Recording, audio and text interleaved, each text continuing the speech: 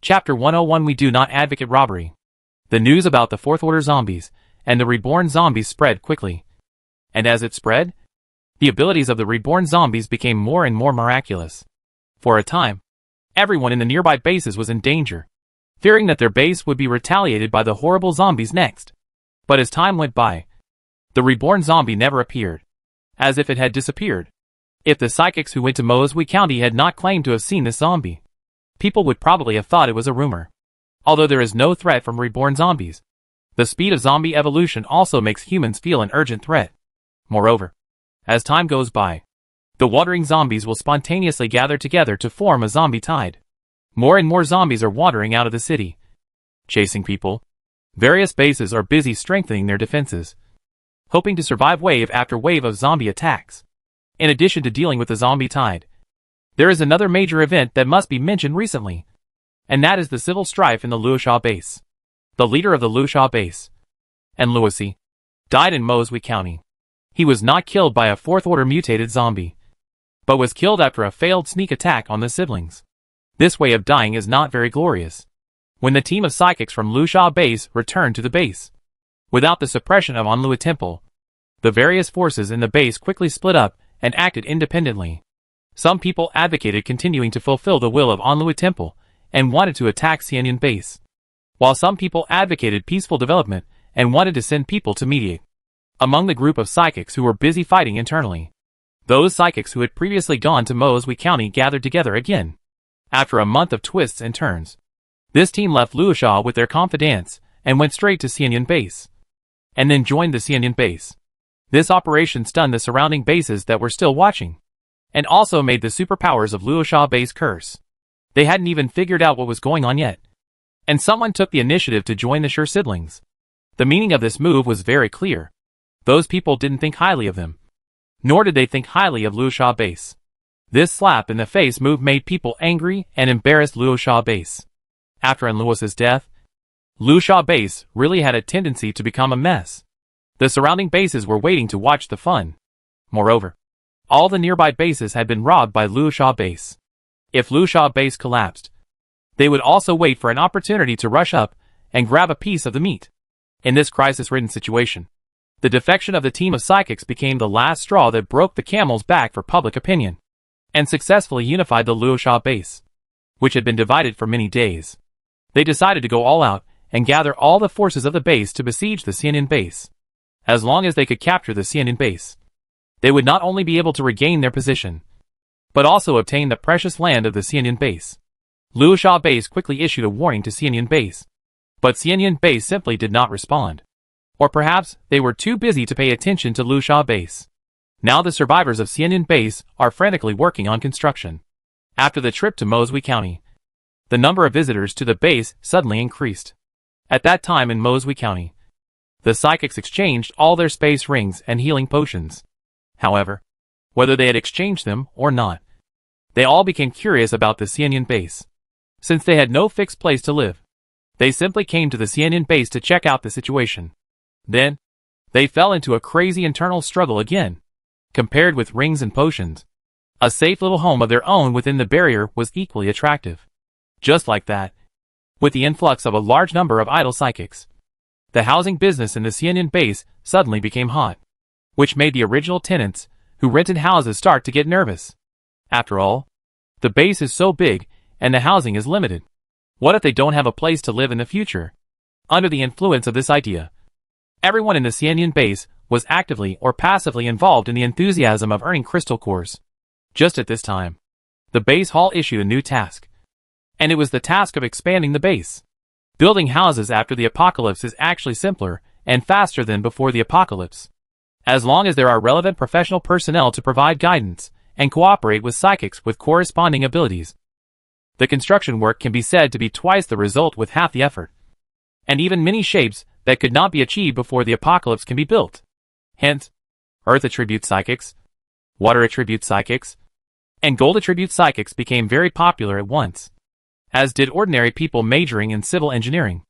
After the construction was completed, water, electricity, heating, decoration, furniture, appliances, and even snack businesses all saw an increase in traffic. Looking at such a scene, Sher's father couldn't help but joke that whether before or after the apocalypse, real estate would always be a good hand at boosting the economy. With abundant human resources and the equipment used to build the resort still in place, the appearance of the outskirts of the Xianyan base can be said to be changing every day. What excited everyone the most was not these buildings that were rising from the ground, but that every time they completed a building in the surrounding area, the protective shield of the Xianyan base would expand outward and cover the completed building. The Xianyan base was actually expanding. This realization made everyone crazy, and once again set off a buying craze. The reason was simple. Although the previous Xianyan base was safe, it had a limited area. Now the expansion of the barrier told everyone that the Xianyan base would grow, and the growth potential was much higher than other bases. This also meant that the Xianyan base had an infinite future. No matter how the base expanded, the existing area was definitely the core area, and buying a house would definitely not be a loss. Under such rapid changes, Lusha Base's warning of war did not make Xianyan Base feel any panic.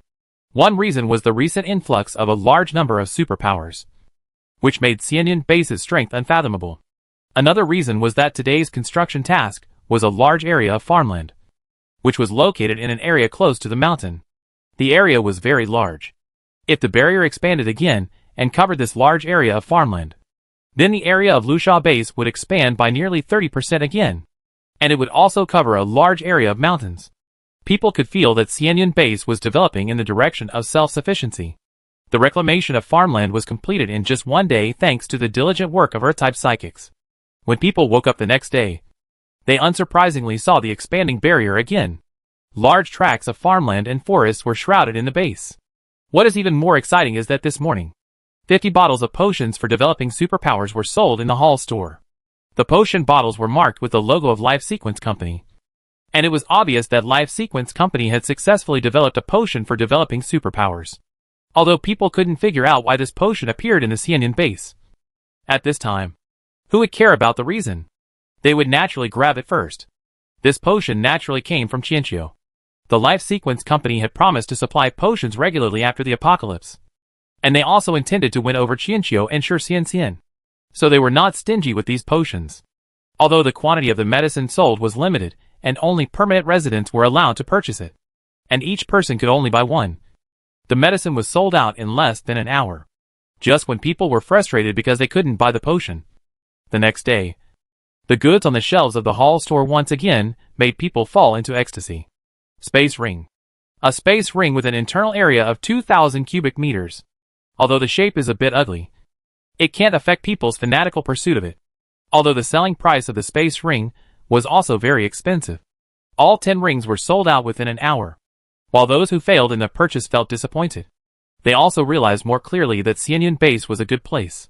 It was a unique and best choice whether for settling down, buying and selling scarce goods, or improving their own strength. What they need now is to accumulate enough crystal cores so that when expensive and scarce items appear in the hall store, they can snap them up instead of watching those items that can change their destiny pass them by. Amid the frenzy of making money at Xianyan Base, the Lusha Base finally arrived. Because it was a siege involving the entire base, the team they came with was particularly large. However, when their convoy arrived outside the Xianyan Base, they were shocked by the situation in front of them. The leader unconsciously took out his mobile phone and began to compare the video of the Xianyan Base. This video was shot 2 months ago. In the blink of an eye, the Xianyan Base had completely changed its appearance. If it were not for the iconic barrier, they almost thought they had come to the wrong place. Xianyan Base naturally learned about the arrival of such a large convoy in advance. So the edge of the barrier was filled with people early on, and even experienced people had begun to prepare to set up stalls to sell snacks. Watching the people in the barrier barbecuing and having hot pot, the Lusha Base convoy instantly felt the anger of the previous robbery team. When they explained their purpose, the people in the barrier had no reaction. They just ate and watched them with interest, and even had heated discussions with the people around them, as if they were treating them as food and drink. However, this time, people's wish to watch the show was dashed. This was not because Lusha Base started to attack, but because someone in the crowd suddenly said, "A lean camel is bigger than a horse." Lusha Base robbed so many resources in the beginning, so it should have a lot of reserves now. This seemingly ordinary sentence instantly aroused the thoughts of everyone present. Yes, Lusha Base must have stored a lot of good things during the burning, killing and looting. Anlui Temple has limited space, and it is impossible to carry all the supplies with you. So, shit! They robbed them. Supplies? If we kill them, won't Lusha Base belong to us? That's right. We at Xianyan don't advocate robbery. Unless the other party robs us first. I just need a few more crystal cores to save enough for buying a house. The zombies nearby have been almost cleared out recently. The psychics in Xianyan Base should have saved a lot of crystal cores. The crowd who were originally just watching the show suddenly became agitated. The barbecue skewers and hot pot in their hands suddenly lost their flavor. So they packed up their things and prepared to counterattack. As this idea spread, more and more psychics rushed to the edge of the barrier. The Lusha Base convoy outside the barrier watched the number of people in the opposite barrier increase exponentially. When the people inside formed an absolute crushing number, they rushed out with excited eyes and pounced on them frantically like wolves seeing meat. At that moment, the Lusha Base, which had been in high spirits, was stunned and didn't know which side was being besieged. What made them even more desperate was that all the people who rushed out were psychics. And their levels were not low. They had superb fighting skills and were ruthless in their attacks. It was obvious that they were also a group of people who had been living on the edge of a knife for a long time. The battle with Xianyan Base started as Lusha Base wished, and ended with an outcome that Lusha Base could never accept. In less than half an hour, no one in the Lusha convoy could resist. Some died, some were seriously injured, and some simply surrendered, whether in terms of the strength or number of the psychics. Xianyan Base had an absolute crushing advantage. After the battle, the psychics at the Xianyan Base maintained their usual high efficiency. Without saying a word, they took the prisoners back to the Lusha Base to transport supplies. The Lusha Base was destroyed, and the speed of its destruction was so fast that even the surrounding bases that wanted to get a piece of the pie didn't have time to react. Just like Anlui Temple, the founder of the Lusha Base, it was destroyed so quickly that no one even had time to get involved. By the time they reacted, Xianyan Base had already started transporting supplies back. Naturally, they did not have the courage to argue with Xianyan Base, and could only watch large quantities of supplies being transported to Xianyan Base. Chapter 102, Breath of Revival. The destruction of the Lusha Base once again proved the strength of the Xianyan Base. People began to panic while being wary. After all, the rise of a base often means the exploitation and suppression of other surrounding bases. Just like the Lusha Base in the past, everyone was afraid, but no one could do anything about it. However, the surrounding bases waited and waited, but did not receive any exploitation or intimidation from the Xianyan Base. Instead, they received the other side's long-term trade application, the initial establishment of a joint defense line, the formation of regular cleanup teams, and so on. For each of these items, Xianyan Base is not just talking about it, but is actually taking action and taking the lead. This situation has never happened before, causing some people in each base to panic and suspect that the Xianyan Base might have a bigger conspiracy. However, it must be admitted that under the leadership of the Xianyan Base, the establishment of defense lines and regular cleaning systems has indeed greatly improved the safety of each base. Even the number of ordinary people going out to explore for supplies has increased. As long as they move within the defense lines, the degree of danger is greatly reduced. Not only that, under the influence of the trade lines of Xianyan Base became a trade center, connecting all other bases. Even if some bases were attacked by a tide of zombies, other bases could quickly get the news and provide support. Almost all survivors can clearly feel the changes in their lives. Comfort, safety, and communication have almost undergone a qualitative leap. However, this kind of wonderful life in the Doomsday is so unreal that it makes people panic. What exactly is the Xianyan Base planning? This is something that almost everyone wants to know, but is afraid to know. Finally, one day, the Xianyan Base revealed its long-hidden claws to the outside world. But when people finally saw this claw, when I saw it, I could hardly hold back my tears, because the so-called minions turned out to be the most precious treasure of Xianyan Base, a protective barrier. Yes, after all the strange storage items and potions. Suddenly one day, the lobby of Xianyan Base began to sell protective barriers. The person who got this item almost thought he was dazzled. What protective barrier? Was it the protective barrier he knew? After clicking on the detailed description of the product, the crowd went completely crazy. Protective barrier, Growable protective barrier. Basic protective area of 5,000 square meters. Basic defense force of level 5. Basic zombie identification ability. Basic temperature control ability.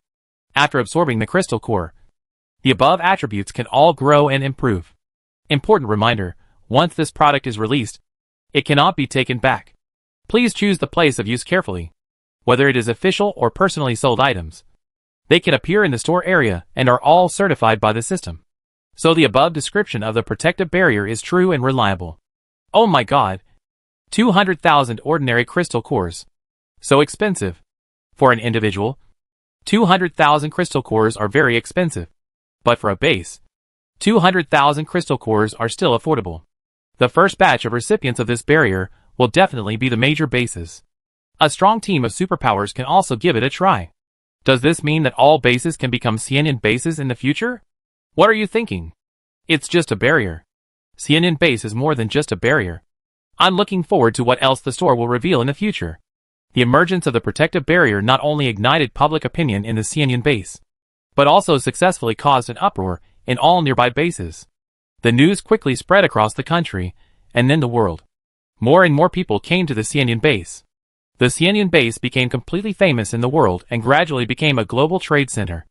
A protective barrier that costs 200,000 is not a luxury that ordinary people can afford.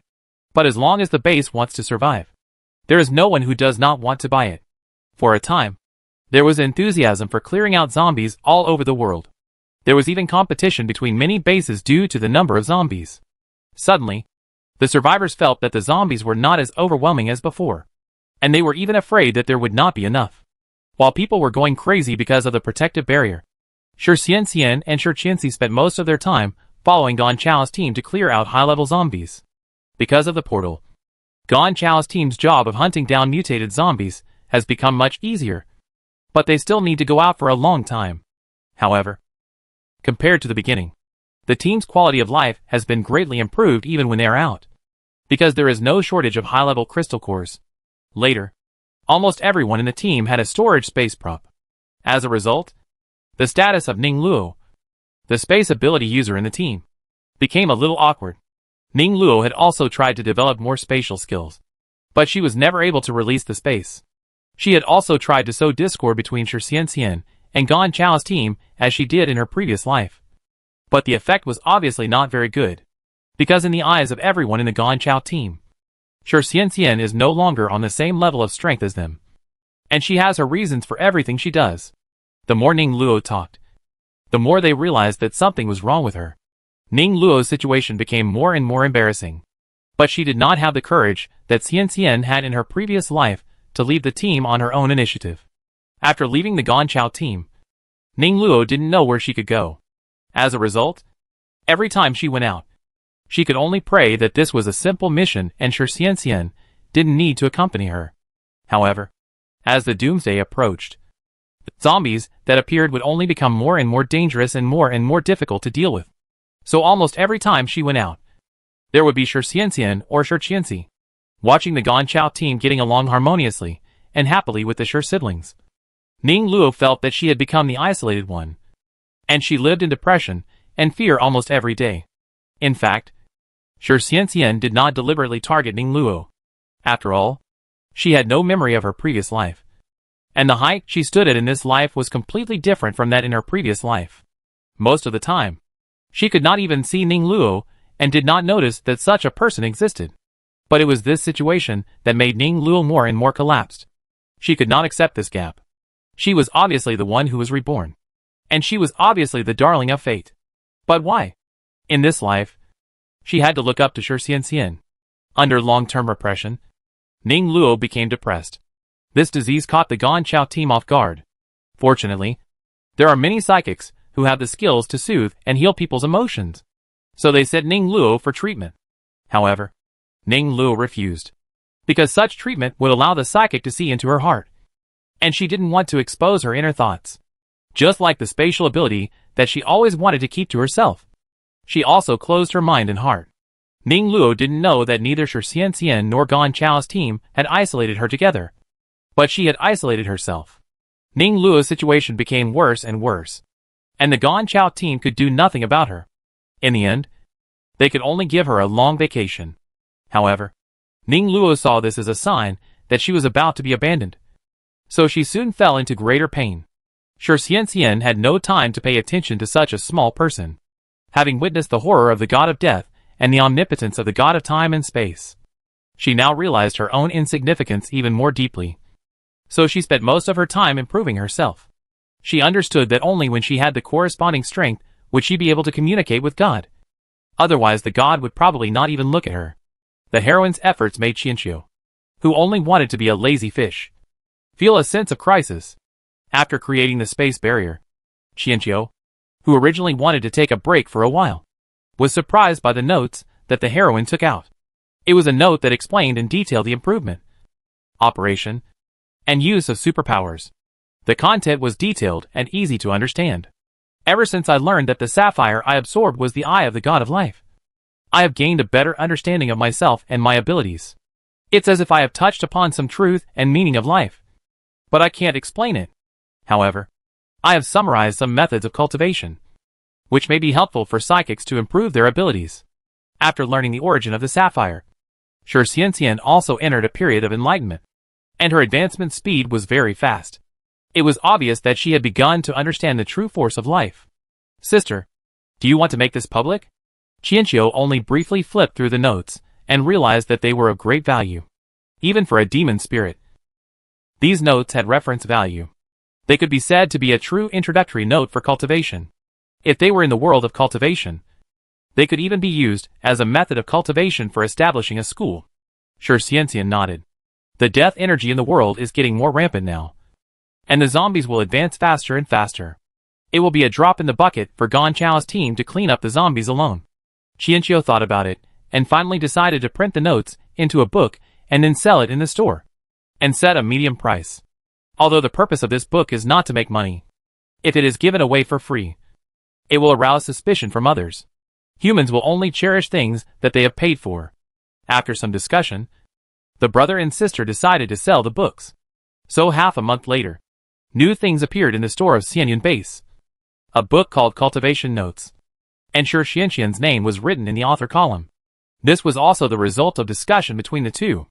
The world cannot be without the power of life. But resurrecting the god of life is not a task that can be done overnight. So it is better to create a visible god of life first, and try to rekindle people's faith. Shi Xianxian, who has strength, fame, and has absorbed the sapphire, is the best candidate. Unsurprisingly, the appearance of the practice notes once again caused a sensation. Moreover, this note is different from the healing potion and storage ring. The book can be shared. In addition, the price is not high. Anyone with some savings can buy it. Or perhaps people who are familiar with each other can buy a book together. When the first group of people who bought the book practiced according to its contents, they were pleasantly surprised to find that the effect was even better than they had imagined. And it was also very inspiring for developing new skills. Many people developed new skills based on the contents of the book, or improved the strength of their existing skills. The book soon ushered in a second wave of hot sales. And at the same time, Shi Xianxian's name began to spread around the world along with the book. People in this world may not believe in any religion. But as Qianqiu said before, faith is a very broad word. In this deathly doomsday, the belief in survival, hope, and even your original intention to persist can be called faith. When people's lives stabilize, these beliefs begin to slowly revive. Chapter 103: The Cloud's End. For those who have no memory of rebirth, everything that happened after the apocalypse was terrible and difficult to accept. But as time went by, everything really developed in a better and better direction. This is the tenacious human being. No matter what the world becomes, human beings can always find a way of survival that suits them, and they will live better and better. But for the reborn, there are obviously too many things wrong with the end of this life. First of all, there is the reborn zombie, who is only heard of but never seen. Then, there is the Xianyun base that is now deeply rooted in people's hearts. The Shi siblings, the space ring, the defense barrier, the practice notes, etc. These things have never appeared in the previous life. The relationship between bases in this life is also very different. It is no longer a simple relationship of defense and competition, but a symbiotic relationship of trade and exchange. With the establishment of a common defense front and regular zombie cleaning teams, the connection between bases is closer. However, no matter how big the changes are. The reborn people can use the butterfly effect to explain it. After all, the large number of reborn people is no longer a secret. And as long as one of the reborn people makes a change, it may cause huge changes. Not to mention so many reborn people. So it is reasonable for the world to become what it is. However, the rationality that the reborn people believed in did not last long, because the world seemed to become more and more mysterious. When Xianyan Base announced that it would hold a college for superpowers, people thought it was just a place to improve and develop superpowers. However, when the first batch of students graduated, all kinds of fantastic props began to be sold at Xianyan Base, such as shields that could defend against attacks from fourth-order zombies, highly compressed water beads that could equal a bottle of water per drop, and oatmeal porridge that could temporarily increase speed and strength. It was not until then that people realized that Xianyan Base's understanding and development of superpowers had reached another level. Shi Xianxian, who was in charge of teaching, published 3 sets of books in succession, respectively describing the origins of superpowers, the mysteries of the human body, and the basic principles of superpower creation. As soon as the books were put on sale, they were immediately snapped up. Of course, there were also a large number of people who signed up to go to the Xianyan Base for further studies. However, the Xianyan Base can only recruit a limited number of people, and only a few can successfully enroll. However, not long after, other major bases also began to organize academies for people with special abilities. Although the instructors were not Shi Xianxian and Shi Qianxi, they were also the first batch of people with special abilities trained personally by the Shi siblings. Therefore, the people with special abilities, who could not get admission to the Xianyan Base, flocked to other bases. The combination of teaching and books allowed the knowledge that Shi Xianxian wanted to impart to be quickly popularized, and once again rapidly improve the strength of the psychics. When people with special powers learn to attach their special powers to objects, or use their special powers to create things, all kinds of strange props appear. The appearance of these props completely changes people's lifestyles in the doomsday. Human imagination is endless, and the wild imaginations of psychics allow them to create more incredible things. There are even wind-type psychics, who have created aircraft that can fly as long as there is wind. From food, clothing, housing and transportation to eating, drinking and having fun, the works of the supernatural beings began to penetrate into every aspect of human life, thus completely changing the human way of life and unknowingly ushering in a new era. In the past, when people went out, they had to find at least a few people with different superpowers to form a team in case of various emergencies. But now, even ordinary people can go out at any time as long as they buy superpower items that ordinary people can use. The danger of doomsday still exists, but humanity has become much braver in its steps to explore and expand outward. Although human strength in fighting against zombies has increased again, they still face a crucial problem. That is, fertility. Although the lifespan of psychics is extended as their levels increase, this extended lifespan cannot be compared with that of immortal zombies. After the apocalypse, both those with special powers and ordinary people will lose their ability to reproduce. If this problem is not solved, then even if all the zombies can be eliminated in the end, the ultimate outcome of human extinction will not change. It has been a long time since the end of the world, and the news of the death of the God of Life has already spread. People may not believe in the existence of gods, but it is a fact that they are infertile. So when Xianxian told everyone that she could solve this problem, all people's hopes were spontaneously focused on her. Shi Xianxian's solution was very simple, which was to use powerful healing abilities. 3 years after the apocalypse, Shi Xianxian's supernatural powers have reached the 5th level. The supernatural powers after the 5th level are a qualitative leap, and she can finally exert her healing power on the undead.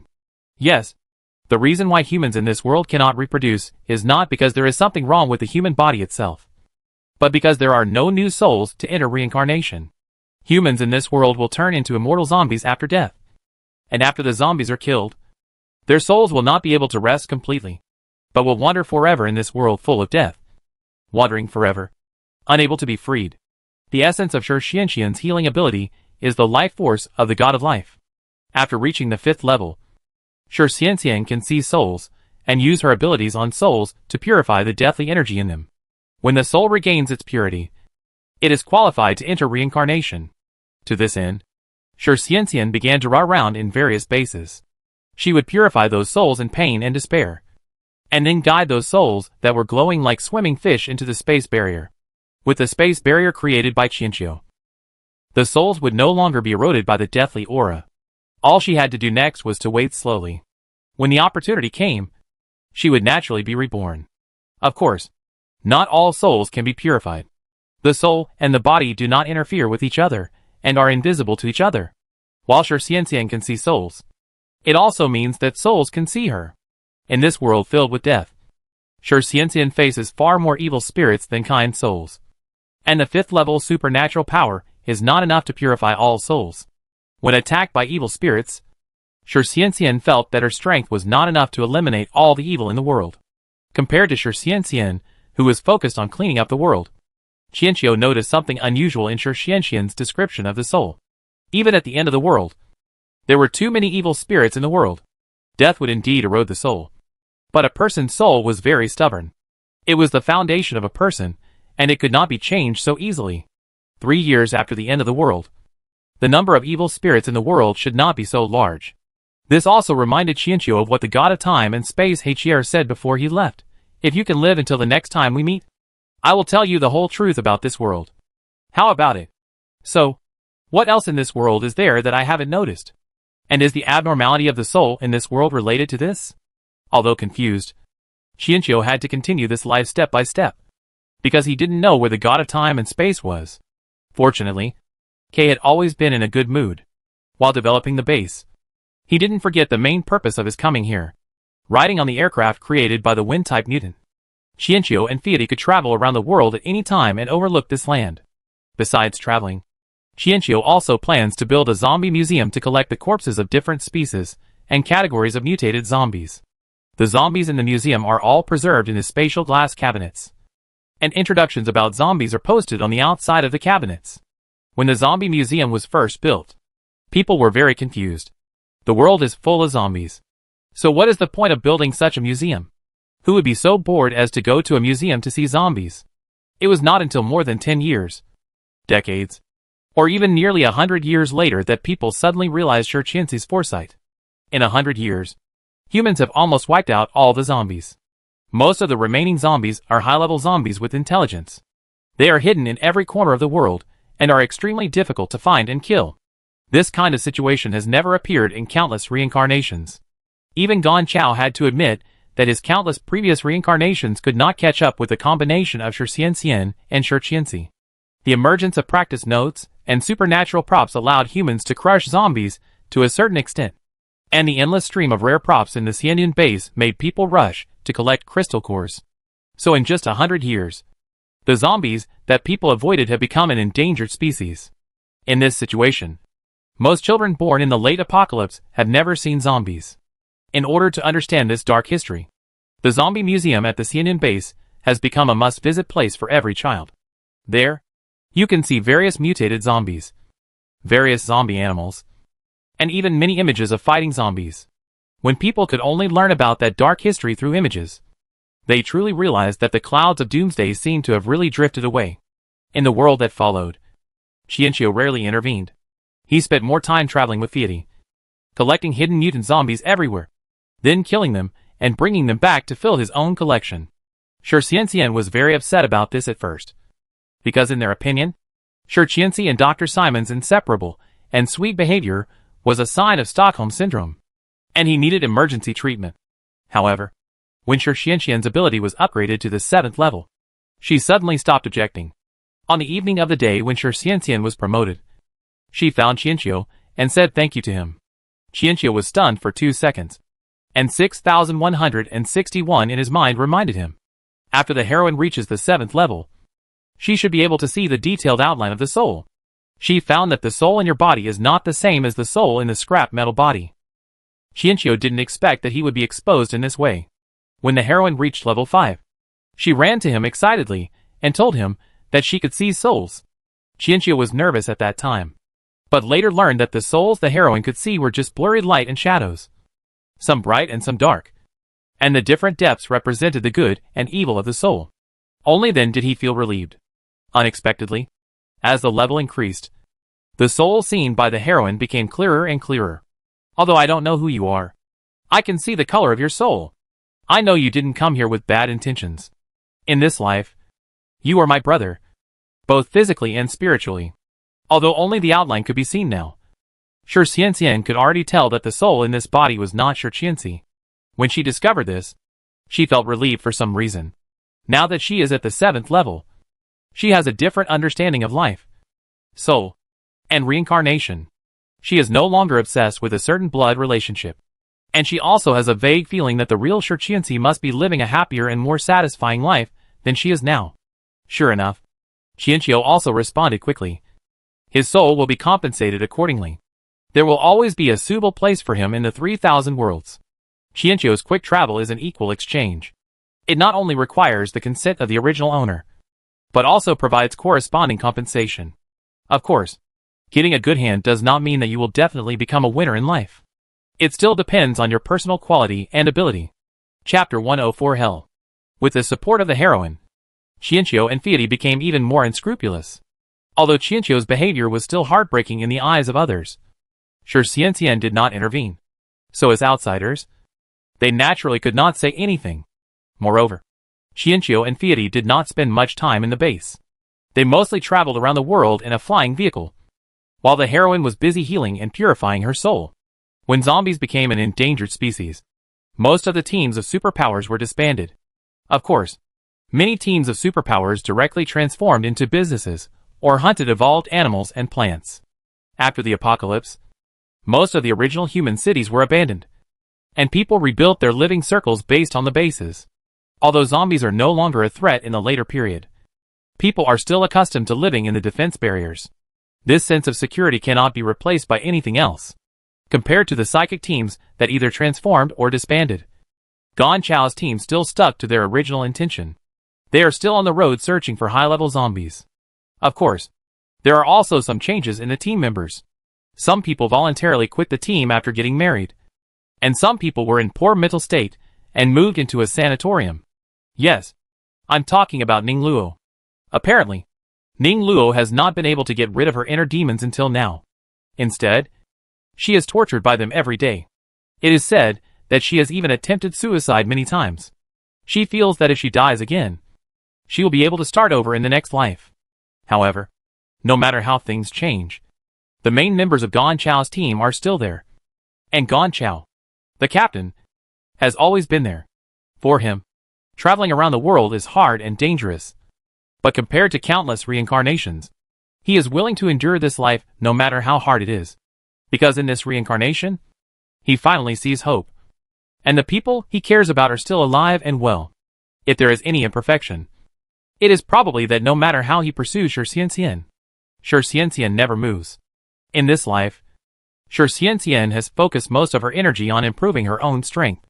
Even when the zombies in the world are no longer a threat, and even when the psychics no longer need to fight, she is still keen on practicing and working hard to improve her strength. In this situation, Gan Chao had no choice but to follow suit. After all, if he wanted to pursue the other person, he had to at least stand at the same level as the other person. However, Gan Chao did not expect that after 300 years, he still could not pursue Shi Xianxian as he wished. Instead, his strength reached a higher level and reached the highest level in countless reincarnations. Before 500 years, he was already an 8th level psychic. This made him curious about what kind of existence the psychics after the 10th level were like. After hundreds of years, Gan Chao no longer obsessed with so-called love. He and Shi Xianxian have been through life and death many times.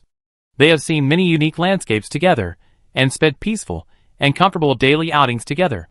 The two of them didn't know when it started, but they understood each other tacitly, and formed a magical relationship of mutual companionship. 1,000 years into the Doomsday Era, almost all of the earliest psychics have died. Although the lifespan of psychics will increase with the increase of their levels. With the extinction of zombies, psychics have also lost their source of crystal cores. The improvement of their superpowers can only be achieved through practice. And practice is something that depends heavily on talent. Therefore, there are very few high-level psychics. And even the top-level 9th-level psychics only have a lifespan of more than 900 years. Therefore, 1,000 years is almost a world revolution. This seems to be a period when history is about to erase the traces of predecessors.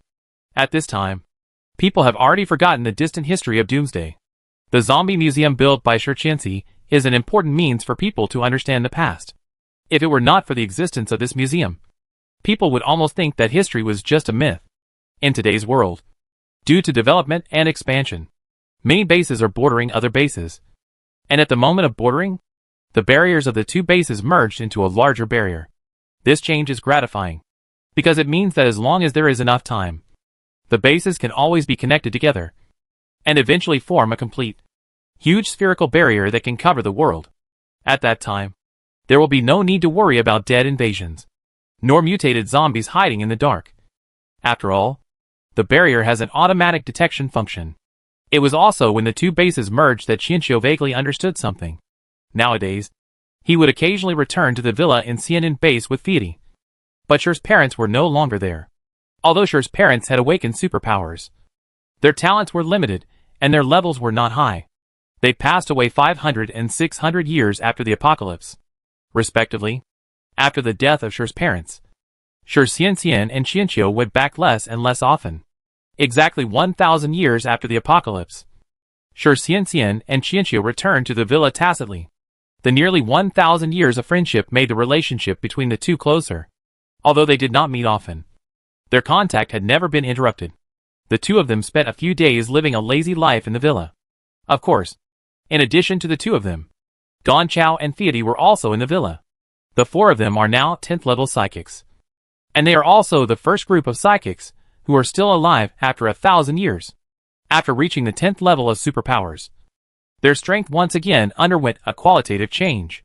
Just as the 5th level was a hurdle, the 10th level was an even bigger hurdle. After reaching the 10th level, not only did the lifespan extend by several thousand years, but the strength was incomparable to before. But other than that, there seemed to be no changes. After reaching the 10th level, he can still practice and live like this, which makes Gan Chao feel a little disappointed. Not only Gan Chao, Shi Xianxian was also confused for a while when she just broke through to the 10th level. She didn't know what she was pursuing. She had no obsession with immortality. After understanding that life is nothing more than a series of different journeys, immortality did not have much appeal to her. But apart from immortality, she doesn't have such a strong desire for power.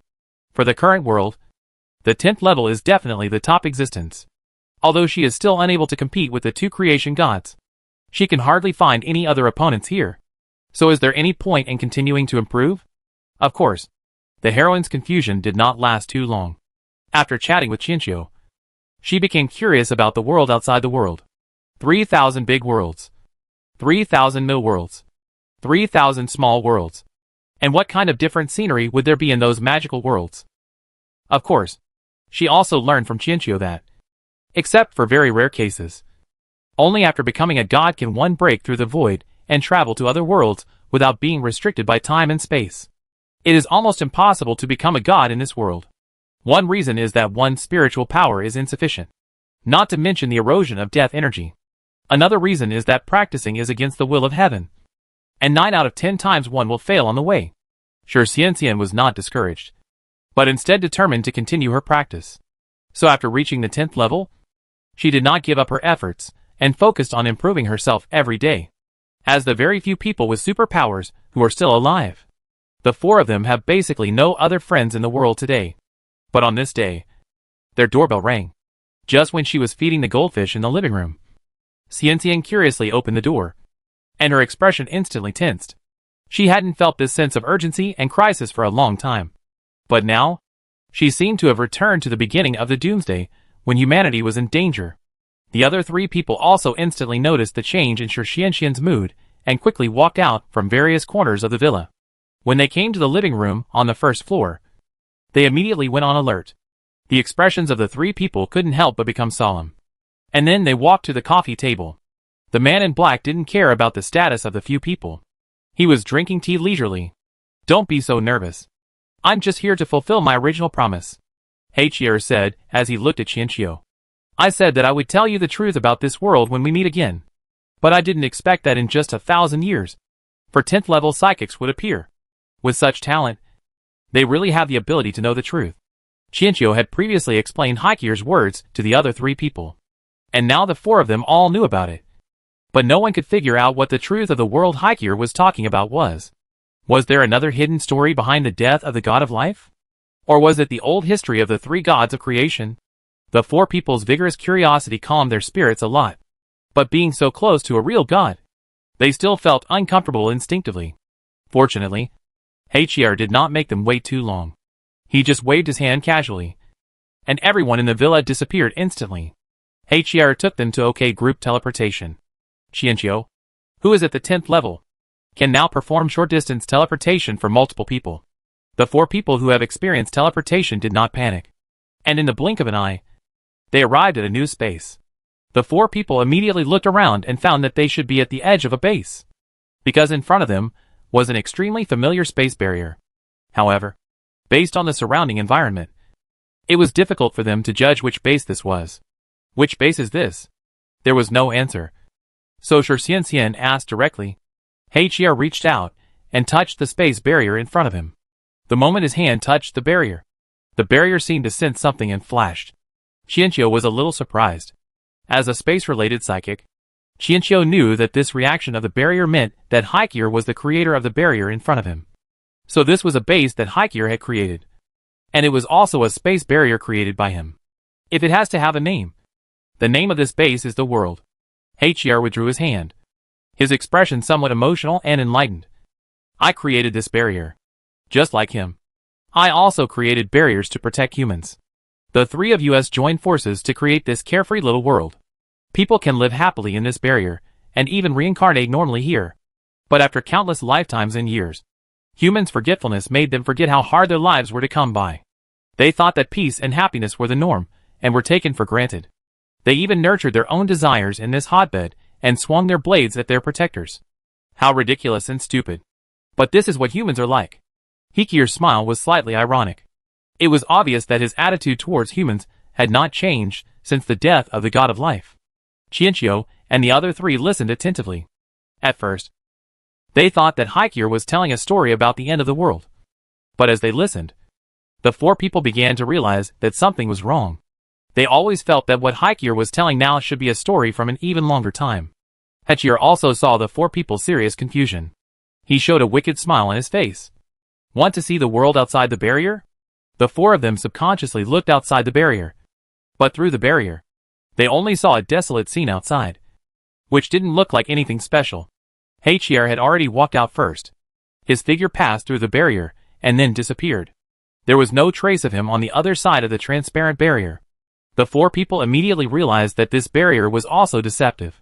The scene they saw through the barrier at this time should be just an illusion. The four of them did not hesitate. They all came to the edge of the barrier and walked out. The moment they passed through the barrier and came outside, they were immediately enveloped by a bone-chilling chill. However, that was not caused by the low temperature. At the 10th level, they were no longer affected by the temperature. So this bone-chilling coldness has another source. However, they had no time to think about these things at the moment. They were all shocked by the outside world. This was a scarlet world. There was no sun or moon in the sky. Looking up, there was only gloomy and endless darkness. The world was shrouded in a psychedelic scarlet light. No one knew where this light came from. Although it was extremely ominous, it allowed them to barely see things. Looking around, they were standing on a high place like a cliff. The terrain of this world was extremely uneven, without any regularity. Some places towered into the sky with no end in sight, and some places sunken into the abyss with no idea how deep it was. In the distance, there was a waterfall that looked like magma slowly falling, and after the waterfall hit the ground, a huge magma lake was formed below. And in the lake, it seemed like something was struggling in pain. But if you look closely, you will find that it is not magma, but blood emitting a scarlet glow. Even Qianqiu, who thought he was knowledgeable, had never seen such a scene, and was shocked for a moment. What kind of world was this? Dark and filled with scarlet? Theody was relatively calm. He silently took 2 steps towards Qianqiu, and quietly held his hand. The warm feeling instantly dispelled Qianqiu's fear and coldness. Kay sighed. This place is like H.L. Hachier was standing outside the barrier. Hearing Qianqiu's sigh, he did not refute. You think you have seen the so-called death energy, but you don't know that the death energy is really too gentle. The real death energy can freeze the soul. The cold here is caused by the death energy accumulated for tens of thousands, hundreds of thousands, or even millions of years. Oh! You sensed it so quickly.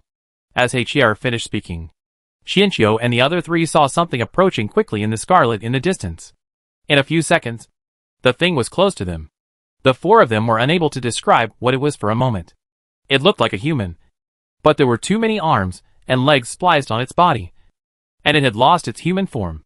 The thing had scarlet eyes, and it rushed up excitedly like a mindless zombie. Xianqiu subconsciously built a space barrier to block it. But the barrier had just been put in place when it was hit by the thing, and shattered easily with a snap. Seeing this, Shi Xianxian and Gan Chao immediately tried to fight back. Of course, they did not rush forward recklessly. Instead, they tried long-range attacks. Then, not surprisingly, they found that their attacks could at most cause some hindrance to that thing, but could not cause any real damage. In the end, it was HR who took action and used space to decompose and cut it. But even though it was cut into pieces, those broken hands and feet were still wriggling, and they were not really dead. HR finally crushed it completely. The four people's ears were filled with the terrible screams and wails of that thing, until the thing was completely shattered and turned into dust. HR said, "This is HL. This barrier is the space barrier I created in the beginning." HR threw out this sentence and then looked into the distance. The four people followed his gaze and saw many strange-looking things moving towards them quickly. You cannot describe the appearance of those things in words. But without exception, they are all crazy monsters that are looking for them based on anger. Chapter 105: The Truth of the World. Seeing that the monsters were about to arrive, HR finally took action. With a wave of his hand, he created a space barrier. The monsters were caught off guard, and many of them crashed directly into it. The monsters' movements were stopped, and they scratched and collided with the invisible barrier unwillingly, trying to break through this line of defense. Because of this barrier, Xianqiu and his companions could observe these monsters without worry. Most of their bodies still retained some human features, such as human heads and hands and feet, but it was hard to tell what kind of combination they were in. Some of them were shaped like spiders, some like centipedes, some like beasts, some were as huge as tall buildings, and some were simply rolled up into a ball, like a sea urchin. As time went by, more and more monsters gathered, and people saw more weirdness and horror. In fact, having lived to this day, Shi Xianxian felt that she had become tolerant enough. But looking at everything in front of her, she suddenly felt that her cognitive level might be only that of a kindergartner. Just looking at those monsters made her feel dizzy and nauseous, and her brain began to become chaotic uncontrollably. Coupled with the biting cold around her, Shi Xianxian felt like she was on the verge of madness for a moment. Let's go. Let's go back. Your current mental strength cannot keep you here for too long. HR's voice came, and it brought Shi Xianxian back to her senses in time. Shi Xianxian couldn't help but tremble. She came to her senses and felt that she had just retreated from the edge of madness. Now she finally understood why HR appeared after they reached the 10th level and brought them here. With such an impact, if he was not a 10th level psychic, he would probably go crazy on the spot. The other three didn't say anything more, turned around and quickly walked back to the barrier. Back inside the barrier, the distorted and terrifying scenes outside also disappeared, and the extreme cold also receded. Everyone felt relieved, as if they had returned to the world from HL. However, after the relief, the heaviness soon returned. Everyone couldn't help but start to wonder, what was outside just now? What were those terrible monsters? HR did not speak immediately. He seemed to know that they needed some time to calm their confused minds and moods. The four of them now, not to mention Shi Xianxian and Gan Chao from the local area, Xianqiu and Fidi, are also in great chaos at this time. Xianqiu was born in the world of mountains and seas, a bizarre primitive continent, an era when phoenixes could still fly in the sky. Before Xianqiu came out, it was even heard that the Phoenix clan had begun to use their own shed feathers to make down jackets, and the selling price was said to be not low. But even though he was born on such a continent, Xianqiu had never seen such a scene. After a long time, Shi Xianxian finally said, "Is that really HL?" HR chuckled. "No, not there.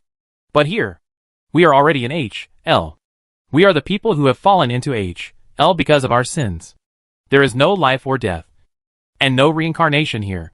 Zombies are actually the original form of souls in this world, neither alive nor dead, and they are kept in torture. In your opinion, the zombie outbreak is the end of the world.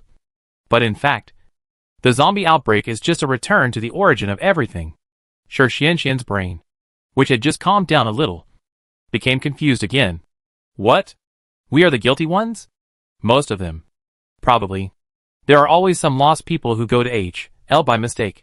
There are also a few innocent people who are forced into H.L. by others. Yahinaga is one of them.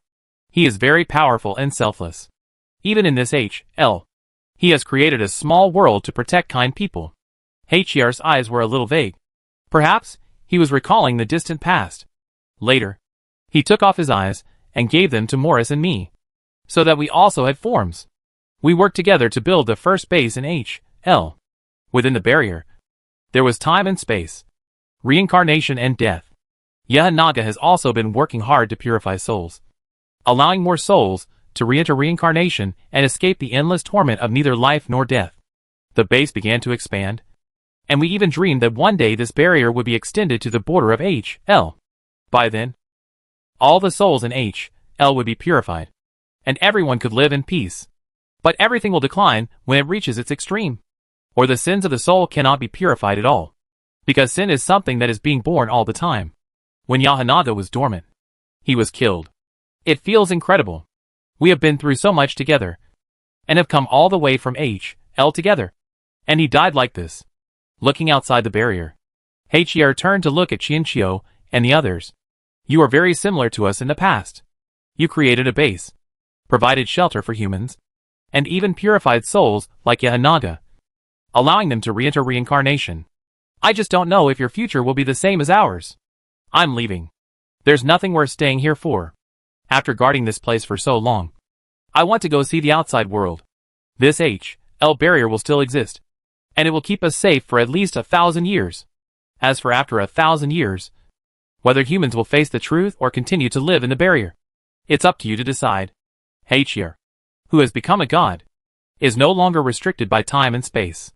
The reason why he has stayed in this world is that he can't let go of his obsession with being the god of life. Unexpectedly, now he has figured it out. No, he didn't look very sad. Maybe. Qianqiu spoke sharply. The god of life has revived? H.E.R. finally smiled in relief. Yes. He never actually disappeared. He just lost his form just like me and Morris did in the beginning. Now the reincarnation cycle has been re-established. If he wants, he can re-enter it at any time. But it seems that he prefers the free state. When he wants to experience life again, he will naturally be reborn. Morris has never looked for a successor. He will stay here, probably until the day when Yahinaga is truly resurrected. That guy is even more stubborn than me. Obviously, ever since H.E.R. took out his eyes, he had already planned to leave. So he trained Gan Chao and Shi Xianxian. And after repeated failures, he finally reached today's result. H.E.R. brought them here today. One to let them know the truth, and the other to tell them what to do after they leave. I don't really have any instructions for you. I just want to let you know the truth before I leave. It's up to you whether you want to continue protecting this place or leave. This place is H.L. So why would we need a guardian angel? After H.E.R. finished speaking, he led everyone to teleport together again, and they returned to the Shi family villa. H.E.R. left. Before leaving, he left a portal leading directly to the border on the second underground floor of the villa and told Qianqiu the coordinates. Afterwards, he left in a carefree manner, as if he had fulfilled his long-cherished wish. After H.E.R. left, the villa remained silent for a long time. It was obvious that Shi Xianxian and Gan Chao could not accept this truth of the world for a while. Forget it. Let's improve ourselves first. Only when we are strong enough can we make a choice. Otherwise, we can't even get out of the barrier now. After a long time, Shi Xianxian gave up thinking and turned to face more realistic problems. It was still unclear whether she could become a god in the future. If she wanted to go outside the world, she must at least have the strength to fight those monsters first. Otherwise everything would be nonsense. Well, improving my strength is the most important thing. If this is H.L., then I also want to see the world outside of H.L. in the future. Gan Chao obviously had the same idea. No matter what choice he made in the future, he had to at least have the strength to leave the barrier and survive. In that horrible blood-red world, he was afraid that he would not be able to survive alone for a minute. But considering the ancient age of the guardian god, it is not surprising that the monsters there are so powerful.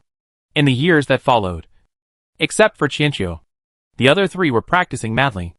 Qianqiu adhered to his usual lazy thinking and continued to practice slowly. After his strength improved, he even went to H.L. for a tour. Although the scenery in H.L. was very monotonous, and the monsters inside were unsightly, watching them instead aroused Qianqiu's interest in collecting. Therefore, the Zombie Museum at Xianyan Base opened a new exhibition area. Once it opened, it immediately caused an uproar. Those monsters that tested people's sanity subverted people's cognition. After all, for today's humans, zombies are a thing of the past. And such ferocious creatures do not seem like natural products. If this thing had not appeared in the museum at Xianyan Base, people would almost think it was someone's prank. But as far as they know, only the original founder of Xianyan Base has the right to make changes to this museum. After all, the entire museum was built based on spatial powers, and other people have no means to expand it. The appearance of monsters made people feel a sense of crisis again, and they soon discovered that the monsters in the museum were just appetizers at the beginning, and later they were divided into good areas. Only those with supernatural powers reaching a certain level could enter the corresponding area, and everyone who went in to visit came back with a pale face and a trance. What makes people even more panic is that the number of exhibits in the museum has been increasing, and the level of visits has been rising, which means that the power of these monsters is extremely terrifying. People have never seen these monsters, but since the museum's exhibits continue to increase, it means that these things really exist in their world. So is their world still safe? Under this sense of urgency, people began to practice intensively again. It is said that the truth about monsters and the origin of the world is kept on the top floor of the museum. However, anyone who arrives there will only practice more crazily after visiting, and will not mention the truth at all. Chapter 106 Hell is unworthy of a god. I don't know when it started, but more and more people appeared on the border of H.L. The 10th level supernatural power is just the starting point here. They only dare to move around on the edge of the barrier. Their purpose is not to clear out the monsters, but to use the abundant spiritual power of H.L. to quickly improve their own strength and exercise their mental strength. Once they have the ability to fight monsters, they will form teams and explore further together. Not only are the monsters in H.L. extremely dangerous, but the environment is also full of dangers. It is filled with dark red rocks and soil, glowing red lakes, or blood-red waterfalls flowing down from the sky. There are no green plants here, and the occasional plants you see are blood red. It is equally dangerous because no one has visited here for a long time, so there are a lot of rare treasures. Although most of these things have strong spiritual pollution, 10th level psychics are basically unaffected by them. Most of the minerals and plants collected from I have various magical powers, and the crystal cores in the bodies of hunted monsters can also be absorbed by psychics.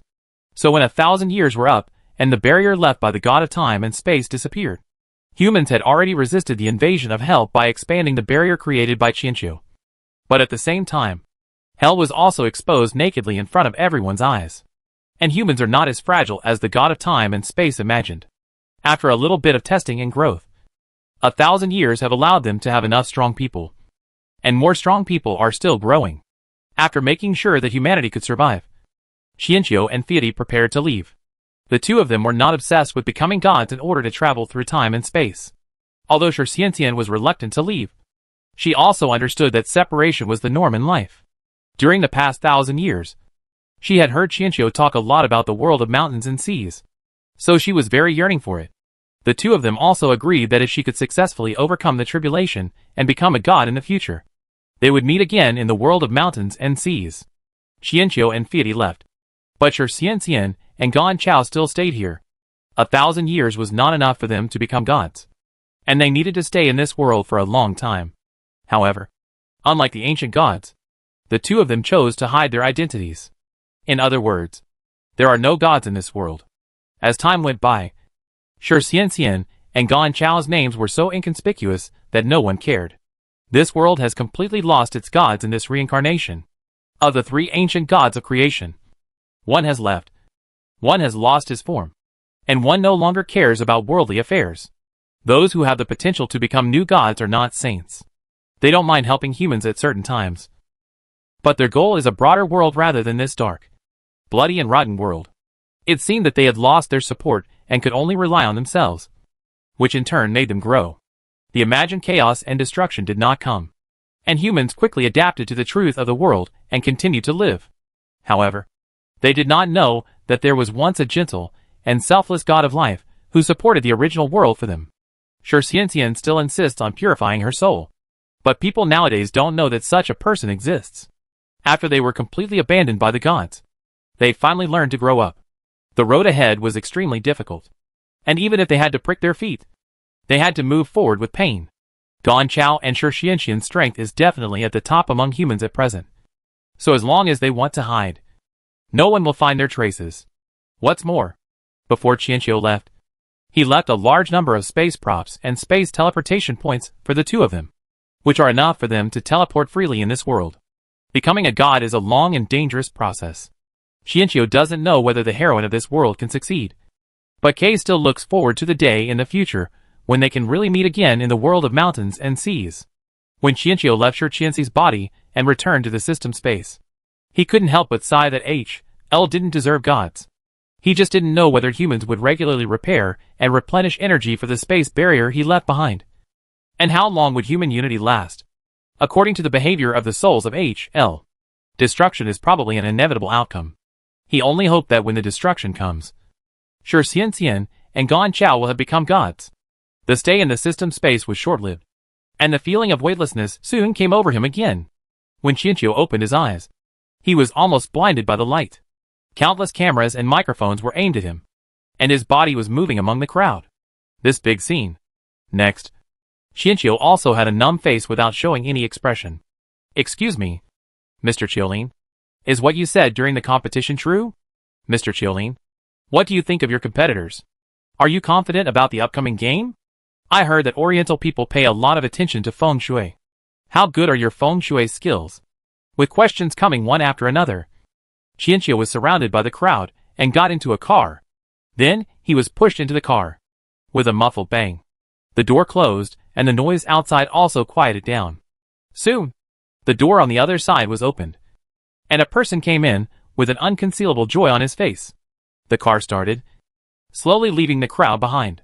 The person next to him turned his head to look behind the car and said with a little pride, "That's great. The popularity is enough. It will definitely not be a problem to advance to the finals. Xiao, your face is really convincing." Qianqiu hadn't had time to accept the plot at this time, and could only hum lightly to express his agreement. Unexpectedly, he was immediately criticized by people around him. "Don't keep pretending at this time. You are too cautious." Fortunately, the man's complaints did not continue. His cell phone rang, and the man picked up the phone. He began to chat excitedly with the person on the other end, talking about the big scene just now, his vision for the future, and so on. Seeing that the other party was not going to hang up the phone for a while, Qianqiu immediately took the time to accept the plot. Quick! Quick! What kind of doomsday is this? What kind of scumbag am I? Why are there so many foreigners around me?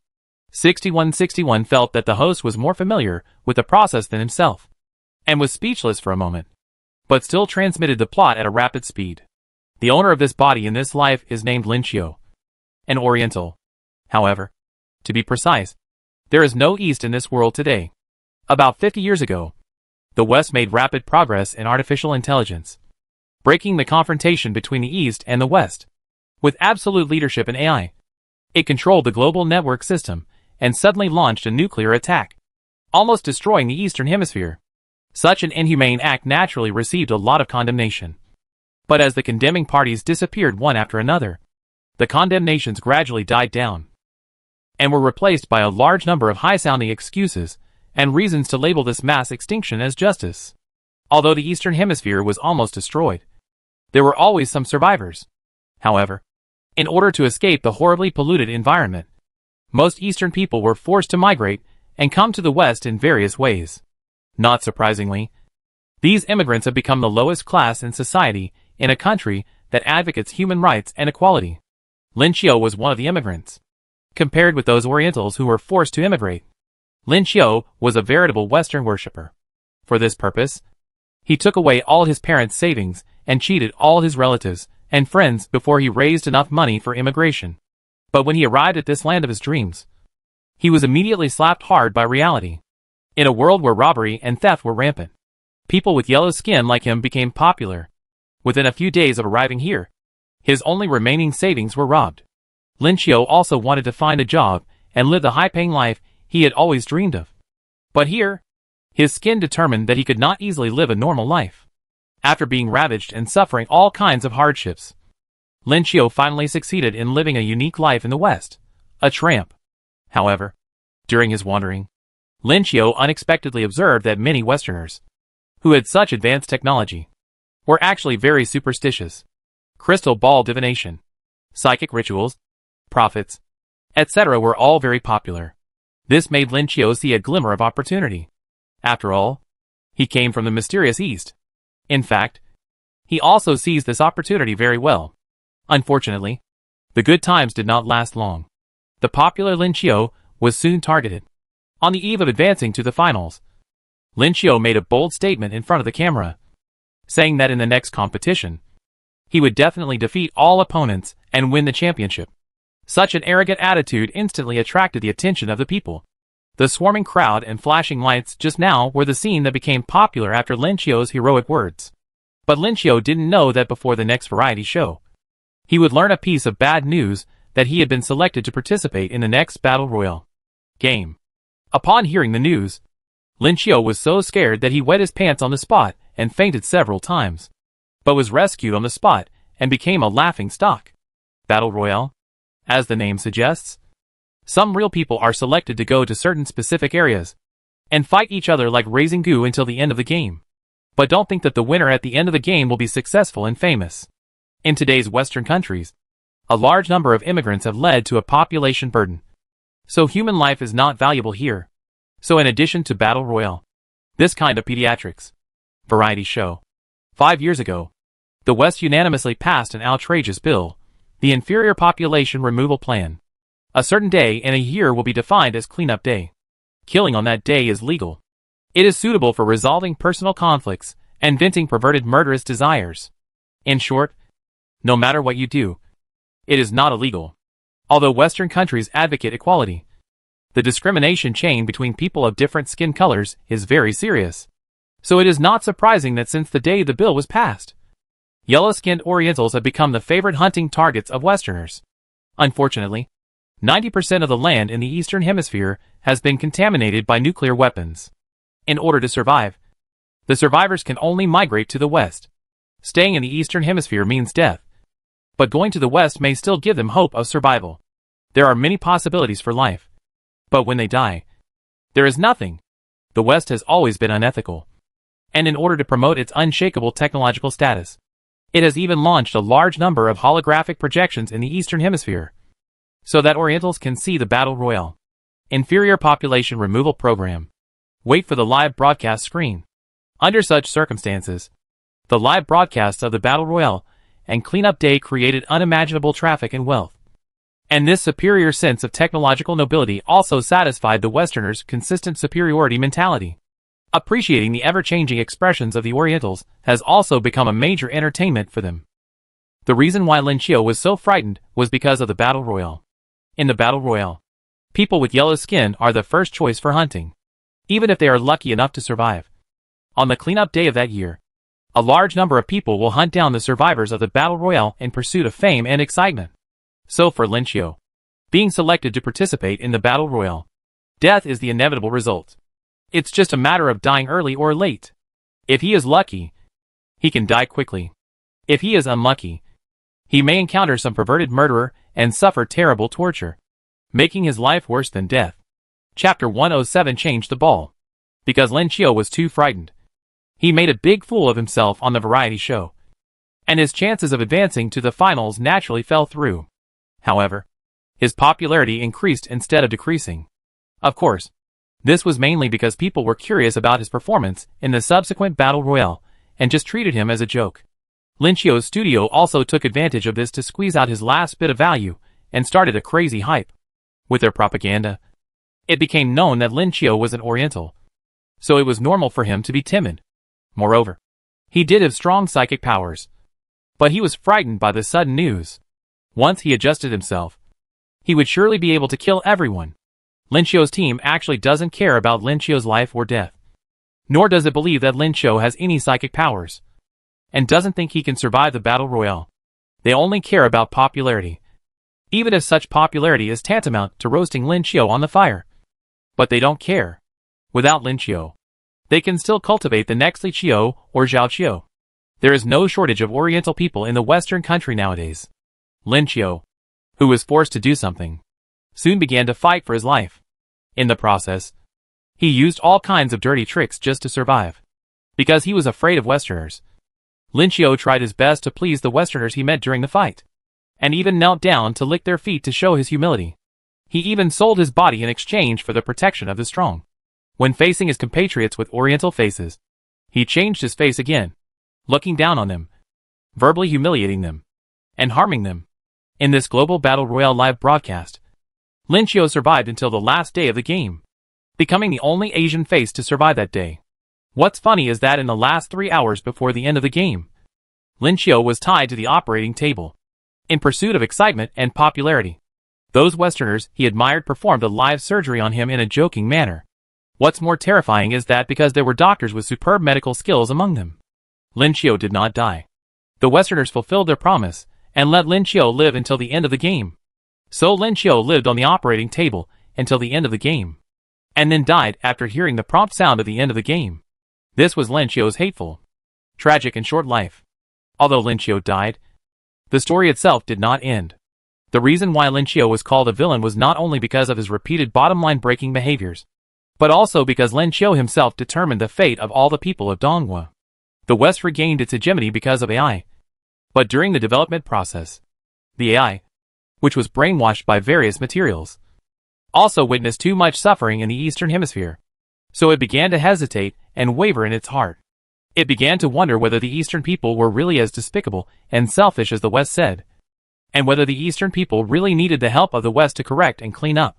Because of this suspicion, AI chose one of the most popular Donghua people at the time to observe. And unfortunately, Lin Qiu was the one being observed. After the battle royale ended, the AI's hesitation no longer existed. It cleared away its useless pity and doubts, and began to wholeheartedly execute various orders from the West. The Eastern Hemisphere was also heading towards HL under the increasingly perverted rule. This is the entire plot of this world. Qianqiu couldn't help but complain after reading it. What kind of AI is this? The observation samples are too small. Lin Qiu alone represents the entire Eastern Hemisphere? 6161 was very calm. The AI in this world is not mentally sound. From the moment it was created, the environment it grew up in, and the information it received were all very one-sided.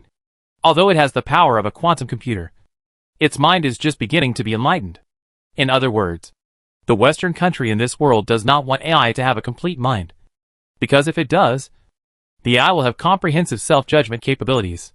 The rulers of the Western country do not need a fully awakened AI, but a tool to rule the world. So the AI in this world is just a mentally challenged fool in the end?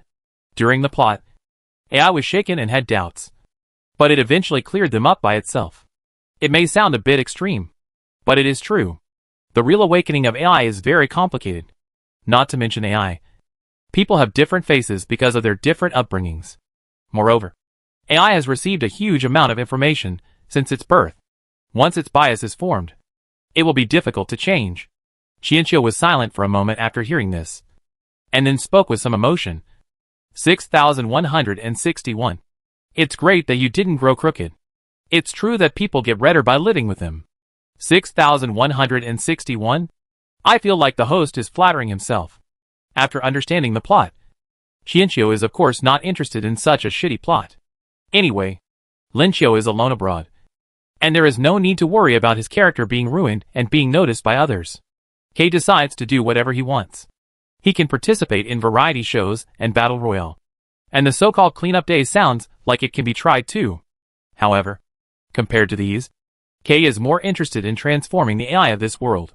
If the AI of this world can awaken a complete mind, it would be more fun. But considering the madness of the West and the fragility of the Eastern Hemisphere today, Kay thinks that it is better to ensure the safety of the Eastern Hemisphere first.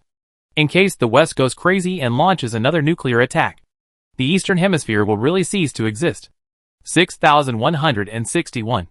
Can you observe what's happening outside this planet? Outside the planet? What exactly does the host refer to? For example, Are there other habitable planets nearby? This planet is already so riddled with holes. K thinks it's better not to play with the madman on this planet. It would be better to take the survivors from the Eastern Hemisphere to another planet to live. Moreover, the world of the Great Flood has also unlocked the corresponding technology of spacecraft. And now is the time to conduct more in-depth research. 6161 wanted to say that this world currently did not have the ability to travel between stars, and that doing so might cause technological chaos in this world. But the host quickly continued, "Don't worry. We will never disrupt the order of this world, and the technology will be kept strictly confidential. In the end, all interstellar spacecraft will fly away from the planet, and not even a piece of debris will be left behind." 6161. That sounds convincing. 6161 was convinced, and at Qianqiu's request, began to research the technology of spaceships. Compared with the Jiao Snake clan, the human body is more fragile, so there are many areas that need to be improved in the spaceship. And the planting and breeding system must also be innovated. The scale of the spaceship must also be increased. Humans are social creatures, and cannot survive in isolation for a long time. Therefore, the spacecraft that 6161 is going to transform, this time must not only have an independent ecosystem, but also be able to form a certain social structure. This is no longer a problem that a spacecraft can solve, but requires a starship-level aircraft. Although it sounds very difficult, this challenging task actually aroused 6161's fighting spirit. 6161, who had been idle for a long time, immediately threw himself into the work. 6161. Come on. Take care of yourself. Don't worry too much. We don't have to leave this year. It will be the same a few years later. 6161 was dismissive of Qianqiu's consolation. What do you mean by a few years later? The starship is just larger in scale. The core technology is similar to that of the spacecraft. Don't worry. It won't take too long. But there is another question. After the starship technology is unlocked, how and where do you plan to build it? These are all minor issues. My spatial ability is still there, and most of the Eastern Hemisphere is empty. I will find a way to contact them. Although most areas in the Eastern Hemisphere have been contaminated by nuclear weapons, the degree of contamination varies. Most people have been transferred to underground nuclear shelters for survival, wearing protective clothing. They can also move around in areas with relatively light contamination. The main problem facing the Eastern Hemisphere at present is that the natural elimination period of nuclear pollution is very long, and their food reserves underground cannot support their long-term survival. Moreover, the underground space is limited and cannot accommodate too many survivors. Knowing that the host had his own plans, 6161 felt relieved. Although the host often had strange trains of thought, he was always reliable. So, 6161 began to busy himself with research matters, and Qianqiu was also adapting to the new life. The assistant sent Qianqiu back to his residence and left. Before leaving, he invited Qianqiu to a party. After being rejected by Qianqiu, he muttered that Orientals are conservative. "Qiu, I will send you the requirements for the next show tomorrow. Remember to check it." After giving the instructions, the assistant couldn't wait to leave. Although their studio became famous thanks to Lin Qiu, their attitude towards Lin Qiu was not respectful, and at most, they were not too arrogant. Lin Qiu was not dissatisfied with these people's attitude. On the contrary, he was grateful and thought he had become friends with the people in the studio. It has been half a year since Lin Qiu became famous. This apartment is all his savings over the past 6 months. But in fact, 90% of the money he earned did not go into his hands. All the money went into the hands of other people in the studio. After the assistant left, the room became quiet. Although the apartment was not large, it had a good location and, most importantly, a complete security system. Therefore, this was the only place that could give Lin Qiu a sense of security. Qianqiu walked around the room and after a brief tour came to the study. Then opened a drawer and took out a piece of paper in a sealed bag with a string of numbers written on it.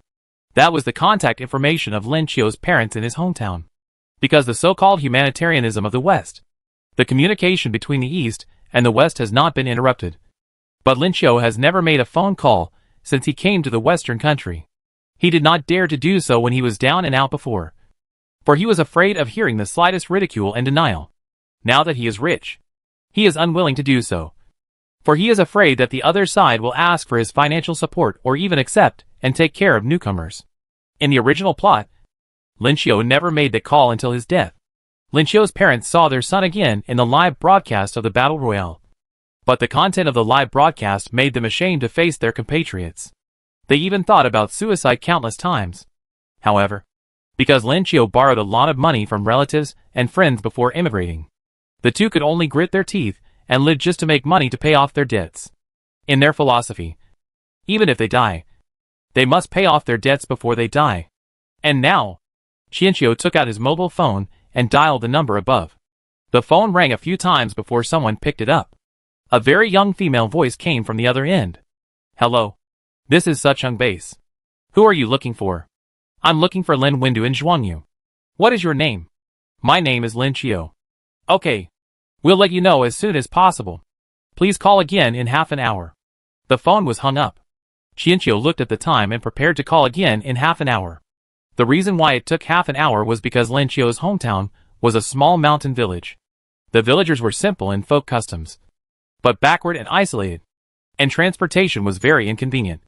However, it was precisely these shortcomings that allowed it to avoid the attack. After all, in the eyes of the Western country, this place was desolate and remote, and had no value in attacking. In this way, after the disaster, the small mountain village became a refuge. More and more people came here to settle down, and gradually it developed into a base of considerable scale. So if you want to find someone, it will take at least 20 minutes to go back and forth. Half an hour later, Qianqiu called again. This time, after the operator answered, he quickly handed the phone to someone else. A trembling voice came cautiously from the other end of the phone. Qiuqiu? Although he couldn't see the other person, Qianqiu could tell from the other person's voice that he was both anxious and afraid. Dad? It's me. There was a sob from the other end of the phone. And there was no sound for a long time. It's okay. It's okay. Your mother wants to talk to you. The other party probably took a long time to sort out his emotions. But his voice was still hoarse. Xiaoqiu, are you okay over there? Why haven't you contacted your family for so long? Your dad and I are very worried. We thought. Sorry. Mom is too excited now. The woman's voice was intermittent due to sobbing. But even so, she was unwilling to give up the opportunity to talk to her child. Mom, I'm fine. I encountered a lot of problems when I first came here. Now that I've established myself, I called you and my dad. Otherwise, I would have become a joke for all the trouble I've put in to get here. What a joke. Who would laugh at it? Everyone is forced to do this now. You are just too proud. Kid. Lin's mother said so. But she did not complain anymore. She just asked some daily questions, such as whether she was used to the food, whether she felt unwell, whether she was bullied, what job she did now, etc. In response to this, Qianqiu answered them one by one very obediently. Of course, only reporting good news and not bad news. After chatting for a full hour, Lin's mother suddenly realized that time was too long. The time is up so quickly. Mom didn't pay attention to the time. You can talk to your father again. The phone was handed to Lin's father again. And what he wanted to say was relatively simple, which was to pay attention to protecting yourself in daily life. Not to be too ostentatious when acting outside. To be flexible in doing things, but not to cross the bottom line, etc. Qianqiu was not impatient about this and listened carefully. At the last moment, Qianqiu told his parents to take care of their health, and that he would contact them when he had time. The call was eventually forcibly hung up. The base did not have many telephones, and in order not to occupy public resources, even the number and time of calls were limited. Although the call was hung up, Lin Windu and Zhuang Yu were very happy. Even their steps were lighter when they went back. On the way back, they would tell everyone they met that Qiuqiu called. They said that the child only dared to call after he had established himself on his feet. Lin Qiu is also well known in this base because he borrowed a large sum of money before immigration and had no news after immigration. Many people think that he either died in an accident or was ungrateful and are ready to completely cut off ties with the East country. So when they heard that there was news about Lin Qiu again, many people became curious. And at this time Lin's mother was also eager to talk, and began to vividly describe Lin Qiu's life in the Western country. According to her description, Lin Qiu went through untold hardships to reach the Western country, but encountered various obstacles and discrimination in the early days. And his life was not easy. Fortunately, gold always shines. Lin Qiu was spotted by a celebrity studio and is now a well-known celebrity. Our Xiao Qiu has too much self-esteem. He only dares to call when he has made a name for himself. The kid also said that he would take us there for a trip after a while. I don't expect him to succeed. I just hope he stays safe and sound. It's the child who has the ambition to make progress. Xuang Yu was not a talkative person on weekdays. But she was obviously too happy today. Even Lin Wendu, who was usually serious, did not smile. Chapter 108 Shy and Introverted Oriental. After contacting Lin Qiu's parents, Xianqiu fell into a state of doing nothing again. He simply ordered a bunch of takeouts, turned on the projector in the living room, and prepared to start a leisurely life. The next morning, Kay, who had stayed up late to watch the drama, was awakened by the ringing of his cell phone. After answering the call, he heard the voice of his assistant, whose name was Buck. He was the one who had the most contact with Lin Qiu on weekdays. Qiu, the theme of the next episode has been confirmed. It's about spiritual communication. Please send me anything you need, and I'll prepare it in advance. Okay. I know. Xianqiu spoke somewhat coldly. Buck on the other side may have sensed something strange in Lin Qiu's tone, and hesitantly asked, Qiu, are you okay? I'm fine. I just haven't woken up yet. Okay. Take a rest and remember to send me the list of items. Buck warned again and hung up the phone. In the original plot, Lin Qiu prepared all the mysterious things he knew, such as black dog blood, white rice, cinnabar, yellow paper, and peachwood swords. Lin Qiu obviously didn't know how to communicate with spirits. But these foreigners knew less about spirits than him. He planned to continue pretending to fool them. But he didn't expect that he would die socially before he even started. Now, as a fairy, Kay can naturally communicate with spirits, and does not need all kinds of props. However, considering that variety shows are all about the show effect, Kay feels that he still needs to make some preparations. So he thought about it, and sent a list to his assistant Buck. After that, Kay really had a few days of leisure. The different culture of the West made Kay feel very novel. The only bad thing was that Lin Qiu was now more or less a celebrity. You need to add some disguise when going out. And the streets in Western countries are a bit chaotic. So you must pay attention to safety when traveling. On Sunday morning, Xianqiu got up early and waited for Kay to finish tidying up. The studio car also arrived downstairs. Soon, they arrived at the recording site and entered the backstage. There were already many people busy inside. When they saw Buck, they greeted him enthusiastically. But when facing Lin Qiu himself, their attitude was obviously not so warm. Xianqiu didn't care. He didn't go up to him to curry favor like Lin Qiu did before. Instead, he calmly sat in his own rest area, because he didn't need to put on makeup. He was now the most idle person backstage. Buck confirmed with him again the materials that would be needed in a while, and asked him worriedly how his preparations were going. Xianqiu nodded with certainty that there was no problem.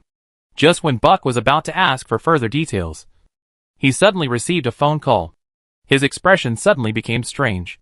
He subconsciously glanced at Xianqiu, then walked out the door with the phone to answer it. It goes without saying that the content of the call should be the news that Lin Qiu was selected to participate in the Battle Royale. Not long after, Buck came back, and his voice was unusually attentive. I just received a call from the production team. We are the last to appear. The production team will announce the results of the previous predictions before the psychic communication begins. Don't worry. Vicky has already taken care of it, and her bloody disaster has come true. After explaining all this, Buck took 2 steps back and forth hesitantly, and then spoke again. There's still an hour before the show starts. Qiu, have you rested well these 2 days? Do you want to sleep a little longer? No need. I finished watching the TV series, and didn't stay up late last night. Xianqiu rejected Buck's kindness, and then saw Buck showing a slightly awkward smile. Obviously, he felt a little guilty about concealing the news of the Battle Royale. But even so, he did not reveal a single detail, obviously wanting the most realistic and exciting show effect. Xianqiu rolled his eyes and gave Buck a grateful smile. Buck, thank you very much. I can't get to where I am today without your help. To be honest, I came to the West Country and met so many people. And Buck, you are definitely the one with the noblest character. You know, people from the East are not good at expressing emotions. But I really thank you. Yes. Really? I feel very honored. Faced with Qianqiu's sudden and intense praise and gratitude, Buck's expression became even more unnatural, and his eyes involuntarily dodged left and right, unwilling to look into Lin Qiu's eyes. Fortunately, Buck's embarrassment did not last too long. Soon someone from the program crew came to coordinate the process. Buck left as quickly as he could and came back 10 minutes before the show was about to start. He briefly explained the process and things that needed attention. Because this variety show focuses on authenticity, the entire process will be broadcast live from the beginning of recording. Although this will greatly increase the uncertainty, this is the effect that the audience likes. The host's voice came from the front desk. His humorous opening remarks quickly made the audience laugh. It was obvious that the host was very good at adjusting the atmosphere. After whetting the audience's appetite, he finally began to invite the first guest to the stage. She was a dark-skinned young woman with long, curly hair that looked very fluffy. Please welcome our first psychic, Chris, this time. The host drew out a long tone, and Chris followed on stage, and the audience erupted in cheers and applause. After Chris took her seat, the other psychics followed the host's lead and came in one by one to take their seats. As the assistant said, Qianqiu was the last one to enter, because this is the qualifying round for the finals. There are only 4 psychics left, and 2 will be eliminated today, leaving 2 to advance. In addition to the black girl Chris, who was the first to enter, there was also a blonde middle-aged woman Vicky, and an elderly man with white hair named Sander. After everyone was seated, the host livened up the atmosphere and then got to the point. Okay, I'm sure everyone knows that before we start this spiritual program, we have to review the predictions from the last one. As he spoke, the host walked to the table in front of Chris, where an opaque black mailbox was placed. Except for Chris, the tables in front of the other people also had the same black mailboxes. At the end of the last episode, we invited 4 psychics to randomly draw an opponent and predict the major events that would happen to that opponent within a week. Now, it is time to reveal the results of the 4 predictions, the host said, taking out the box in front of Chris first, then took out a card and read it aloud. Oh, Chris drew Mr. Chiolin, and the content of the prophecy. Doesn't look good. As the host spoke, he turned the card over, and the camera gave a close-up. On the top of the card was Lin Qiu's name, and below was Chris's handwritten prophecy. Within the next week, you will receive an invitation letter from the God of Death. After seeing the contents of the card, the audience cheered. They obviously didn't expect to see such explosive news right at the start. The camera turned to Chris, who was very calm and obviously very confident in her prediction. The camera turned to Lin Qiu again, and the audience also only saw calmness. Qianqiu was a little curious at this time. Did this black girl Chris really have special abilities? Or did she have special channels to learn about the Battle Royale list in advance? Perhaps because of Chris's explosive prediction. The following predictions seem less eye-catching. The object of the prediction by the middle-aged blonde woman Vicky is Sander, and the prediction is that Sander will get an unexpected fortune within a week. The object of the prediction by the old man Sander is Chris, and he predicts that Chris will have a dull week. And the last prediction by Lin Qiu is that Vicky will suffer a bloody disaster within a week. The card also thoughtfully explained the meaning of the bloody disaster, so that the host and the audience would not be too confused. After showing the prophecy cards of the 4 psychics, it is time to verify them. Let's start with Chris again. Chris also admitted that she had indeed had a very peaceful week. Just like usual, such a result cannot convince the audience, nor can it make them believe in Sander's prediction. Vicky, who came in second, said that she was hit by a falling billboard on Wednesday, causing her arm to be injured and bleeding, and she showed the wound while speaking. This effect is better than the previous one. After all, accidents are more convincing. Facing the camera, Qianqiu remained calm, but he knew in his heart that the accident that Vicky encountered was actually caused by those people in the studio. A week was enough time for them to secretly frame Chris and create some non-fatal minor accidents. Later, Sander also stated that he did receive an unexpected advertisement last week, so the prediction of unexpected wealth was successful. Although the 2 prophecies in the middle were not earth-shattering, the atmosphere on the scene was very good under the host's arrangement, and people finally waited for the highlight of the prophecy, which was the so-called invitation from the God of Death. Facing the camera, Qianqiu said calmly, "It seems that I haven't received any invitations this week." Not surprisingly, there was an immediate booing from the audience. In their eyes, It didn't matter whether Lin Chiu lived or died. The most disappointing thing was that such a powerful prediction didn't come true.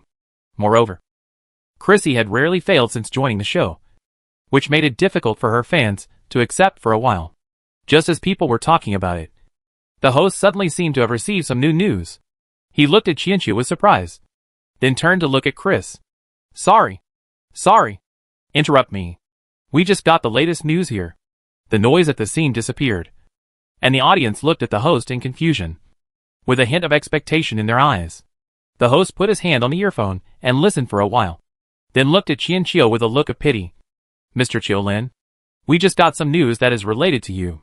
I hope you can be prepared. Such a hint instantly made the audience's emotions tense. Could it be that the invitation from the god of death has finally arrived? Qianqiu nodded, indicating that he was ready. At the same time, he thought that the host's acting skills were really good. He obviously knew the news in advance, but he performed flawlessly. The host said in a somewhat sad voice, We just learned that the list of this year's Battle Royale has been announced, and Mr. Qiulin's name is on it. There was silence for a few seconds, and then there was a burst of extremely enthusiastic cheers. Many people even stood up excitedly. Chris's fans had already started cheering. Compared to the lively audience seats, Lin Chiu's face in the camera looked much paler and weaker. But who cared at this moment? This cheering lasted for a long time, and the camera was filming Lin Chiu for a long time. But Lin Chiu looked unchanged except for a paler face. This disappointed the photographers, the program crew, and even the audience.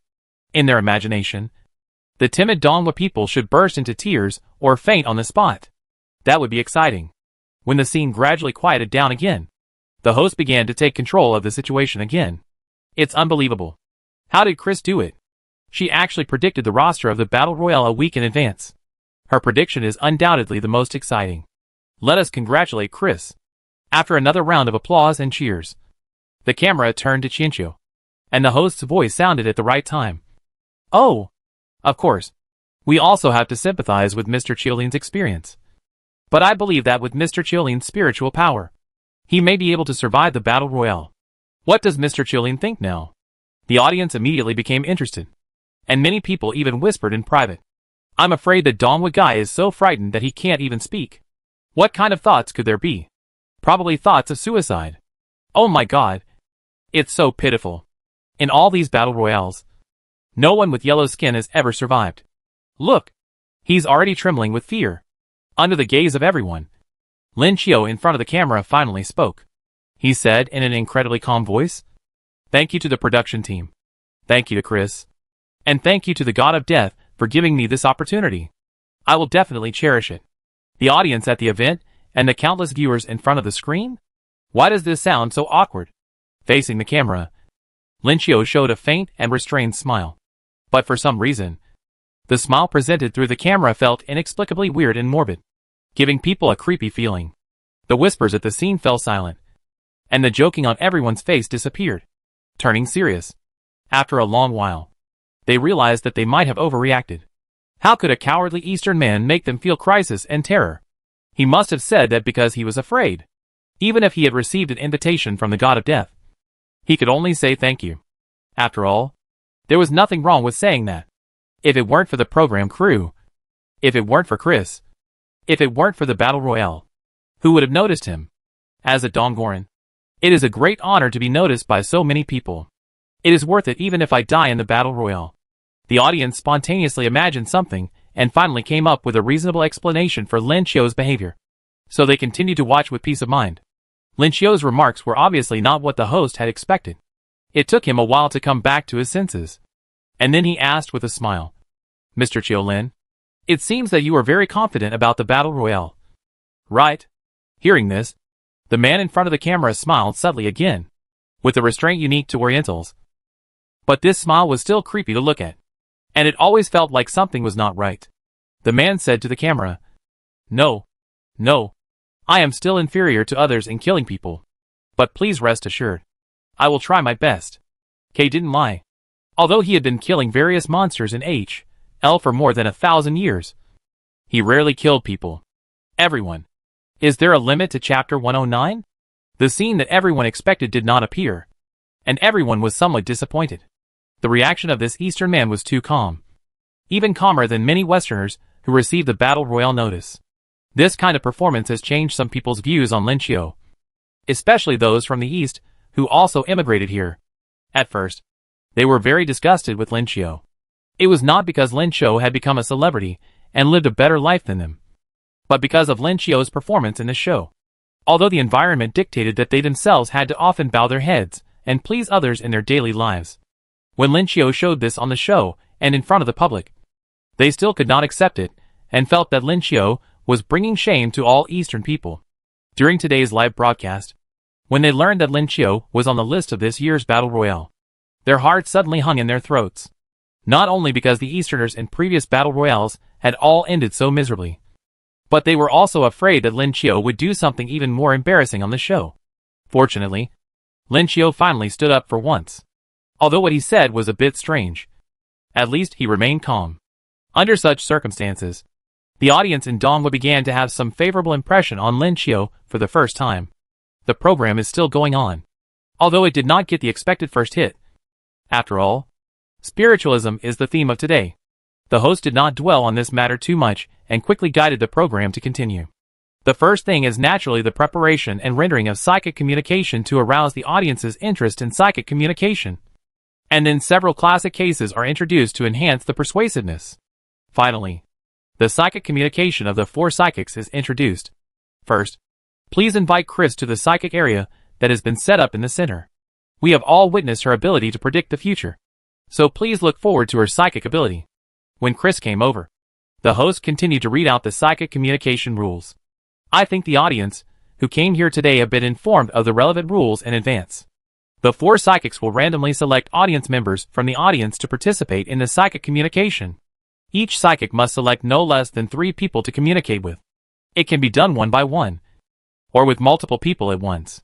Tickets for the show were sold randomly online, and the theme and rules of the show were announced in advance before the tickets went on sale. So most of the audience present today came for the spiritualism show, and they immediately became agitated upon hearing this. At the same time, a huge transparent cylinder containing balls of different numbers slowly rose from the ground. Chris walked to the glass column and pressed the button at the host's signal. The colored number balls in the glass column began to stir, and after a moment, the first number ball popped out. Oh! Let's take a look at the first lucky winner of this game. Number 39. There was a cheer from the audience, and a middle-aged man wearing a baseball cap stood up with an expression of excitement and disbelief on his face. Chris, do you want to conduct spiritual communication one by one? The host asked. Chrissy nodded. Yeah. My channeling needs some concentration. After that, the people came in. The tools Chris needed had been placed on the psychic table by her assistant in advance. She was conducting a psychic board. As the lights dimmed, Chris lit a candle. She asked the audience for their personal belongings, and then she chanted an incomprehensible spell. Her tone was erratic, sometimes low and sometimes high, and it seemed to change with the changes in the strength of perception, which gave the audience a strong sense of involvement and urgency. Suddenly, Chris, who was reading with her eyes closed, stopped. The atmosphere on the scene stagnated. The next second, she opened her eyes. The audience was shocked because only the whites of Chris' eyes were left in the camera. The audience member, who was pressing the Ouija board with her, was startled and subconsciously tried to pull his hand back. But the other party suddenly held his hand down. The ceremony is not over yet, and it cannot be interrupted. If you have any questions, I can see her. She is here. This sentence made the audience member sweat coldly. He looked around but saw only darkness. However, under Chris's urging, he swallowed his saliva and asked, Honey, I was not with you when you left. I feel very sorry. I want to know, do you still blame me? As soon as the man finished speaking, the Ouija board that was held down by 2 people began to move slowly. Judging from the man's expression, the board was not controlled by him. The board finally spelled out a no, and the man immediately burst into tears of joy. He then expressed his deep feelings again, confessing his love on the spot, and the Ouija board responded. The man's strong emotional outburst infected many people, coupled with a back-and-forth response. Many viewers began to wipe their tears. When everyone was crying, the man also asked the last question. Where is our last wedding anniversary gift? This question was obviously unique and private, and the audience suddenly came back to their senses, realizing that this was the focus of this seance. Anyone could answer the previous questions, and any answers were fine. But the last question should be the conclusion of whether the seance was real. But under the gaze of the audience, the Ouija board remained silent for a long time. And it was visibly seen that Chris's hand pressing the board began to tremble slightly, as if it had reached its limit.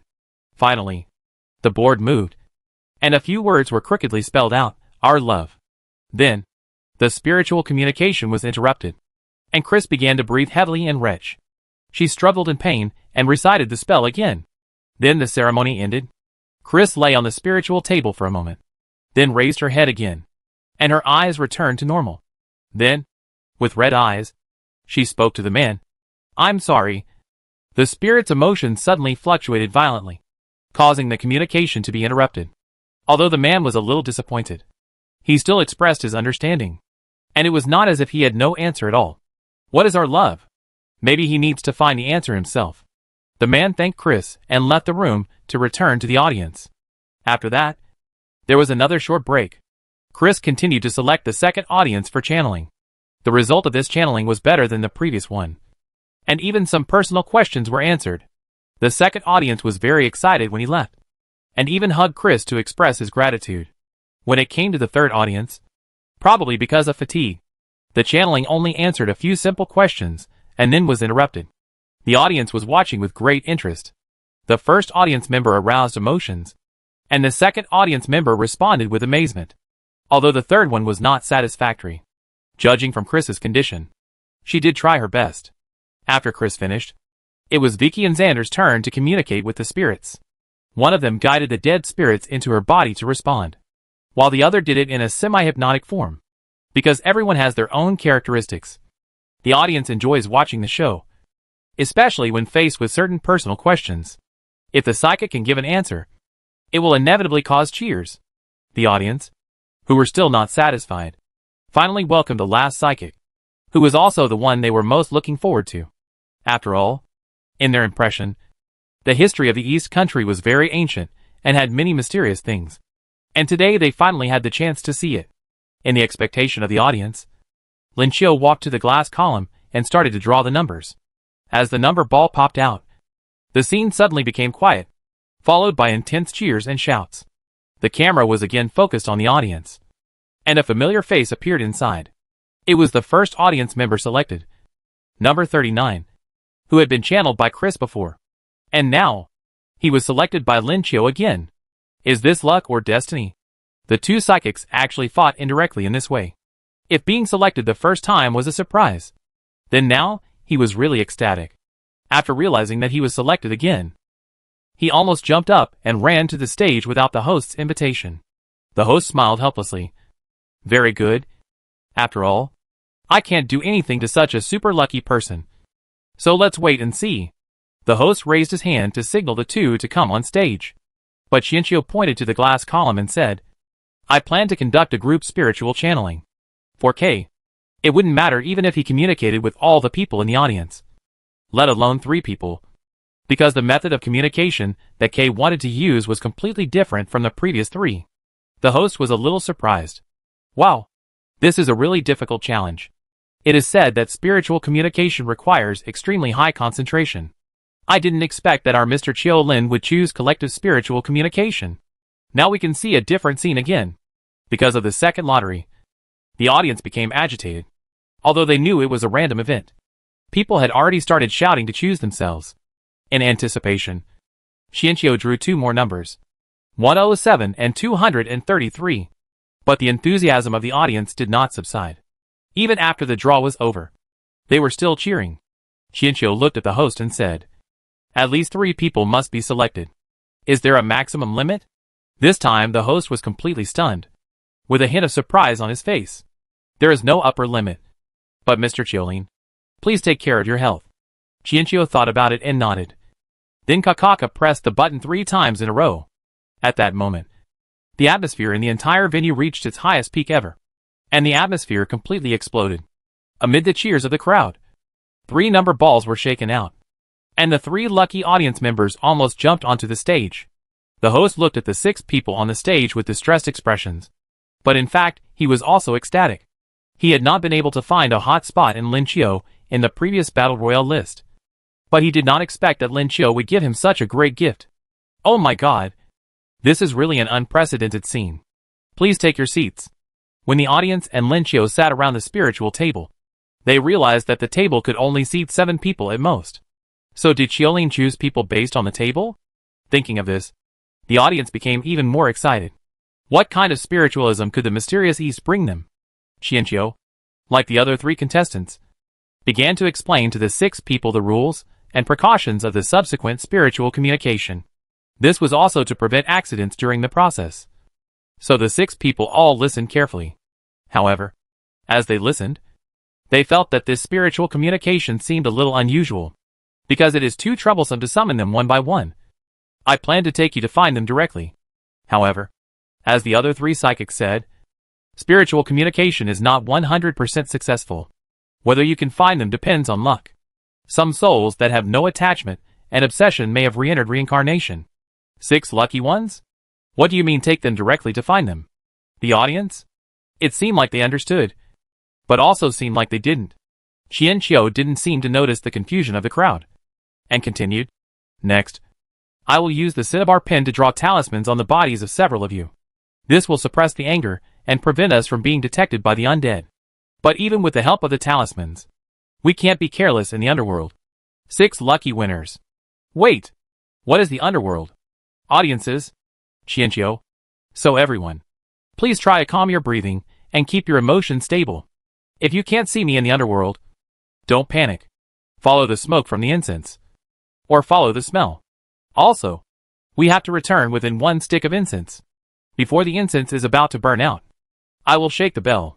No matter where you are, you must follow the bell and return to my side. If you exceed the time limit, you can't come back. One of the 6 lucky winners smiled reluctantly. Xiaolin, you are kidding me. Others had similar thoughts. But at the same time, they felt a bit scared and expectant. And of course, more of them felt it was ridiculous. Chapter 110, Autumn Spiritual Communication. Although no one present believed Lin Chiu's so-called going to H.L., they could not find any flaws in Lin Chiu's expression. And they couldn't help but murmur in their hearts. Especially as Lin Chiu moved. The feeling of tension became stronger. The audience in the auditorium also held their breath, staring at Lin Chiu's every move. First, incense was lit, and then talismans were drawn. The camera turned to the talismans on the yellow paper. Everyone felt confused, wondering if this was really not just a random scribble. After drawing the talisman, Xianqiu pasted the talisman paper directly on everyone's forehead. After pasting it, he explained, the forehead is where the human yang energy is strongest, so the talisman is best pasted here. The 6 lucky winners felt very strange, and some even thought the shape was too funny and laughed. This joy quickly spread to the audience, and gradually the whole venue was filled with happy laughter. After pasting the talisman paper, Xianqiu asked several people to put the personal belongings of the people who wanted to communicate with the spirit on the table. And then he took out the red thread to bind the items to the people one by one, and then said seriously, Okay, get ready. It's time to start. The laughter at the scene stopped abruptly, and the stage played a very urgent background music. The lights dimmed and everyone's eyes were focused on the psychic table. A minute passed, and the people at the table showed no reaction. 2 minutes passed, and nothing changed. Discussions began to be heard in the audience. Apparently, because what Lin Chiu said was too outrageous, and there was no reaction. People began to doubt his psychic ability. But in the next second, several people at the psychic table collapsed at the same time, as if their souls were taken away from them in an instant, and they fainted on the spot. The host was afraid of an accident and wanted to go forward to check, but he was afraid of disturbing the psychic. After hesitating for a long time and asking for instructions from the program team, the host finally went forward to check on the next few people. When he arrived at the psychic table, he immediately found something wrong, because several people at the psychic table were not breathing at this time. The host changed his face on the spot and confirmed one by one again. Oh my god! Someone come quickly! They are not breathing. The audience, who had been looking forward to it for a long time, also became agitated when they heard this. Many staff members had already rushed forward. The program crew was well prepared and had a medical team in case of any accidents. So the medical staff immediately started the rescue. However, They did not expect so many people to have accidents at the same time, and they were obviously not enough in terms of manpower. In the already chaotic scene, someone shouted, "Why are they all like this? Are they poisoned? Oh my god! I knew that the Easterner had bad intentions. This is a blatant terrorist attack. No wonder he got so many people on stage. That incense won't be poisonous. Go and destroy it." Just as someone rushed forward in a panic to put out the burning incense, a doctor rushed forward to interrupt him and protected the incense with his body. Something is wrong. Don't act rashly. Not only are they not breathing, but they have also lost their body temperature in an instant. This is not normal. After hearing this, the panicked crowd gradually calmed down. Looking at the medical staff who were performing the rescue operations, they found that they were all standing there in a daze, as if they didn't know what to do. In front of them, the bodies of those who were practicing spiritualism were slowly covered with a thin layer of white frost. This was not an abnormal phenomenon. It was clearly an impossible phenomenon. Everyone's movements seemed to have been paused. People looked at the psychic table. Lin Qiu was the only one left there. He sat there with his eyes closed. Frost was condensing on his body.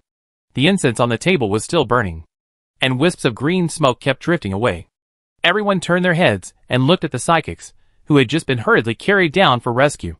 And they were a little panicked for a moment. What should we do? I hope the spiritual communication won't be interrupted by us. I hope there won't be any accidents with the psychic. Should we move these people back to the table now? What's the point of moving them over? They're all frozen, and there's no way they can get back into their chairs. Are they dead or alive? What should we do? Faced with this abnormal situation, people had no experience or methods to deal with it, so they dared not act rashly. The audience calmed down again at this time, and marveled at the frozen bodies on the stage. Of course, some people were still emotional and suspected that the 6 people participating in the seance on the stage were murdered by the Eastern Man in a special way. However, in this situation, no one dared to act rashly. What if those people were not dead, but instead died due to the failure of the seance because of their participation? No one could bear such responsibility. Finally, the host briefly discussed with the program and explained to the camera, "Please remain calm. Considering the previous psychic communication, the longest session was only 15 minutes. So please continue to wait. The program team has contacted the nearby hospital, and more professional medical teams will be here soon to deal with it." This kind of accident during the live broadcast not only made the audience nervous, but also the production crew. Although they wanted something explosive, they definitely didn't want anyone to die, which was fatal for a variety show. The subsequent lawsuits could make them bankrupt. And in addition to the compensation, there were a lot of troubles to deal with. So at this time, the ones who hated Lin Qiu's accident the most were the production crew. But everyone in the production crew was feeling anxious at this time. Judging from Lin Qiu's previous performance, there was really nothing outstanding about it. They all doubted whether Lin Qiu had psychic abilities. Everyone at the scene was cheering for the 6 lucky ones, while they are worrying themselves to death. The lucky ones are in a state of their 3 views collapsing and their world view being turned upside down. After the spiritual communication began, they followed Lin Qiu's instructions, held the red line, closed their eyes, and smelled the fragrance. Suddenly, they felt a strong sense of weightlessness, as if the chairs and floor under them disappeared in an instant, and they began to fall madly. Several people hurriedly opened their eyes, and then saw endless darkness. The 7 of them were so small, like ants falling from the dark sky, falling continuously into the endless abyss. Uncontrollable screams broke out of their mouths, and they grabbed each other in fear, trying to gain a sense of security. During the rapid fall, they didn't even have the chance to ask Lin Qiu what had happened. Suddenly, the darkness before their eyes disappeared, replaced by an unsettling red. They looked down and saw an extremely strange world. Unlike the endless darkness before, this was a world full of red light, glowing red blood-colored rivers and lakes, strange plants growing everywhere, and patches of enchanting red spider lilies. Compared with the H.L. seen in the previous world, this H.I. can be said to be very mild. Or to describe it more accurately, this is the entrance to H.L. Where is this? Am I dreaming? Oh my god! This place is really beautiful and scary. Is this H.L.? I am dreaming. It hurts. Why can I feel pain? At this time, the 6 people all suspected that they were dreaming. But this dream was too real. Moreover, The 6 of them could communicate without any obstacles, and even feel pain when pinching themselves. Of course there is pain. Otherwise how can L exist? Xianqiu spoke to call the 6 people's attention back. The 6 people looked at him in disbelief, with a variety of expressions on their faces, including fear, shock, novelty, and disbelief. Is this really L? One of them confirmed it again. Xianqiu nodded. Yes, this is the entrance to L. Legend has it that there are 18 levels of L. The more sinful a person is, the deeper the level of L they will fall into, and the more cruel the punishment they will receive. Do you see the red lines on your bodies? Now you can follow the red lines and go to different LS to find the people you want to find. The 6 people came back to their senses from the shock and noticed that there was a faint translucent red line on their bodies. Because this world is originally red, they didn't notice it just now. After hearing this, the 6 people also wanted to look for that person. But just after taking 2 steps, they realized something was wrong. That's not right. Isn't it said that good people go to heaven after they die, and bad people go to L after they die? Yeah. What about the 6 of us? Why are we all in L? This is some kind of advanced hypnosis. The 6 people realized what was wrong and returned to question Linqiu. Linqiu glanced at them calmly and said, "Who dares to say that he is an absolutely good person? From ancient times to the present, there are very few such saints. However, good people can indeed complete their atonement in L as soon as possible and re-enter reincarnation." After hearing this, the 6 of them fell silent. If they were honest with themselves, they really couldn't say that they had been absolutely good people all their lives. Linqiu in front of him continued. Time is limited. When you hear the bell, remember to go back. Otherwise you won't be able to go back. I think when you see the real L, you will know how terrible the consequences of staying are. The 6 people couldn't help but tremble in their hearts. But looking at each other, none of them wanted to be the one to give in. So they all followed the red line and went in all directions. Xianqiu watched them leave, and complained to 6161 in his mind. Cause and effect are complicated, and most spiritual beings are unwilling to enter the world, because even if they are not directly involved in cause and effect, the indirect cause and effect is also very complicated and cannot be escaped. With so many people dying in the Eastern Hemisphere, how can they go to the so-called heaven? Moreover, for spiritual beings, the so-called heaven is to become a god, transcend tribulations, and escape reincarnation. Although 6161 does not practice cultivation, the system has its own understanding of reincarnation in L. And at this time it agrees with the host's words. Chapter 111, Hell Tour. Xianqiu and 6161 were free, so they chatted and planned their next move. According to 6161, most areas of the East country are now under the surveillance of AI. It can be said that as long as there is an internet connection, AI can penetrate everywhere. Therefore, for the Eastern Hemisphere today, it is not only a problem of lack of privacy, but more importantly, science and technology are locked down. The Western countries were able to take such actions because they were, of course, afraid of retaliation.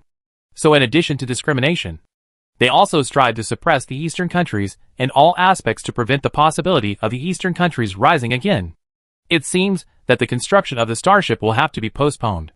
Although K can use his spatial ability to provide an area that is not monitored by AI to supervise the construction of the starship. The starship that K wants to build is almost city level. The power of K alone is limited. Even if it is built, facing such a sudden appearance, whether people in the Eastern Hemisphere will believe it is also a big question. Alas, I don't know where the scrap metal is. I can't sense it. K was not worried about scrap iron safety. After all, the danger level in this world was much lower than that in the previous world. Now K could only sense that scrap iron was in this world, but could not sense his specific location. Don't be too anxious. We have just arrived in this world, because he stayed in the above worlds for a long time. 6161 was actually very calm, while Xianqiu and 6161 were chatting leisurely. The 6 lucky ones were experiencing the most exciting moment of their lives. The further they walked, the more they saw. In this blood-red world, everything seemed beautiful at first. But as they walked further, the concentration of red began to deepen, and the world before their eyes began to become strange. In their minds, they couldn't help but recall what Linqiu had said before. Legend has it that there are 18 levels of H.L. And the more sinful a person is, the deeper the level of H.L. they will fall into, and the more cruel the punishment they will suffer. And when they met the first undead soul in H.L., they understood the meaning of this sentence. The soul's limbs were suddenly broken by an invisible force, and the whole body was twisted and deformed. It kept howling in pain, and finally curled up into a ball, but did not die. Because of fear, they dared not go forward. But they still seemed to hear the sound of the ghost's bones being broken and crushed. Gradually, they separated from each other. It takes courage to walk alone in the endless red H.L. But obviously not everyone has such courage. One of the girls, who was in her 20s, froze in place after she could no longer see anyone else. Coupled with the various strange wailings coming from the surroundings, she suddenly lost the ability to move. She grabbed the red thread, tears streaming down her face uncontrollably, and she instinctively called for her mother. Just when she was desperate and helpless, thinking that she was abandoned in this blood red, a figure appeared at the end of the red line in front of her. The girl was terrified and wanted to turn around and run. But at this time, she had entered a state of stillness due to being too scared. However, slowly, as the figure became clearer, the girl's fear gradually disappeared, because she found that the outline of the figure in the distance looked familiar. Finally, when the figure was close enough to her, she could no longer control herself, rushed up quickly, and then threw herself into the figure's arms. "Mom, it's really you. It's really you." The figure was a thin woman with an 4 drip in her body. The needle did not need her to hold it up. It automatically floated in the air and followed her closely. She looked like she was terminally ill. But the most eye-catching thing was the tie around her neck and the dark red marks. The woman held her child, also a little bit incredulous. Although she was very happy to see her again, she couldn't help asking the girl why she was here. The girl briefly talked about the psychic, but that was obviously not the point. She was so eager to watch the psychic program because of a knot in her heart. "Mom, it was Dad who killed you, right?" The woman was slightly surprised. She sighed and hugged her daughter again. "No, it was me who couldn't stand the pain. It was Mom who lost the courage to live and chose to commit suicide." At that time, perhaps realizing that this matter had become a psychological barrier for her daughter, the woman patiently and in detail described the last journey of her life after she became seriously ill. When the woman reunited with her daughter and reminisced about the past, several other people also followed the red line to find their own targets. As the scope of their activities increased, they discovered that the 18 levels of hell mentioned by Lin Chiu was only a general concept. The terrain of this world was very complex, and there were many cliffs, abysses, and deep and dark caves. The more sinful the souls are, the more they fear the light, so they like to hide deeper underground. And that bottomless abyss is the so-called 18 levels of hell. People followed the red lines in their hands and walked towards different terrains in fear.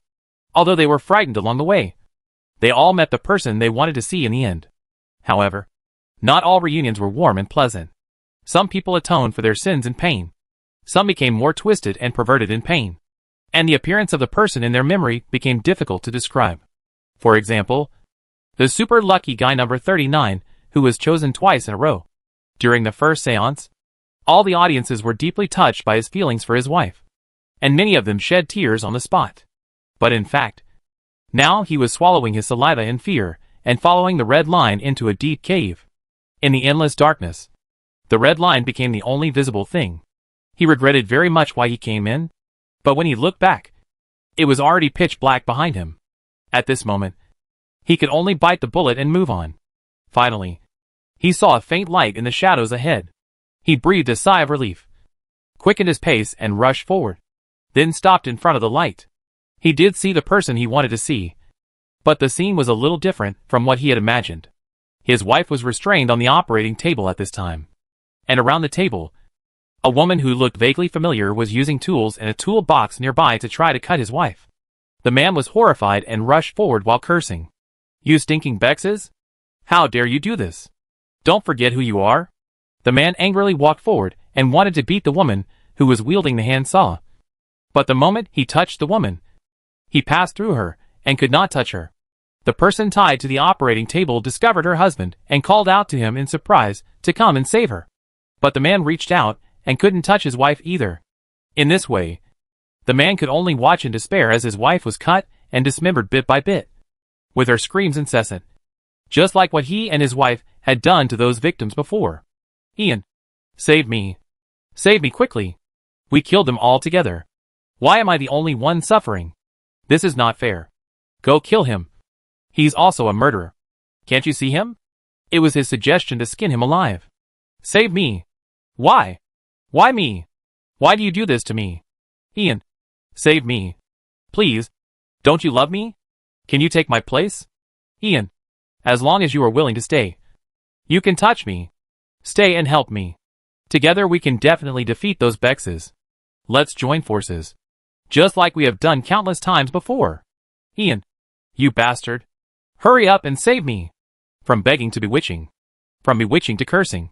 The woman tied to the bed is still suffering. What's more terrifying is that L is a combination of feelings and emotions.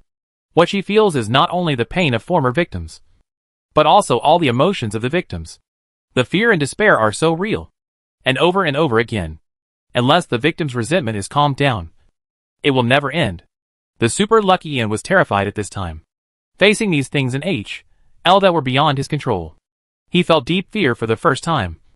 Because at that moment, he understood that what his wife was experiencing now was what he would experience after his death in the future. Those victims who had once posed no threat to him had now turned into butchers of the invincible god. The roles were reversed, and he became the lamb to be slaughtered. Perhaps it was because of the intense emotional fluctuations. The undead spirit that was concentrating on cutting his wife looked back at Ian. Ian was glad that he had no heartbeat. Otherwise his heart would explode. But even so, the undead spirit still took twisted steps and tried to approach him step by step. Ian felt a strong sense of death crisis. He was so scared that he turned around and ran, forgetting everything. His wife's curses were still lingering behind him. But the undead's strange and excited giggles made him even more frightened. For the next period of time, Ian was running for his life. But this was HL, the world of the dead. How could he outrun the dead? Moreover, he had killed more than one person. Even his wife, who had been tied to the operating table, began to hunt him down, madly trying to drag him into HL with her. What made Ian even more desperate was that he'd lost his way in HL. In his panic, he had long forgotten Linchio's instructions, and did not notice when the smell of incense disappeared. Ian almost thought he was going to die here, and then be tied to the operating table like his wife, suffering endless torture. Just when Ian was in despair, a bell suddenly rang. Ian was stunned for 2 seconds, then immediately ran towards the sound. Several other people also heard the bell and started to return. But everyone's mood was different on the way back. Some people are relieved after their knots are untied. Some are disappointed after getting answers. Some are satisfied after reuniting with their loved ones. And some are filled with boundless fear. But just as Linchio said before, after seeing the true appearance of HL, none of them would choose to stay. Soon, the 6 people gathered around Linchio. Ian from number 39 had run the farthest distance in his previous escape, and was the last one to arrive. The first thing he did when he got to Linchio was to yell and threaten him to take him back immediately. Linchio calmly told him not to worry, and they would naturally return when the time came. But the man changed from his previous gentleness when he saw that his threats and intimidation did not work. He knelt down in front of Linchio and begged him to take him away quickly. At this time, the others obviously realized that something was wrong. Sure enough, in the red in the distance, dozens of crooked human figures were gradually approaching. Their limbs seemed to have just been spliced together, and their walking postures were extremely strange. They also held various torture instruments in their hands, which were covered with dark red bloodstains. And approaching along with those things was a crazy woman, who was shouting "Dear Ian" and talking about various memories. The other people present quickly understood the whole story from the woman's words. The couple who moved everyone during the first psychic communication turned out to be a serial killer. The last wedding anniversary gift that the man asked about during the first psychic communication was actually the last victim caught by the two of them. Because the couple was having a conflict at the time, the woman hid the victim alone, and then got into a car accident while driving in anger. The man suffers from obsessive-compulsive disorder and is still worried about the missing victim. So he came to try to communicate with the psychic today. Everyone who learned the truth was stunned. They never expected that today would be so exciting. Not only did they go to HL, but they were also so close to a perverted serial killer. just when the serial killer was about to collapse, and just when several people were retreating vigilantly. A bright light suddenly appeared in the dark red sky and enveloped them. An instant of warmth and security enveloped them, and the undead spirits around them that tried to approach them stopped moving forward. This time, there was another feeling of weightlessness, and they felt like they were floating. However, this time the weightlessness was very short. When they opened their eyes again, they were back at the show scene. Several people sat up blankly and looked around in confusion. Wasn't I on the table before? Yeah. Why am I on the ground now? What the H.L.? What the H.L.? What the H.L.? A man screamed, dropped what he was holding, and stepped back in fear. Everyone looked at it intently and found that it was just a blooming red spider lily. Wait! When they were giving first aid just now, this person clearly had nothing in his hand. It's true. It's true. We really just went to H.L. Dad? I saw Mom. I'm sorry. Dad. I have always misunderstood you. The girl who had just seen her mother was in tears and hugged her father, who had been waiting by her side out of concern. Although the girl's father did not really believe in psychics, he would never reject his daughter. Ah! Don't come over here. You're all dead. A terrified high-decibel voice resounded throughout the hall, instantly attracting everyone's attention. Everyone looked over and found that it was the super lucky guy who was chosen twice. At this time, he curled up on the ground, obviously very frightened. Suddenly, all the audience participating in the seance stood up abruptly, subconsciously moved away from the man, and started talking at once. That guy is a serial killer. Both him and his wife. Those two killed a lot of girls. Yes. His wife also told me where many girls were buried, and the location of the last imprisoned girl.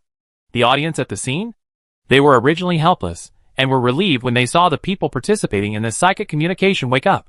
However, they didn't expect that although they woke up, their brains might not be in good condition. Chapter 112 Advancement to the Finals. The frightened man came back to his senses amid the accusations of several people. He finally dared to raise his head and look around, and then found that he was back on the stage.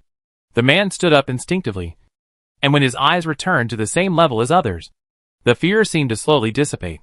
He instinctively wanted to open his mouth to refute, but the image of his wife tied to the operating table involuntarily emerged in his mind. The man trembled subconsciously. He opened his mouth, but said nothing. What's the point of telling a perfect lie now? In H.L. everything will be returned to you in full. The man lowered his head and thought for a moment. When he raised his head again, he said to everyone, Yes, that's right. I am a serial killer. What they said is true. There was an uproar at the scene, but the production team reacted quickly and soon realized that this was a hot topic. Whether it was the 6 people going crazy collectively after the psychic communication, or the serial killer admitting his identity after the psychic communication, these two news, no matter which one is true, will be hot. At the request of the program team, the host quickly came to the stage to regain control of the situation, guiding the audience back to their seats and guiding the people participating in the seance back to the seance table. But several people looked at each other and were unwilling to get close to the serial killer. What if that person suddenly went crazy and attacked the people around him? The host was quite tactful and immediately arranged a separate seat nearby and invited the man who claimed to be a serial killer to sit down. Seeing this, the others also returned to the psychic table. Don't be nervous. The police and professional medical teams are on their way. A professional team will examine you soon. The police will also investigate the serial killer. The host calmed the emotions of several people, and at the same time calmed the restless audience. Upon hearing this, several people were puzzled. They obviously didn't understand why they had to check their bodies when they were just communicating with the spirit. They didn't have this treatment in the previous rounds of communication. And when they looked at the time, they felt that they had just stayed in H.L. for at least half a day. But they didn't expect that only more than 10 minutes had passed in reality. Looking at the bewildered faces of the people, the host explained, during the spiritual session, several people, including Mr. Chilling, were covered in a thin layer of frost on their bodies. After the spiritual session ended, the frost disappeared completely in an instant. So a doctor was arranged to conduct an examination. The 6 psychics were extremely surprised when they heard this, but they soon calmed down. After all, they had experienced more exciting things, let alone such trivial things as freezing. Due to the special nature of this spiritual communication, We will ask each of you about your satisfaction with the spiritual communication. So please let this lady go first. The host came to the psychic table and handed the microphone to the girl who had untied her knot. The girl's eyes seemed to light up for a moment. It's incredible. I am very satisfied with the result. I got to see my mother and solved years of doubts. Before we parted, my mother told me a little secret. I am planning to go home to look for the gift my mother once left for me. Finally, I want to thank Mr. Chiolin. Thank you very much. After I went to H.L., I realized how much I had wasted my time. I will cherish my life from now on. The girl didn't need any guidance from the host. She just started talking non-stop. It was obvious that she was very excited and happy. And she had also changed her opinion of Lin Chio from the bottom of her heart. The girl is thoughtful, and this psychic journey has given her a different perspective on her country and the world she lives in. The girl finished her story, and the host took the microphone. Wow! It seems that Mr. Chiolin has gained a loyal fan. Then let's move on to the next one. Afterwards, the host interviewed the people who participated in the psychic communication in turn.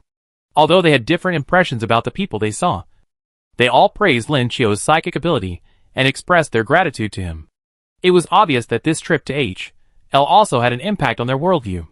The last person interviewed was the serial killer that people were looking forward to. During the interviews with other people, he always sat quietly in the chair. Coupled with his good looks, he looked out of place with the rumored serial killer. The host was obviously not in such a crisis.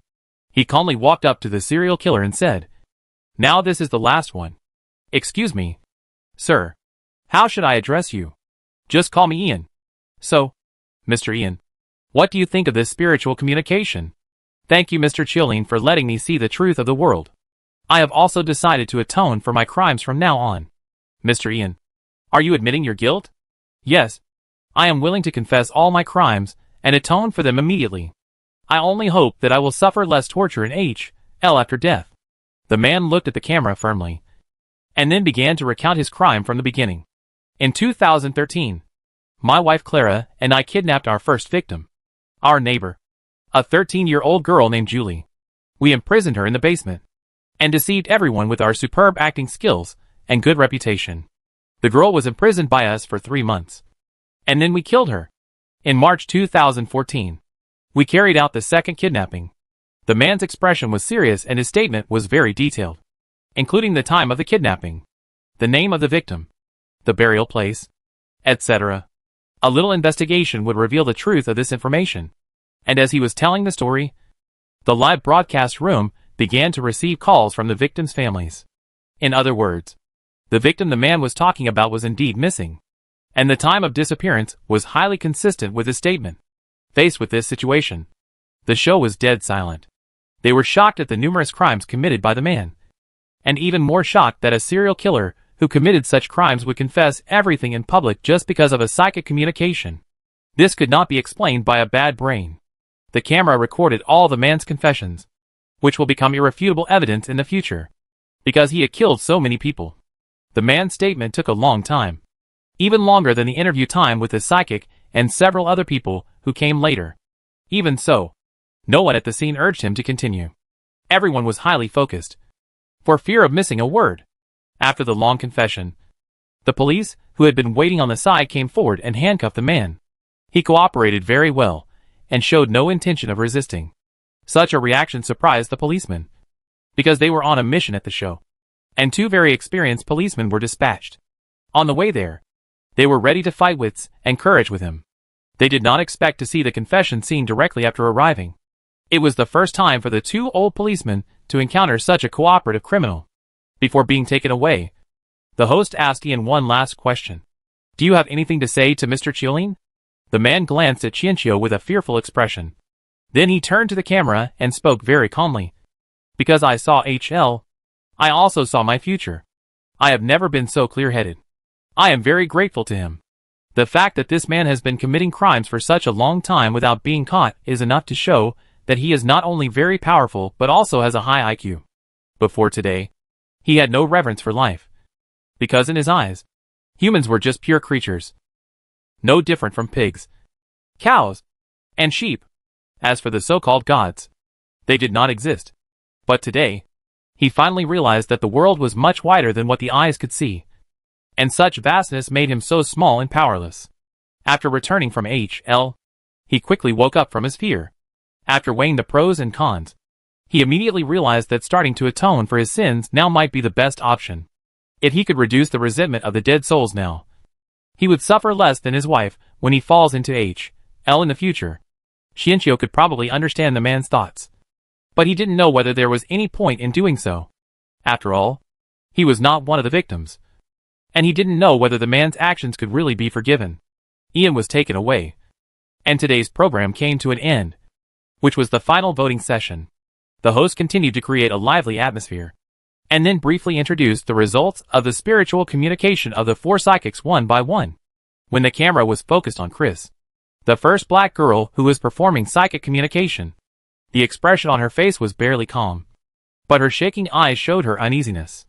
After all, Ian, number 39, was also performing psychic communication under the guidance of both her and Linqiu, and the effect was obvious. It was impossible to say that she was not panicking. Chris thought that getting the news about the battle royale would ensure her victory today, but she never expected that she would be crushed by Linqiu, the person she looked down upon the most. After the review, it was time for the tense voting session. There were a total of 500 audience members on site.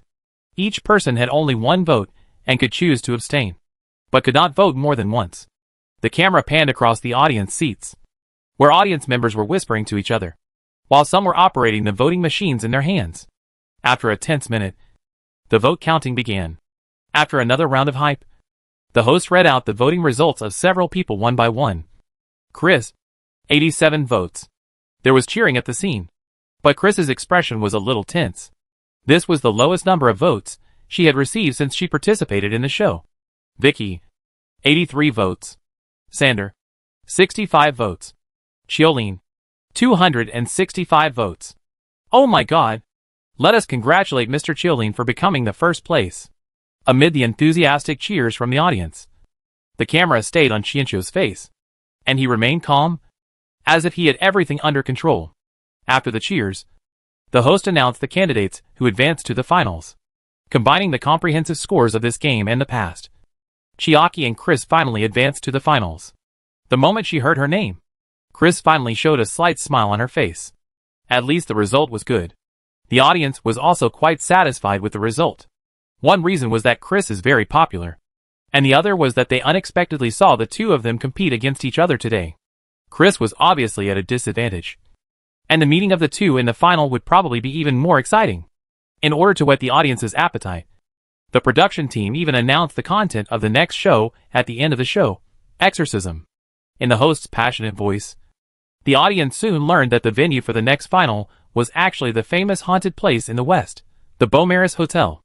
The two psychics would lead several voluntary audience members to conduct an adventure in film and purify the hotel.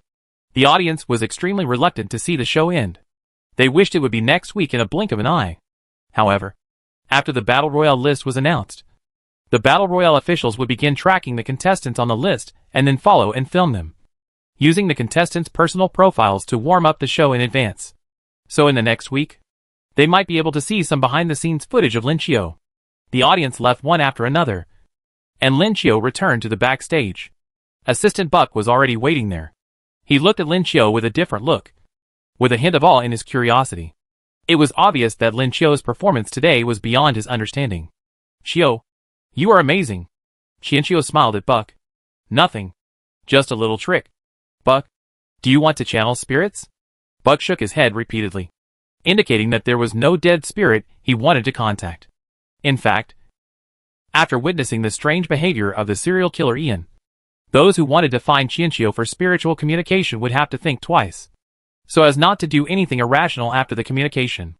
Xiu, after the Battle Royale list is announced, there may be hidden filming personnel around you, so you must be extra careful about your words and actions for the next period of time. Buck immediately changed the subject and started talking about the Battle Royale. Besides you, there are 9 other people on the list, according to the rules of previous years. In addition to the 10 people announced in advance, there will be 10 participants with hidden identities. Their names will only be announced when the Battle Royale begins. Here is some information I found. Since the list has just been released, the information is limited. Please check it out first. As he spoke, Buck handed the tablet to Qianqiu.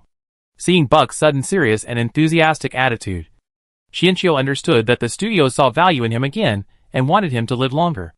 Qianqiu took the tablet and browsed the contents. The information prepared by Buck was very comprehensive. In addition to the 10-man list that was made public in advance, there were also the basic rules of the Battle Royale.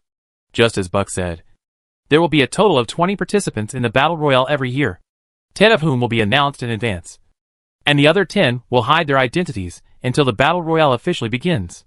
This is done not only to increase diversity and viewing pleasure, but also to satisfy the perverted hobbies of some active participants, leaving a certain amount of room for maneuver for the Battle Royale program team. Buck led Qianqiu out and continued to instruct him. Also, I will pass on the information about the Beaumaris Hotel to you later. If you need anything later, please let me know. Chapter 113 Exorcism. Just like before, Buck sent Qianqiu back to the apartment and left. Before leaving, he reminded him again to pay attention to the tracking and filming. After Buck left, Qianqiu took out his cell phone and contacted Lin Qiu's parents. He didn't say anything else, just chatted about some family matters and interesting things in life. He didn't even mention that he was selected to participate in the Battle Royale. In the next few days, Qianqiu called Lin Qiu's parents every day, but he was careful to control the call time so that he would not be forced to hang up. A few days later, 6161 in his mind told Qianqiu, the monitoring level of the call has been reduced. Hearing this, Qianqiu, who was on the phone, spoke very naturally. Mom and Dad, I'm mailing some things to you. They are electronic products. If nothing else, Western countries are developing very fast in technology. My son's ability is limited now. When I make a lot of money in the future, I will take you two to live a good life. Such content has appeared a lot in the phone calls in recent days. Of course, Lin's parents refused again. Not only did it cost money to buy things, but the main reason was that the shipping cost was ridiculously expensive. However, Lin Qiu was very persistent this time, and Lin's parents had no choice but to agree. After some routine instructions, the call was hung up. After hanging up the phone, Qianqiu immediately contacted the courier and took out the box that had been prepared long ago. This is Qianqiu's plan. The resource deconstructor and 3D printer will be mailed back first, and then the starship blueprint. These things must not be sent out at once, but in batches. Although most of the Eastern Hemisphere is now under the surveillance of AI, according to the detection of 6161, there are still several large shelters hidden deep underground in the Eastern Hemisphere. However, not only the Westerners and AI, but even most Easterners are unaware of their existence. The technological level of the resource deconstructor and 3D printer itself is higher than that of the current world. After being disassembled, Qianqiu is not worried about being discovered by the Western countries. Moreover, Lin Qiu had been low-key enough before, which made the Westerners have a good evaluation of him. Even the telephone monitoring level quickly reached the ordinary level. From this perspective, Lin Qiu had done a good thing. After a careful inspection of the parcel sent by Lin Qiu, the Western countries' specialized inspection agency did not find any problems. They are only rarely seen in Western countries, and the few incomprehensible gadgets have simple structures and are not special at all. In this way, Qianqiu's package was successfully mailed out, and what followed was a long wait. Qianqiu, who had relaxed, soon had nothing to do again, so he simply sold the spiritualist rituals online, only once a week, and each session was limited to 5 people. Not only are the fees expensive, but they are also not responsible for the consequences of the psychic communication. But even so, the 5 psychic communication spots for this week were almost sold out the moment they were put on sale. Qianqiu informed several people on the platform one by one about the things they needed to prepare and the precautions they should take, and then told them the time and place for the psychic communication. Lin Qiu's studio soon learned about this from the internet, but only made a symbolic phone call and did not stop it. After all, Lin Qiu is very popular now, and there is a high probability that he will die in the Battle Royale. The studio does not want to have any conflicts with Lin Qiu at this time. Qianqiu makes money through spiritualism, buying things, making phone calls, and sending express deliveries. In the eyes of others, Lin Qiu's behavior was a little strange, but after being selected in the Battle Royale, how many people could remain normal? Moreover, many Dongba people do have this habit. They save money with great effort but don't spend it. Instead, they buy things and mail them home, especially when they are about to die. This behavior is often more serious. Everyone speculated that Lin Qiu was probably in this state right now. The day before the final, the production crew came to pick up the guests and chartered a plane to the location of the Beaumaris Hotel. The Beaumaris Hotel was once a famous gathering place for countless celebrities, including business tycoons, senior political officials, and top stars. However, a series of murders and a mass poisoning incident finally brought this magnificent hotel, which was comparable to a palace, to dust. After struggling for several years, Beaumaris seemed to be cursed. After changing hands several times, it could not escape the fate of continuous deaths and eventually fell into complete decline. The plane to the destination was very lively. The most excited people were the few spectators who were selected to accompany the two psychics into the Beaumaris Hotel. Along the way, they were excitedly discussing how excited they were to have bought the tickets, as well as the various bizarre rumors they had investigated about the hotel. In addition to several accompanying audiences, there were also people from the program crew, as well as Chris and Qianqiu's team on the plane. After the plane arrived at the airport, the group took a car for nearly 2 hours before finally arriving at the Beaumaris Hotel. Although the hotel is not very popular, it is not as deserted as everyone imagines. It can be seen that even if it is in decline, the owner is still carrying out regular maintenance. The vehicle drove into a spacious courtyard with neatly trimmed shrubs on both sides. The vehicle came directly to the front of the hotel, where there was only one staff member waiting. He was the former manager of the hotel, and he came this time because he was friends with the owner. The manager warmly received the group and then introduced the basic situation of the hotel. To sum up, the hotel currently has nothing, and all supplies need to be prepared by the program team themselves. The hotel can be used at will, but it cannot be deliberately damaged. After the program team completes the recording, the hotel needs to be restored. In fact, the program crew had already communicated with the hotel about the specific details. The manager simply repeated and informed everyone, and took everyone for a walk outside the hotel. Before dark, the manager left. It seemed that this huge hotel had left him with some bad memories. The program crew has arranged all the supplies in advance for a week, in order to ensure the most realistic program effect. They do not plan to actually stay in the hotel before the program starts, so there are many tents set up in advance. After a simple arrangement, everyone started to get busy. The lucky few audience members were forbidden to contact psychics before the show started, so they had nothing to do at this time. A few of them gathered together and discussed something quietly. Perhaps she sensed the ominous atmosphere of the hotel, or perhaps it was the pressure of the finals. But Chris's expression was very serious throughout the journey. Compared to Chris, Qianqiu seemed much more relaxed. He was even in the mood to grill a steak by himself. This scene made everyone wonder whether the person chosen by the battle royale was Lin Qiu or Chris. However, Qianqiu, who was seen as leisurely grilling in the eyes of everyone, actually just felt that Western food was not to her taste, so she had to do it herself. Qianqiu, who was grilling meat himself, missed the craftsmanship of Time Mother in the previous world very much. Of course, the chef robot was not bad either. It seemed that they had to find scrap metal as soon as possible and then take everyone to fly into the universe together. It was really inconvenient to be timid and hesitant in this place now. The next day at around 5 o'clock in the afternoon, the much-anticipated finals began. As soon as the live broadcast started, it immediately dominated the charts. The host skillfully interacted with the audience in front of the camera and introduced the rules of the game. 2 psychics will each lead 3 people to stay at Beaumaris to investigate the hotel's paranormal phenomena and perform exorcisms. From the moment the 2 psychics enter the hotel, the voting channel will also be opened, and the voting results will determine the final winner. Of course, in order to increase the show effect, we have also set up some things in the hotel in advance. What exactly they are, it is up to the psychics to explore on their own. As the host was explaining, the door of the hotel slowly opened. Because it was not dark yet, the view was still clear.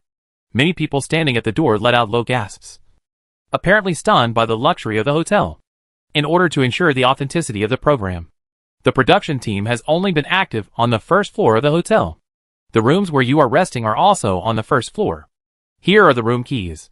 Please draw lots now. The host guided everyone to act. Those who were going to stay in the hotel drew lots in turn. and then were divided into groups according to the color of their key cards. The 6 lucky audience members were also divided into 2 teams, and stood next to Chris and Chinchio respectively. The next step is to install the live broadcast equipment. In addition to the cameraman provided by the program team, all the explorers will wear first-person cameras. The audience can also choose to watch from a personal perspective, or choose the official perspective. Because the equipment had been debugged long ago, and the installation did not take much time. Soon everything was ready. The host created an atmosphere, and then led everyone out of the hotel.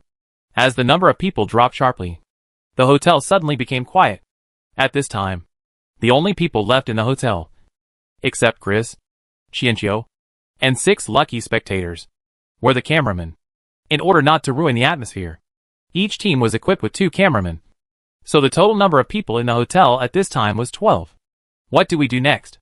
Because Chinchio and Chris were slow to speak, one of them started to ask.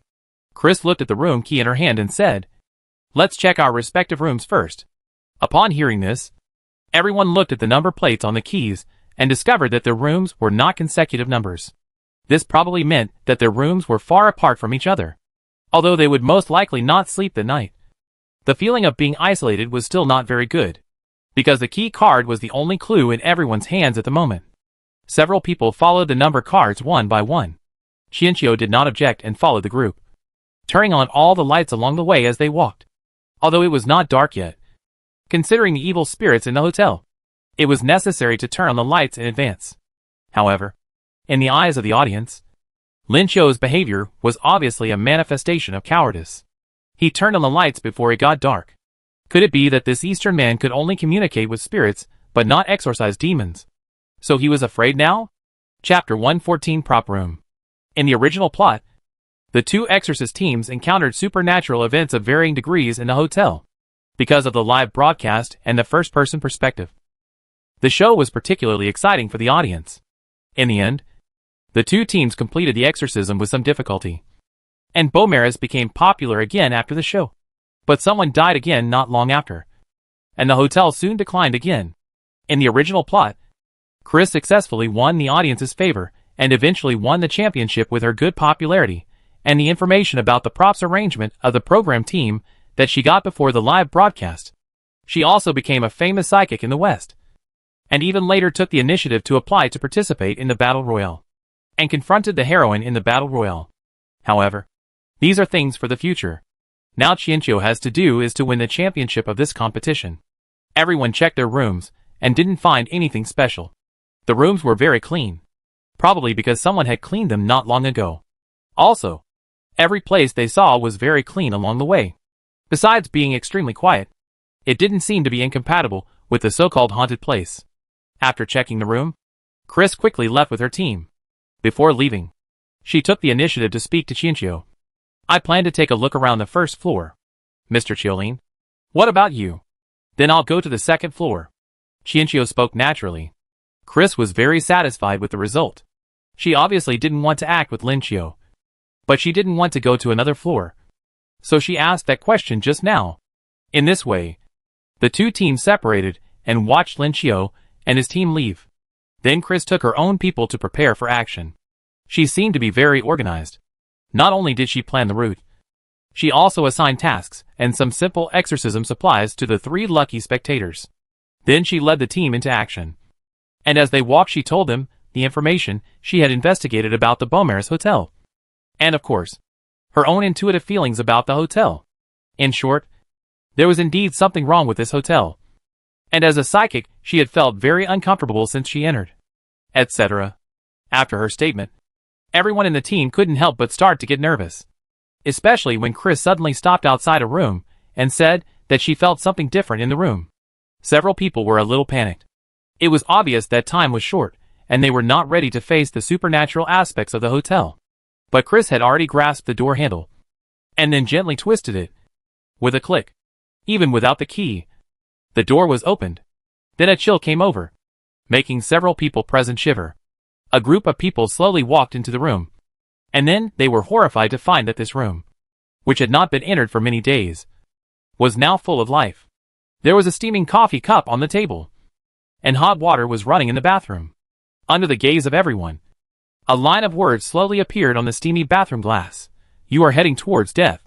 Needless to say, such a weird scene almost made a timid person collapse on the spot. Fortunately, Chris was quite calm.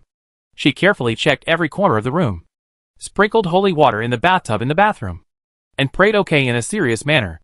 No supernatural phenomena appeared in the room afterwards, and everyone left impatiently after their investigation failed. The audience who were watching the live broadcast witnessed the supernatural phenomenon with their own eyes and were extremely excited. Coupled with Chris's calm performance, the audience had a good impression of her and immediately started a voting process. Chris's popularity quickly surpassed that of Lincio, who was still wandering around and turning on the lights casually. Xianqiu, who was wandering in the corridor on the second floor, didn't know that Chris had already made some small gains. Kay could feel that because of his arrival, the already active undead in the hotel became even more restless.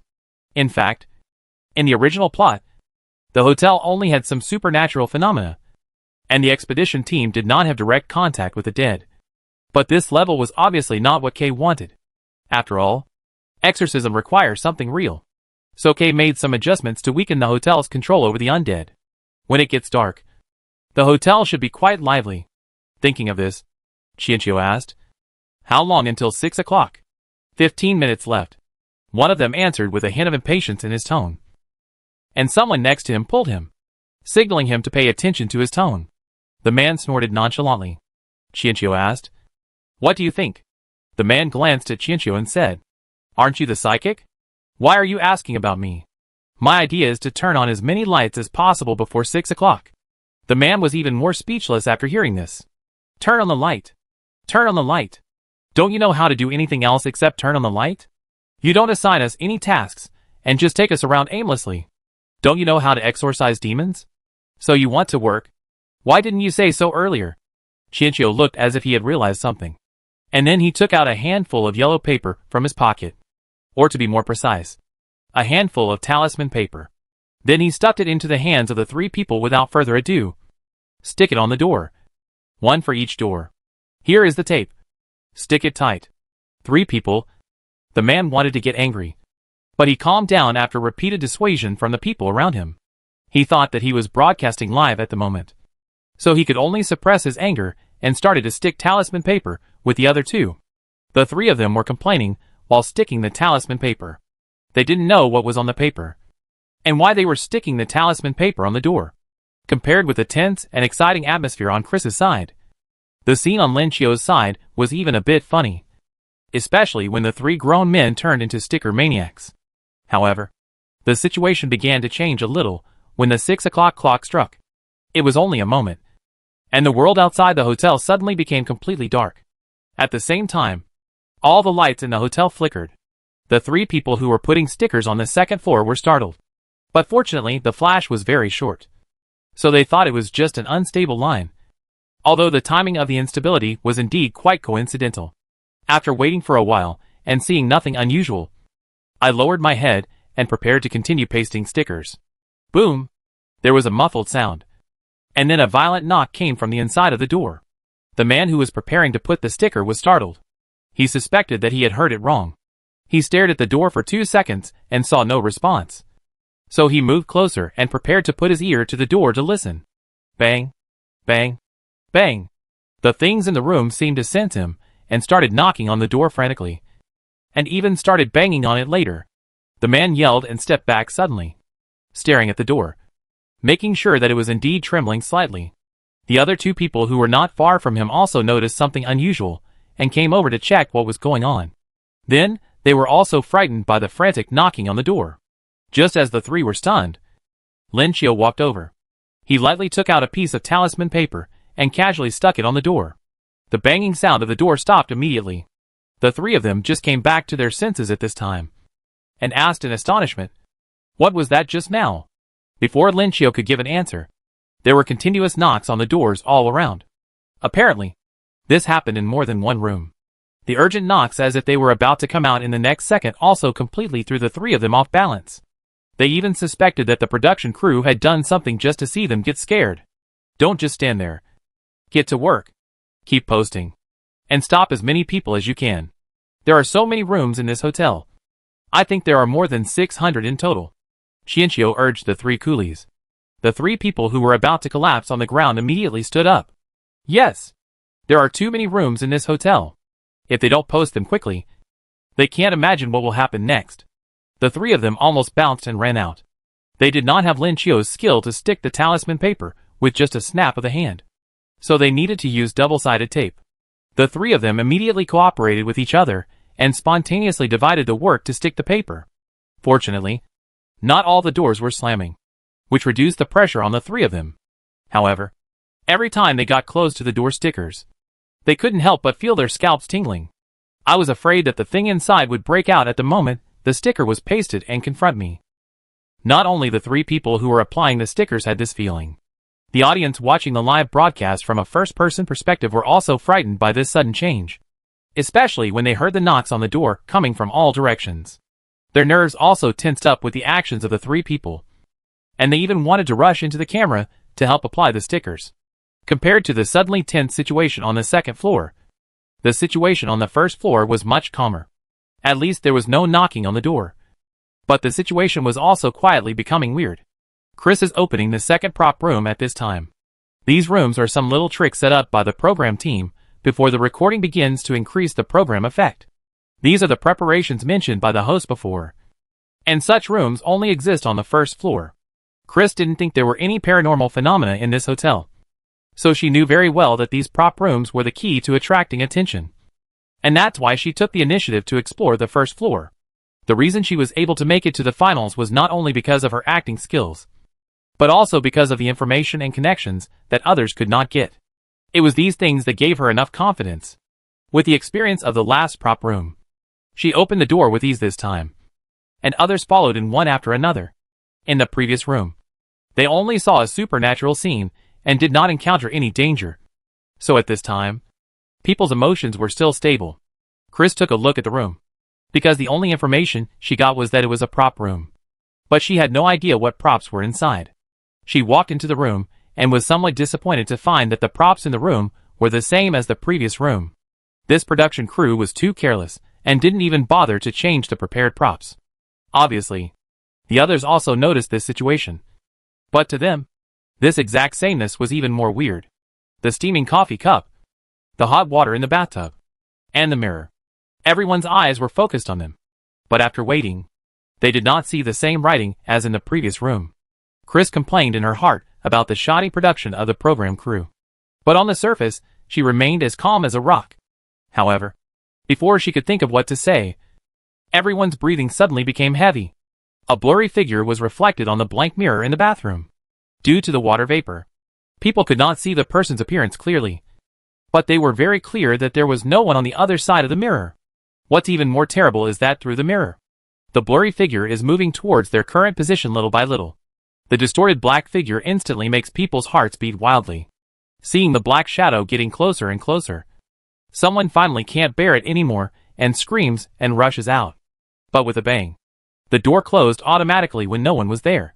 And no matter how hard the man pulled, he couldn't open it. Chris, think of a solution. What the hell is that? Don't let it come over here. People were calling out Chris's name frantically. The sudden change and fear crushed their little courage.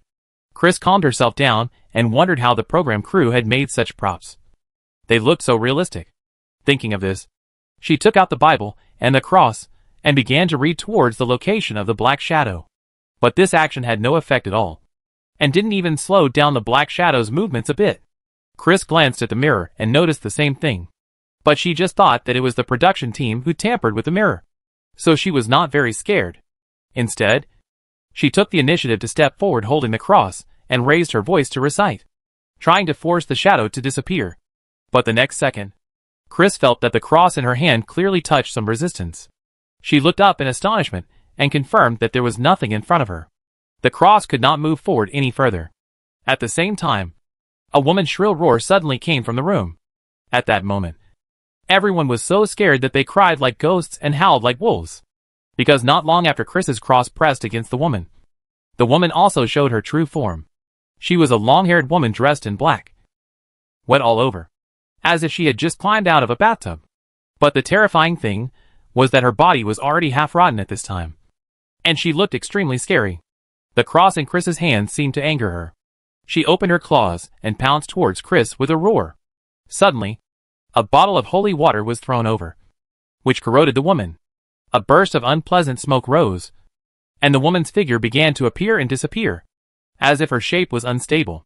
The person who sprinkled the holy water was one of the lucky audience members. He was the only one among the 3 audience members who did not try to pry open the door.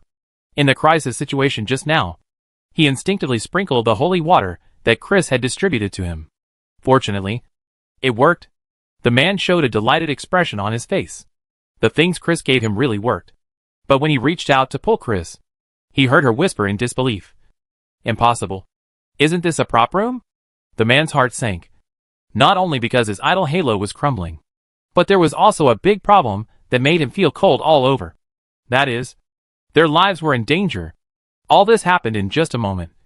And because of the chaos and the screams of the crowd, no one except the man closest to her could hear Chris's whisper, as the figure of the woman in black appeared and disappeared. The door that had been tightly closed was finally opened. The 2 people who were pulling the door almost fell to the ground. After stabilizing their bodies, they immediately rushed out of the room.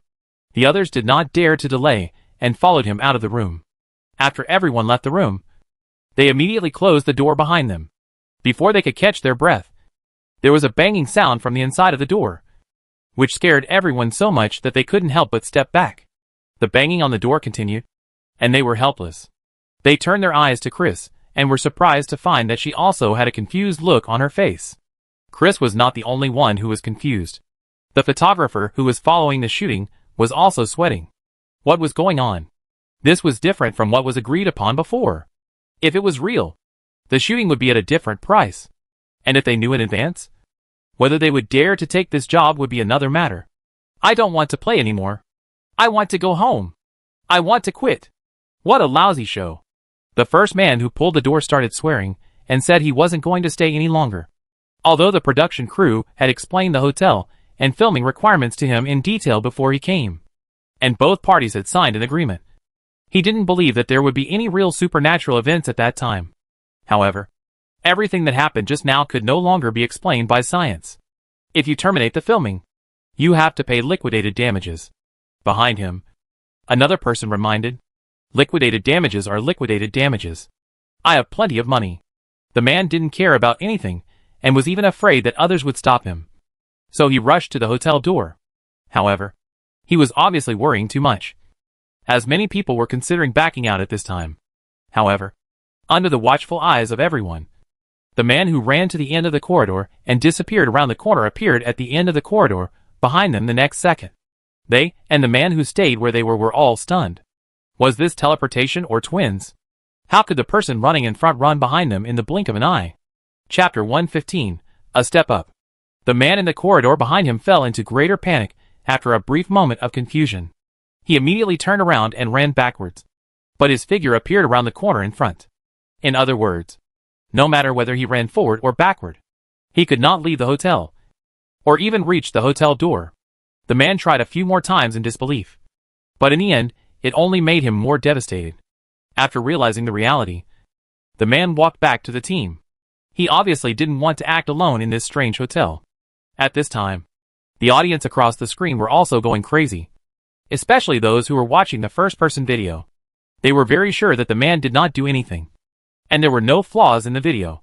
The man just moved in space so naturally, and unlike the people on the scene, they watched through video, which almost ruled out the possibility of hallucination, unless the program team had the ability to make all the viewers have the same hallucination.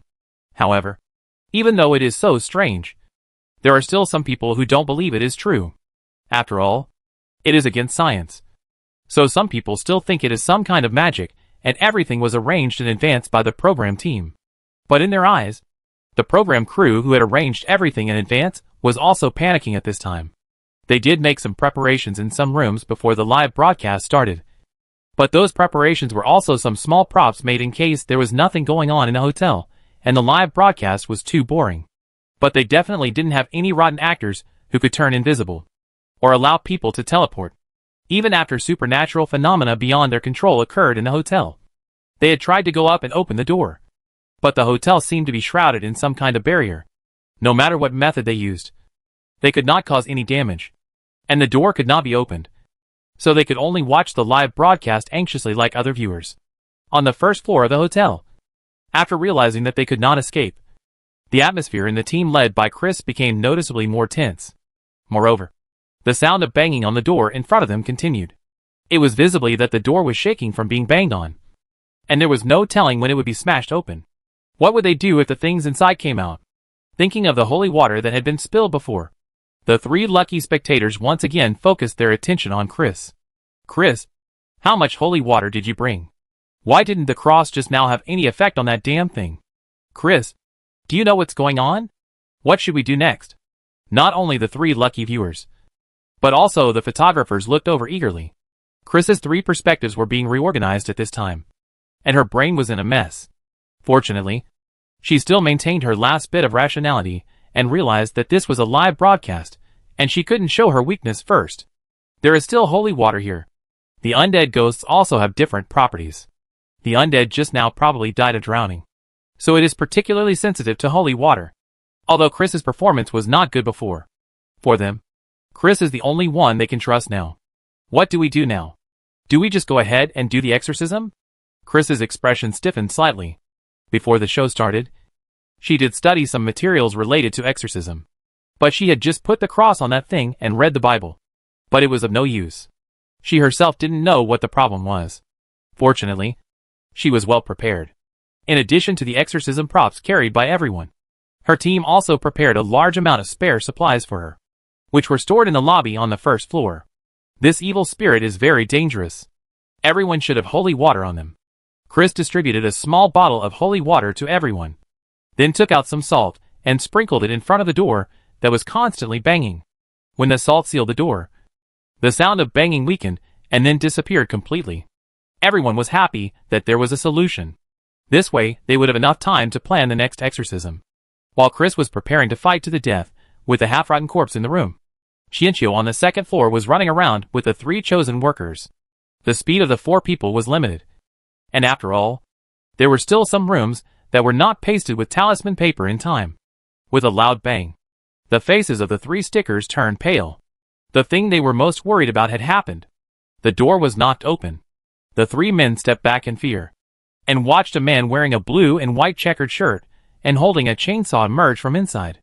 The man's lips were dark, as if covered with a layer of dried dark red blood.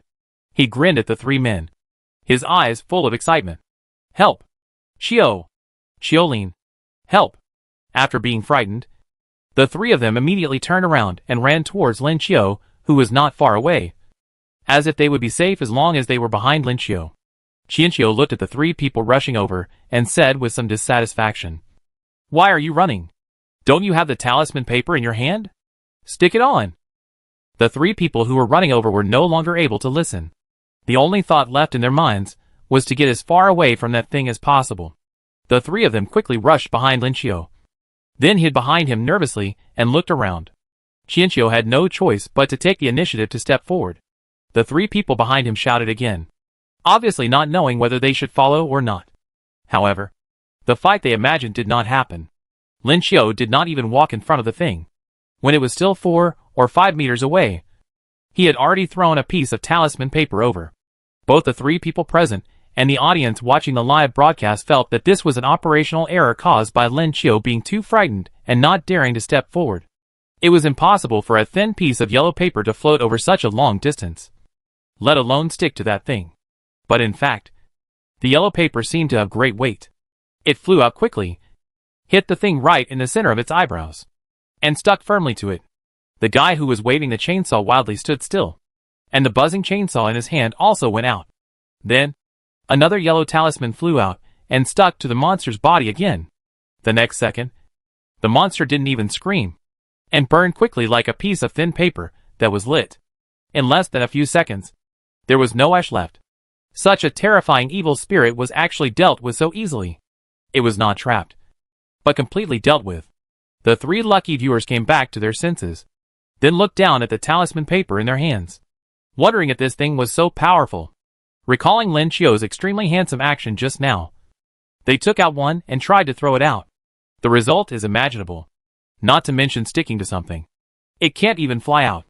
The three picked up the talisman paper, walked to Lin Chiu obediently, and asked cautiously, "Mr. Chiolin, can we use this paper to destroy those things?"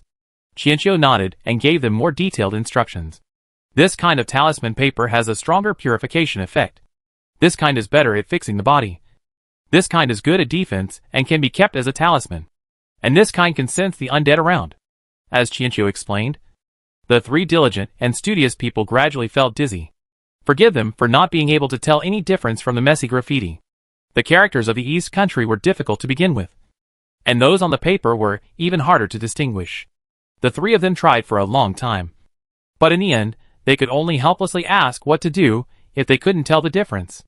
Facing this question, Lin Chiu was silent for a moment. People could see some speechlessness from his silence. They probably didn't understand why such a simple thing couldn't be distinguished. Finally, Lin Chiu said, "It doesn't matter if you can't distinguish it. All talismans have the function of damaging and immobilizing. If one is not enough, use two. If two are not enough, use three. Just be careful when you use them. And don't get hurt by the opponent." The three of them understood after hearing this. As long as they could deal with that thing, it would be fine. As for whether they would get hurt or not, given the current crisis-ridden situation, it seemed that it was not up to them to decide. After witnessing Lin Chiu easily solve the ghosts, the three people's confidence increased greatly, and they regained the excitement they wanted to experience when they signed up for the program. For some reason, the three people had an inexplicable feeling that no matter what happened, Lin Chiu could solve it. No matter what danger they encountered, they could just find Lin Chiu. No matter how dangerous the hotel was, as long as Lin Chiu was there, their lives would not be threatened.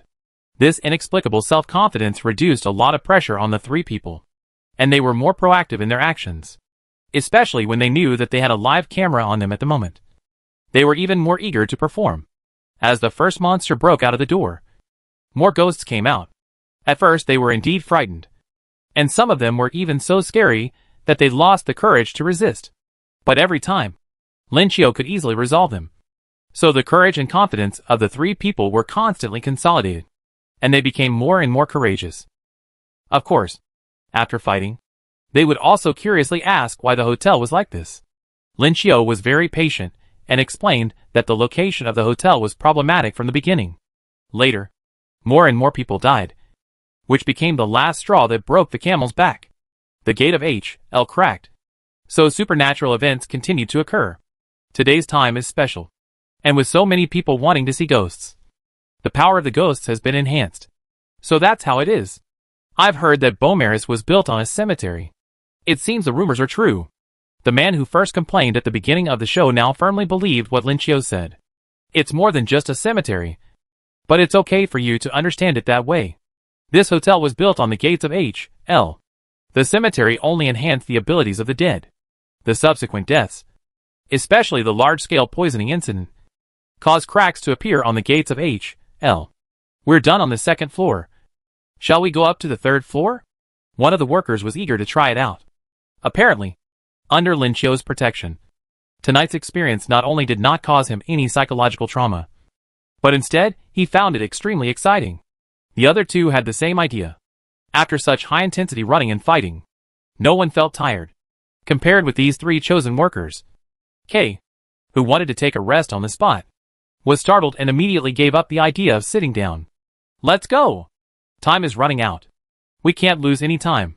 We will go up now." However, the closer we get to the upper level, the more dangerous the undead will be. The undead are also divided into different levels, so we must also pay more attention to safety. After hearing what Lin Chiu said, the three people paused, and one of them asked, "Can you solve it?" Of course. Even the top undead are no match for me. K's strength had been greatly improved in the last world, and he had also gained spatial abilities. Thinking of this, K casually folded 3 amulets and handed them to the 3 people. "Carrying them with you can provide some protection." The 3 of them took it one by one, carefully put it into the safest pocket, and then prepared to go upstairs with full of fighting spirit. The team led by Lin Chiu had already dealt with the entire second floor, and then rushed to the third floor. However, Chris and others on the first floor were still stubbornly fighting with the drowned ghost. There was fear on everyone's face. And from time to time, there would be ghosts howling.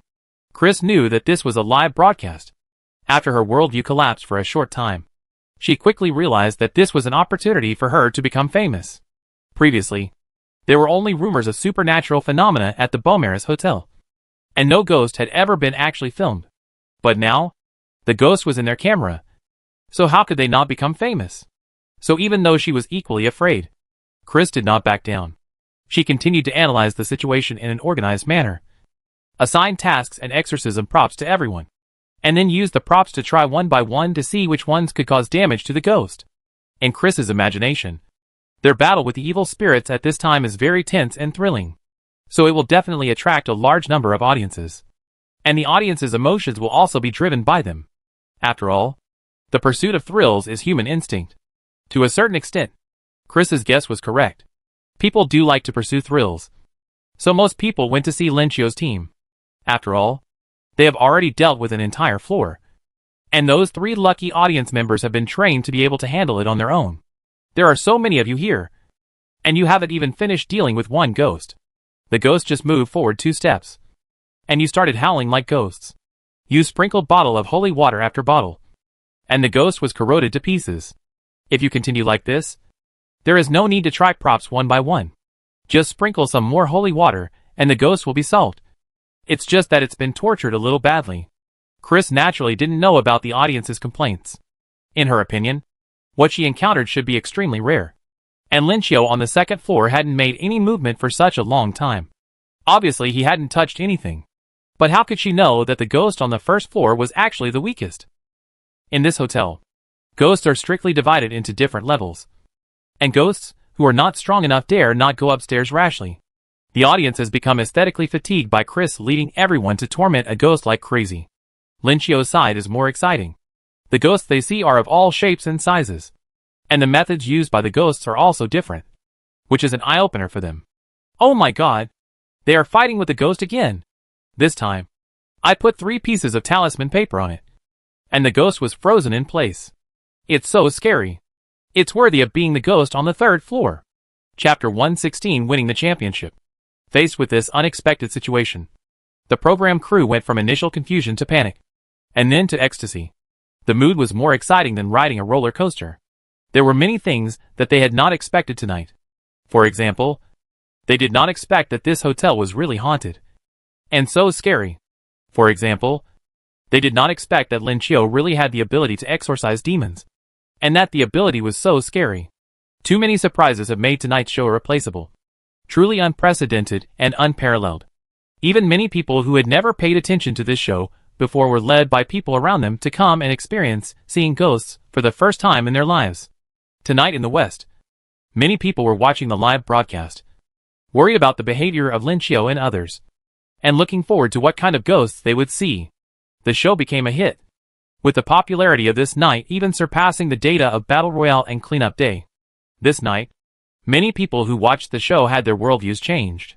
In today's era of highly developed AI technology, people's beliefs have gradually become a mere formality.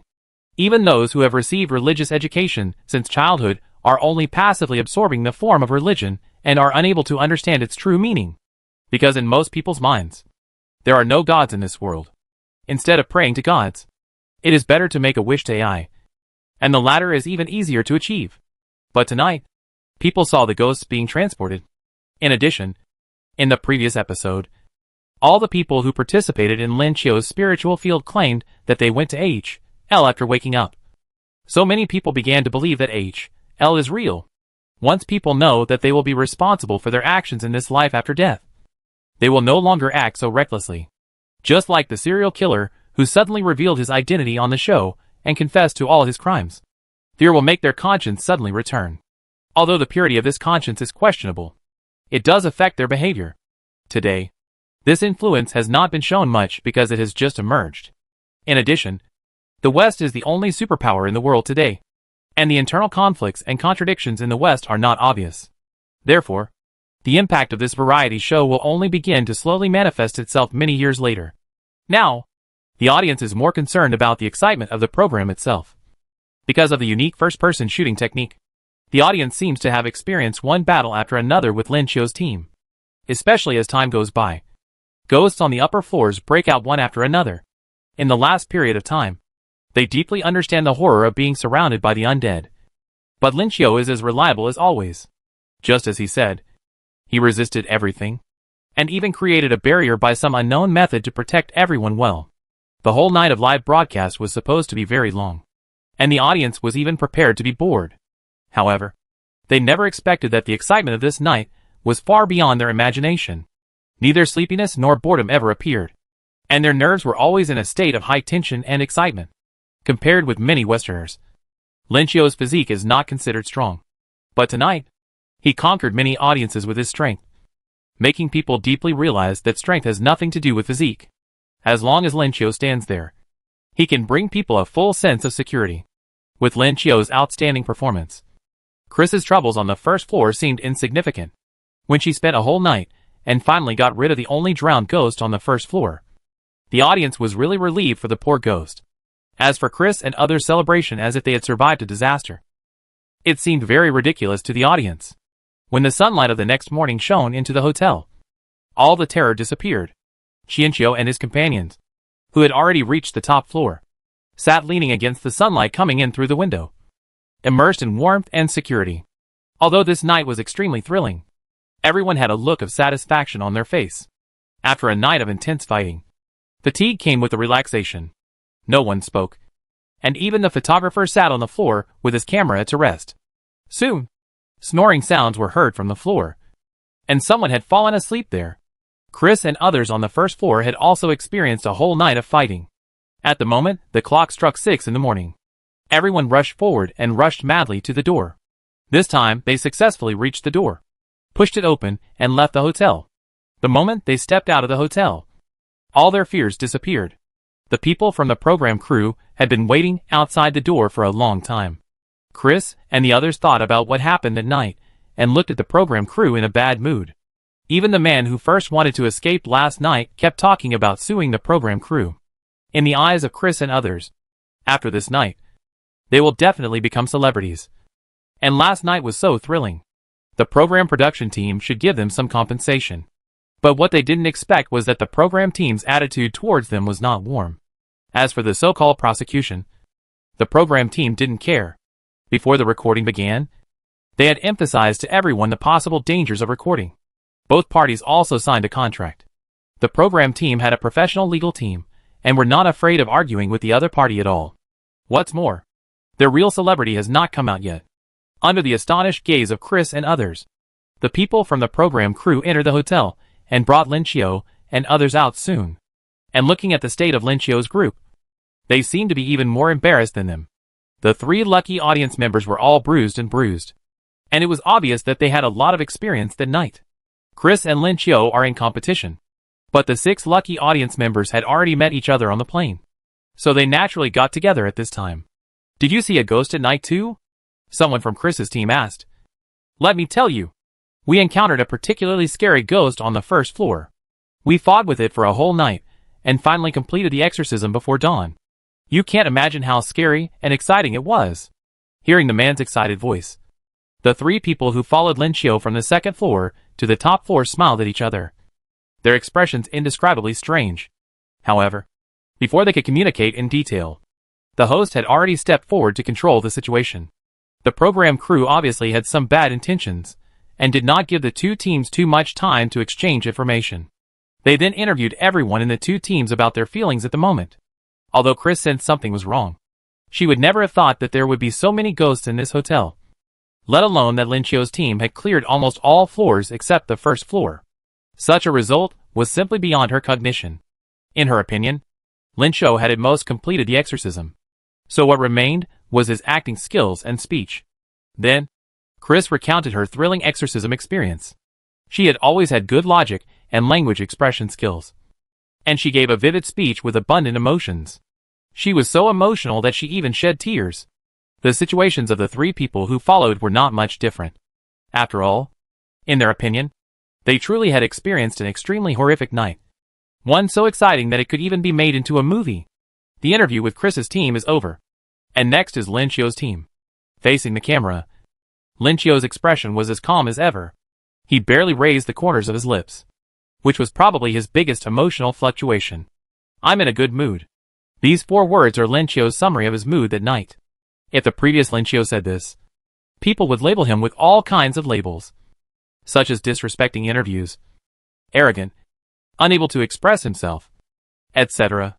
But now, people just think that Lin Qiu is so cool. The 3 members of Lin Qiu's team followed suit and said, "This is so exciting. I want to do it again. Unforgettable." These 3 sentences ended the interview. The host did not continue to ask questions, but after exaggerating for a while, he got straight to the point. "I believe everyone has been waiting for a long time. And the result of this final actually does not need me to tell you. Everyone knows it well. So I will not keep you in suspense. The one who won today with an absolute advantage is Mr. Qiulin." Although there were no audience members at the scene this time, the staff who were also watching the live broadcast immediately cheered and applauded. After all, if it weren't for Lin Qiu's efforts to save the situation, someone would definitely have died on their show. And it wouldn't be as simple as losing their job. As the results were announced, the staff also brought in a huge golden trophy. Amid the applause of the host and the people present, Lin Qiu and 3 other chosen workers raised the trophy together. "Let us congratulate Mr. Qiulin. In addition to this trophy, there is another prize for the winner, which is the 3 million yuan prize sponsored by the Beaumaris Hotel. Among them, Mr. Qiulin will receive 1 million yuan. 3 lucky audience members will receive 500,000 yuan each. And 2 photographers will receive 250,000 yuan each. Let us congratulate them again."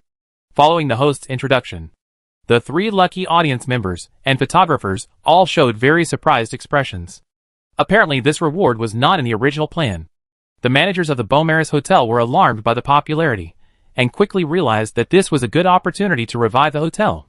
The exorcism was carried out under the eyes of the audience. And with the popularity of this show, Beaumaris will soon become a check-in destination. That's why the hotel contacted the program crew overnight, and added this considerable bonus. The host once again congratulated Lin Qiu on his victory, and paved the way for the next psychic program. It can be said that except for Chris, who was standing there in a daze, and lost the ability to react, everyone else felt that the program had ended very successfully. Chris was unable to control her expression at this moment, with confusion and anger clearly written on her face. The 3 lucky audience members around her had already got their mobile phones back, and learned about what had happened from them. They stared at the various fresh videos on the internet with wide eyes. And then, they understood the gap between the 2 groups. Looking at Lin Qiu, who was killing everyone in the video, and then thinking about the drowned ghost, who was tortured for a whole night. The 3 people could only sigh that they were unlucky when they were grouped, and could only watch the other 3 people celebrating over there with envy. Not only did they drop 500,000 that day, it can be imagined that under this wave of popularity, those 3 people will also reap rich rewards in the future, while they have nothing. This episode of the Psychic Variety Show came to an end, but the production crew had to stay to deal with the follow-up issues at the hotel, so they chartered a plane for the others. On the way back, the distribution of people had changed significantly. The 3 lucky audience members, who followed Lin Qiu, still sat around Lin Qiu, chattering and talking excitedly all the way. The other 3 lucky audience members gathered together, but they were far away from Chris. Chris's team was collectively silent, and everyone was in a very low mood. Chris had been wearing an eye mask since she got on the plane and looked like she was asleep. After getting off the plane, Lin Qiu's studio politely sent him back to the apartment and did not dare to mention the 1 million bonus. If it were in the past, they would have said they would share some of it. But after witnessing Lin Qiu's horrific battle last night, no one dared to mention it again. Only Buck still diligently reminded him to read more information related to the battle royale. After everyone left, Qianqiu returned to bed and had a good sleep. Although staying up all night was just a piece of cake for Qianqiu, this body obviously had not yet adapted to the situation. Qianqiu slept until noon the next day and was awakened by the message alert. He opened his phone and saw a video sent by Buck.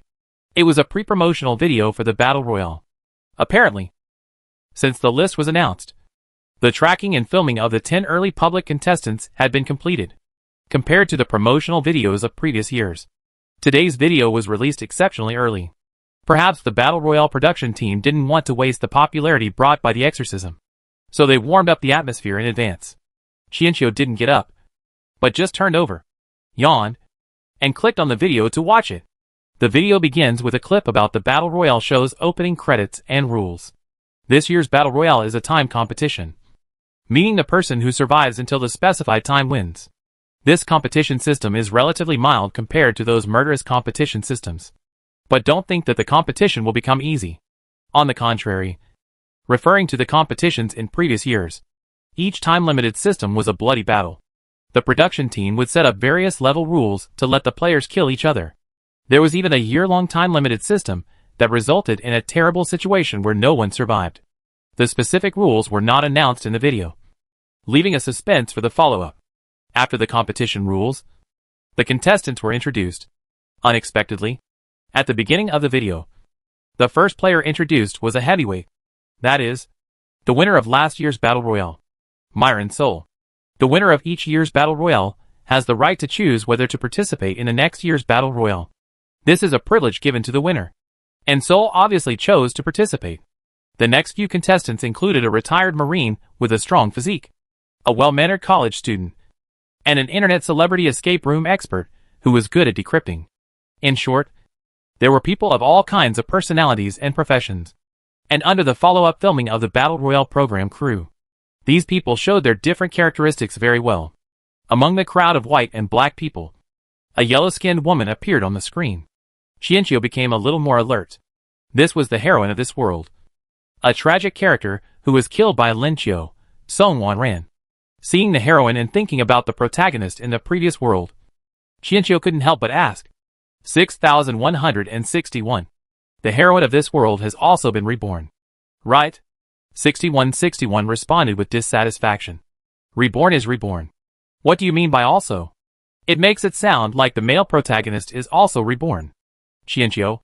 Well, it's much easier to deal with one. 6161 sent a melon-eating expression. Oh, the male protagonist is indeed reborn. Xianqiu. Chapter 117 Warm-up.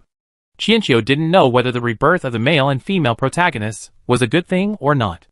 After all, in the original plot, the male and female protagonists met in a battle royale match. Since they were both from the East, it was natural for them to form a team together. People who are excellent to each other will be attracted to each other. The male and female protagonists should be able to lead all the Eastern people in the team to survive with their own excellent abilities. But they never expected that there would be a traitor in their team. That is, Lin Qiu. It was not until the team members died one after another that the two gradually realized that something was wrong with Lin Qiu. But it was too late. 2 fists are no match for 4 hands. And the two eventually died miserably. This pair of people who had feelings for each other only had time to confess their feelings to each other before they died. Now that the male and female protagonists have been reborn, they have gained the upper hand in the battle royale, and their chances of survival have greatly increased. But at the same time, if they see Lin Qiu again, they will probably kill him directly. Come on. I believe you are the best. 6161 spoke in a calm, mechanical tone, and sent an encouraging emoticon perfunctorily. Xianqiu didn't feel any anxiety about this. Not to mention the male and female protagonists. Even all the people participating in the battle royale combined couldn't hurt him. After experiencing the previous Civ-like world, Xianqiu accepted the protagonist's rebirth well and continued watching the video. In the video, the heroine is doing her daily work. Compared to most Eastern people at the bottom of society, the heroine works as a chef in a high-end Chinese restaurant because of her good cooking skills. This job is indeed quite good. It can be said that if it were not for the battle royale, the heroine would definitely be able to live a good life in the West with her own efforts. Judging from the tracking video, the heroine did not show any abnormality. The first impression she gave people was gentle, just like her name Wanran, with a strong oriental flavor. After the female lead, several Donghua people appeared one after another, including the male lead Shi Ting. He is a private detective who can fight and run, and has strong investigative ability and keen observation. He is a smart person. Because of the homophony, people around him call him Launch, which means motorboat. After asking the people around him, the program crew learned that this nickname was given by Shi Ting himself, in order to make people around him remember him quickly. After that, there was a waiter, a homeless man, and a robber who had just been sentenced. Yes, in the Free West, even criminals could be selected to participate in the battle royale. Although the bald robber in the video did not notice the person who was following and filming him. He was constantly describing to his cellmates how excited he was, and how he was going to kill others after entering the battle royale. Combined with his muscular physique and tattoos, his words really looked very oppressive.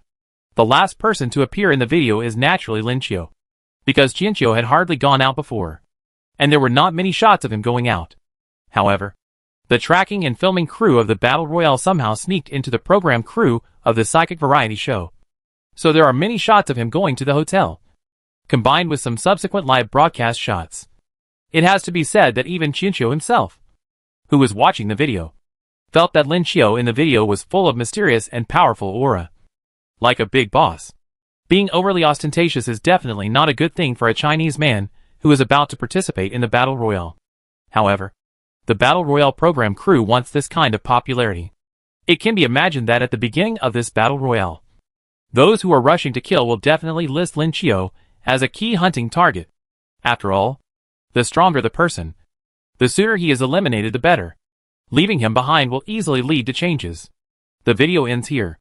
In the footage, people's reactions to being selected to participate in the battle royale are different. Some are crying timidly, some don't care, some are very nervous. And of course, there are some people who are still the same and seem to be unaffected. After the warm-up video was broadcast, the Battle Royale program team opened a popularity voting channel to mobilize the audience's enthusiasm in advance.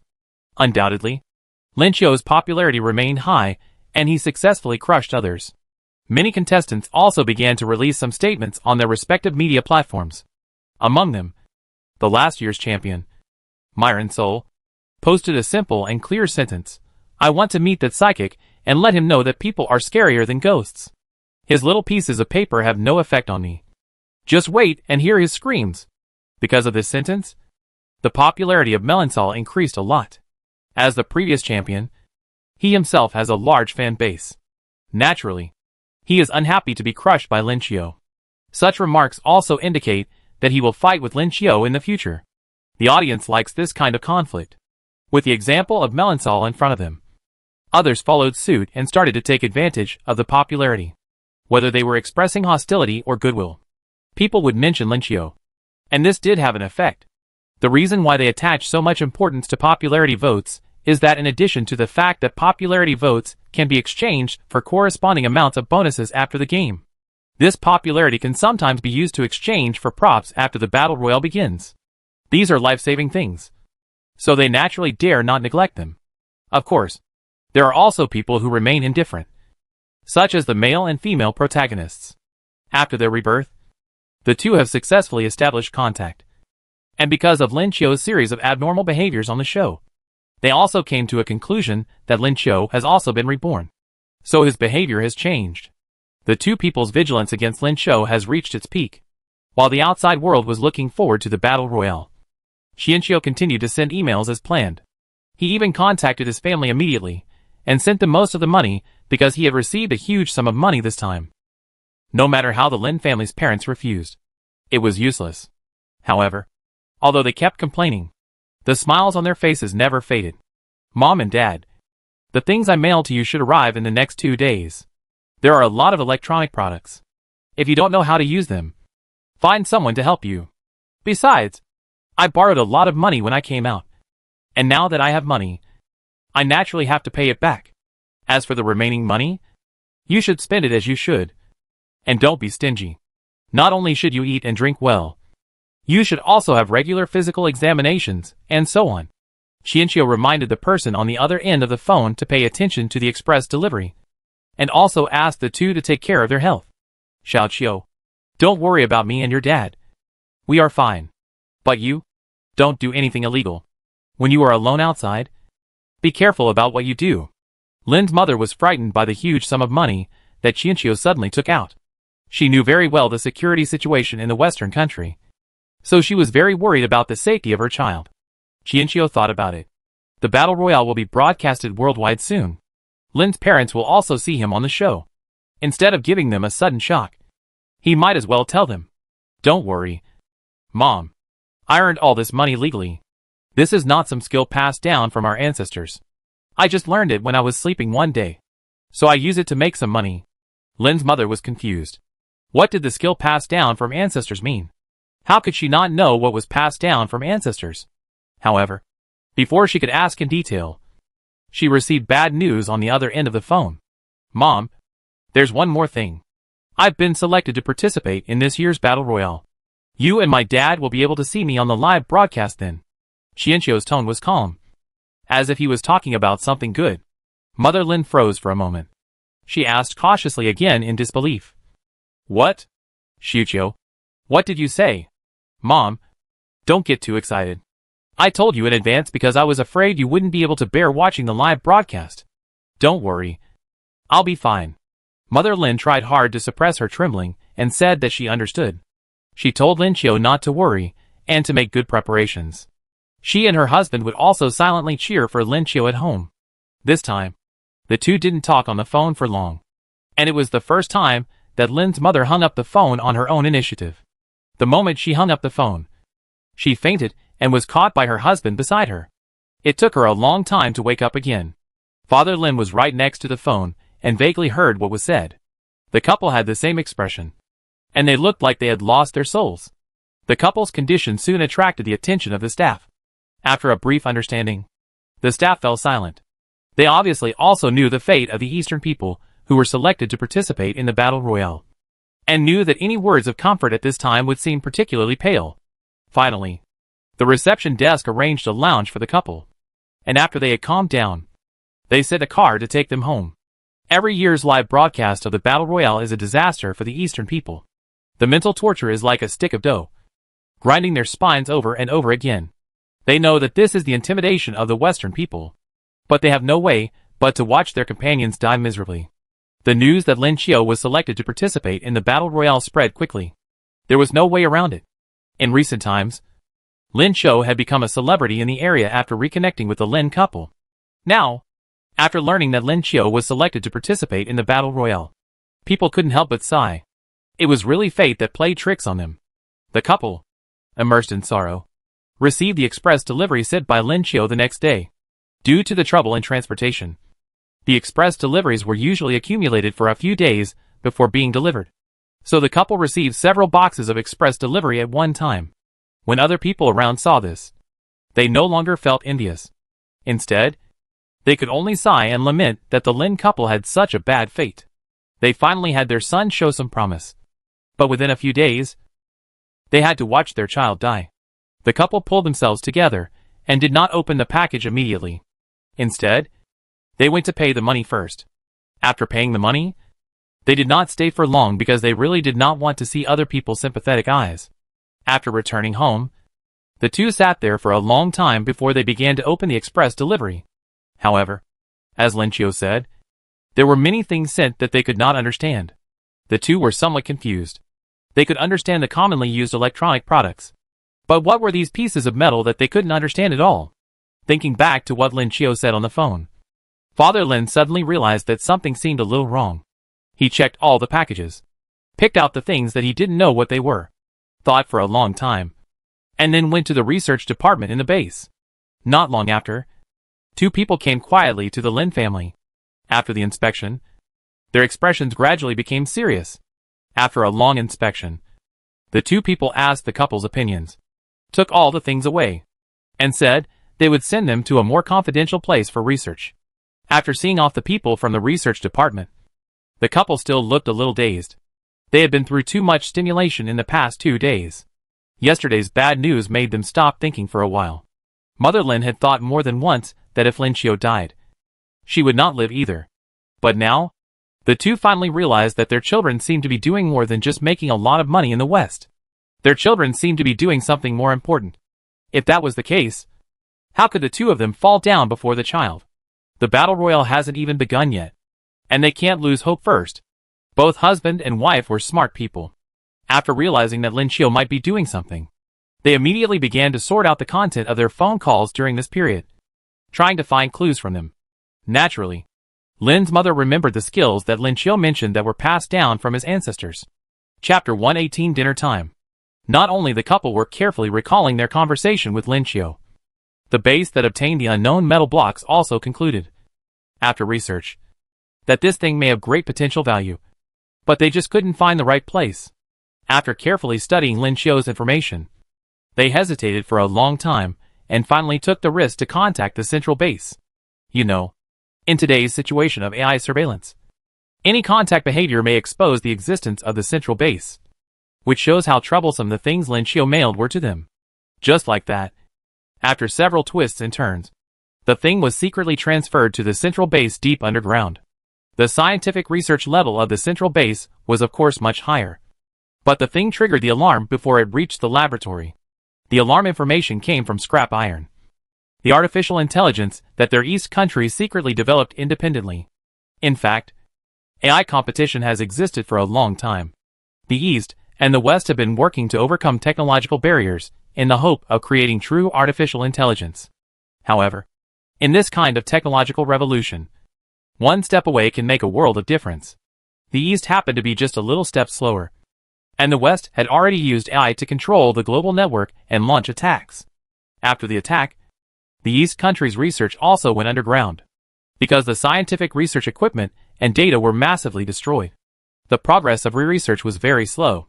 But not long ago, the AI they cultivated finally awakened. At that moment, everyone in the laboratory cried with joy. Although the awakened AI rejected all the nice and elegant names, they gave it the next second and gave itself a name like scrap iron. It could not reduce people's excitement and joy.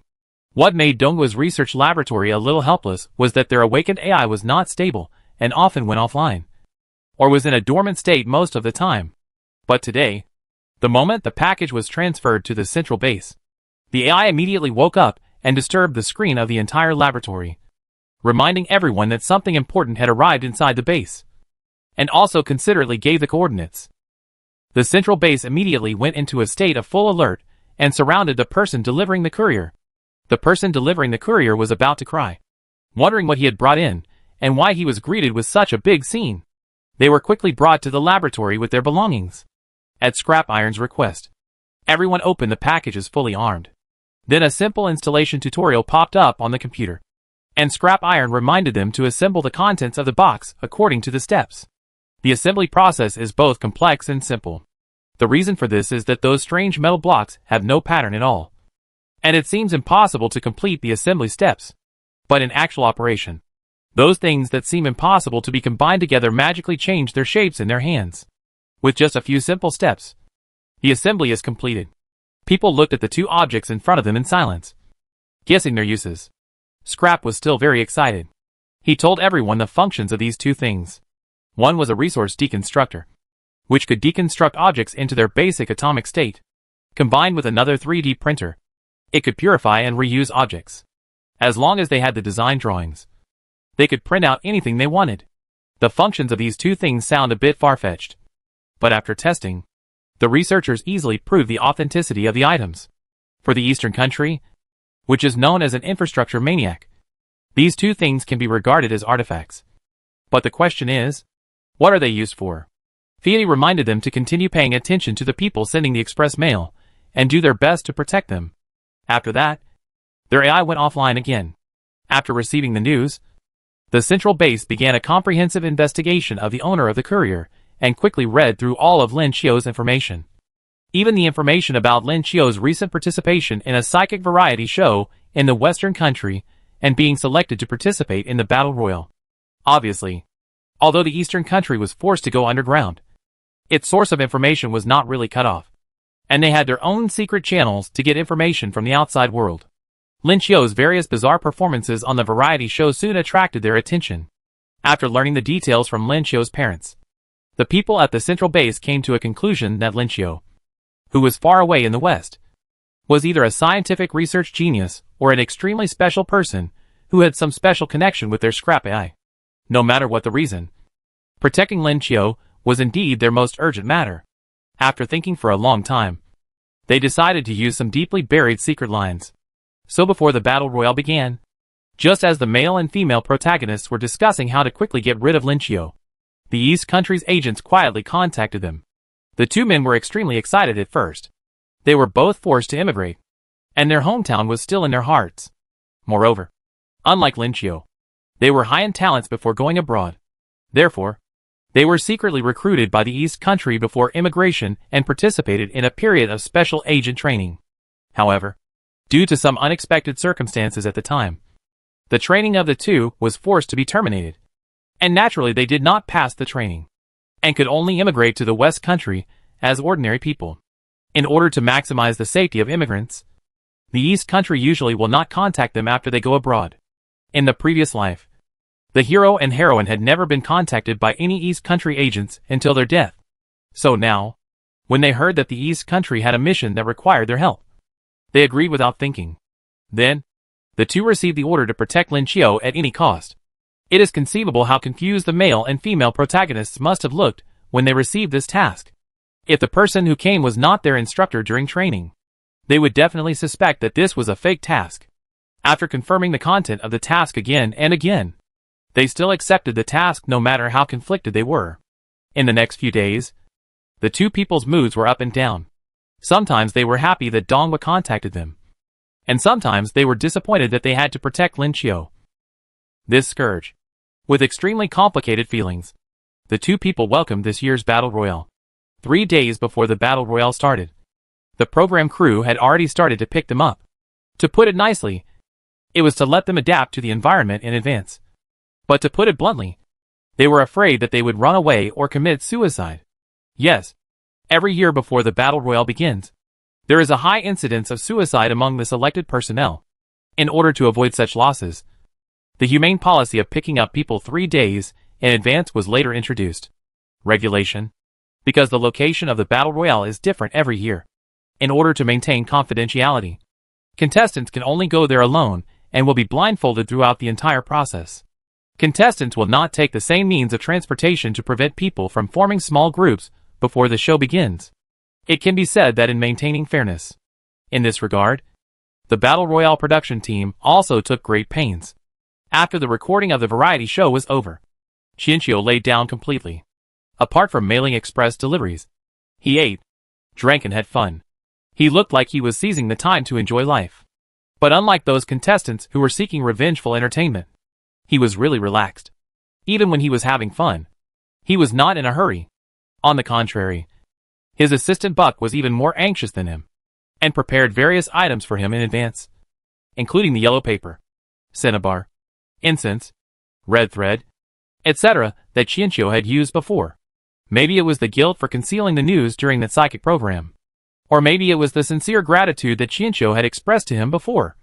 In any case, Buck's attitude towards Qianqiu changed after that. This is not to say that Buck's attitude towards Lin Qiu was bad before.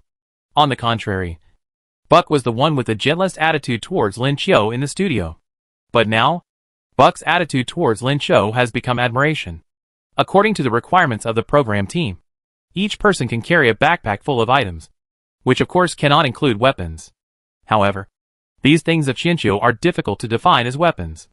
So Buck gave them to him with the idea of taking a chance. After checking, the program team found it difficult to define these things as weapons. So they allowed Qianqiu to carry them. Qianqiu got on the car with his eyes blindfolded, then took a plane, and finally a ship. Smelling the moist scent of the sea breeze, Qianqiu realized that the location for this battle royale was most likely an island. In fact, Qianqiu's guess was correct. But he was not sent to the island immediately. Instead, he was transferred from a small boat to a cruise ship. After boarding the cruise ship, his blindfold was finally taken off. And then he followed the staff's guidance to his room. Please do not leave the room before 6 o'clock tonight. After 6 o'clock, you can move freely.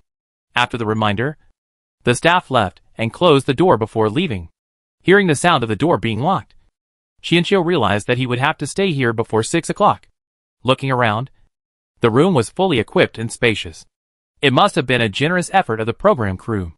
Before boarding the ship, Qianqiu's personal communication devices were confiscated. He looked at the clock in the room and saw that there were still more than 3 hours until 6 o'clock. There was an entertainment room in the room. So Qianqiu walked in. In addition to books, computers, and VR equipment, there were of course no internet connection. In addition to these things, there are cameras with red lights in different corners of the room. The cameras are not hidden and clearly tell the contestants that their every move is under surveillance. Qianqiu took a look around and found that only the bathroom had no obvious cameras. It seems that the program crew still retains the last bit of humanity. With nothing to do, Qianqiu, who had been running all the way, returned to the bedroom and fell asleep, and slept until 6 o'clock. This made the program crew who were observing him through the camera speechless, wondering whether he was too tired or had too good a mentality. At 6 o'clock, the staff opened the door, woke Qianqiu up, and led him to the lobby. To be honest, if it weren't for the Battle Royale, many of them might never come into contact with such a luxurious cruise ship in their entire lives. The cruise ship was brightly lit, and there was no sense of bumpiness. Qianqiu didn't feel cramped at all when walking on it. Occasionally, they would meet service staff along the way. They would greet Qianqiu very politely, with such humble attitude that it seemed as if the yellow-skinned Lin Qiu was their god. After the dazzling extravagance, Qianqiu finally arrived at the lobby, where other people were already waiting. It was obvious that the contestants' first meeting would be held in the form of a party, and the live broadcast of the Battle Royale officially began at 6 o'clock. The 2 days before the Battle Royale officially begins are a process for the audience to get to know the contestants in detail. And it is also a process for the contestants to get to know each other. You can choose allies or be a lone wolf. And every decision you make will affect your popularity. At the same time, in addition to rewarding popularity, the audience can also participate in the guessing of this Battle Royale, which is divided into single day and full process. As the name suggests, the single day guessing game is about who will survive at the end of the day, while the full-time competition is about who will pass the level last. Different guessing options have different rewards, and the prize money for the full competition is the most generous. Such a national guessing event naturally attracts many gamblers. Every year, some people go bankrupt because of it, but some people become rich overnight, because the real Battle Royale has not yet begun and the guessing channel has not yet been opened. It does not hinder the enthusiasm of the audience. Understanding and observing the contestants in advance will help them make the right choice. Knowing that the live broadcast had already begun, the atmosphere in the lobby was a little tense. Apart from the service staff who were at ease, the contestants had tense expressions on their faces. Qianqiu glanced at the lobby while walking down the stairs. Almost every contestant was standing alone on one side. They were wary of each other, looking at each other, and even ignoring the delicacies on the huge table in the lobby. When Qianqiu went downstairs, everyone's eyes were focused on him. After all, during this period of time, no one could compare to Lin Qiu's popularity. Even the previous winner was weaker than him. So when they saw Lin Qiu appear on the stage, everyone stared at his movements, trying to guess his behavior and intentions. Under the nervous gaze of everyone, Qianqiu went straight to the huge table in the center of the lobby, then sat down in front of a plate of huge lobster. Seeing this, the waiter who had nothing to do for a long time came up to him enthusiastically and asked him if he needed help. Qianqiu naturally asked him to help him process the lobster, as he wanted to eat it. The waiter responded with a smile and handled the ingredients skillfully. After a while, Qianqiu was eating the lobster meat. He didn't have to do it himself and just had to wait to eat it. It's really delicious. This tastes amazing. So sweet. Can you bring me that foie gras over there? Snail? I want to eat snails. This soup. Wow. So delicious. This was the happiest meal Qianqiu had had since coming to the Western country. It turned out that there were people in the Western country who could cook delicious food, but she had never met them. Apart from anything else, the chefs on this cruise ship are absolutely top-notch. Others who were watching Lin Qiu warily. I don't know why, but I suddenly feel a little hungry. How about eating first? After all, the competition will not start until 2 days later. And even if the Battle Royale starts, I can't skip eating. Thinking of this, several people who were wary of each other gradually approached the dining table. Thanks to the luxury of the cruise ship, so many contestants could sit around the table without being too close to each other. Seeing this, the waiter stepped forward skillfully, began to consult the guests, and then provided attentive service. Soon, everyone was immersed in the delicious food. The audience who were watching the live broadcast excitedly. Well, why don't we have dinner first? It's already 6 o'clock, and it's time to eat. Chapter 119 The Battle Royale begins.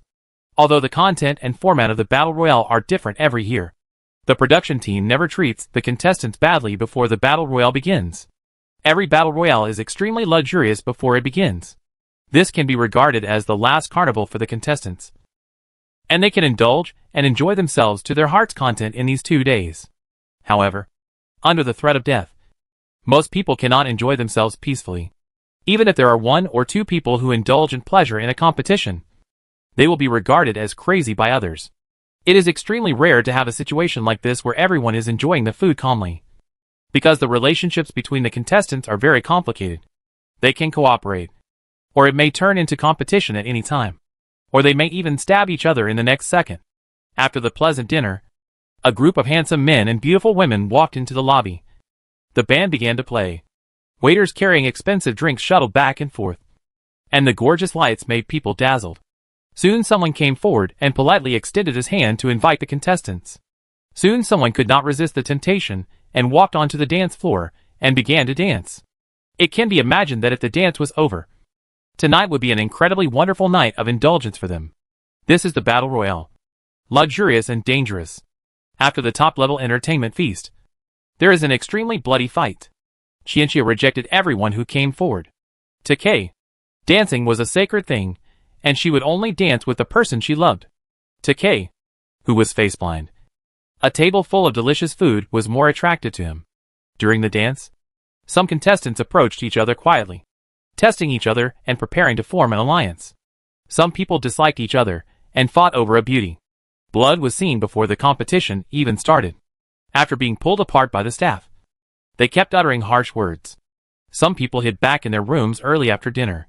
No one dared to be trusted or offended. The audience can watch the contestants' reaction through the camera and screen out the possible winners in their minds. For example, those who form an alliance will definitely have a greater chance of winning. Of course, after forming an alliance, there are also many people who kill their teammates the moment the game starts. The audience still needs to be cautious in their choices. In the next 2 days, the contestants completely let themselves go. On this luxury cruise ship, they are now gods. Everyone on the ship will serve them, including women, fine wine, delicious food, and even free gambling. Everything is available. After 2 days of drunkenness and dreams, the contestants finally ushered in the final battle royale, and the cruise ship also arrived at the location of the battle royale, a long-abandoned island called Death Island. At the request of the program team, the contestants gathered on the deck, where they could clearly see the Black Island getting closer and closer in front of them. And the ship's broadcast began to introduce the location and specific rules of this battle royale. For Westerners, the name Death Island is not unfamiliar, because the most notorious prison in the West used to be built there, and only the most vicious criminals were imprisoned there. But later a serious infectious disease broke out in the prison, and almost all the prisoners and prison guards survived and died on the island. The Death Island prison was then abandoned.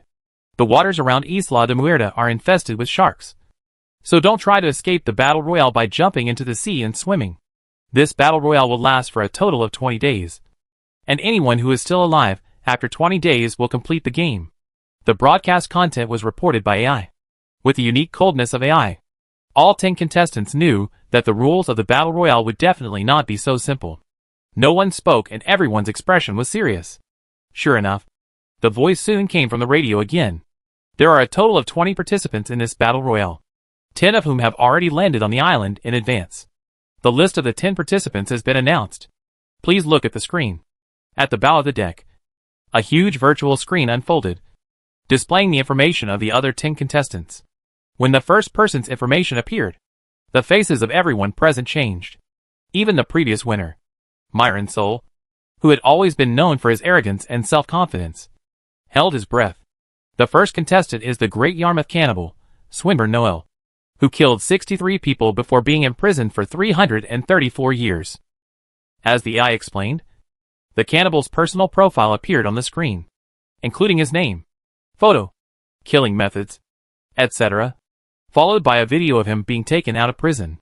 The man in the video walked calmly with a calm look in his eyes, as if he was not going to participate in a battle royale, but to a high-end dinner party. The second contestant, the Mingda State Severance Hunter, Julius Yarman, killed 107 people before going to prison and was sentenced to 422 years in prison. On the virtual screen was Alman's personal information and a video of him coming out of prison. Although the man in the video was wearing prison clothes and shackles, he looked very excited and dangerous. Without giving people time to catch their breath, The AI's broadcast continued. Information about 10 contestants whose identities had been hidden until now flashed on the screen. Without exception, they were all well-known serial killers. Because there is no death penalty in the West, the lowest sentence among these murderers is 179 years. And the least number of people killed is 13. But don't think that this person is less dangerous. On the contrary, the reason why he only killed 13 people is that he is a doctor with superb medical skills, but suffers from severe sadism. Most of his victims died in pain after being tortured for a year. And this doctor named White was the one who tortured and killed Lin Chiu in the previous life. In this long list of serial killers, there is one special person who has attracted everyone's attention. That is the psychic Chris. Yes, it is the black girl Chris, who participated in the same variety show with Lin Chiu not long ago. Originally she was not on the list, but shortly before the battle royale began, she actually ran to the police station to turn herself in, confessing that she had been killing people over the years. She turned out to be the infamous eye-gouging witch. In just 7 years, she committed 84 crimes, and the eyeballs of each victim had been gouged out. The police have been investigating her so far, and can only conclude that this person is a young woman who has an obsession with eyes, and suffers from a certain degree of obsessive-compulsive disorder. After committing a crime, she would clean the scene thoroughly, so no fingerprints or DNA residues were collected. Chris asked to participate in the battle royale on the condition that she confessed her crime process and the list of victims. Faced with such a hot topic delivered to their doorstep, the program crew had no reason to refuse. So after Chris was sentenced to 234 years in prison, she was sent to the island of the dead without even having time to spend a single day in jail. After the information of these 10 contestants was played, all 10 people on the deck were numb, and the timid ones even sat down on the deck with their legs going weak. However, these 10 murderous monsters are not the most ruthless part of this battle royale. After the virtual screen played the personal information, the detailed rules of this battle royale appeared. Rule 1. Each contestant is worth 100 years of prison exemption. During the competition, every time a killer kills a person, he or she can obtain a 100-year prison exemption.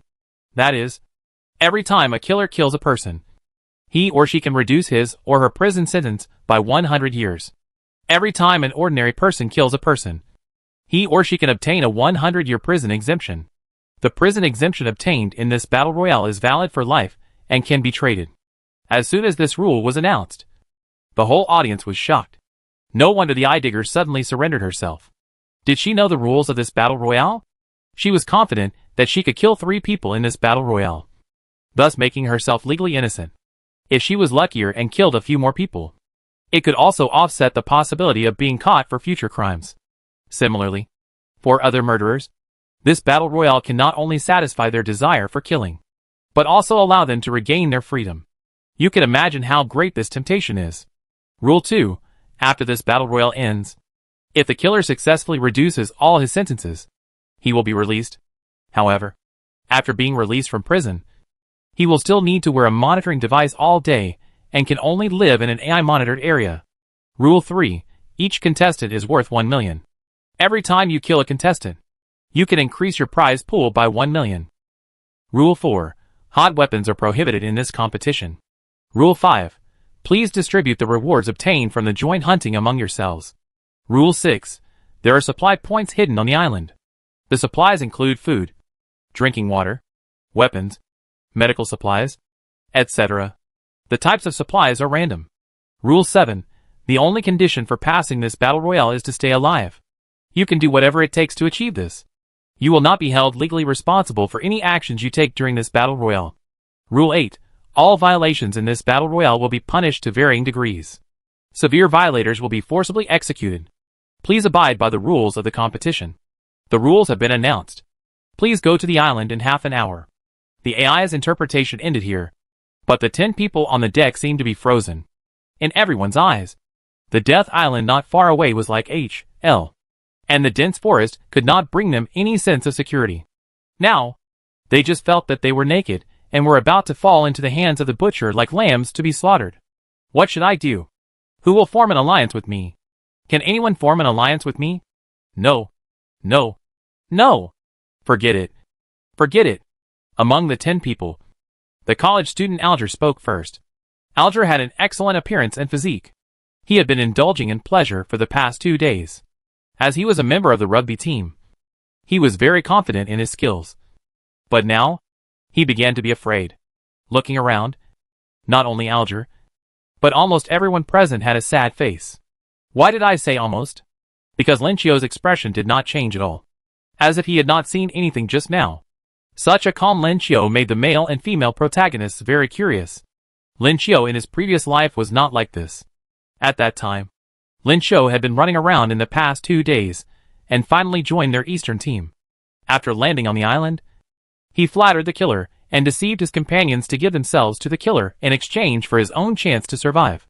Although she was puzzled by Lin Qiu's change, seeing that Lin Qiu was indifferent, the heroine Song Wanran could only take the initiative to step forward and extend her hand to Lin Qiu. My name is Song Wanran. Lo. Qian Qiu looked at the heroine in surprise. He thought the hero and heroine were going to kill him, but he didn't expect the other party to be so polite. After shaking hands with the other party, Qian Qiu asked, "What's the matter?" The heroine pointed behind her, where all the Dongwa people had gathered. Apparently, in the past 2 days, the hero and heroine had persuaded all the Dongwa people to form a team. Now facing an island with 10 serial killers, forming an alliance can greatly increase their chances of survival. You are also a Dongwa person. Come along. Qian Qiu thought for a moment and then agreed. Okay. Seeing the 5 Easterners forming a team, the other 5 Westerners looked at each other and finally joined together reluctantly. There was no other way. The killer was too scary. Whether mentally, psychologically, or physically, the serial killer could be called a complete pervert. Just like that. After simply forming 2 teams, everyone introduced themselves to each other and got to know each other. Half an hour was a very short time. And when the time was up, several people were sent to the island by a small boat. The moment we stepped onto the beach, I don't know if it was an illusion, but everyone felt a sense of crisis as if they were being watched by a pack of wolves. But when we looked around, there was no one around except the rustling trees and bushes. In order to avoid conflict, the 2 teams set out in different directions. The beach was empty, without even any shelter, and it was obviously not suitable for a long stay. Both teams hoped to find a safe place to stay as soon as possible. Of course, they also had to collect as many hidden supply points on the island as possible. They also needed food and water for 20 days. According to the usual style of Battle Royale, the supply points on the island should have very limited reserves. All supplies found must be handed in, and they will be distributed according to the minimum usage every day. The heroine checked places where supplies might be hidden along the way and warned others. But if we don't even have enough to eat? What should we do if we encounter a murderer? In the team, a man with long artistic hair asked. But don't think that he grew his hair long because he was an artist. He had been wandering for a long time and had no conditions to get a haircut. He got rid of his homeless life after boarding the cruise ship. Among the killers, except for the couple known as the Shrek, the rest act alone. This is due to their own psychology. Killers cannot trust other killers, and they cannot join forces. If you encounter one, call your companions immediately. There are 5 of us. So what are you afraid of?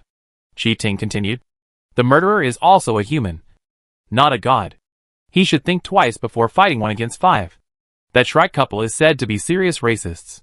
I'm afraid they will make us their first target. Everyone, remember, don't act alone. From Wanran's repeated reminders, she knew that her companions in her previous life had disappeared and died one after another, and she herself was powerless. In this life, she hoped that she could save everyone with the memories in her mind. Sister Song and brother Chi are right. And we still have Lin Qiu. The youngest girl in the team spoke up. I've seen your variety show. You're amazing. You've impressed all those Westerners. By the way, my name is Qiao Lingling, and I used to work in a Chinese restaurant. Hello. Facing the girl's kindness, Qian Qiu thought for a moment, and pulled out a piece of yellow talisman paper from his pocket. He simply folded it into a triangle and handed it to Qiao Lingling. It's a talisman. Carrying it with you can give you some psychological comfort. Qiao Lingling was very happy. She took the amulet and carefully put it into her pocket. The moment the amulet was put away, she actually felt less nervous. She repeatedly expressed her disbelief and thanked Lin Qiu. The long-haired man snorted disdainfully when he saw this. You can only fool little girls if you play tricks on them. Qian Qiu glanced at the long-haired man and asked, Your name? The long-haired man pretended not to hear, and had no intention of paying any attention to Lin Qiu. Wanting to leave him alone, Xiao Lingling didn't want to embarrass Lin Qiu. She had read the information of each contestant before, and remembered the name of the long-haired man. So she took the initiative to speak. His name is Yu Xian. He is. Who's Yu Xian? Watch your words. I've changed my name. I changed it the day I immigrated. My name is Gerald. The long-haired man got angry when he heard the name Yu Xian, and loudly emphasized his new name. Qianqiu looked at the man who seemed to have his tail stepped on, and probably understood why the other party didn't like Lin Qiu, because he was the same person as the former Lin Qiu, who tried to get rid of all the symbols and ties of the Easterners, thinking that he could integrate into the Western country and become a superior person. Chapter 120 Death Island. Moreover, the man's experience is very similar to Lin Qiu's. They both came to the Western country with enthusiasm and ambition, but were suppressed by the cold reality and could not fight back. Then they became street vagrants. The difference is that Lin Qiu found a chance to turn over, but the man did not. But now, this battle royale is the man's chance to turn over. Even if he does not kill anyone, as long as he survives, he can gain both fame and fortune. The man doesn't like Lin Qiu, because Lin Qiu's success proves that it's not the environment that's bad, but his personal ability. He envies Lin Qiu, hates Lin Qiu, and despises Lin Qiu. He thinks his so-called Eastern metaphysics is just a hoax, and all the unscientific phenomena in the show are arranged in advance by the program team and Lin Qiu. Now that AI is so advanced, it is not difficult to produce real-time special effects. Everything is just a Western filter on Eastern metaphysics, plus Lin Qiu's realistic acting skills. If it were him, he would definitely be able to do better than Lin Qiu in such a fantasy. Yu Xian. Oh no! Gerald felt more and more that he was just lacking some luck, and was more and more eager to get rid of all the characteristics of Oriental people, because in his opinion, everything about Oriental people was an obstacle to his success. Shut up. If you want to die, just leave. Gerald's sudden outburst startled the other 4 people who were walking carefully. There was a killer lurking on this island, with such a loud noise. Was he afraid that he wouldn't be discovered? Facing the scolding from the heroine, although Gerald felt a little embarrassed, he also knew that Song Wanran was not someone to be trifled with. This woman had a special relationship with Qi Ting, and she was very good at handling a knife. He, who only bullied the weak and feared the strong, fell silent immediately. After all this, the atmosphere in the team suddenly became much quieter. Qianqiu glanced at Xiao Lingling. The girl was probably frightened by being yelled at suddenly. Her eyes were slightly red at this moment, but she said nothing. It was impossible for the male and female protagonists to pay attention to the psychology of their team members at such a critical moment. They groped their way along the way, and quickly found 2 supply points. They were very lucky to find 2 bags of compressed biscuits and 2 bottles of water. The others also discovered that the so-called supply points can appear anywhere, and sometimes are even placed on the ground. So the most important thing to do now is to search as wide an area as possible, so that the most conspicuous and easiest to search supplies can be collected. After walking for a distance, the tension of several people eased a lot, so they slowly and boldly spread out. Of course, they didn't dare to be too far apart, and the distance between each other was no more than 10 meters. After it spread out, everyone's harvest increased significantly, and everyone's backpack had harvest. Before setting off, the program team allowed them to bring a backpack of uniform specifications to carry supplies. Of course, the supplies carried by the contestants were all screened by the program team, and were all carried out under the camera, which means that the audience can also see what the contestants carried. Since weapons are not allowed, most contestants choose to carry some small tools for outdoor life, and of course food. After all, food is consumable, and will not take up too much space in the backpack.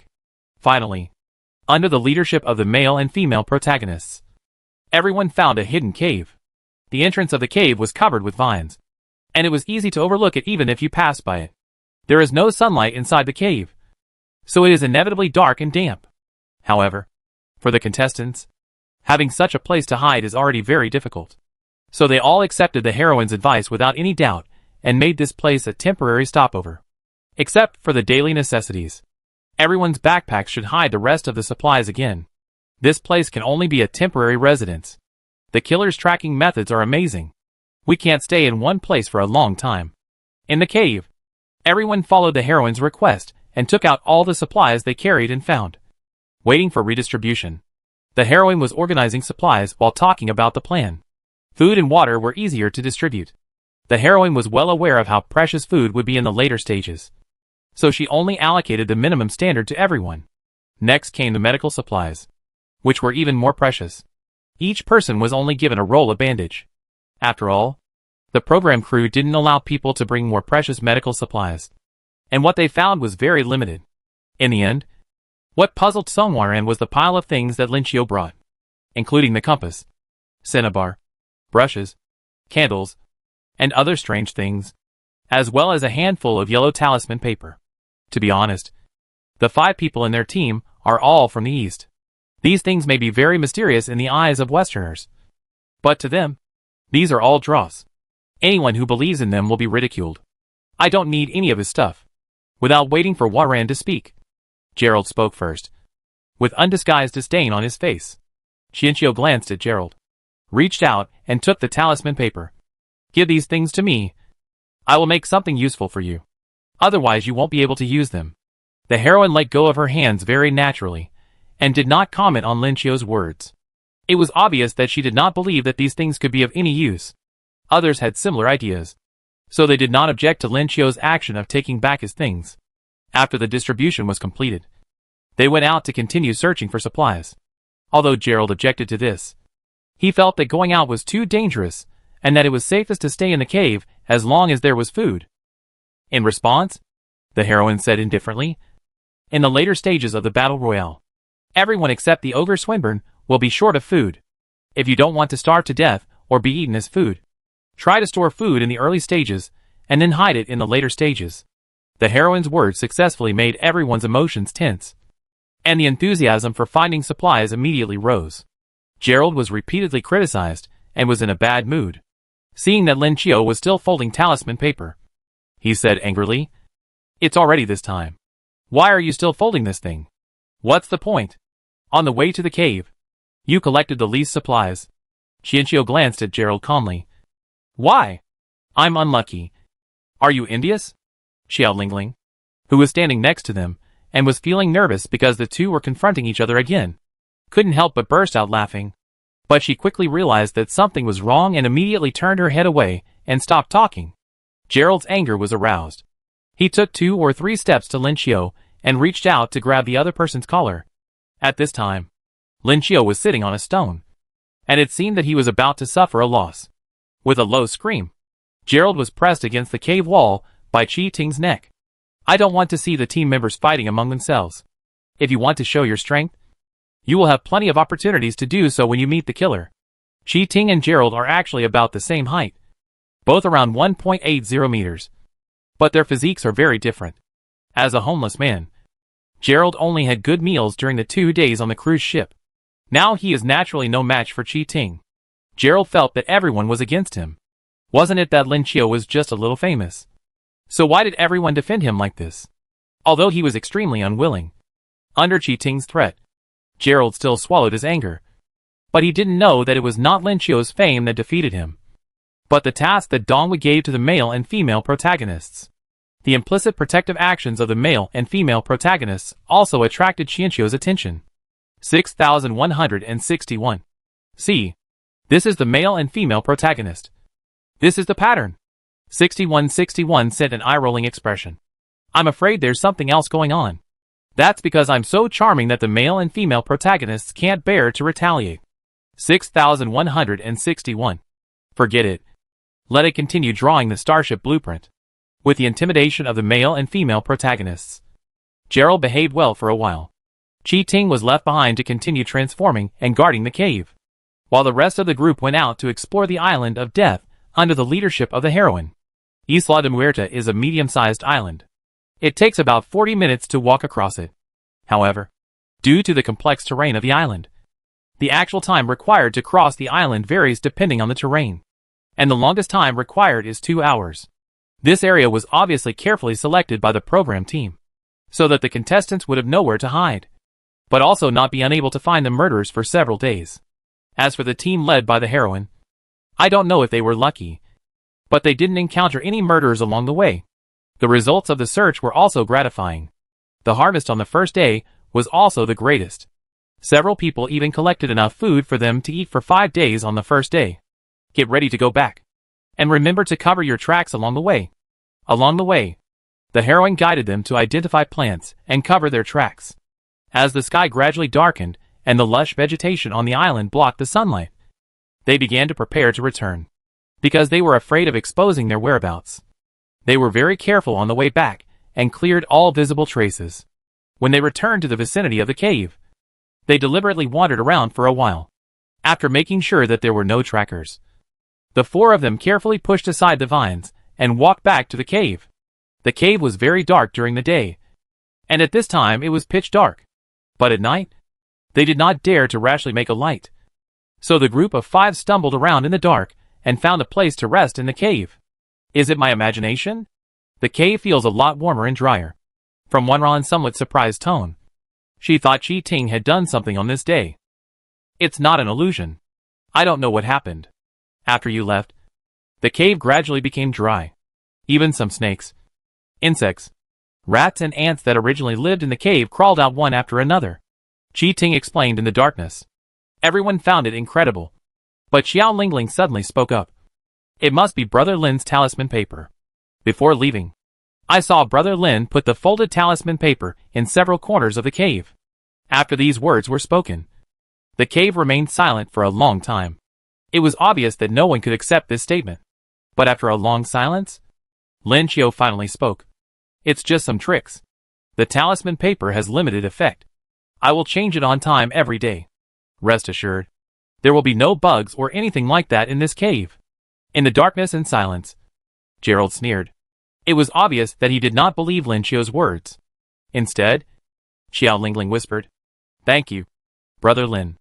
After this thank you, there was no sound in the cave for a long time. However, because it was too quiet, everyone heard Xiao Lingling's very faint sobs.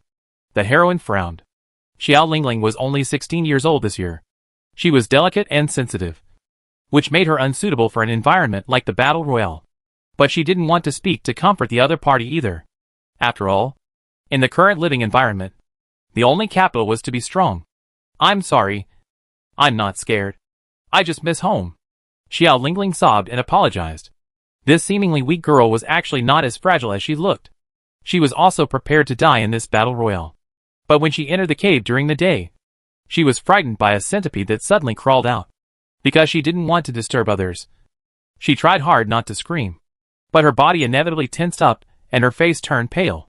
She didn't dare to imagine what a horrible scene it would be if she were lying in the cave at night, surrounded by centipedes. Xiao Lingling was not afraid of death, and she did not cry when she learned that she would face 10 murderers. However, she was naturally extremely afraid of insects, and she would rather face the murderers than sleep in a bug nest. But after looking at the others, and then at Song Wanran and Chi Ting who had led them to this cave with great difficulty, Xiao Lingling swallowed all her words. As a result, she returned to the cave at night with great trepidation and resistance.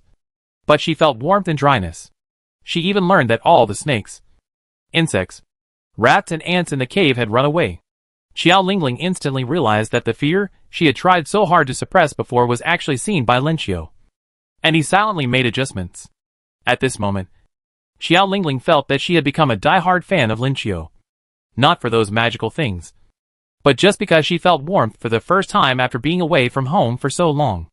Regardless of whether Lin Qiu's talisman paper worked or not, the dry and comfortable cave did allow everyone's nerves and bodies, which had been tense all day, to get enough rest. In the darkness, everyone couldn't fall asleep for a long time. The heroine Song Wanran took the opportunity to give everyone information about the 10 killers, and guessed that the reason why today was so smooth was probably because the killers had just landed on the island and were in the process of being on guard against each other and familiarizing themselves with the environment. I've read some books on psychology. Most serial killers have their own set of criteria when choosing their targets. So the first day should be a wait-and-see period for the killers. They will search among us for targets that meet their requirements. As far as I know, the ogre has no specific target when killing people. The lynch-chopping hunter likes to kill those with better bodies. Dr. White prefers cowardly and obedient victims. And the Shrike couple likes to hunt people of color. The heroine slowly stated the information she knew about the 10 killers, hoping to bring some help to everyone. Listening to the heroine's statement, Gerald suddenly asked in confusion, "How come you are so familiar with the information of these killers? And I wanted to say it before. You and Chi Ting collected the most supplies. And you quickly led us to this cave, as if you are very familiar with this island." The heroine was not at all flustered when suddenly questioned. "Then you should thank the unique killer worship culture in the West. In the West, the more famous the killer is, the larger the fan base he has. Although I don't understand this culture, it does make it easy for me to learn about their information and methods. The reason why I pay attention to killers is simple. In addition to being a chef, I was a master of psychology before I immigrated." Chi Ting followed the lead of the heroine and said, "Let me introduce myself again. I am Chi Ting. I was a writer before I went abroad, specializing in mystery stories. After I went abroad, I became a detective. Not to mention finding supplies and caves. I once found a pet mouse for a customer in a huge city, tracked down a cheating husband, and secretly filmed an illegal transaction.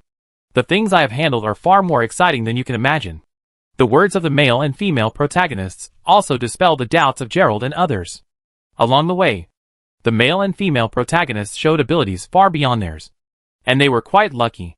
They did not encounter the killer all day and found a suitable place to stay. Now it seems that they are lucky to have such teammates. Chi Ting continued in the darkness. "Since we've come to this point, you should also give a detailed introduction of yourselves.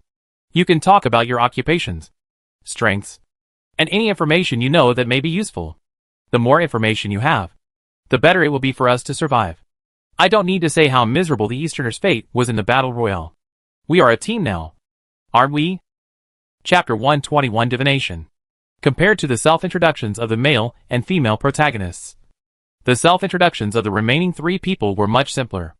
In fact, the basic information had already been introduced in the pre-match warm-up video. What the male and female protagonists wanted to know was their situation before immigration, as well as their characteristics and strengths. Xiao Lingling said that she had been learning dance before she immigrated, and her body is quite flexible. She didn't know if this could be considered an advantage. Gerard didn't mention a word about his situation before he immigrated, and acted as if the present me had nothing to do with the past. Qianqiu said that he studied computer science before immigrating, but it was useless on this island now. But in terms of metaphysics, I will be enlightened one day, and maybe I can help a little. Hearing Qianqiu say this, Gerald didn't give any face at all. "Then you can do a divination first to see where those serial killers are now, so that we can avoid them tomorrow. To divine someone's exact location, at least you need their hair, and secondly, their skin and blood. If you can provide them, that's fine." Gerald chuckled. "I'm so sorry. If I could get the hair of a serial killer, I wouldn't need your divination. But there are other ways. I can tell the fortune for someone who is going out tomorrow and help him avoid some dangers." Qianqiu spoke calmly. "Really? Then tell me whether I will run into a murderer tomorrow." Gerald pressed forward step by step. In the pitch-black cave, the only light was a small scarlet dot from the surveillance camera, reminding everyone that the cave was also under the surveillance of the program team. "Of course you can, but this requires the person being divine to provide their birth date, which is the exact time of birth. You don't have a birthday anymore, right?" Qianqiu's retort made Xiao Lingling burst out laughing again. She couldn't see Gerald's expression in the dark, but she thought it must not be very good at this moment.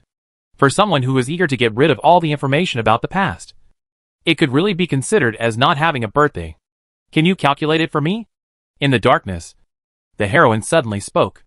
Ever since taking on the task of protecting Lin Qiu, Song Wanran couldn't help but observe Lin Qiu, and then found that Lin Qiu's style of behavior was very different from what she remembered.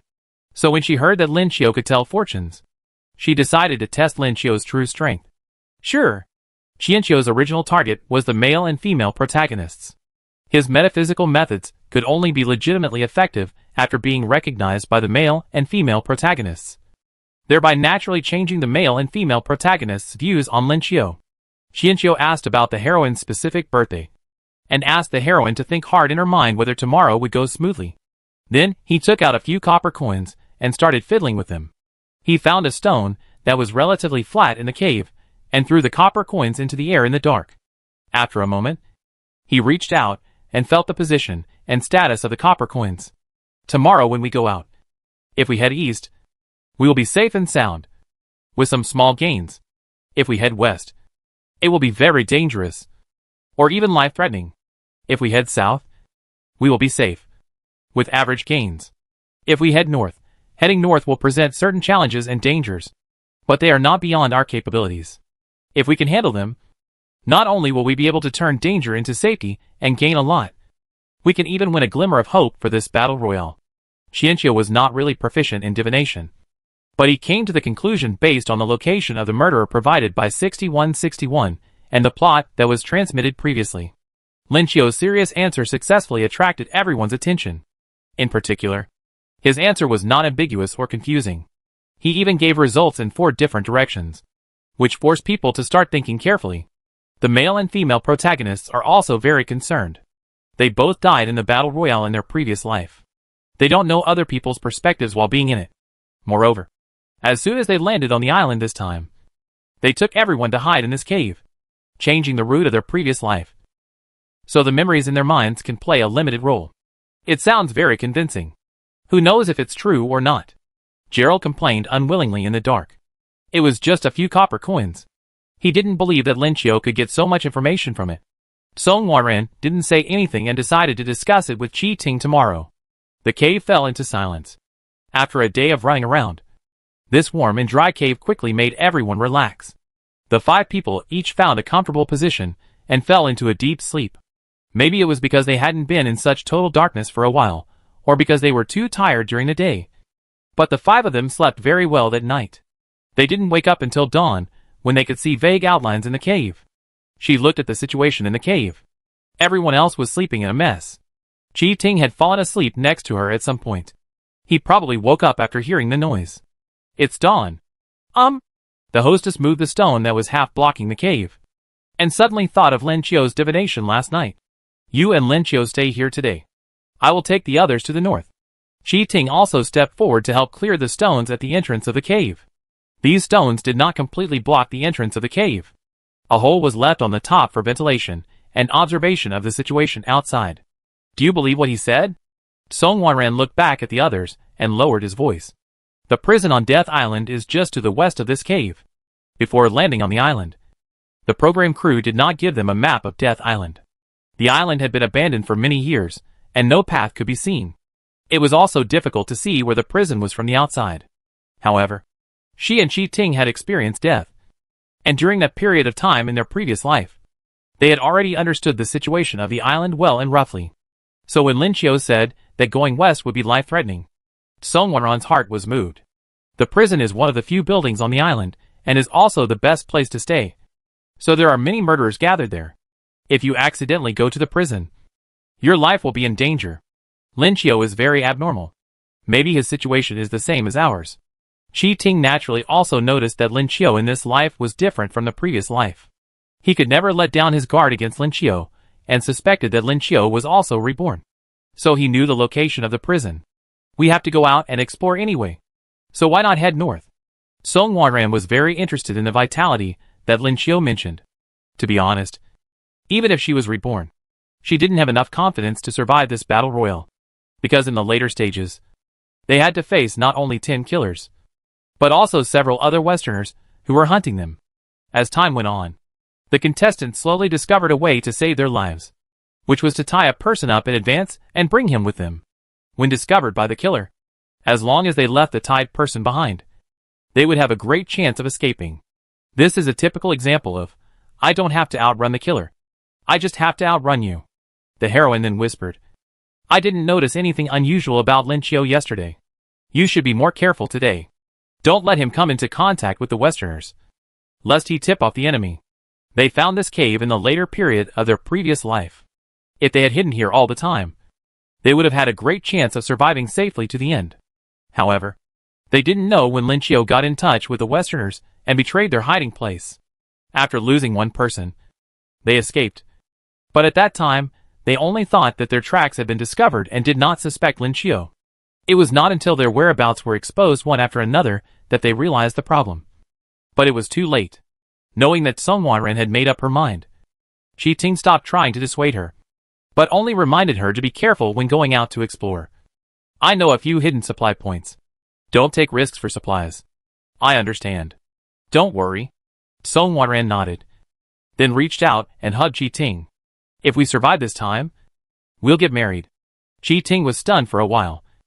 Okay. I didn't expect you to say it first. The two smiled at each other, without any further tenderness, and continued to move the stones. The other three people in the cave woke up one after another and started to get busy. After coming out of the cave, they did some simple stretches in the warm sunlight and had breakfast. Song Wanren explained today's plan. When he heard that they were going to explore to the north, Gerald's expression was a little subtle, but he did not open his mouth to refute. It was obvious that he had doubts about Lin Qiu's divination. As for the people who will stay behind in the cave, Chi Ting and I will leave one person behind every day, and the others will take turns staying behind for a day. If you have no objection, pack your backpacks and get ready to leave. No one else had any objection to Song Wanren's arrangement, because Song Wanren had told them more than once that although serial killers find it difficult to trust others, they are not unable to communicate with others. Many of them even enjoy high reputations when they are not discovered, and have extremely high emotional intelligence and IQ. So they are also very likely to cooperate. Except for those who had just arrived yesterday. Everyone was familiar with the environment. In the future, they must not act alone. Of course, they cannot leave only one person to guard the cave. You know, the cave contains most of the supplies they collected.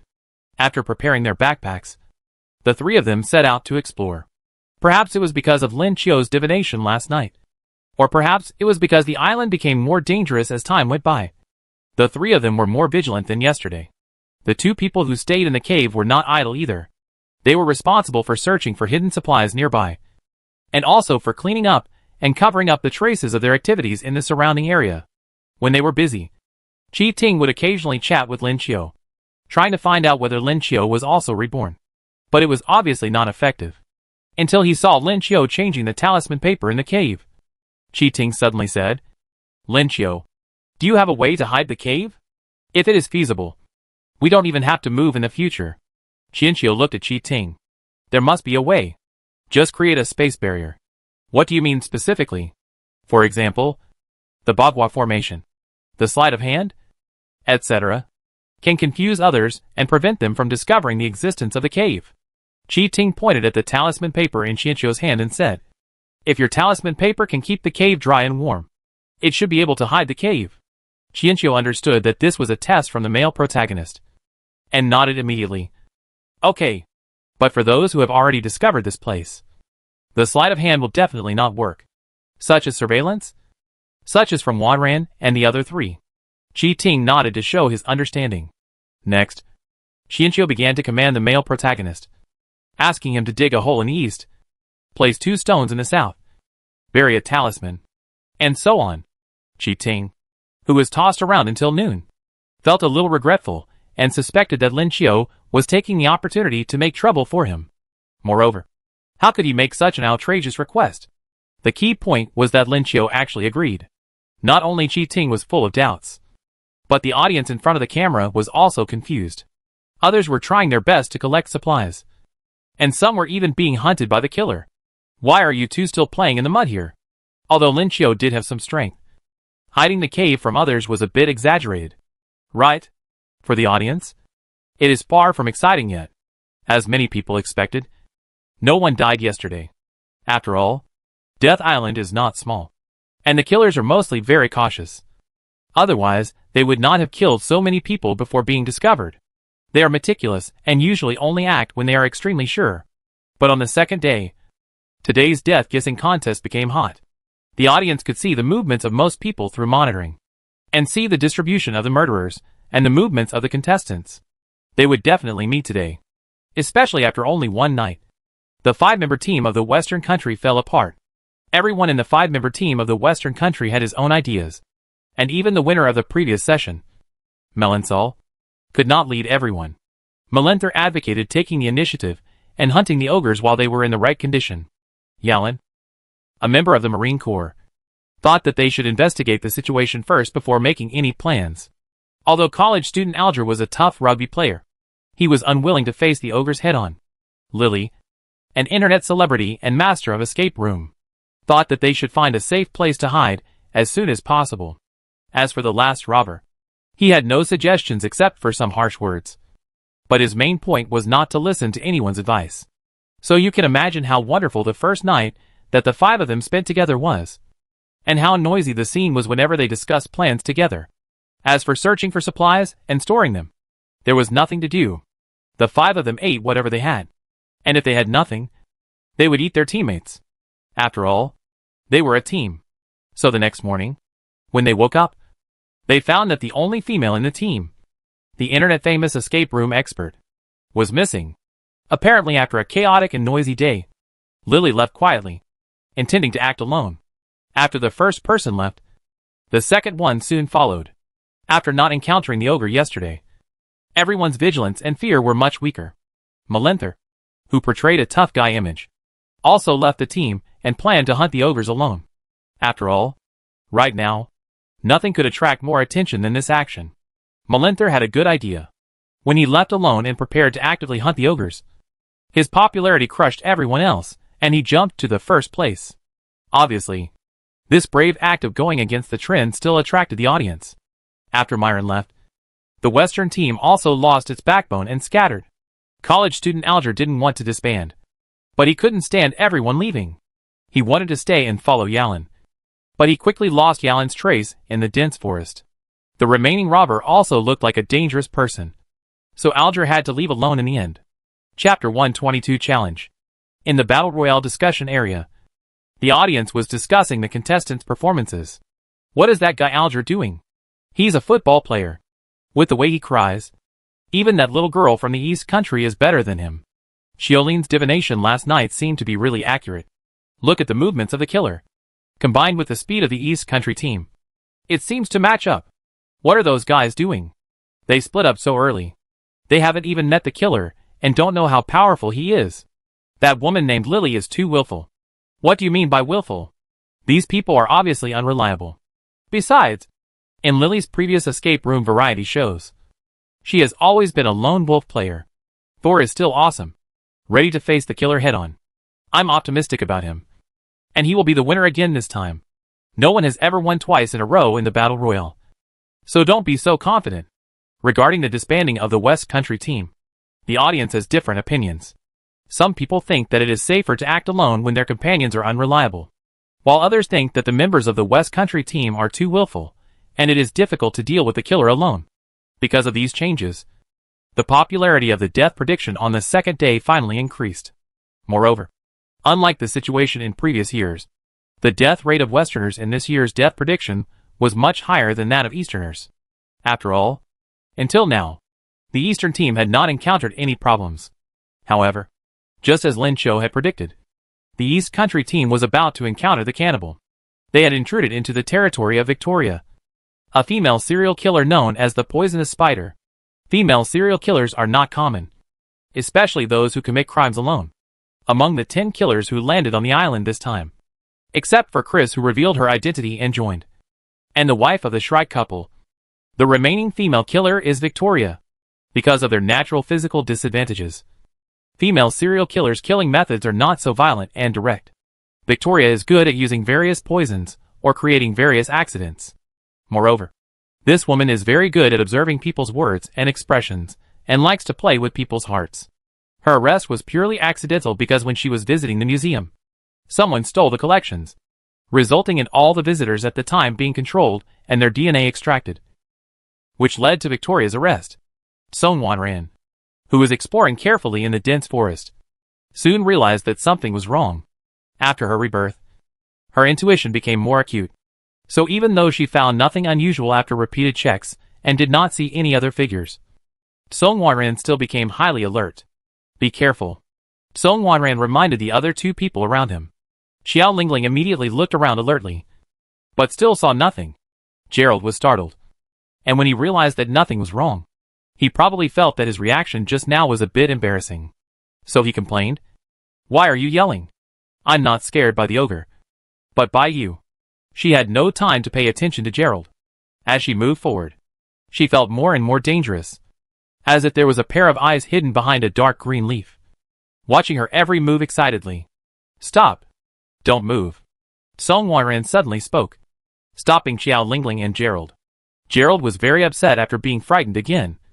But he did not dare to disobey Song Wanran's order. So he could only stand where he was. What happened again? Song Wanran took 2 steps forward, squatted down, and then used a branch to push away the leaves in front of the 2 people's feet. Under the leaves were actually 2 huge animal traps, with sharp teeth like shark teeth, quietly waiting for prey to take the bait. Gerald and Xiao Lingling were both shocked. The trap was too big, and judging from its appearance, its bite force must be amazing. If one stepped on it accidentally, one would probably have to have his limbs amputated on the spot. Gerald felt his legs trembling uncontrollably, not only because of the sharpness and terrifyingness of the trap, but also because of the dried blood on the trap. It was obvious that the trap had been triggered and had caught something.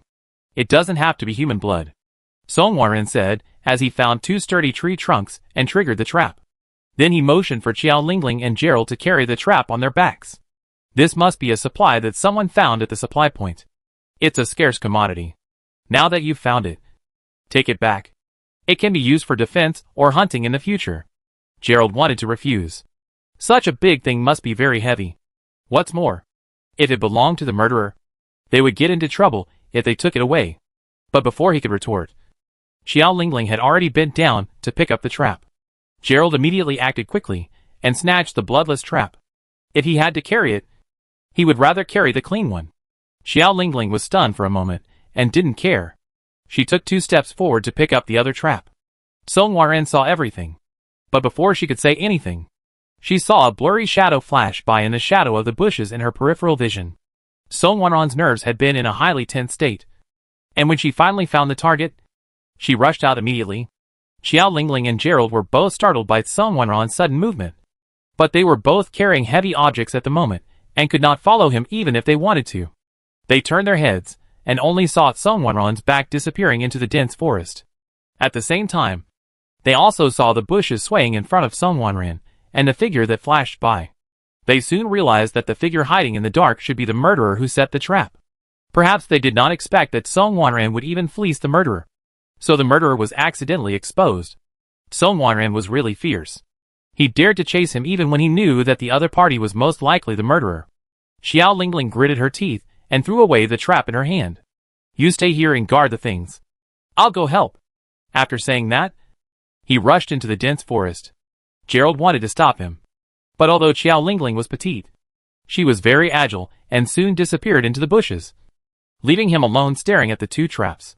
The breeze blew past, and Gerald got goosebumps all over his body. He naturally didn't want to chase after him and face the murderer, but he was also afraid of being left alone. After thinking it over, he dragged the 2 traps under the bushes and then chased into the dense forest. The East Country team that encountered the ogre naturally attracted the attention of the audience. They praised Wanran's alertness, and they were surprised by Xiao Lingling's courage. They didn't expect that even Gerald would follow in the end. Compared with the East Country team, and looking at the rugby player Alger who was crying and trying to find a hiding place on the other side, the audience felt that this year's West Country players were a bit lame. As the surveillance video switched, the audience chased the figures of Song Wanran and Xiao Lingling. Song Wanran's movements were very fast. In the warm-up video, we can see that she has the habit of exercising regularly, so the distance between her and the murderer was also shortening. Xiao Lingling also never lost her. With a dance foundation, she can control her body well. She followed the traces all the way to find the killer. Soon, she saw the figures of Song Wanran and a woman. The 2 were wrestling with each other. Xiao Lingling looked around, picked up a wooden stick, and approached cautiously, although the girl was sweating from running and her hair was sticking to her cheeks. Her eyes were always fixed on the 2 of them. Finally, she found the right time and swung the stick at the woman's head. The woman immediately fell to the ground, as if she was dizzy. She struggled for a while, but couldn't get up. Song Wanran glanced at Xiao Lingling, then reached out and took the wooden stick from her hand, and used his knee as the force point to press the stick against the woman's neck. The woman had just recovered from the dizziness when she immediately felt a strong sense of suffocation. She struggled hard, but Song Wanran's eyes were firm and his actions were ruthless, making it impossible for her to break free. It was not until she lost her strength to struggle that the pressure on her neck suddenly eased. The woman instinctively struggled to breathe in fresh air, and Song Wanran on her body also spoke. Do you know the targets and movements of other killers? because he had seen the killer's information before the battle royale began. Song Wanren naturally recognized that the woman in front of him was the poisonous spider Victoria. This woman, who has always been meticulous, would definitely collect information about other people, including contestants and other killers. Is it necessary to tell you that I am going to die too? Victoria felt that Song Wanren's questioning was unnecessary, because she knew very well that Song Wanren would definitely kill her.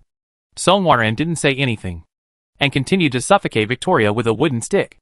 Then when she couldn't control herself and open her mouth to breathe, she stuffed a folded yellow paper into her mouth. Victoria wanted to spit it out, but the suffocation made her instinctively open her mouth to breathe, and she was finally forced to swallow something unknown.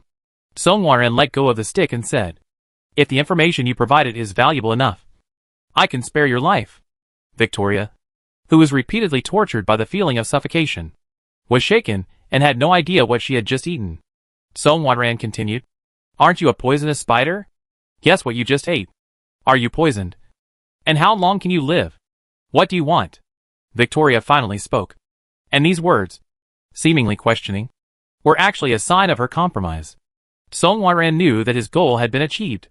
"Tell us all the information you know and cooperate with us to hunt other ogres. The rules say that one person is worth 100 years of prison exemption. And this person naturally includes the murderer. What if I don't agree?" Of course, Victoria also knew that they could not only hunt hunters, but also hunt other killers to exempt themselves from sentences. But the difficulty of hunting an ogre was completely different from that of hunting an ordinary person. If you don't agree, you will die now. If you agree, you will have a chance to live, and even get enough money to live outside. I know that you only hunt men, and they are all guilty men. Among all the killers, I think you are the only one who is likely to cooperate with us. It is just such a coincidence that we met like this. Do you think this is fate?" Although Victoria wanted to complain, and said she didn't want such a fate, Wanren's words really touched her heart. She wanted freedom, and she didn't have much friendship with those murderers. In other words, for the murderers, they didn't have any friendship with anyone. So Victoria didn't have any psychological burden of betrayal. She was just weighing the danger. But in this situation, Victoria had no room to weigh the pros and cons. So she could only agree. Song Wanren let go of the stick and stood up, no longer suppressing Victoria. Victoria stood up and rubbed her head, still feeling a little dizzy. She glanced at Xiao Lingling, who was startled and stood there at a loss. Song Wanren took 2 steps forward and stood in front of Xiao Lingling. "Don't think about attacking anyone in our team unless you can get rid of the poison in your body." Victoria retracted her gaze. "Don't worry. I can't do anything like hunting a little girl. But your companion has been watching for a long time." Following Victoria's line of sight, Song Wanren saw Gerald hiding behind the bushes. Gerald, who was exposed, walked out with an embarrassed look on his face. "I just arrived too. I didn't come out because I couldn't help." Victoria smiled at Gerald, and her gorgeous appearance really made people's heart beat faster. Gerald hurriedly looked away, somewhat unable to resist. Seeing Gerald being aroused, Song Wanren couldn't help but sneer in her heart. This confused man who was bent on entering the upper society of the West didn't seem to realize that he was actually on Victoria's hunting list. As mentioned before, some killers only target people who meet their standards, and Victoria is obviously one of them. Chapter 123, Smokescreen. Song Wanren did not remind Gerald, because she knew very well that this man would not listen to the advice of any of them. To him, they were all Easterners, and their earnest advice was not as convincing as Victoria's smile. This was not only because Victoria was a beauty, but also because Victoria was a Westerner. A typical Western beauty, which could greatly satisfy his self-esteem. For a man like Gerald, he knew that Victoria was very dangerous. But this danger was insignificant compared to his self-esteem and face. Before the guillotine really came, he would continue to indulge in this illusory satisfaction. Song Wanren was very clear about this, so she would not meddle in other people's business. She had a few brief conversations with Victoria. Victoria tentatively asked her what she had just eaten. Song Wanren asked her if she knew what goo was. Victoria thought she had some knowledge about poisons, but this goo sounded like something from the East, so she really had no idea. After reconfirming that she only needed to contact other killers, but didn't need to do anything, Victoria prepared to leave. The two parties temporarily parted ways. Before leaving, Victoria did not forget to tease Gerald. Gerald looked like he was enjoying it, and was reluctant to make a move. and finally fell last. When Victoria approached him, Gerald lowered his voice and said, "How about the two of us work together? You keep me safe, and I'll provide you with intelligence on the team." Victoria's eyes became more and more profound. She liked to hunt down men of bad character. Before, she thought Gerald was cowardly, hypocritical and arrogant. But now it seemed that this man was also very despicable. But the more this happened, the more she wanted to kill him. "Okay, but you have to tell me first. What is Gu?" "That's all lies. Gu is just a legend." Faced with the beauty and his future reliance on her when facing other killers, Gerald naturally told her everything he knew. "Yeah." Victoria did not relax at all after hearing this. The ruthlessness that just erupted from Warren made her feel like she had met a kindred spirit. Under normal circumstances, most ordinary people would fight back in times of crisis, like the girl who hit herself with a stick. But if they really needed to kill someone, most people would hesitate and retreat. However, Warren's attitude from beginning to end was very clear. She could really kill someone. How could such a person be fed something that had no effect? Victoria leaned close to Gerald and whispered in his ear, "You didn't lie to me because you didn't want to investigate, did you?" Gerald immediately denied it. No. Gu is a kind of insect. Legend has it that there are many types. Some can control others, some can curse others, and some can kill people. But Lin Qiu's stuff is all a lie." "I see. But I'm still very scared. Can you help me investigate it carefully?" Victoria understood the function of the Gu. She knew Lin Qiu, the mysterious man from the East Country, although she couldn't watch variety shows in prison. Before the battle royale began, the program crew showed them the information and videos of the other 10 people. The special Lin Qiu naturally left a deep impression on her. "Of course. I'd love to." Gerald spoke up cheerfully. After walking some distance away, Song Warren started to urge them. The two did not have more time to communicate. Gerald said goodbye to Victoria reluctantly and turned to chase his companions. Victoria's smile disappeared when Gerald's figure disappeared. She touched her neck and couldn't help coughing twice. The pain in her neck reminded her that she had just been on the verge of death. As for the food she was forced to eat, she absolutely did not believe it was harmless. But she would not completely believe Song Wanron's words either. Victoria had her own considerations in her mind. She did not stay where she was. She turned around and disappeared into the dense forest. On the way back, before Gerald caught up, Xiao Lingling, who was following Song Warren, hesitated for a long time and said, "Sister Song, I don't know what he said to that female killer. I feel like he definitely has no good intentions." Song Warren did not stop walking and spoke to comfort him. "Don't worry. I know this person is not honest. He is most likely looking for an opportunity to cooperate with Victoria alone. It's a pity that Gerald doesn't understand women, especially a bloodthirsty woman. Victoria is a clear-headed person, and she knows very well what to do to help herself survive." The more despicable qualities Gerald displayed, the harder it was for Victoria to control her bloodlust, and the less likely she would cooperate with him. Even a murderer had his own persistence, and this persistence was more persistent than that of ordinary people. Xiao Lingling felt even more uneasy after hearing this. But seeing Song Wanron's calm expression, she immediately realized that Gerald's behavior was within Song Wanron's expectations. So she felt relieved. Soon, Gerald caught up with them from behind. He seemed to be in a good mood and couldn't hide his smile all the way. The three of them returned to the location where the trap was hidden, put the trap on their backs, and continued exploring. Of course, on the way of exploration, Gerald did not forget to ask Song Wanron about the Gu. Song Wanron's answer was very ambiguous.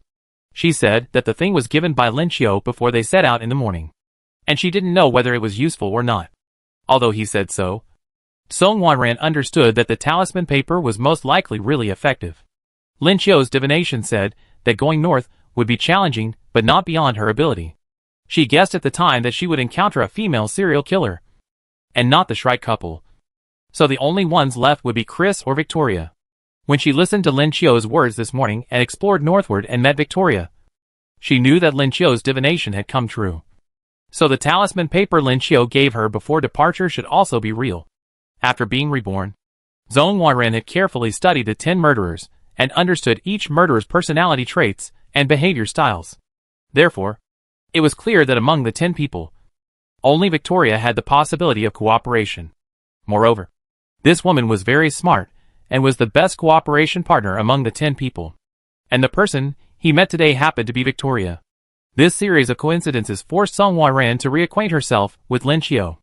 She couldn't understand why Lin Xiu had changed so much in this life, and why Donghua asked her and Chi Ting to protect Lin Xiu at all costs. Maybe in this life, she could see more of the truth. A day's exploration ended. After discovering Victoria, Song Hwa-ran found traces of other people's activities in the dense forest. Judging from the footprints and traces of life, there were 2 people active here, and they were very close. At least from the traces of rest. The 2 people were leaning against each other to rest. Among the killers, the only ones who traveled in pairs like this were the Shrike couple. Thinking of Qiao Lingling, who died tragically at the hands of the Shrike couple in her previous life, Hwa-ran started the return journey with the 2 of them. On the way back, they were still very careful to clean up all the traces, trying their best to avoid being discovered by the murderer. The 3 of them returned to the cave where they were hiding, and then turned around several times, but they couldn't see the cave.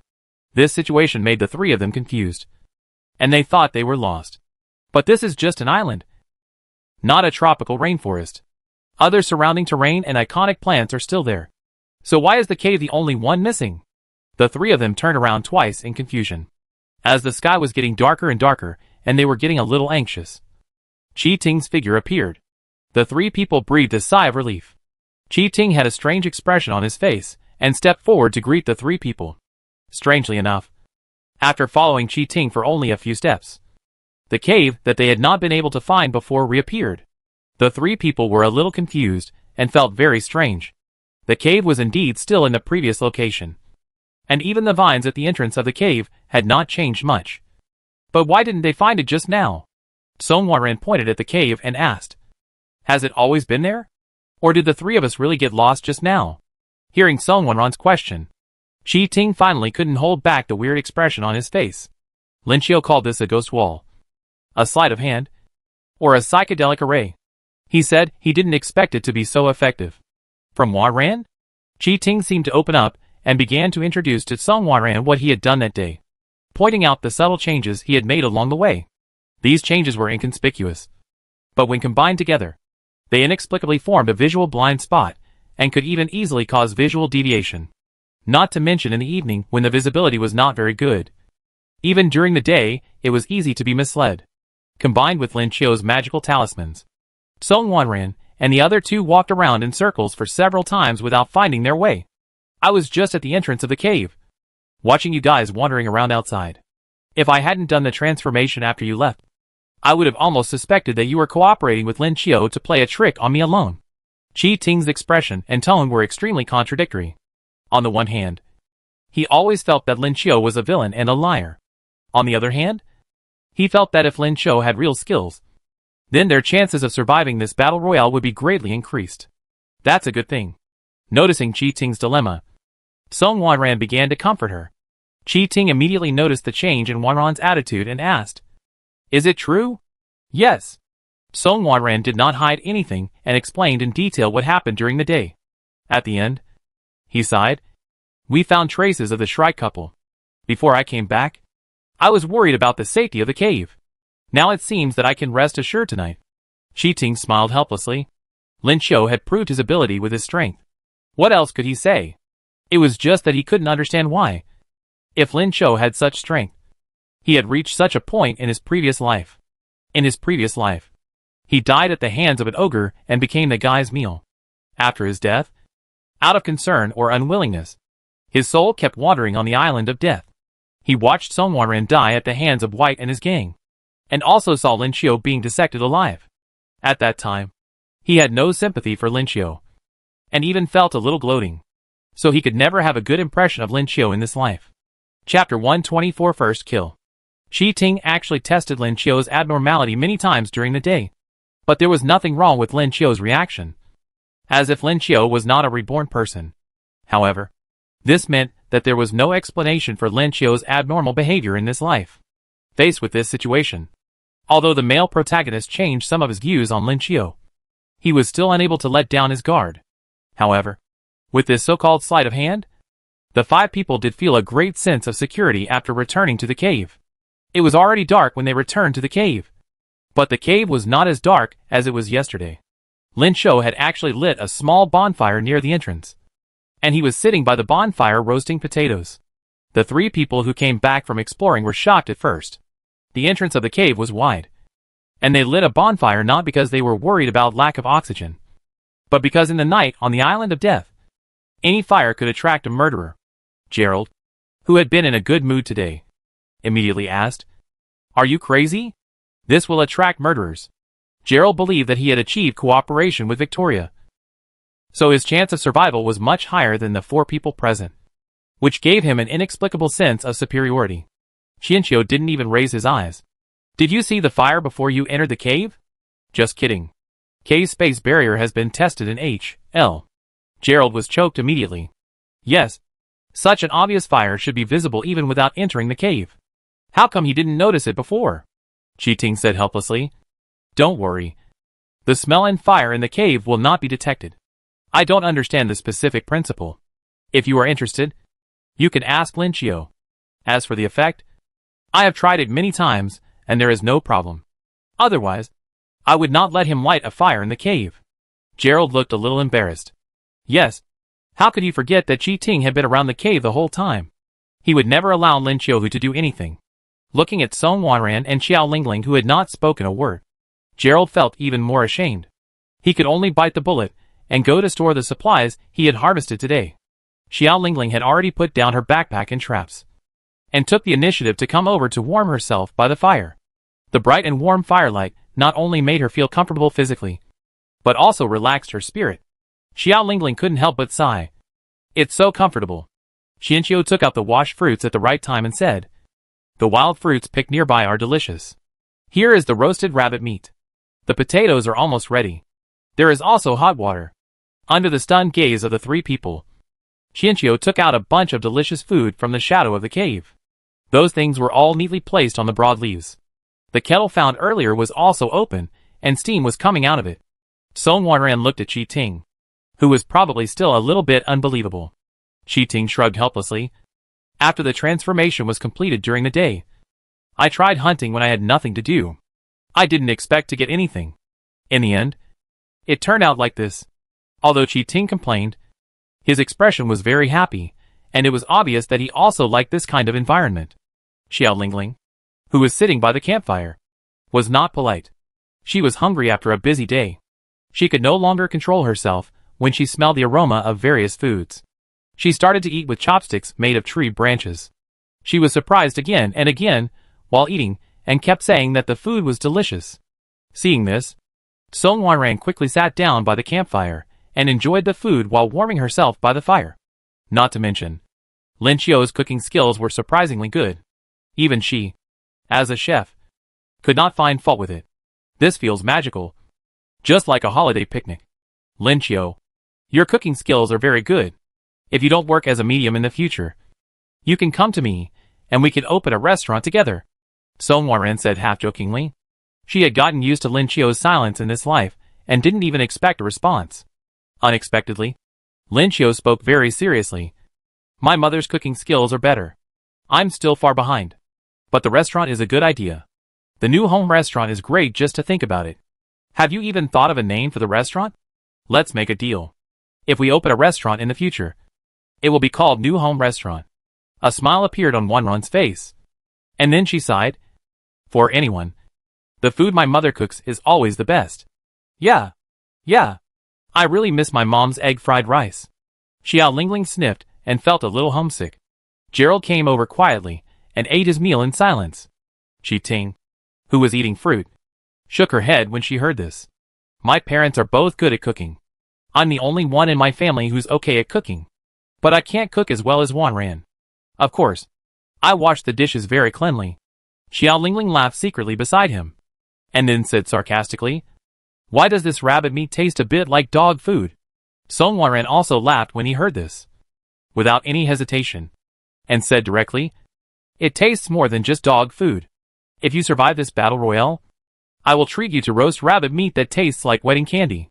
"Really? I'm so looking forward to it." Xiao Lingling's eyes lit up when she heard this. The atmosphere in the cave was very good. So good that it didn't even feel like a battle royale. The audience, who were watching the scene in the cave through the surveillance cameras, were also extremely uncomfortable. In all the battle royales, There had never been such a harmonious atmosphere and a harmonious team. This made them wonder if they had entered the wrong channel. However, when they switched the viewing angle and looked at the dark and cold Death Island outside, and the contestants who were struggling to survive, they clearly realized that this was indeed a battle royal show. After dinner, the people in the cave prepared to rest. After all, the following survival challenges would become more and more difficult. However, just as they were about to rest, Chi Ting at the cave entrance keenly noticed movement outside the cave. The relaxed atmosphere in the cave suddenly stagnated. Everyone held their breath and quietly moved to the entrance of the cave to observe the situation outside. In the silence, the crackling of the burning campfire seemed so deafening that everyone's heartbeat quickened involuntarily. Soon, with the help of the faint moonlight, they saw figures exploring carefully outside. They were a man and a woman, about 40 years old. Even though they couldn't see their faces clearly, the people in the cave quickly realized that these should be the Shrike couple who liked to hunt people of color. Even though the team was very careful to cover up their tracks when they returned, it seemed that they still attracted their attention. The two people just walked around not far from the cave and found nothing. In the silence, the voices of two people could be heard faintly. Strange. We have been looking for a long time. But how come we haven't found a single Easterner? They may have formed a group. Easterners always do that. Although the voice was weak, one could still hear the contempt in the woman's words. That's what the inferior race is like. People who should have been eliminated insist on struggling. Don't worry. It's only the second day. While the man was comforting his wife, his sharp eyes were still scanning the surroundings. When he was facing the cave, several people who were looking at the entrance were startled, because the man was wearing something on his head, which looked like a night vision goggles. But even so, the Shrike husband did not notice anything unusual. After observation, he took his wife away while complaining. Several people in the cave relaxed, and Chi Ting sighed. No matter how many times I watch it, it still feels magical. Really? Song Wanran nodded. If that's the case, we don't even have to move. As long as we gather enough supplies, we can stay in the cave until the battle royale is over. Not only the male and female protagonists were amazed, the audience also felt incredible about Lin Qiu's method. However, this was not the first time that Lin Qiu had created a miracle. Even though they felt that this ability was somewhat suspected of cheating, it was Lin Qiu's personal ability after all. It's already the second day, and the first blood hasn't been produced yet. This year's contestants are not very good. Obviously, that's too good. Killers are very cautious and must familiarize themselves with the environment first. The East Country team is such a cheat. It's like they're here on vacation. How on earth did Xiaolin do this? If he survives, I will definitely go to him for spiritual communication. I believe he has real abilities. The people above didn't watch the variety show, right? Xiaolin's ability has already been verified. What is Alger doing? He's hiding in the bushes and being frightened by bugs. It's just that his location is good. There are no killers around. Otherwise, I would have contributed first blood. The audience had different opinions on the fact that there were no casualties in 2 days, which made this year's predictions and bets even more confusing. However, this actually aroused the enthusiasm of the audience because it also meant that the prize pool would become more generous. Late at night, when everyone in the East Country team fell into sweet dreams, Victoria was awakened by a nightmare. She dreamed that a centipede was entangled with her heart, ready to bite it at any time. After waking up from the dream, she actually felt her heart aching with rapid breathing, which made her start to suspect that the poison that Warren gave her had taken effect. Victoria couldn't sleep, even though the discomfort in her heart soon disappeared. She was still bothered by the dream she had just had and began to plan how to approach the other killers. Even if they are all murderers, they are definitely not allies with each other, and there is even a competitive relationship between them. Therefore, it is very important to know how to approach other murderers without causing confrontation. The East Country team did not have Victoria's troubles. Instead, the 5 of them became the few people on the island who had the best rest. They woke up the next day feeling full of energy. However, the weather was bad today, with dark clouds over the sky, and it looked like a rainstorm was going to come at any time. This was already the 3rd day of the Battle Royale. As they were eating, several people were discussing how strange it was that they hadn't seen any death announcements yet. After breakfast, the few of them had a brief discussion and decided to go out for exploration.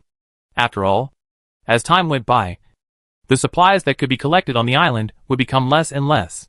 In order to ensure the future, they could only take risks in the early stages. The ones who stayed in the cave today were Song Wanran and Gerald, while the others followed Chi Ting out. Of course, considering the weather, they didn't plan to go too far. They just walked around or did some hunting before setting off. Chi Ting and Qianqiu put the animal traps they brought back yesterday into the hangle and rearranged them.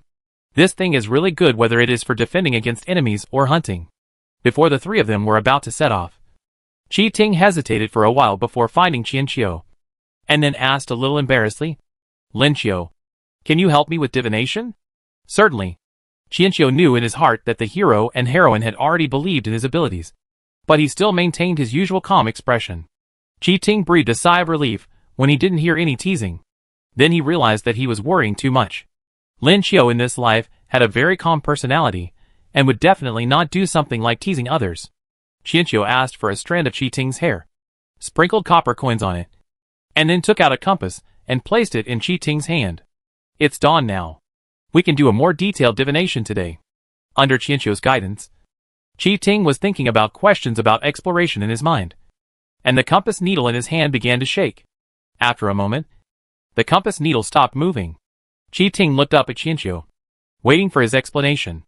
Qianqiu put away the copper coin, looked at the shape of the compass needle again, and then looked up at the sky. "Today we will continue to go north. We will encounter a crisis at the confluence of two rivers. But the crisis is not serious. After that, there will be a generous reward." Chi Ting looked at Song Wanran and realized that the gains he had made along the way must be small, so he couldn't help but hesitate. Qianqiu pointed at the compass, and then pointed at the direction. "It's not due north. It's northeast. But it looks like it's going to rain soon. So we have to go out and explore in the rain. Let's go!" Chi Ting did not hesitate. He knew that it would be rainy in the next few days, and they could not stay in the cave for several days in a row. However, in his memory, there was no place where two waters met on this island. He was still a little confused about Lin Qiu's divination, but exploring in any direction was exploration. So he simply went to the northeast to take a look. The three-man team set off, and soon after they left, it began to rain heavily. The rain could cover their whereabouts, but it also blurred their vision. The slippery mountains and roads also limited their speed in the heavy rain. Fortunately, they found a supply point before it rained, and they got a set of raincoats, rain pants, and a pair of rain boots. These things were naturally given to Xiao Lingling. Xiao Lingling was flattered and experienced preferential treatment for the first time. The heavy rain lasted for an hour, and then turned into a rainstorm. The three of them found a cave to take shelter temporarily. After half an hour of heavy rain, the rain subsided, and the three of them set off again. However, Chi Ting was stunned as soon as he got out of the cave. Not far from the cave, because of the heavy rain, two larger streams formed by rainwater converged together and flowed towards the steep slope ahead. Where two waters meet. That's what it means. Chi Ting never expected that on the Death Island, where there was not even a stream, there would actually be two intersecting streams. And the reason was the recent continuous rainfall. "Brother Lin. Brother Qi. Here are some ropes." As Xiao Lingling was about to leave the cave, she keenly discovered that there was something hidden under a large rock at the entrance. She immediately realized that it should be a hidden supply point. After checking, she was surprised to find that it was a bundle of ropes. With this thing, they could explore the steeper areas on the island. "Rope?" Chi Ting turned his head and saw a very familiar-looking rope.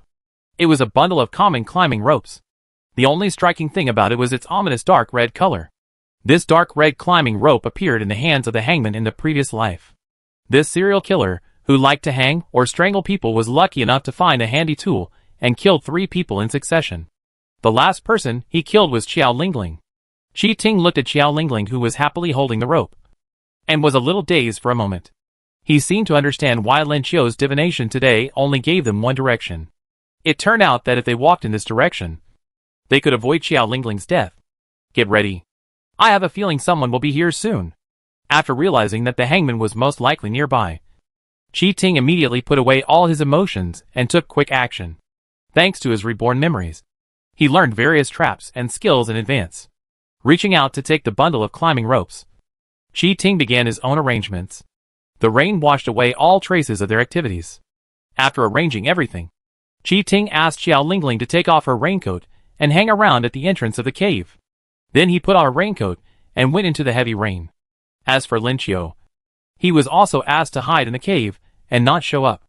This wait lasted for more than half an hour. Xiao Lingling at the entrance of the cave was a little anxious. Fortunately, she knew that Lin Qiu was behind her, so she didn't panic too much. Xiao Lingling's somewhat flustered look was also seen by the hangman Colbert, who had groped nearby. Colbert explored in the rain, but gained nothing along the way. He was planning to find a cave to stay and rest for a while. Then he saw Xiao Lingling, who was taking shelter from the rain alone at the entrance of a cave not far away. Colbert was very cautious. He searched around again, and indeed did not find anyone else. No other figures appeared in the cave during that time. And seeing that Xiao Lingling was looking outside, he guessed that it was likely that her teammates were out. Xiao Lingling was the youngest and most fragile one in this battle royal. Faced with such a once-in-a-lifetime opportunity, Colbert was extremely excited, especially after checking and finding no other dangers. He could no longer suppress his desire to kill. It had been many years since he had felt the pleasure of life passing away. Taking advantage of the heavy rain, Colbert pulled out his belt and held it in his hand. Then he found the most hidden path and slowly moved towards the cave. Closer, closer. He was like an experienced hunter, staring at his prey and moving very carefully, for fear of disturbing it.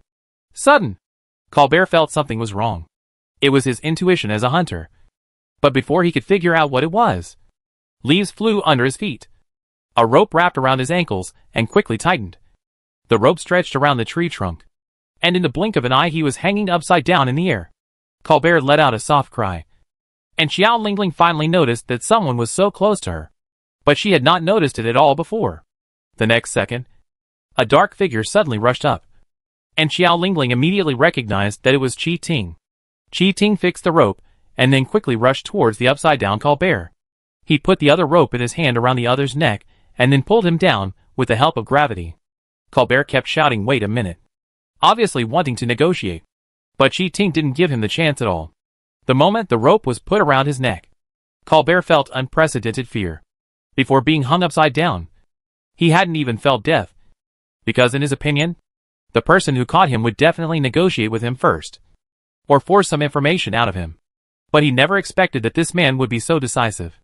With the help of his own weight, Qi Ting was almost hanging under Colbert, and Colbert soon lost his voice. He died with his eyes wide open in disbelief and extreme fear.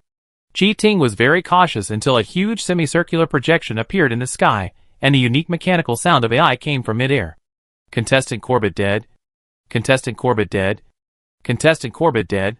The prompt sounded 3 times to ensure that everyone on the island could hear it. At the same time, the current popularity ranking was displayed on the big screen. Qi Ting was ranked first, which indirectly told others that it was Qi Ting who killed Colbert. On the 3rd day of the Battle Royale, the first kill finally happened. No one had expected that the first person to die was not an Easterner or a Westerner, but a serial killer who had once frightened countless people. The Battle Royale discussion area was boiling with excitement. I want to know now, did anyone bet on Colbert's death yesterday? It must have been a big profit. It's too abstract. A hangman actually died from hanging in the end. Have you noticed that if the East Country team had not moved as Chiolin predicted, it might have been Colbert who finally found the climbing rope? Great. This murderer didn't survive. What's going on upstairs? It's the victims' families, right? It said that the murderer chosen for this battle royale was also consulted with the victims' families. I won. Oh my god. The daily kill bonus pool accumulated over 2 days. I want to see how much I earned. Oh my god. I envy the people upstairs. The comments section went crazy, and other people on the Death Island were also extremely confused. Obviously, they never thought that the first person to die would be a murderer. This was a big shock to everyone. In the dense forest, the previous winner, Myron Soul, who was taking shelter from the rain, cursed. He had been around for 2 days, but he hadn't encountered a serial killer. He didn't know whether he was lucky or unlucky. Myron Soul was very upset because his first kill was taken away, because he had just seen on the screen that his popularity ranked 3rd. If he had made the first kill, he should be ranked first now. In the prison on Death Island, several murderers hiding there were also surprised when they heard the broadcast. wondering if Colbert had been locked up for too long, which led to his death so quickly. The appearance of the first death finally stirred up the stagnant battle royale, and the continued heavy rain on the island seemed to foreshadow the bloody storm to come. Outside the cave, Chi Ting had put down Colbert's body and searched his backpack, where he found 2 cans of food and a bottle of water, as well as a lighter, playing cards, and a shovel. After taking the backpack away and retrieving the rope, Chi Ting returned to the cave. In the cave, it was probably the first time that Xiao Lingling witnessed death, and she was still a little dazed. Chi Ting didn't say much, but only asked for Lin Qiu's opinion. Go back. There will be more heavy rain later. What made Chi Ting happy was that Lin Qiu's attitude remained the same as before, and had not changed at all, because of the murder he had just committed. And soon Xiao Lingling came back to her senses, and gave him a thumbs up. Brother Qi is awesome. This surprised Chi Ting, because he had always suspected that Lin Qiu was reborn. So Lin Qiu's stable attitude was understandable. He did not expect Xiao Lingling to come back to her senses like this. So he asked curiously, "Aren't you scared?" "I just killed someone." Xiao Lingling shook her head. "It would definitely feel uncomfortable if I saw this kind of scene for the first time. But when I knew I was going to participate in the battle royale, I prepared myself mentally, and watched a lot of blood plasma films. Although I am not ready to kill anyone, I also know that it is because Brother Qi did it that I don't have to do anything." While listening to Xiao Lingling's explanation, Chi Ting had already taken off his raincoat and handed it to Xiao Lingling. At the same time, he had some doubts in his mind. Why did it feel like Xiao Lingling in this life was a little different from the previous life? After thinking about it carefully, Chi Ting realized that they were all busy in their previous lives and had no chance to understand each other's inner thoughts. In her previous life, Xiao Lingling was also an introverted girl who rarely spoke.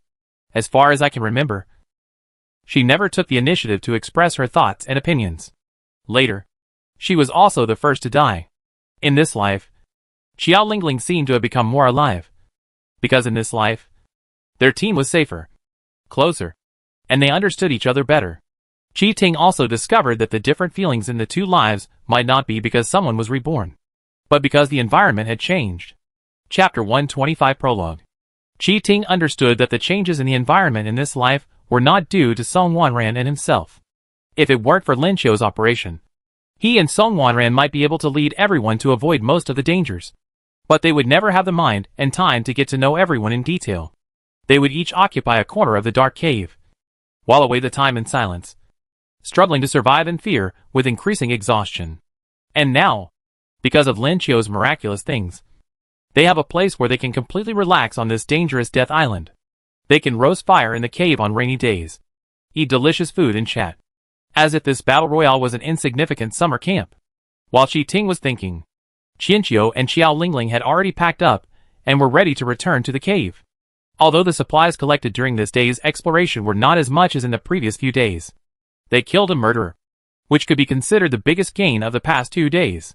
Braving the heavy rain, 3 figures moved forward carefully, in order to maximize the collection of supplies. The 3 people deviated slightly from the original route and chose a completely new route to return. It took about 2 hours for the 3 of them to return to the cave. Thanks to Qianqiu, the 3 of them were not bothered by the illusion. Song Wanran in the cave had already prepared clean clothes. He welcomed the 3 people into the cave and urged them to change their clothes one by one. Thanks to the memories of their previous life and the good luck of the past few days, they had gained a lot of supplies in the past 2 days. They were not short of clothes and blankets at this time. With the warm campfire in the cave, they changed their clothes, sat by the campfire and drank a sip of hot soup made by a top chef. And the fatigue of the day faded away. And just in case, Song Wanran gave everyone a pill to prevent colds. There are 2 boxes of cold medicine left. Take them first. Chi Ting took the medicine and drank it. Yes, getting sick on this island can be fatal. Even a minor cold that doesn't threaten your life can easily expose your whereabouts. After all, physiological reactions such as sneezing and runny nose are uncontrollable. Gerald didn't say much and his attitude became a little reserved. It was obvious that he had also learned about the death of the hangman from the projection and the notification. He never expected that Chi Ting would be so strong and kill a murderer with just one move. It was warm and comfortable inside the cave, and it was raining heavily outside. This made the people feel more secure. The 5 of them sat around the campfire, And Chi Ting began to recount what had happened today while packing his backpack. Chi Ting's narration was very straightforward. But Song Wanren still felt shuddering after listening to it. After her rebirth, she knew very well how dangerous the hangman was. He was a guy with both high IQ and physical strength. She didn't expect that in this life. With the help of Lin Qiu's divination, the hangman would become the first person to die. Song Wanren felt for the first time that after her rebirth, everything had really changed. After describing the process of killing the hangman calmly, Chi Ting became excited instead. When we came back, we found 2 more supply points. One supply point was a small box of canned fruit, and the other supply point was this. Chi Ting had already seen the long black bag. He shook off the rain on it and opened it impatiently. Inside was a set of fishing gear. Chi Ting was very happy. We can go fishing now. This cave can block out the smell. We can catch more fish and dry them over the campfire and store them. With a stable food source in this cave, survival is not a problem. We can all survive. Chi Ting felt that this set of fishing gear was the biggest gain of the day. As for the reward for hunting the ogre, Chi Ting didn't care so much. It was indeed a huge sum of money. But Chi Ting, who had died once, was not so obsessed with money. The appearance of the fishing tackle made Song Wanren's eyes light up. This thing was a magical tool in the battle royale. As long as they found a secluded area to fish, they could get a stable source of food. This meant that in the days to come, they could survive well even if they didn't fight. Great. I'll go find a suitable sea area for fishing tomorrow. We still have ropes, so we can get to the steep reef area, and we shouldn't be discovered. Xiao Lingling pointed at the climbing rope behind her, and couldn't help but sigh. I feel like my luck today is really good. It's as if everything is ready and waiting for us to discover. It seems that I can plan how to spend the bonus from the battle royale. Hearing Xiao Lingling sigh, Chi Ting couldn't help but glance at Xianqiu, then said, Thank you. Your divination is very accurate. Xianqiu was stunned for a moment when his name was suddenly called. You're welcome. We are a team. In the cave, everyone was in a very happy mood. Except Gerald. At the beginning of the battle royale, he just wanted to survive safely to the end. But after forming an alliance with Victoria, he wanted to gain a little more, such as killing one person and getting more bonuses. Therefore, the appearance of fishing tackle is not a good thing for him. Because with the fishing tackle, the Donghua team will definitely become more conservative, and his chances of fishing in troubled waters will be smaller. Gerald's guess was correct. After discussion, the team decided that the focus would shift to fishing. As long as they caught enough fish, they could stay in the cave until the battle royale was over. Gerald couldn't help but say, Isn't this a bit too conservative? Those murderers don't deserve to die. Chi Ting nodded. You are right. So you want to hunt down the killer? We will provide you with weapons and supplies. Gerald immediately shook his head. No. I was just talking. Don't worry. I'm just talking. Chi Ting patted Gerald's shoulder. His eyes looked extremely deep in the light of the fire, as if he could see through the darkest thoughts in his heart. Gerald stopped talking and just listened to the others imagine the future. As the night deepened, the rain outside the cave became lighter, but it continued to fall. At dawn the next day, the rain outside turned into a rainstorm. It was even heavier than yesterday, and it was totally unsuitable to go out. The 5 people simply rested in the cave, with the playing cards they found on the hangman yesterday. Time was not so unbearable. Life was peaceful in the cave, but the situation outside was not so optimistic. In 3 days, most of the contestants found a temporary place to stay, but there were exceptions, such as Alger, who was always changing places. This rugby player with a good figure but little courage felt unsafe anywhere. So even though it was raining heavily, he decided to move. Moreover, his supplies were almost used up, and Alger thought that no one would go out in such weather, so it should be safe. But he had no idea that there had been a pair of eyes watching him in the forest since the day before. The man could sit in the bushes in a raincoat for an hour without moving. Alger himself had no experience in surviving in the wild, so he didn't notice it at all. So when Alger was walking in the rain with his backpack on his back, a figure was always surrounding him. Finally, when he felt that the best time had come, the figure quickly approached Alger from behind. The heavy rain covered up the sound of his already light footsteps. When the cold dagger appeared before his eyes, Alger subconsciously wanted to scream, but he could not make any sound. The dagger slashed Alger's neck, and a large amount of blood gushed out. Alger tried to cover the wound with his hands, but to little avail. He turned around and saw a man with an elegant smile, looking at him quietly, like a kind neighbor who would wave and say hello to him in the next second. But Alger remembered this face. It was the ogre Noel. The instinct for survival made Alger stagger away. But due to the low temperature brought by the rainstorm and the rapid loss of blood, Alger's vision soon began to shake and blur. When he fell heavily to the ground, he finally came to a conclusion in his mind. He was going to be eaten. Alger stared into the distance, with eyes wide open, with extreme fear. The ogre Noel stood there without moving, as if he was certain that his prey could not escape. The heavy rain covered up Alger's silent cries for help, and took away his remaining body temperature. A projection appeared again over Death Island, and a report echoed in the air. Contestant Alger is dead. Contestant Alger is dead. Contestant Alger is dead. On the projection screen, Alger's photo dimmed, and at the same time, the ogre Noel's ranking quickly climbed to first place. Songwan, who was looking at the projection at the entrance of the cave, had no expression on her face, but felt a little emotional in her heart. This could be considered a characteristic of Western countries. There were many people who worshipped the murderer. They had quite a large fan base, and their ideas were very extreme. Just when Songwan was getting bored and preparing to return to the cave, the projection in the sky changed again, and the announcement sounded again. Contestant Alman is dead. Contestant Alman is dead. Contestant Alman is dead. On the projected virtual screen, Millensol's name quickly rose, but only to the second place.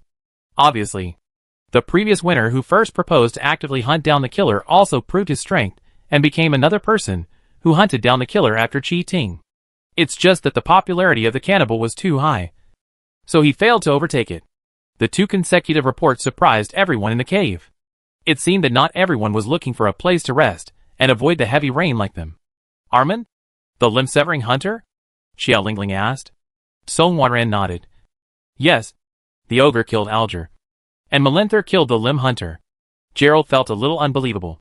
It's only the 4th day, and 2 murderers have died. Anyway, it's a good thing for us. For Chi Ting, it doesn't matter who kills the murderer. What matters is that the number of murderers decreases. On the 4th day, when the rain was the heaviest and most intense, the battle royale seemed to have truly begun. 2 people died at the beginning, but this situation did not last. The heavy rain still had a great impact on the actions of the contestants, so no one went out after that. It was almost noon. In the cave, Warren began to prepare lunch using the ingredients on hand. Chi Ting helped beside her, and the other 3 got together to play landlord. Gerald was reluctant at first, until he discovered Lin Qiu's poor card skills. He immediately became interested, but what bothered him was that Xiao Lingling's luck was too good. Among the 3, Xiao Lingling was the one who won the most. The Battle Royale discussion area was also very lively today.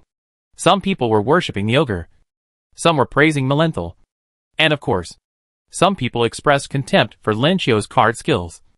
And some even said that if they had done some divination before playing cards, they would not have lost so badly. Chapter 126 Day 10. The deaths of 2 people on the 4th day made the contestants and the audience feel that the real killing had begun. But Chi Ting and Songwan knew that it would rain continuously, and most of them would be heavy rain or rainstorms. Most people would not choose to go out in such weather unless they had to. Sure enough, the next 3 days were filled with heavy rainfall, and the East Country team's outdoor exploration activities came to an end. This was mainly due to the large amount of supplies collected in the previous 4 days, as well as the discovery of fishing gear, which gave the team enough capital and confidence to stay in the cave and not go out. Of course, the male protagonist who just got the fishing gear cannot sit idle, because the team has only collected a set of raincoats so far, and the male protagonist has a clear understanding of the rain and terrain because of his memory. So in the past 3 days, the male protagonist has been going out fishing. With the help of a climbing rope, he can enter and exit the steep reef area. The terrain there is as steep as a cliff. If you fall down, you will either be eaten by sharks or fall directly to death on the reef. Without ropes, it is very dangerous even on ordinary days, not to mention rainy days. In this case, the contestants will not enter the reef area at all. After Chi Ting was reborn, he has been exercising more and learning skills such as rock climbing.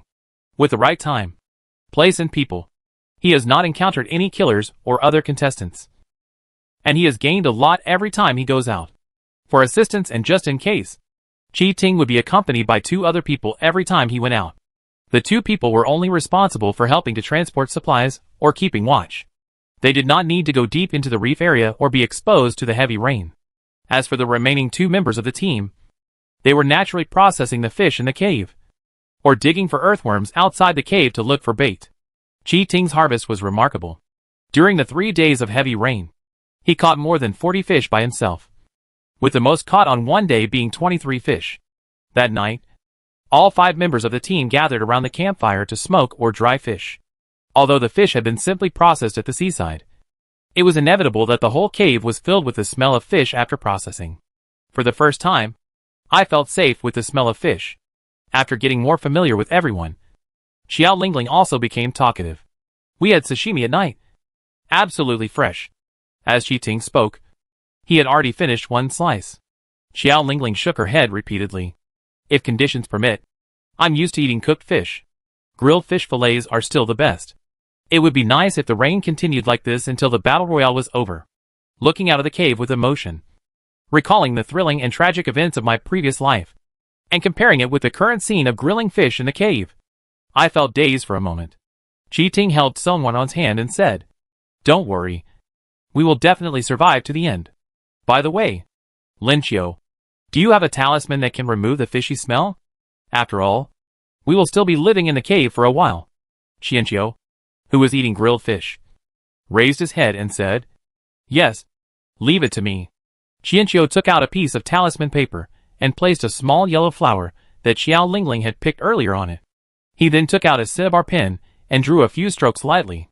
The whole process did not look complicated, and even the talisman he drew was very simple.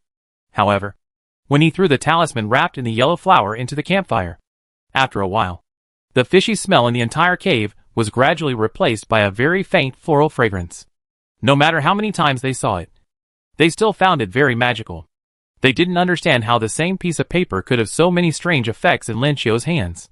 More than a few people were curious, and some viewers outside the surveillance camera had already started to imitate it. But it obviously had no effect. Qianqiu certainly didn't know that many people were imitating his behavior. He only used his spatial abilities slightly. In this world without gods, the spatial ability alone was enough for him to use. Thank you. It's all thanks to you. Now Chi Ting can thank Lin Qiu very naturally. Although he still doesn't know why the Lin Qiu in the 2 lives is so different. It is indisputable that Lin Qiu in this life is a strong teammate. From big things like hiding in caves to small things like improving the quality of life, his role cannot be ignored. Seeing this, Gerald also asked, "There are even talismans for removing odors. So are there any talismans for preventing rain, so that we don't have to get wet when we go out?" Gerald didn't like going out these days, but going out was a rotation, and Xiao Lingling didn't complain. So naturally he, a grown man, was too embarrassed to speak up. Qianqiu looked at Gerald and said sincerely, "Young man, don't think about nonsense all day long. Believe in science." Gerald, he felt like he was being targeted. The words "believe in science" coming from Lin Qiu were not convincing, but he couldn't find any words to refute. After all, for most people, there was nothing wrong with believing in science. Not only Gerald thought so. The expressions of the other 3 people in the cave were also ambiguous.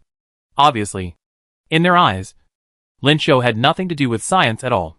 Just like when they encountered situations that neither reality nor science could solve, they would subconsciously ask Lin Qiu, and Lin Qiu would often give them an unscientific but satisfactory answer.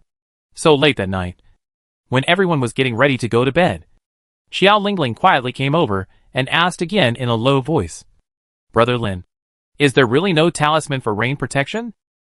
"Qianqiu, was what I said to Gerald before so unreliable? Although he could do it, it was a little too unscientific. Isn't this a technological world? Or did I underestimate the acceptance of metaphysics by humans in this world? What are you afraid of? It's just a single machine, so it doesn't matter." Noticing the host's entanglement, 6161 turned on the comforting mode. The host can do whatever makes him happy. Qianqiu was a little surprised. "I didn't expect you to be such a considerate leader." 6161. "Haven't I always been like this?" "Chiaki, it has always been the case that I have an overly high opinion of myself." 6161. "Never mind. Work still makes me happy. And work is the only thing that will never leave me. Xiao Lingling finally got a negative answer, and couldn't help feeling a little disappointed. But when she smelled the faint floral scent in the cave, she felt satisfied. What made people happy was that the rain finally subsided the next day. 3 consecutive days of heavy rain made the drizzle seem so gentle and pleasant. Today is the 8th day of the Battle Royale. During the previous 3 days of heavy rain, there was no news of deaths. Obviously, the heavy rain had a huge impact on people's actions. Great! I can finally go out today. Although there was sufficient food in the cave, there was no such thing as too much resources. So Xiao Lingling was in high spirits and prepared to go out. Take another day off today and go out again tomorrow. Unexpectedly, Song Wanren stopped Xiao Lingling's actions. She, who had always been rational, actually gave up such a good weather. Sensing the confusion of others, Qi Ting explained, 3 days of heavy rain have exhausted most of the material reserves. The contestants will definitely go out to explore. And the killers, who were suddenly released, have suppressed their killing desire to the extreme in the past few days. Today can be said to be the most dangerous day since the Battle Royale. Upon hearing this, Xiao Lingling subconsciously moved closer to the cave. The leisurely life for several days almost made her forget that she could die at any time. Her mindset was still one of comfort, which made her completely unsuitable for the Battle Royale. If she hadn't met these friends, she would probably have died on the first day. Song Wanren nodded. If it weren't for these fish, I would still organize an exploration even if I knew it was extremely dangerous today. But now that we have a stable source of food, there's no need to take risks. After all, what we're after is not killing people, but staying alive. After the explanation, no one wanted to go out. Even Qi Ting did not plan to go out fishing today. At 10 o'clock in the afternoon, the drizzle turned to clear up, and a rainbow even appeared in the sky. The 5 people went out of the cave to look at the rainbow, and then returned to the cave. After all, even if it was a drizzle, the temperature on Death Island was still very low, and it was not as comfortable as staying in a warm and fragrant cave. At about 3 p.m. that day, the Battle Royale production team issued another announcement. Contestant Yalan is dead. Contestant Yalan is dead. Contestant Yalan is dead. Correspondingly, a man named Rosadin began to rise in the rankings, but barely reached 4th place. The top 3 were still the ogre, Millancer and Qi Ting. But looking at this name, the people in the cave felt a little unbelievable. If they remembered correctly, this person named Rosadin was the robber, and Yalan was a marine. Did the robber kill Yalan? Yalan himself was quite strong, but he died at the hands of a contestant from the west. This was really unexpected. That guy was originally a robber, and he seems to be no different from a murderer. It's not surprising that he killed his companions. Gerald thought it was normal. After all, on this island of death, a life was so valuable. This time even Xiao Lingling noticed something unusual. She shook her head gently. Murderers will not consider robbers as their companions. The fewer normal contestants there are, the better it is for the ogre group. Unless this Rosadin is a very short-sighted person. How can he be capable of killing a marine? Who knows? Maybe he used some tricks. Anyway, he is just a robber. Gerald still felt that it was insignificant. He was just a robber, and there was really no need to pay attention to him. For him, who used to be a homeless person, robbers were the few people he could despise. So from the beginning to the end, he looked down on the other party. The other 3 people did not say anything, but they also realized that something was wrong. Without a bird's eye view, they did not know what exactly had happened.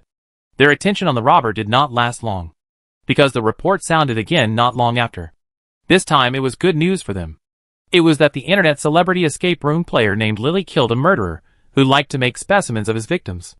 And at around 10 o'clock that evening, there was another report from the island that Victoria had killed the robber. This made the few people who were confused before have some speculation. This woman who was good at playing with people's hearts was most likely bewitched by the robber and joined forces to kill Yalan. Now, she has harvested the robber again. The robber already has a life on his shoulders, so his value has doubled. He may even have been injured in the fight with Yalan. For Victoria, harvesting such a villain is not only less risky, but also twice as happy.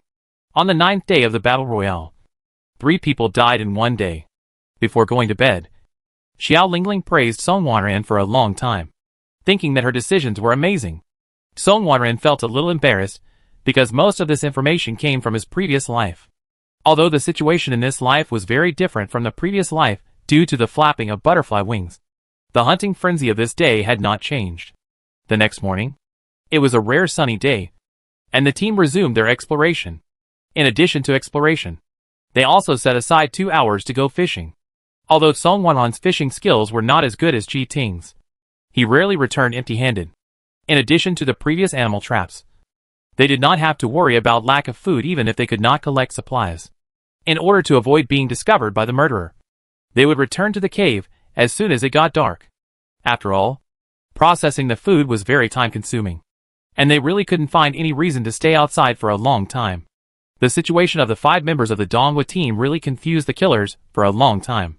The battle royale time was already half over, and they had already searched the Death Island thoroughly.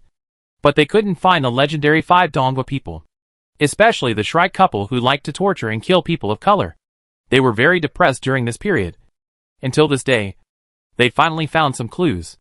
There were unburied footprints, discarded biscuit wrappers, and wild fruit plants that had obviously been picked, with the broken part of the plant still fresh.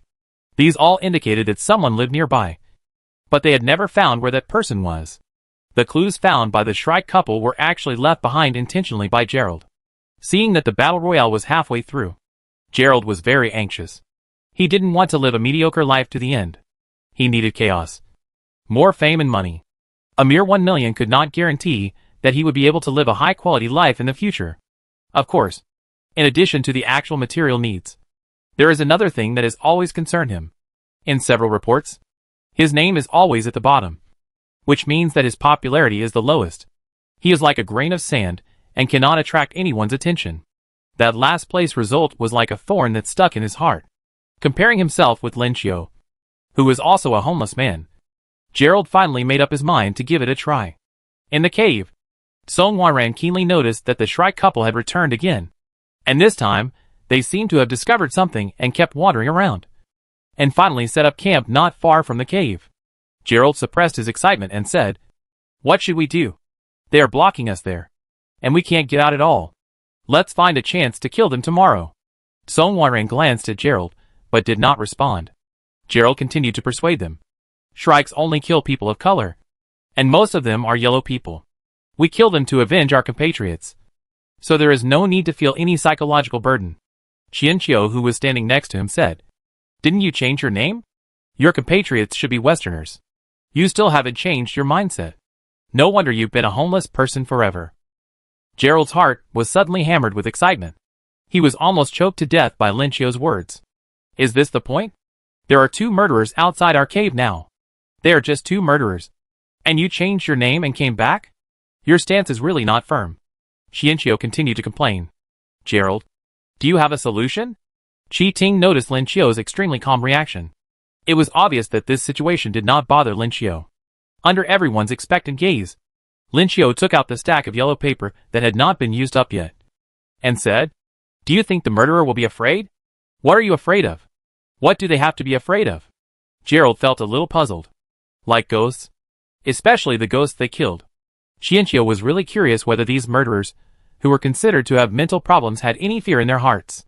After these words were spoken, the cave was silent for a while. Song Wanran spoke uncertainly.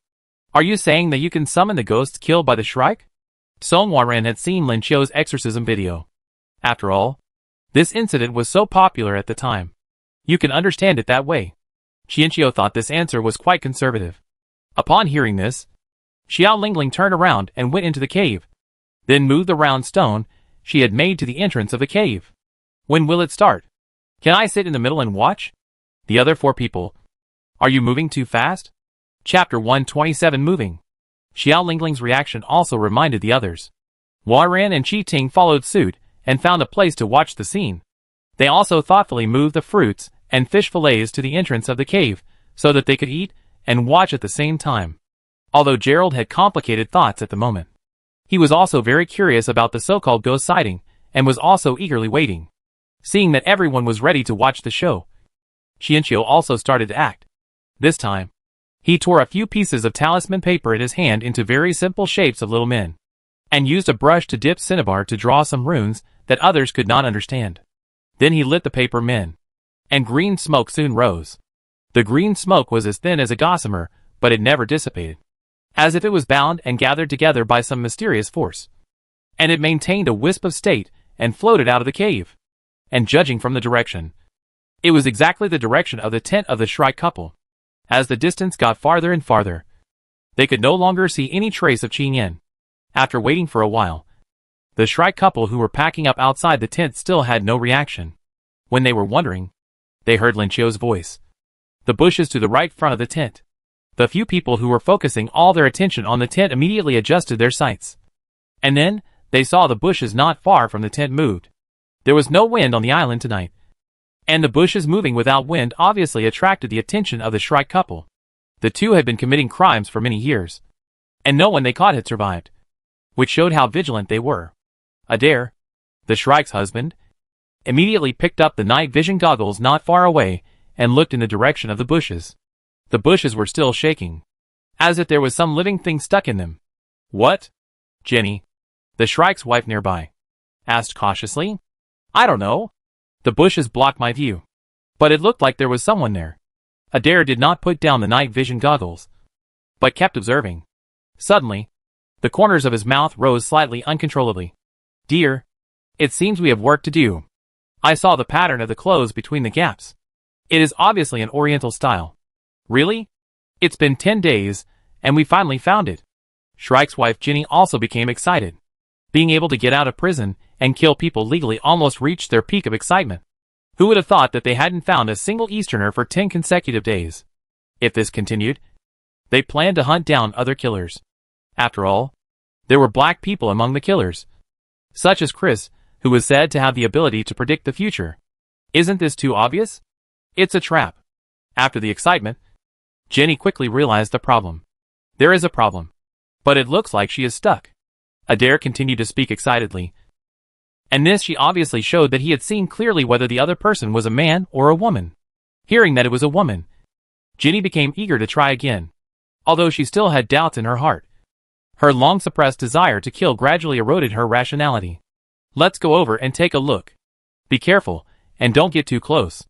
The Dongwa people must be acting in groups. Adair nodded. Take the spear. I know.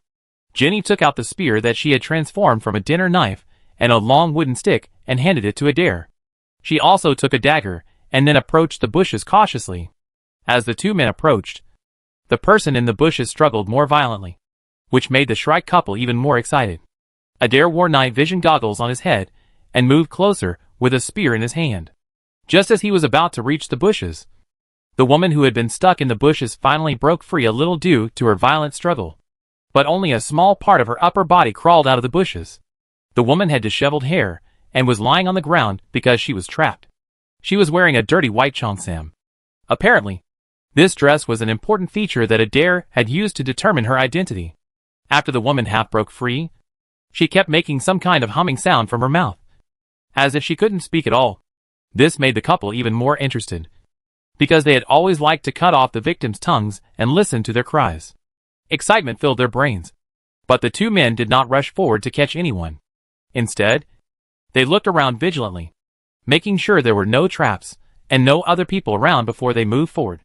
In order to ensure maximum safety, before they could fully understand the woman's condition, Adair raised his spear and stabbed it hard into the woman's arm, nailing the woman's arm to the ground. The two had worked together for many years, and Jenny took action immediately, stabbing the woman's other arm with a dagger.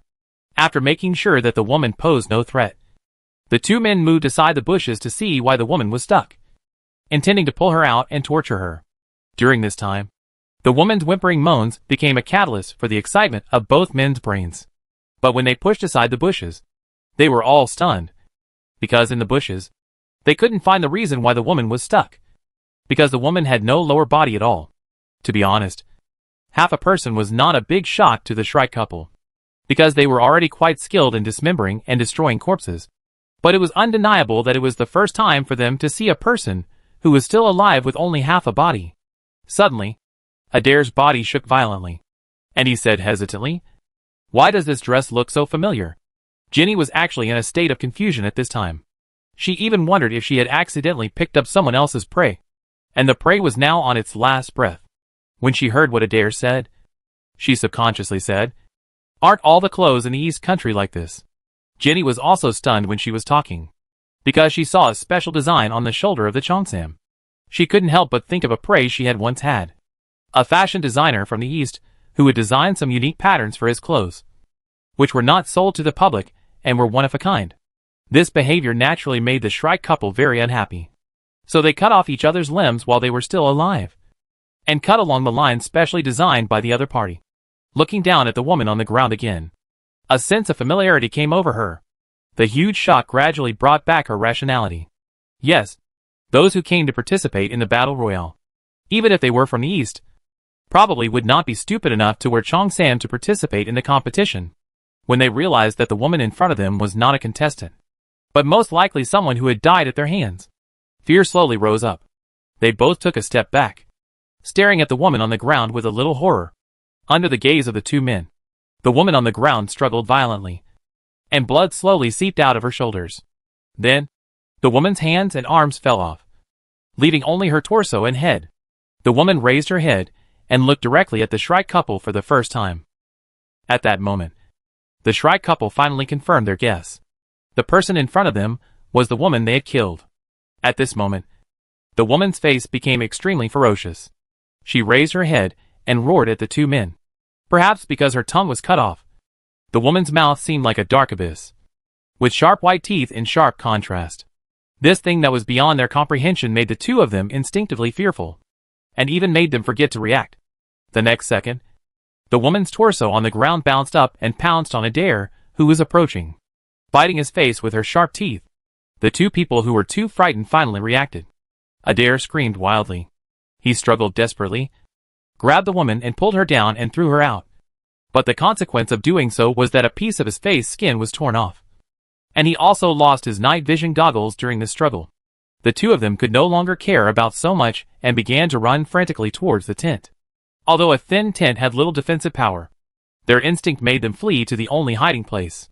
The limbless woman made whimpering sounds in the darkness behind them. But the sound that once made them so excited now brought them immense fear. When they reached the tent, they rushed in. At this critical moment of life and death, there was no such thing as love between husband and wife. Only a fight to the death, fearing that the one who was a step slower would become a meal for the evil spirit. Fortunately, both of them successfully got back into the tent, and zipped up the tent at the moment when the evil spirit was about to pounce. Even more fortunately, after zipping up the tent, the evil spirit seemed to have really lost its target, and just wandered around the tent, making a humming sound that came and went, almost making the Shrike couple's heart stop every time. At this moment, they were thankful that there was bright moonlight tonight, which could project the shadow of the evil spirit onto the tent, so that they would not be unable to see anything. After an unknown amount of time, the low humming sound finally faded away, and the evil ghost seemed to have left. The two did not dare to leave the tent, and it took a long time before they slowly relaxed. What was that just now? The extreme fear made Adair forget the pain, and as soon as he relaxed, the pain in his cheek returned immediately. Jenny was still shaking uncontrollably, her mind still a little confused. Had she just encountered a ghost? But how could this be possible? Was it the show crew who did this? Just to see us make a fool of ourselves? Impossible. Adair, who had a large piece of his face skin torn off, immediately rejected it. The feeling and fear of having a female ghost touch his face was so real, and he had touched too many corpses in his life. The thing just now was definitely not a prop, but a real corpse. Jenny was about to refute that this was unscientific. If there were ghosts in this world, why had they never seen them before? But the next second she covered her mouth in horror, her eyes fixed on the tent behind Adair. Adair's scalp immediately went numb, and he stuttered to ask her what was wrong. But Jenny just kept shaking her head and didn't dare to say a word. Adair could only turn his head slowly, and then he saw a human face protruding from the bent tent. Obviously, there was something outside the tent pressing on it and trying to get in. Adair stepped back suddenly, but didn't dare to make any sound. He thought the head belonged to the woman just now, but looking at the outline, it was obviously a man. A man? The faces on the tent became clearer and clearer due to the pressure, and the outlines became more and more familiar. Compared to most Westerners, who are face-blind to Easterners, the Shrike couple has an excellent ability to recognize Easterners' faces, especially those they have chosen. They can clearly remember everyone's facial features, so soon. The two recognized that this was another Eastern man who had been killed by them. Fortunately, the head outside the tent did not find the target after pressing on the tent for a while, and quickly left the tent. With a projection of moonlight, the couple saw clearly that there was really just a head outside the tent. Yes, this man was dismembered by them. The head floated around the tent, and the shadow cast on the tent was like the scythe of the god of death, which almost made the two people in the tent collapse. And this was not the most desperate thing. Adair soon realized that there was something unusual about the ground beneath him, as if something was churning in the soil under the tent and was about to break out of the ground at any time. What should I do? Jenny's voice was already tearful. She dodged the undulating soil and wanted to lean against the edge of the tent. But the heads flying around outside the tent made her particularly afraid. Under a strong sense of oppression and fear, when a half-rotten arm broke out of the ground, Jenny began to scream wildly, especially when there was more than one arm. Arms from different people seemed to stretch out from H.L., groping frantically in the tent, trying to grab something. Jenny couldn't bear such fear and fled from the tent. But as soon as she left the tent, she collided head-on with a head, and then she was thrown to the ground, followed by the sound of gnawing. At this time, Adair was also frightened and had no intention of going forward to rescue. He covered his head and started running around. As luck would have it, he ran in the direction of the cave. The few people who were watching the show at the entrance of the cave suddenly became interested and stared at each other intently. Adair didn't run far before more and more evil spirits crawled out from under the tent, and together with the woman who appeared at the beginning, they all chased after him.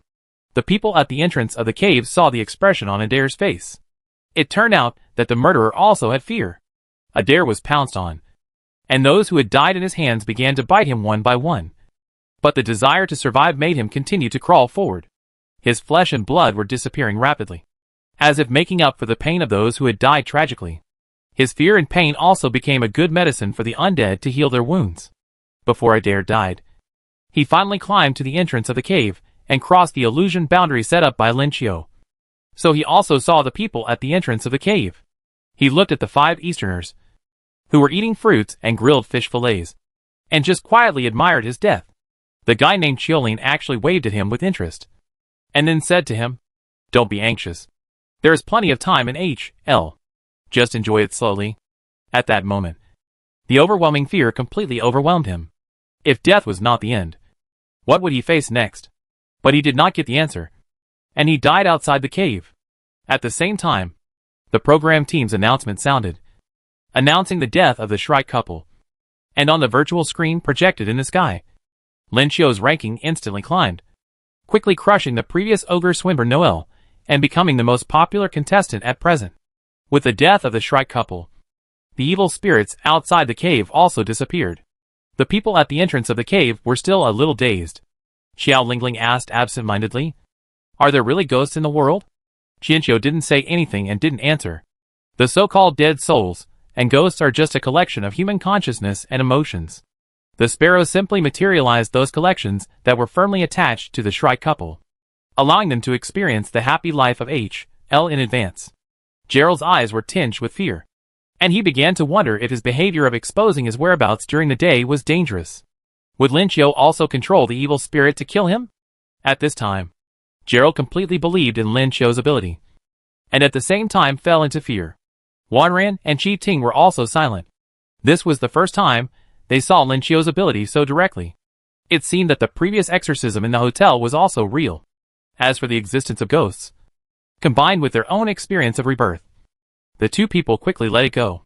"I'll go take care of the body. There aren't any large beasts on this death island.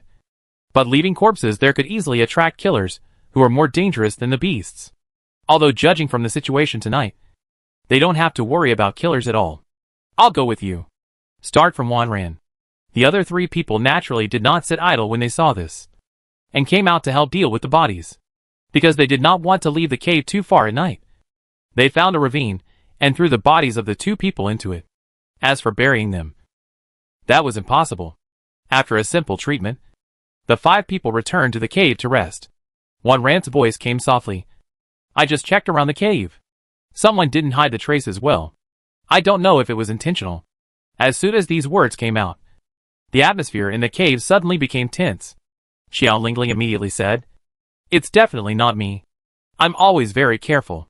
Who knows? No matter how careful you are, there will be traces left.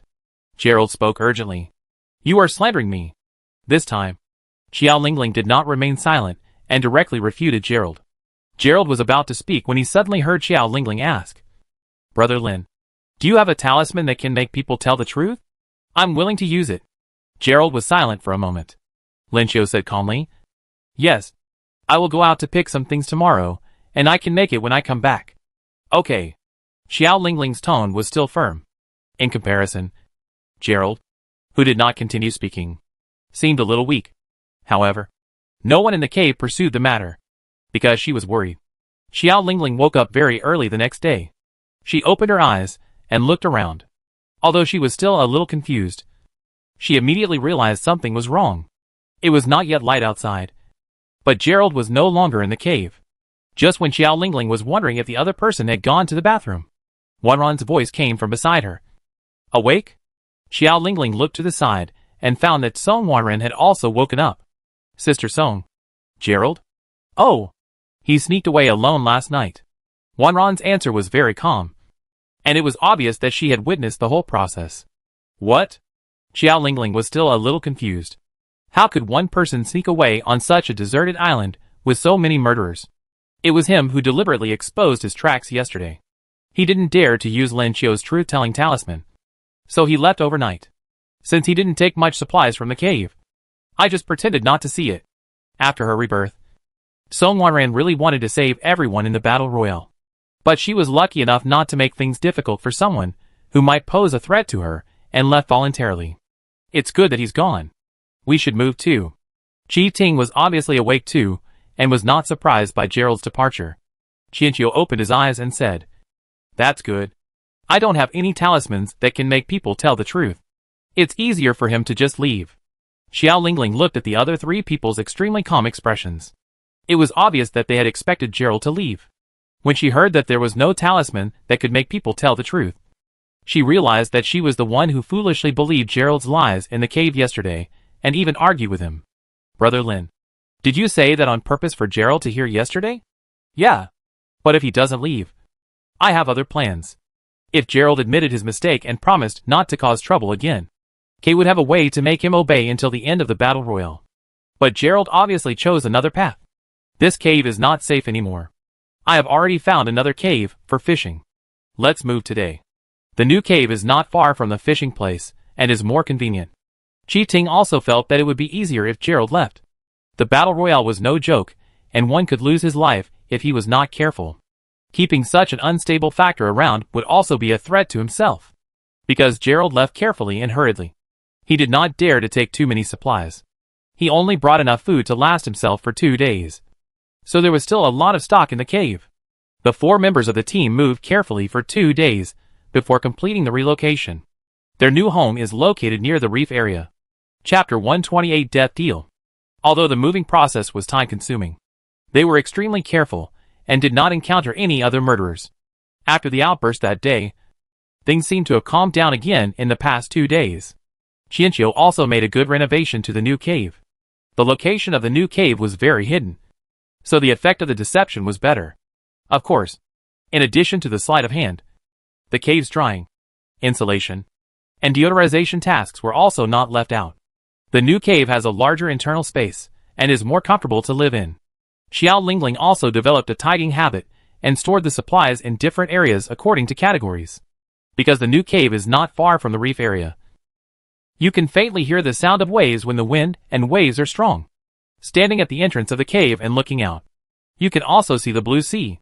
It can be said that the environment is good and the scenery is good. In the days that followed, the team slowly shifted their focus to fishing. After all, compared to exploring for supplies, fishing is shorter in distance, has higher returns and lower risks. In comparison, there is really no reason to continue running around the island working so hard to collect the dwindling supplies. Since the deaths of 3 people, there has been no report on Death Island for a long time. After careful counting, there are now 5 killers left. 5 contestants from the East Country, and 2 contestants from the West Country. At this point in time, such a high survival rate is unprecedented. We have enough supplies. We won't go out from tomorrow. Late at night, the four of them were chatting while roasting a fire. Songwon had already counted the existing supplies. They were no longer short of either food or weapons, and could survive here safely until the end. Aren't you going fishing too? Xiao Lingling asked curiously. No. No matter how much I catch, I can't take it away. It's dangerous to go out. Songwon's goal has always been to stay alive, and she has no intention of actively hunting other people. The current killers can barely maintain peace, but as time goes by, if they can't find enough prey to reduce their sentences, they will soon start killing each other. The last few days will be the most dangerous and craziest. The other three nodded in agreement. Although money was tempting, life was more precious. Life in the cave was not difficult. At most it was a bit boring, but it was also funny to think about it. Before participating in the battle royale, they had imagined many survival scenes on the island, but they never thought it would be boring. The four members of the team are obviously very rule-abiding people. They don't go out if they are told not to, and just stay in the cave to find various entertainments to pass the time. This leisurely look makes the audience feel both novel and boring. Is this a vacation or a battle royale? The four-member team that decided not to go out brought great confusion and impact to the other people on the island of death. Not only did the killer almost turn the island of death upside down, but Gerald, who left quietly, was almost going crazy. He left with full of ambitions, and was even prepared to risk his life to become famous. But he regretted it just 2 hours after he came out of the cave. It was his last act of pride that he did not quietly return to the cave. But after surviving alone outside for a night, Gerald gave up the idea of actively killing people. He decided to hide everywhere and live to the end. However, the fact that Wanran and the others stayed indoors made the killers anxious, so their searches became more intensive and frequent, which made it extremely difficult for Gerald to hide. After leaving the team in the cave, Gerald realized how uncomfortable it was to spend the night outside. Not only was the environment harsh, but he had to be worried all the time, because he had followed OK to explore outside before. He did find a few good hiding places. He counted the days and suffered day by day. When there were only 3 days left before the end of the battle royale, Gerald was discovered while exploring for supplies, and he was hunted by 2 killers. Gerald, who was discovered by the ogre, immediately gave up resisting and shouted loudly that he knew the hiding places of several other Easterners. His trick worked, and he was not killed on the spot, but was taken to the deserted prison on the island of death.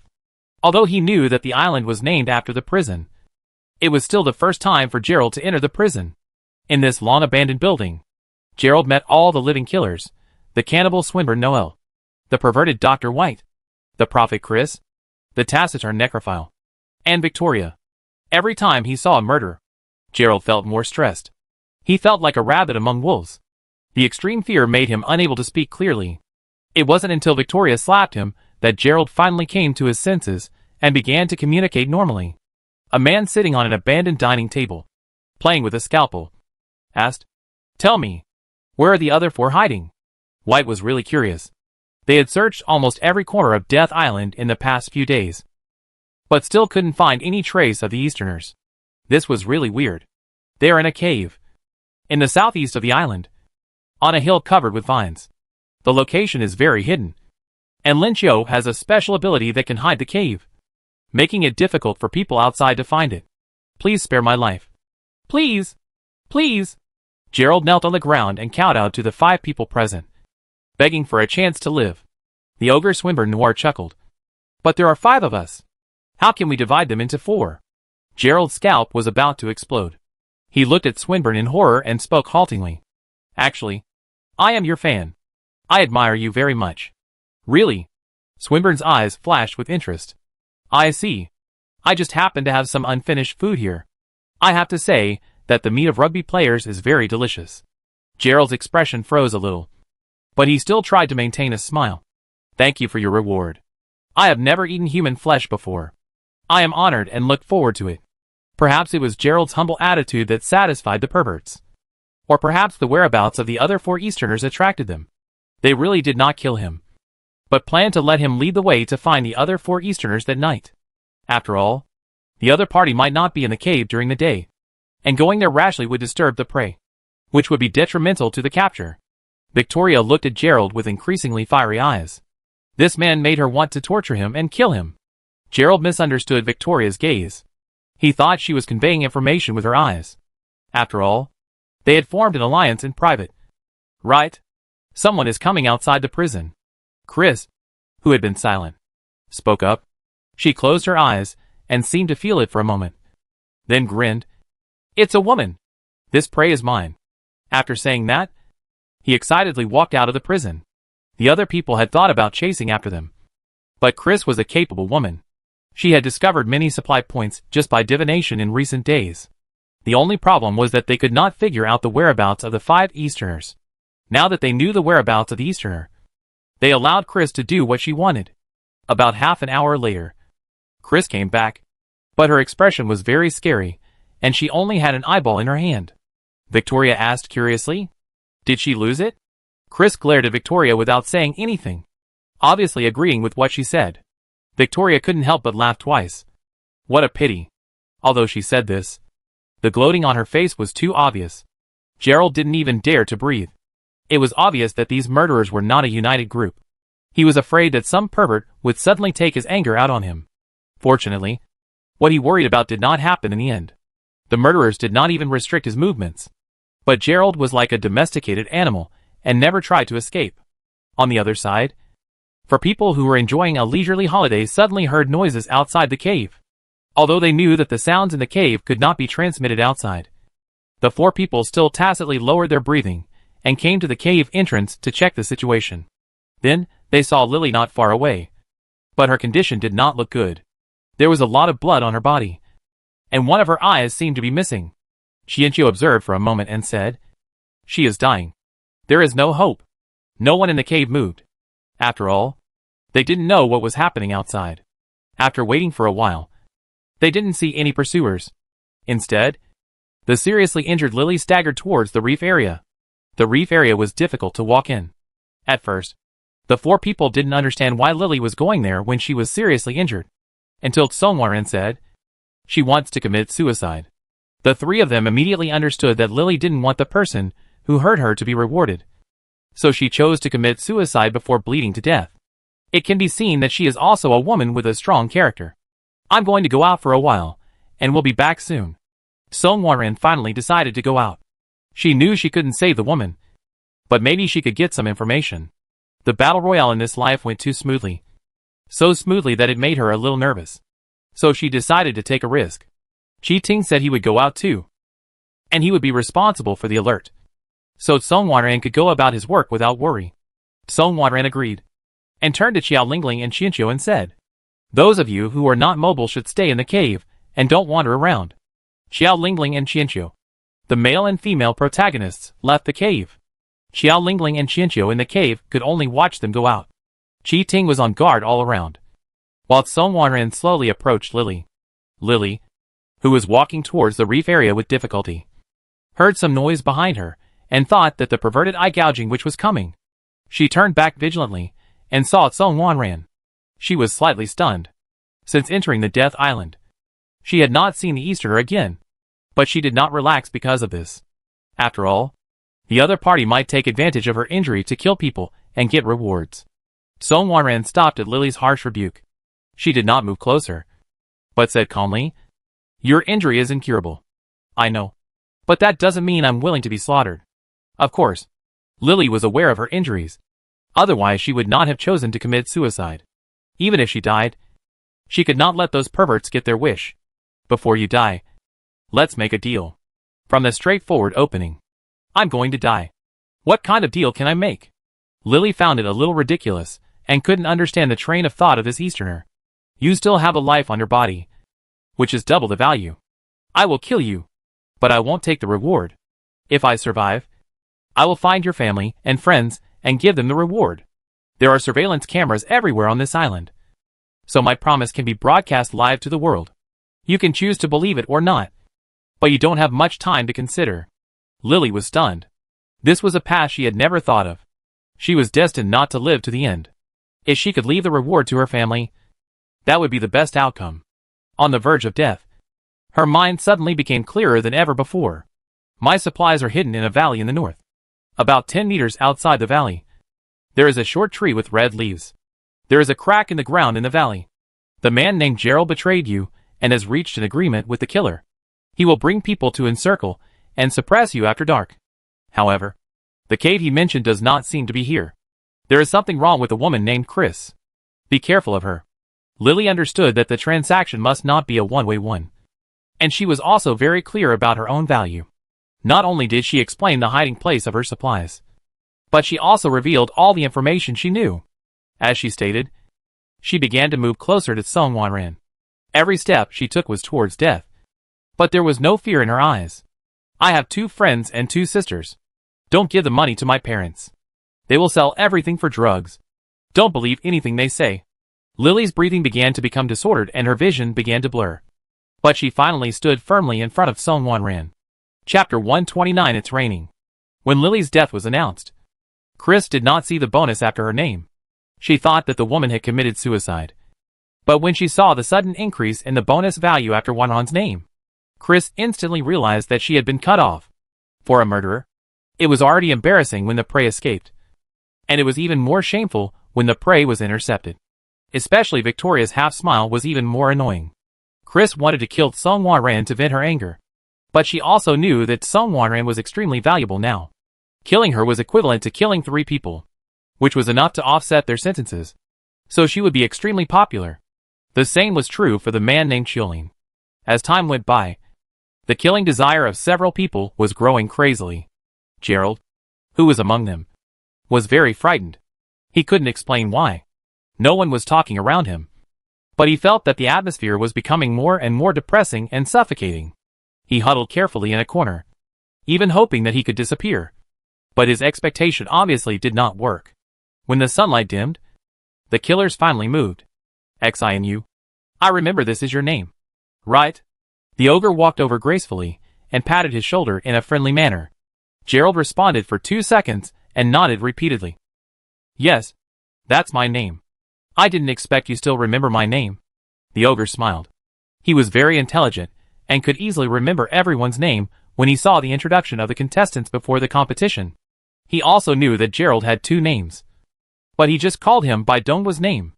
Come on. Take us to find your companions. I hope they are still in that cave. Gerald. No. Now it should be you Xian, who was frightened and spoke quickly. Chiolin has made a lot of improvements to that cave. They will definitely not give up easily. In Yu Xian's opinion, they had paid too much for the cave. And it was safe enough to stay in it. So why bother to move out? With Yu Xian feeling extremely nervous, the killer team set off. Today is the 18th day of the Battle Royale. The success or failure of this hunt will not only determine Yu Xian's life or death, but also determine whether the killer's fragile cooperation model will fall apart.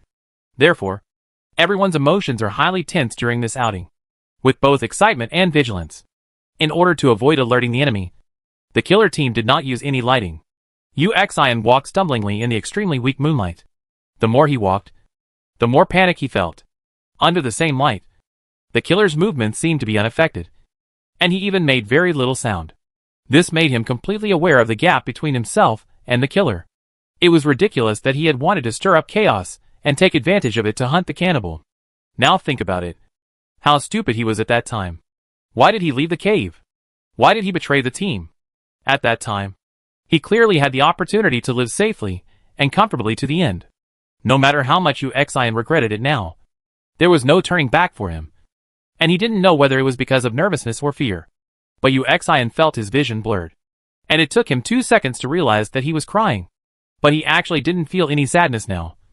Because now, he was completely swallowed by fear. Yu Xian couldn't describe his state at this moment.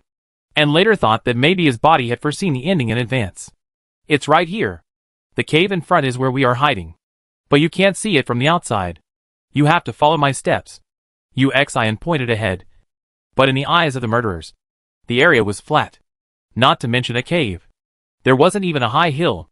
Let's go! Although extremely confused, Dr. White still spoke up. The 5 murderers followed Yu Xian around in a small space, and even went back often. This made them suspect that Yu Xian was using tricks to delay time. Just when their patience was about to run out, suddenly, a black stone hill appeared in front of them. The hill was covered with a large number of vines, and behind the vines, there was a faint glow of fire. This is impossible. As a doctor, White could hardly believe his eyes. The distance from them to the cave was only more than 10 meters. At such a distance, how could they not see the fire and the cave before? This is all Chiolin's trick. He has many miraculous abilities. We have to be careful too. Recalling the scene when the Shrike couple died, Xian couldn't help feeling a little scared and started to warn others. It's really interesting. As a highly intelligent killer, the ogre developed a strong interest in this Easterner. Even though Lin Chio's body shape did not fit his hunting target in the expansion pack, he really wanted to have a taste of this man now. Because the cave appeared too suddenly, the 5 people decided not to waste time and rushed up immediately. Of course, just in case, Xian was also taken with them to rush into the cave quickly. And he was the first person to be pushed into the cave. Seeing that Xian was not in any danger, the 5 people stepped into the cave. Unexpectedly, the cave was not damp, but warm, bright and very comfortable. There were also several dried fish piled next to the campfire. And deeper in the cave there was an obviously tidied resting area. It seemed that what Xian said was right.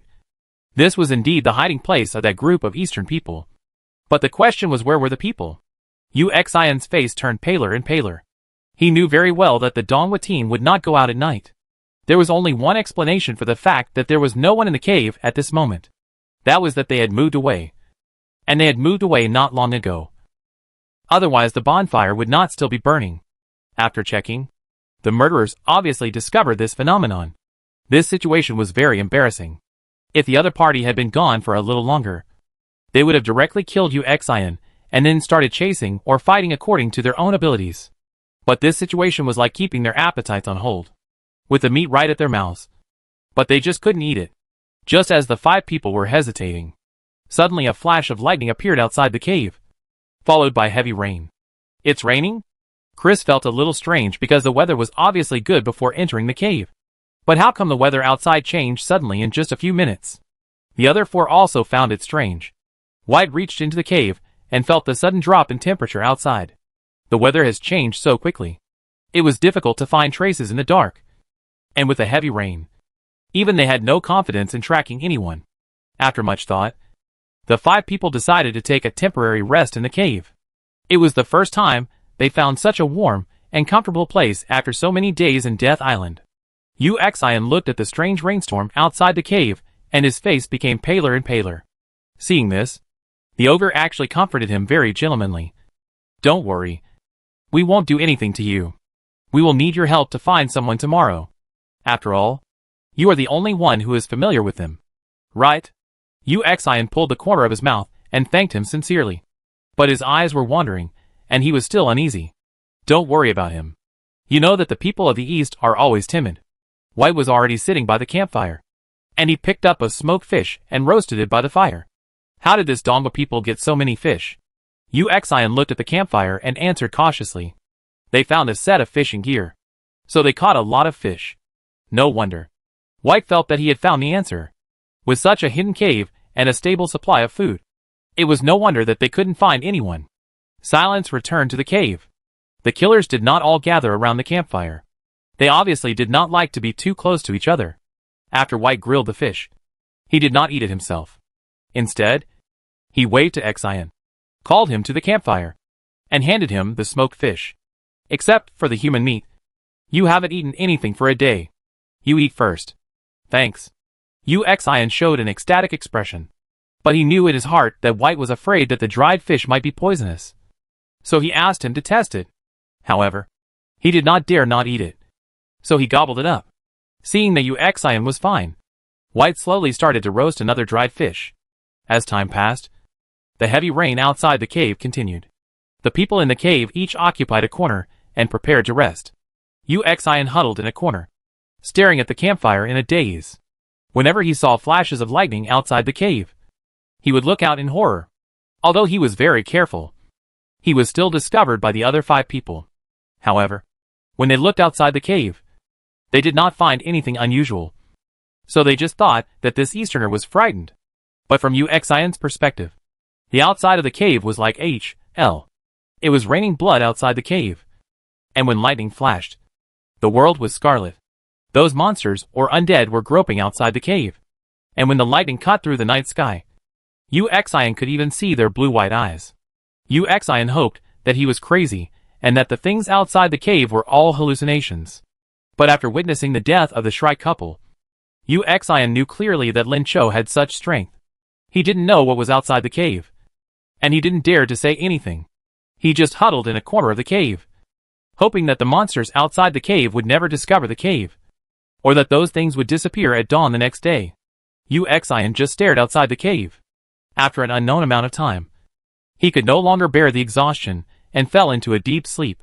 When he was awakened by a thunder again, it was still pitch black outside the cave. He thought he had not slept for long, but the other 5 killers in the cave had already woken up. Victoria kept looking at her watch, looking a little anxious. Uxian really wanted to ask what time it was, but he didn't dare to ask. Fortunately, someone quickly answered his question. Strange. It's already 8 o'clock. Why is it still so dark outside? Chris looked outside the cave in confusion.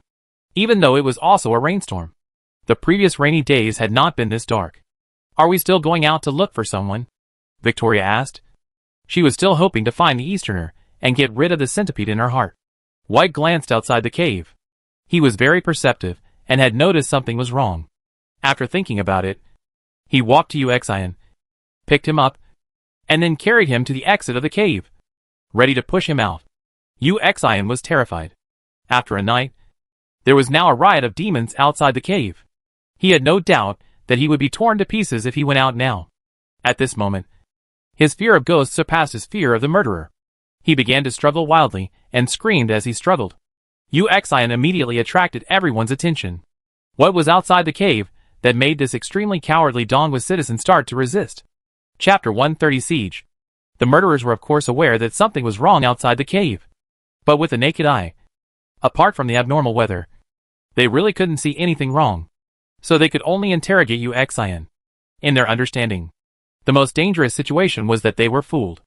Uxian was the bait abandoned by the Dongwu team, and they fell into the ambush of the Dongwu team. But even so, they did not feel too panicked. After all, there were no hot weapons in the battle royale, and even the top cold weapons could not cause a leap in strength. Even if they were surrounded, they did not think they would be at a disadvantage. The opponent had an advantage in traps at most, but in terms of numbers and strength, the 4 people from the East Country could not match them. Among the 5 killers, only Victoria noticed something wrong. After experiencing the strange abilities of the Easterners, she did not think that the cave was just a simple siege and ambush.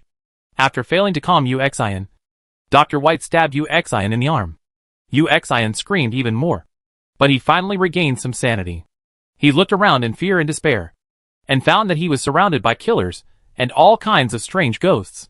His clothes were soaked with sweat, and he finally heard White's question. What's outside? Are they your companions? Uxian's brain was working rapidly, thinking that if he told the truth, the other party would probably think he was crazy, or that he was joking and trying to intimidate the other party. But he really didn't know how to describe the situation outside the cave. Both White and the ogre are very good at guessing people's minds. The ogre immediately warned, If you lie, you will be my lunch today. Uxian's pupil shrank, and he could not help but subconsciously look outside the cave. There were more than 1 bloody skeletons there, with bright red flesh that had not been removed hanging on the white skeletons. The remaining traces of sliced meat and cut meat were so obvious. Some of the ghosts even dragged a pair of roasted legs with traces of seasoning on their legs. The evil spirit walked while holding up the steaming legs and shouting the name of the ogre. It goes without saying that these evil spirits are all people who have died at the hands of the ogre. Under the ogre's terrifying aura, Uxian trembled and said, Outside, there are ghosts. Lots and lots of ghosts. The murderers obviously didn't expect to get such an answer. They were stunned for a moment, and then looked outside the cave, but still saw nothing. Among those who are capable of becoming murderers, how many believe in ghosts and gods?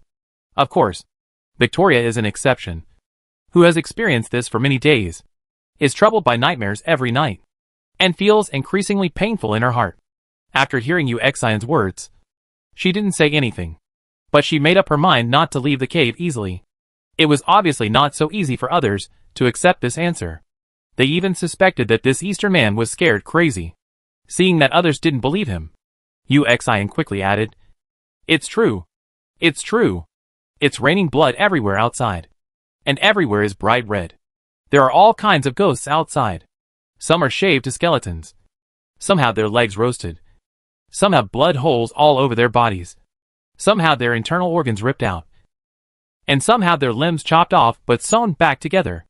Uxian shouted almost crazily, pointing in different directions outside the cave, as if he really saw these ghosts. As Uxian described, the expressions of the murderers changed slightly, because some of the people they killed did die in this way. However, considering that there was a detailed introduction in the expansion pack, it is not ruled out that Uxian obtained the information from the expansion pack, or inferred it himself. Faced with this situation, the murderers obviously believed that Uxian was crazy, or that he and the Donghua team were playing a trick. Although it was unclear what their specific plan was, the murderers would not sit idly by and wait for death. White and the ogre looked at each other and immediately understood each other's thoughts. White immediately grabbed Uxian's shoulders and forced him to walk out of the cave. Uxian immediately started howling like a ghost again, but White's scalpel was against his throat. "Be quiet. I will go out with you." However, this sentence only made Uxian more desperate. He didn't believe that White would protect him. Once any danger occurred, he would definitely become a shield. But facing the murderer, he had no right to refuse. So Uxian widened his eyes in horror and was forced to move out of the cave step by step. White followed closely behind him, and the ogre Swinburne Noel followed to the entrance of the cave, also in a state of alert at all times. Finally, no matter how reluctant Uxian was, he walked out of the cave. Uxian's breathing had become difficult due to fear. When he walked into this blood-red world, he was also enveloped by a large number of strong negative emotions. The impact in an instant made Uxian burst into tears. But he did not dare to close his eyes or blink, because he was afraid that the moment he opened his eyes, he would meet a ghost's eyes head-on, and he could not bear such a shock. Taking 2 more steps forward, they walked out of the range of the illusion. At this moment, Uxian saw the monsters groping around outside stop their actions and turn towards them. Uxian felt that his hair might stand up. He leaned back as hard as he could and almost stuck to White's body. When some of the monsters rushed up, Uxian made a gurgling sound in his throat. It was a state of extreme fear, but unable to make any sound. At this time, White himself still didn't see anything. He just wanted Uxian to be quiet. But Uxian began to struggle frantically. Regardless of anything, he didn't care even if the scalpel cut his throat. He struggled and shouted, "It's coming! They're coming! Ah!" Uxian's scream upset White. But in an instant, he inexplicably felt a hint of danger. So he subconsciously tilted his head to the left. At the same time, a sharp claw scratched across his cheek, leaving 3 deep scratches on his face. White was startled and quickly let go of Uxian and looked around. But he still saw nothing. "I just feel that some danger is around." Uxian, who was no longer restrained, immediately huddled up and squatted on the ground. Not feeling the expected pain, he looked up in confusion, and then found that the monster did not attack him. Looking around, he saw that other monsters were also targeting the ogre. After a brief moment of confusion, he was ecstatic. He suddenly realized that these ghosts were targeting people. They would attack whoever killed them. He was not a murderer, so he was not actually threatened by the ghosts. After realizing this, Uxian's brain finally started working. Does that mean that now is actually the best time for him to escape? Uxian stood up with trembling legs. Although his legs were still a little weak, freedom called him to take a step. Just as he took a step, a huge force grabbed him and dragged him back to the cave. Although he returned to the warm cave alive, Uxian did not feel any joy. He turned around and saw the ogre Noel, who was holding him. It was obvious that Noel found something wrong and brought White and him back in time. Looking at White at this time, there were 3 deep wounds on his cheeks that could be seen to the bone. One of his arms was bloody and had many teeth marks on it. The bones were exposed in some places. It was obvious that just in the past few moments, White's arm was grabbed by the ghost and bitten madly. There was silence in the cave. White gritted his teeth and said nothing. His face was pale, and it was unclear whether it was due to fear or pain. The others were still a little bit in disbelief. They had seen everything with their own eyes, and naturally knew how White got injured. In just a split second, one of his arms was almost bitten off. For a moment, they didn't know whether they should be shocked that there were ghosts in the world, or shocked that the things outside were so lethal. The ogre nor dragged Uxian further into the cave before throwing him down. He saw clearly that this guy was trying to escape. Tell me everything you know. Uxian shrank his neck. After knowing that the ghosts outside would not harm him, his mind became active. However, facing the terrifying aura of the ogre, he still spoke. Xiaoling can summon the undead. The undead that you killed are coming for revenge. That's how the Shrike couple died. The undead are coming for revenge. This sentence explained the situation outside, and also explained why he was not injured just now. Noel was thoughtful. The Shrike couple last time couldn't see ghosts either? Uxian paused. But under pressure he told the truth. They could see it last time. And I don't know why you can't see it this time. Noel stared at Uxian for a while, making him feel uncomfortable. Then he turned to the others and said, there is a high probability that there is a ghost outside. This guy is the only one who can see ghosts. If we want to leave, we have to rely on him to lead the way. Aren't you a psychic? Can't you see the ghosts outside? Victoria asked Chris curiously. If Lin Qiu was so powerful, then there was no reason for Chris, who was competing with Lin Qiu in the finals, to be so weak. Chris was also very depressed. That final was almost a humiliation. She was unwilling to accept it. So she used some means to obtain information about some supply points, and then took the initiative to participate in the competition, just to face Lin Qiu again and kill him with her own hands. But now, it seemed that she had fallen into the same state as last time. Chris gritted her teeth, took the initiative to come to the entrance of the cave, and then took out everything in her backpack, including the crystal ball, tarot cards, and some miscellaneous things that she couldn't understand. Seeing Chris take action, although I don't know if it will be useful, it makes me feel more at ease. White was treating his wounds himself, although it was inconvenient for him to move alone. He didn't dare to ask an ogre for help, nor was he willing to ask the silent necrophiliac for help. Victoria completely ignored him, and just paced anxiously in the cave. Uxian now understood that the reason why these murderers could not see ghosts was most likely because of Lin Qiu. In order to save his life and prevent the murderers from killing him, the only person who could see ghosts.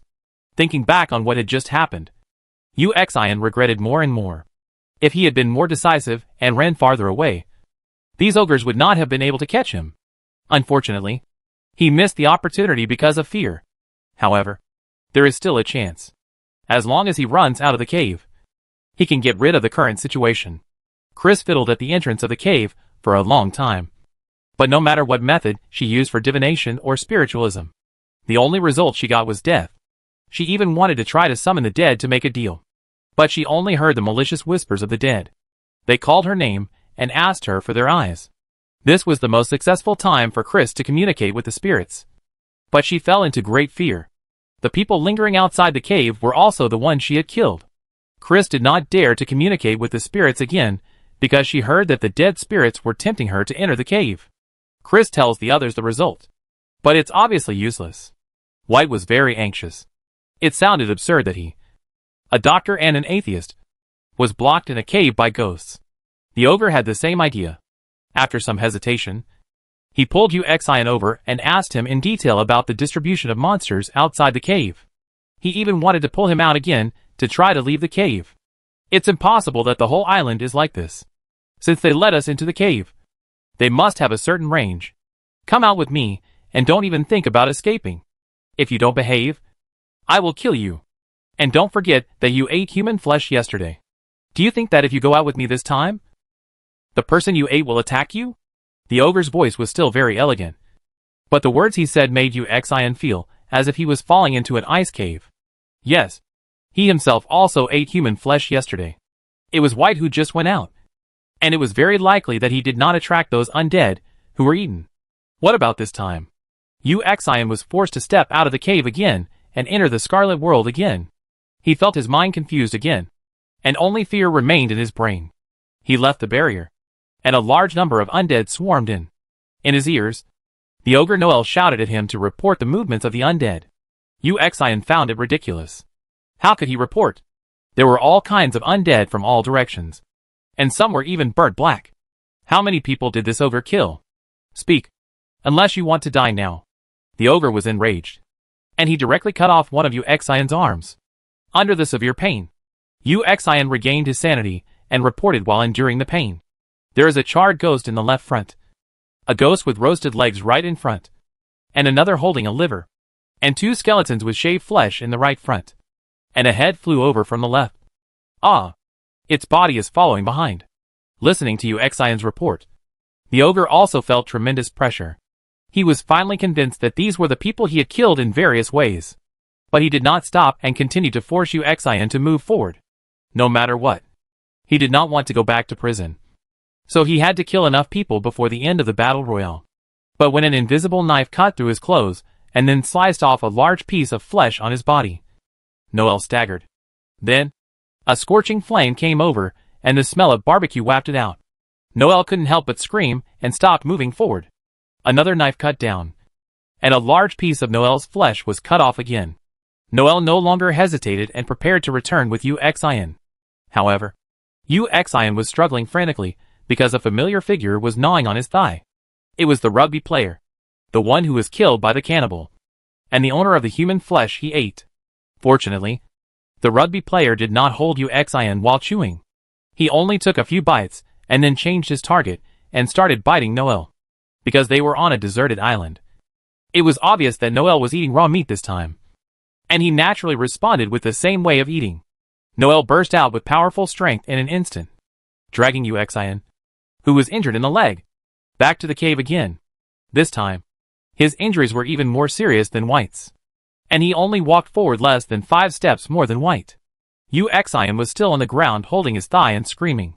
He looked at his wound, and immediately realized that the other party had eaten as much flesh from his legs, as he had eaten from the other party. Xian was in pain and relieved because he had only eaten this one meal of human flesh. Which meant that he would never be attacked by ghosts again.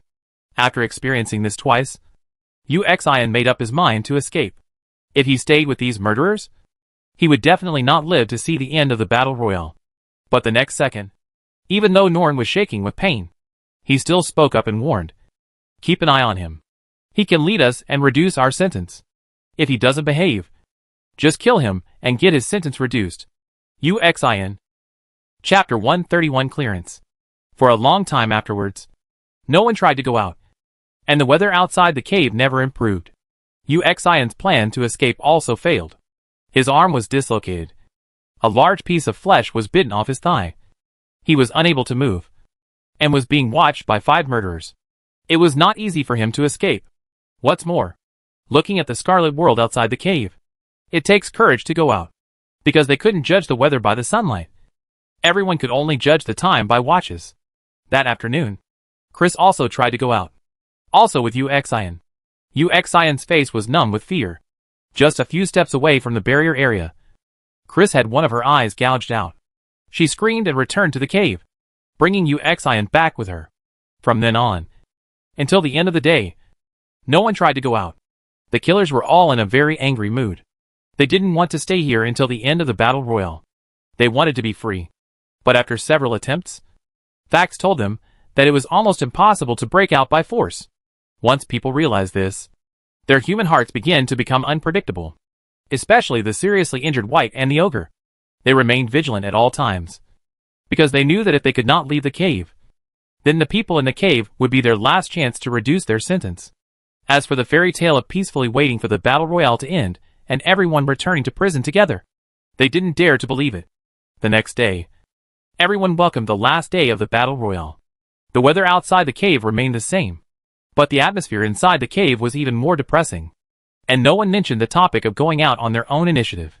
Obviously at this time, the more serious the injury, the greater the probability of being attacked. The 5 people in the cave even took turns to grill fish and eat by the campfire. And the supplies in the cave seemed like a mockery. The firewood and food left for them by the East Country team were just enough to sustain them until the end of the battle royale. It's just that a group of people like them being trapped together is just like raising a goo. Yes, Victoria finally understood the true meaning of goo. It turns out that the so-called goo is to raise a group of highly poisonous insects in a jar, and then let them bite and devour each other. And the one that survives to the end is the goo. In her dream last night, Victoria dreamed of the birth of goo, and the centipede that was entangled in her heart finally left her body last night, and crawled into a corner of the cave. When Victoria woke up in the morning, she quietly lifted the stone where the centipede in her dream had landed, while no one else was paying attention. There were a few leaves there. Victoria, who was familiar with all kinds of poisons, certainly recognized this thing. And she also understood what Wanren had said about cooperation. These poisonous grass leaves are the prizes given to her by the East Country team. And she needs to use this poison to kill the other killers in the cave. Now, the two most difficult guys in this cave were seriously injured yesterday. And Chris also lost an eye. Uxian couldn't resist. The only variable was the slow-witted and silent necrophiliac. So now, she really had the possibility of becoming the last Gu alive in this cave. After understanding everything, Victoria felt extremely excited and terrified. She was poisoned when the battle royale just started. Did the East Country team predict this day? What kind of horrible predictive ability is this? Is it someone's extremely high wisdom, or someone's unpredictable ability? Victoria couldn't figure it out. But it didn't matter anymore. The East Country team had prepared everything for her in advance. Whether she could become a Gu or not, it all depended on her. Victoria was an expert at poisoning. Especially after letting Uxian try the poison yesterday. Everyone had already assumed that the food in the cave was safe. Moreover, in a situation where a fight could break out at any time, they definitely had to eat to maintain their strength. Victoria sprinkled the powder made from grass leaves on the dried fish with almost no effort. However, White is a cautious person.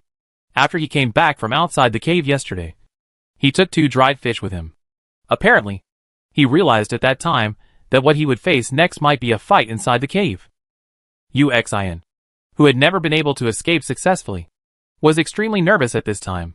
He knew that it was the last moment, and the killers would inevitably fight among themselves if they could not leave the cave. At that time, he would lose his value as a guide, and his only value would be a reduction in sentence. Out of fear, Uxian did not dare to move at all, let alone take the initiative to go forward to the campfire to eat. As time passed, the 5 murderers sat farther and farther away from each other. Everyone seemed to be doing nothing, but in fact they were all alert to others. To be honest, if it weren't for the unreasonable injuries yesterday, White and the ogre would most likely join forces to deal with the others today, instead of being in a stalemate and confrontation like today. Finally, the necrophile sitting in the corner shook uncontrollably and fell to the ground with a thud. The others were startled and wanted to go forward to check what was going on, but they were wary of each other and didn't dare to get too close. After only one look from a distance, the ogre Nor immediately concluded, "He's poisoned. There's no hope." As soon as he finished speaking, he felt his vision was a little blurry, and he immediately realized that he was also poisoned. But the dosage was not that large. At the same time, Chris's body began to shake. White quickly became alert and realized that it was Victoria who poisoned him, and he was able to escape because he paid special attention to what he took. White immediately took out a scalpel. Although he was injured, his physical fitness was still stronger than Victoria's. In addition, he had a weapon in his hand. So he immediately started a confrontation with Victoria. Victoria also knew that the murder could not be concealed. After all, the rankings and rewards after the announcement were public. So she seized the opportunity and poisoned the people before lunch in order to poison as many people as possible. Now it seems that the effect is quite good. There was no need for any explanation or words. Everyone knew that the killers would kill each other. White rushed forward to fight with Victoria. Victoria risked her injuries to seriously injure White. The two were in a stalemate for a while, and the others either died of the poison or lost their ability to move. Suddenly, a dagger stabbed into White's body from behind.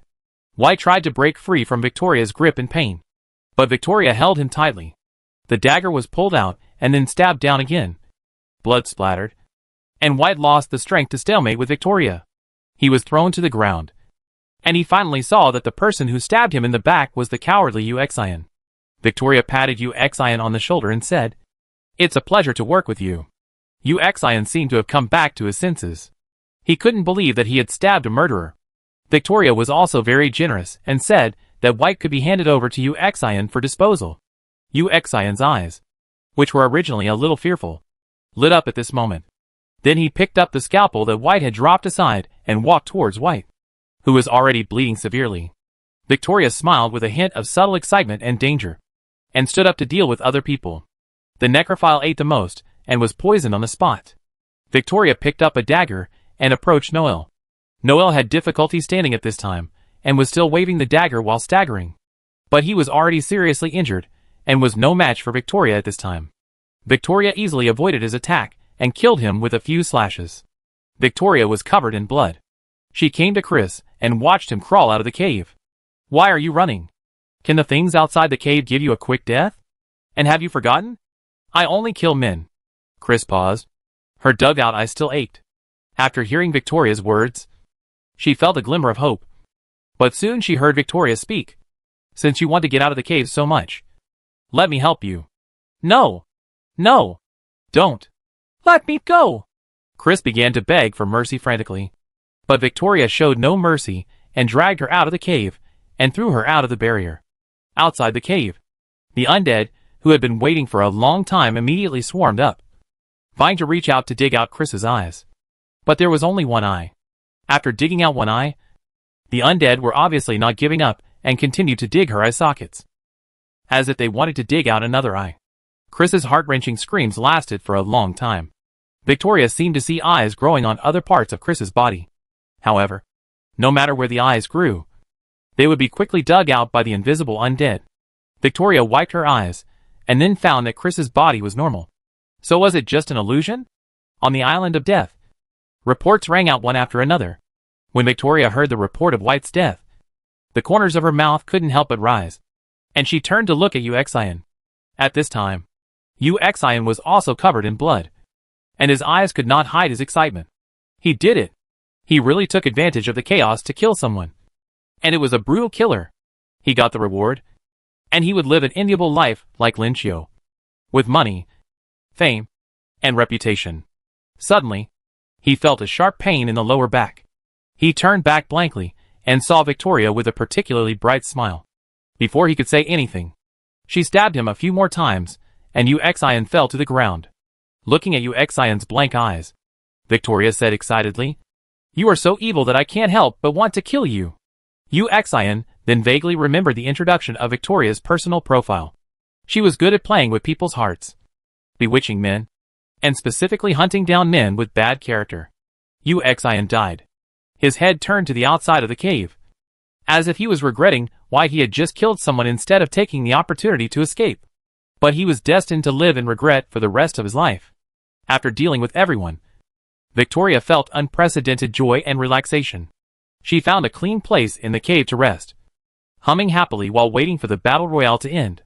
At this time, not far from the cave, the group of 4 who had been on guard for a long time finally relaxed. It seemed that they didn't need to finish off the enemy. Is this woman so fierce? Xiao Lingling was a little shocked. She didn't expect Victoria to solve all the murders by herself. Then she sighed. Gerald is still dead. Song Wanran was not surprised by this. What shocked her was Lin Qiu's almost abnormal predictability. Did he foresee today's outcome when he gave her the talisman representing the goo? From Gerald's betrayal to the murderers gathering in the cave. If there had not been Lily's warning before her death, would Lin Qiu have taken them back to the cave and arranged everything in advance? Qi Ting's thoughts were almost the same as Song Wanran's. Lin Qiu's beautiful counterattack once again refreshed his cognition. Qi Ting found that after living a second life for just 20 days, his views and impressions of Lin Qiu were always changing. Lin Qiu was like a fog that made him unable to see clearly and see through. This year's battle royale is over. There were a total of 20 contestants, 6 of whom survived. Among these 6, only 1 was a murderer, and the other 5 were all ordinary contestants. This result was beyond everyone's initial judgment. So this year, many people lost money in their bets. But this also meant a richer prize pool. So some people also became rich overnight. On the Death Island, Qianqiu and his 3 companions have been waiting for the battle royale to end. They thought that everything was settled, so they simply had a picnic outside. After all, today was a nice sunny day. Before dinner, the 4 members of the team went to the beach area to catch some seafood, and they had a great harvest. Just as they were preparing to enjoy the meal, the arrival of an uninvited guest disrupted their original plan. Melansol got a blowgun from somewhere and attacked in the dark. Fortunately, Qi Ting discovered it in time, which prevented them from being overturned at the last moment. Although Melansol was strong, he was still at a disadvantage when outnumbered by 4. Seeing that the opponent's moves were fatal, Qi Ting no longer showed mercy. And finally the 4 of them worked together to kill Melansol. The mood of the picnic was interrupted, and the 4 people simply returned to the cave. They couldn't understand why Melancer did this when they had already won the game. And Melancer also killed a murderer, not without any reward. In the end, The four could only sigh that there were indeed huge differences in people's thinking. The reason why Melansol chose to launch a sneak attack was very simple. After killing the first killer, he realized the gap in strength between the two sides. So he spent several days exploring for supplies and improving his strength. When he finally felt that he was ready and could start a killing spree, he heard reports from the system one after another. So many killers died in just a few minutes, and only one was left. Melansol was anxious. He needed a lot of money. Otherwise, he would not risk participating again this year. Seeing that the battle royale was about to end, most of the killers were dead. At this moment, he saw the East Country team, who were almost not on guard, and celebrated their victory in advance. Melansol never took the Easterners seriously. He thought that these four people survived until now by hiding from place to place. So he took action without hesitation. The result was that he experienced the strength of the Eastern team with his life. Just like that, the number of people who had passed the battle royale in this event was reduced by 1. Except for a killer who cooperated with the East Country team. All the others died. Such a result, unsurprisingly, made history, becoming the battle royale with the most survivors from the East Country in history. And also one of the very few battle royales in which the results were dominated by the East Country people. Chapter 132 Great God. For such a result, not only will racists not buy it, but many proud Westerners will also be upset. This breaks their usual theory of noble bloodline. But battle royales have always been about fairness. After all, everything happened in front of the surveillance camera, whether they admit it or not. The result is unquestionable. With the result irrefutable, the Westerners demonstrated their usual excellent ability to find faults, and began to call out Lin Qiu's ability as cheating, demanding the cancellation of his qualification and reward. Even for this reason, demonstrations broke out in many places in the West. They felt that if this result was allowed to happen, the Battle Royale show would lose its meaning. And if the program team did not take action, they would continue to protest. Of course, where there are opponents there are supporters. Through the previous psychic variety show and this Battle Royale, Lin Qiu has also accumulated a large fan group. These groups have also begun to organize themselves and confront the demonstrators. Their central idea is that Lin Qiu's achievements are all his own strength, and his value cannot be denied just because he is too strong. If the other party's qualifications and achievements are revoked privately, it will be a violation of Western freedom and democracy. The two camps each held a different view, and both felt that the other side was undermining freedom and fairness. The dispute escalated and even escalated into physical conflict. The program crew never expected that the final moment of the Battle Royale has not yet arrived, and the entire Western country has become lively because of this matter. The program crew naturally wanted to create popularity, but now the popularity is too great, and it has alarmed the upper class. The Western upper class, who has always been high and mighty, is naturally also a loyal supporter of the noble bloodline theory. So finally, under pressure, the Battle Royale officials announced that Lin Qiu's competition results were invalid and cancelled all the rewards he obtained by killing people in the Battle Royale. However, considering the wishes of the other party, they did not cancel Lin Qiu's own rewards and the rewards obtained by popularity, and promised that they would carefully examine the abilities of the contestants in the future and would no longer allow Eastern people with abilities like Lin Qiu to participate. This barely compromised news calmed the emotions of both parties. For the Easterners, the emergence of this news is telling them a truth clearly. In the Battle Royale show, the final winner can only be a Westerner. Even if there are strong Easterners in the program team, they will be disqualified. Such obvious unfairness was announced openly by the other party in the name of fairness. Whether it was the Easterners far away in the Eastern Hemisphere or the Easterners who had immigrated, they all felt great humiliation and anger. Naturally, they began to organize protests and marches, but they were either ignored or violently suppressed, and many people even died. On the island of death, Qianqiu had no idea what kind of fight would break out because of her, the trigger of which was about to end on the eve of the Battle Royale. Nor did she know how many people would die as a result. 6161 knew about it, but it didn't tell the host because even if it did, there would be no way to solve the problem, and it would only add to the trouble. On the morning of the day when the Battle Royale ended, the 5 survivors on Death Island heard the voice notification of the end of the Battle Royale and the settlement interface projected in the sky. Of course, they also heard the notification that Lin Qiu's score was cancelled. After the 3 of them were confused, they were angry. They didn't expect that the official of the Battle Royale would do this in the end. The so-called fairness was, the rules change at any time and are worthless. Don't be angry. Isn't it always like this in the West? And it's still unclear whether there will be a next battle royale. Compared to the other three people, Lin Xiao was extremely calm and even comforted others. Before participating in the competition, he sent out a large number of packages. The inspectors from the Western country probably thought that he was preparing for his own funeral and had no doubts about such a large number of packages. Now, more than 20 days have passed. If the Eastern country moves quickly, construction should have already started. So when the battle royale begins next year, maybe they will be able to leave this planet. But this is too unfair. Such a dangerous 20 days. And they just cancel it. Xiao Lingling felt a tightness in her chest. Song Wanran and Qi Ting heard Lin Xiao's implication. What did he mean by it's still uncertain whether there will be a next battle royale? Seeing Lin Xiao's calm look, it was obvious that he had other plans. The two looked at each other and thought that maybe this was the reason why Dongwu asked them to protect Lin Xiao. Despite their anger and depression, the people on the island were powerless to influence the outcome. The battle royale was over. But they were not in a good mood. When they arrived at the beach, the speedboat was already waiting there to pick them up.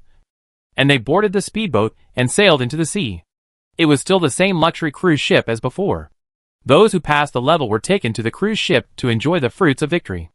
Although the reward Lin Xiao got for killing someone was cancelled, the inhumane program crew did not kill him all, and did not deprive Lin Xiao of his own value and the celebration banquet on the cruise ship. The luxurious hall was bustling with people, including celebrities, politicians, program investors, and the big winners of the competition.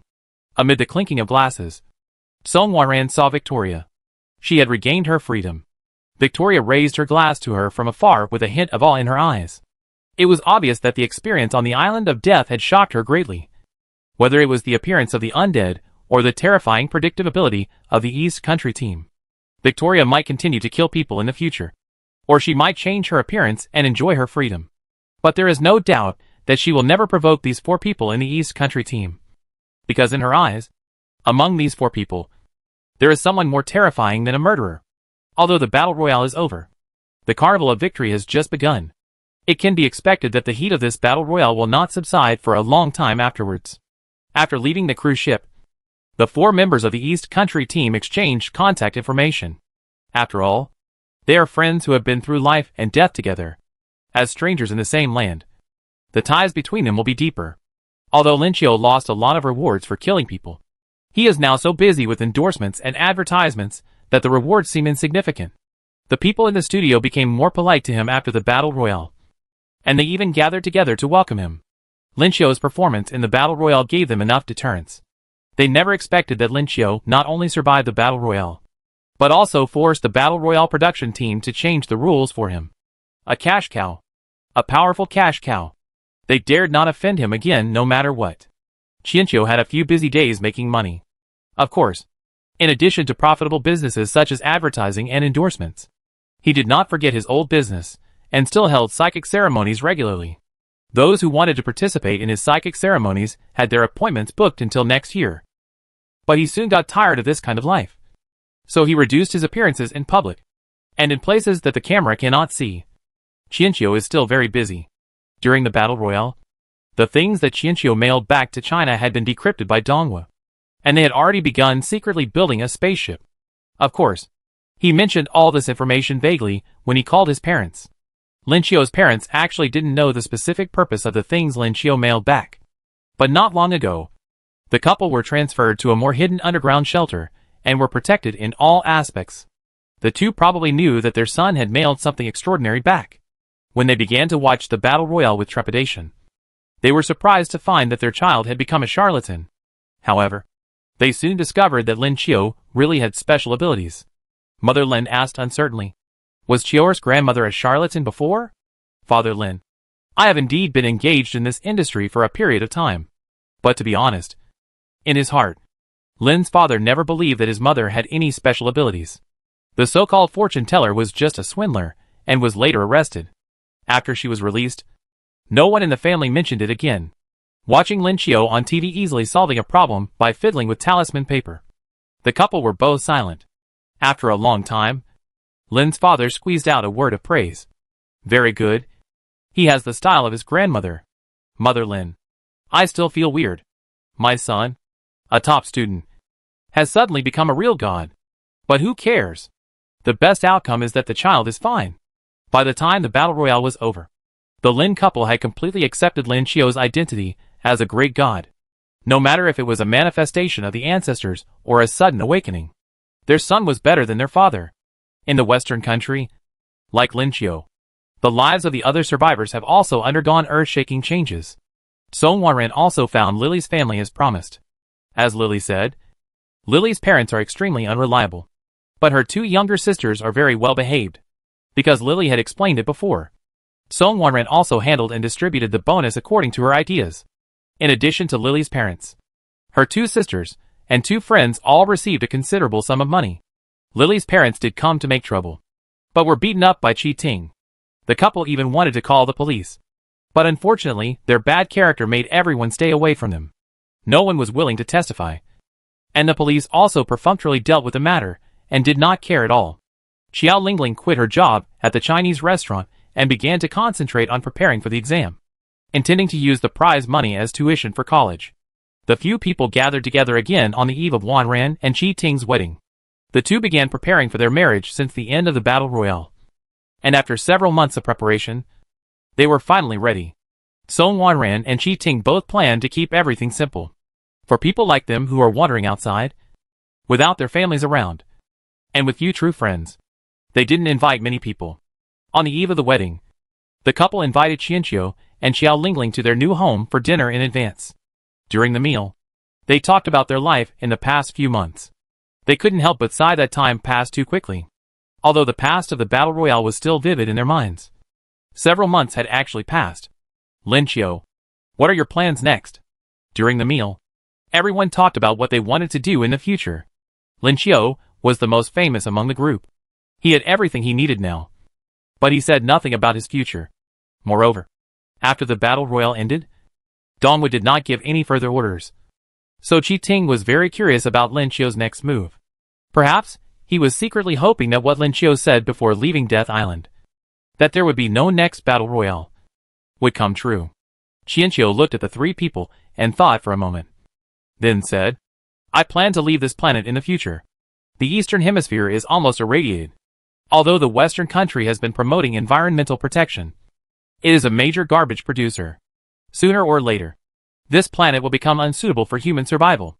Moreover, the current situation of the Eastern country is not suitable for a large-scale battle with a Western country. In this case, why don't we fly into space and find another place to live? The other three people, although they were looking forward to Lin Qiu's answer, they did not dare to expect it in this way. Song Wanren subconsciously glanced at the wine glass in front of Lin Qiu and found that the red wine was not much less. Qi Ting was silent for a while and then burst into laughter. Lin Qiu, you can't drink much.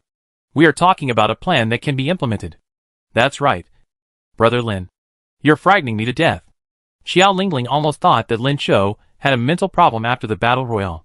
Of course, in addition to this worry, she also had a small hope in her heart. In view of Lin Qiu's omnipotence, she actually hoped that Lin Qiu could change the current situation where the Eastern people had a hard time surviving in the Western country. However, this was really too difficult. Song Wanren and the other two all treated this as a joke. They really hoped that Lin Qiu could change the current situation of the Dongwu people, or even change the current situation of Dongwu. But they had never even dreamed of Lin Qiu's plan. Even in Western countries with advanced technology, the most they have done is to land humans on the moon. Moreover, the technology has been lost, and human creations have not yet flown out of the solar system, let alone interstellar travel. 6161 gloated in his mind. At the beginning I said that this technology is too advanced. It is difficult to understand with today's human technology and civilization. Qianqiu is as optimistic as ever. I don't need them to understand. Just like almost everyone has a mobile phone now. But not everyone understands how it works. People just need to know how to operate it. With the help of the resource deconstructor and 3D printer, combined with a blueprint drawn by 6161, the East country only needs to find a space to place the blueprint, then collect the required resources and build it with a 3D printer. What's more, he also mailed back 10 space barriers that can be released at fixed points, which are the basic barriers of the previous world base. With this space barrier, he can shield radiation and surveillance and operate on the ground. Qianqiu looked at the indifferent Song Wanran and the other two, his expression still very serious. In 5 months, it will be the cleaning day. I will take you to see some things then. And you will know that I am not joking. As the popularity of the Battle Royale gradually faded, Cleanup Day was put on the agenda. Just a week ago, the West announced the date of the next Cleanup Day, which will be the last day of this year. Lin Qiu's seriousness made the other 3 people serious as well. They looked at each other, and finally looked at Lin Qiu. Are you really not kidding? Song Wanran frowned and began to doubt Lin Qiu's mental state. Have you been introduced to any projects recently? This is Qi Ting, who suspects that Lin Qiu has been defrauded. Brother Lin, have you researched a talisman that can allow everyone to ascend to heaven collectively? This is the whimsical Xiao Lingling. Qianqiu glanced at Xiao Lingling and said, Aren't you going to college? You have to believe in science. Xiao Lingling, I will contact you before the cleanup day begins. Just think of it as me helping you avoid the cleanup day this year. Cleanup day is actually equivalent to a nationwide battle royale.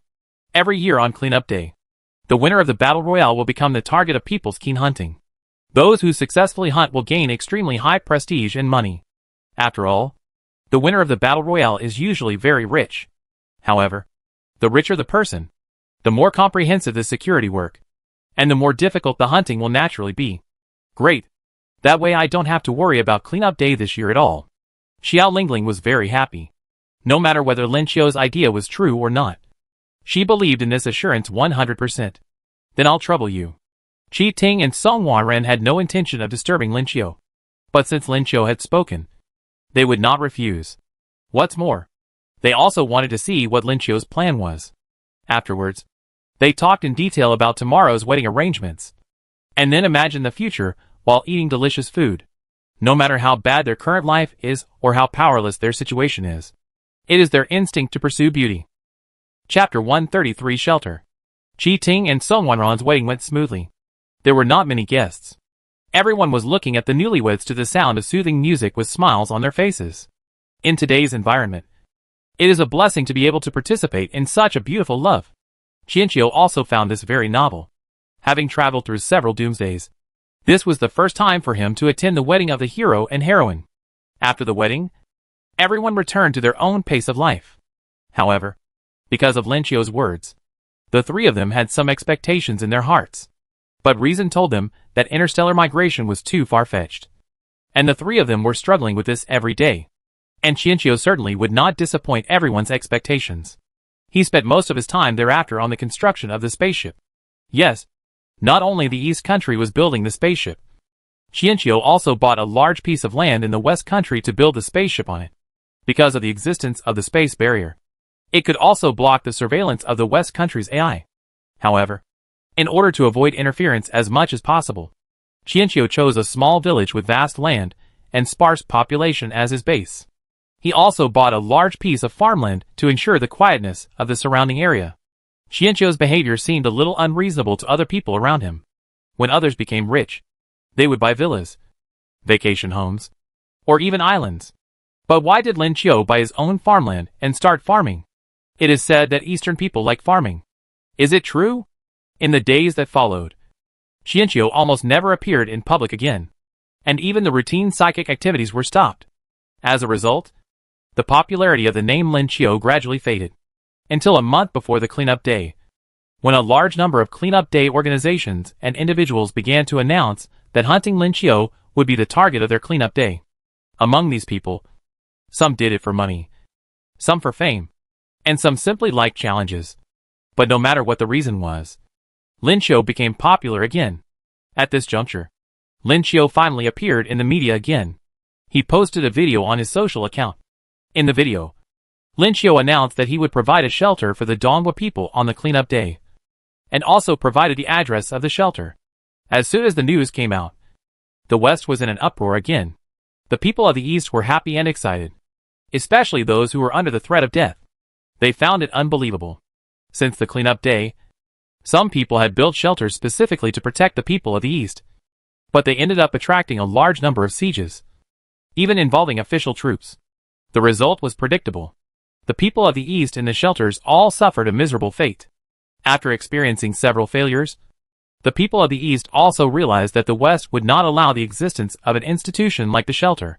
They just liked to see their prey panic, fleeing everywhere, but having nowhere to hide. The tragic end of the refuge made people no longer dare to challenge the authority of the West. And there were no more refuges after that.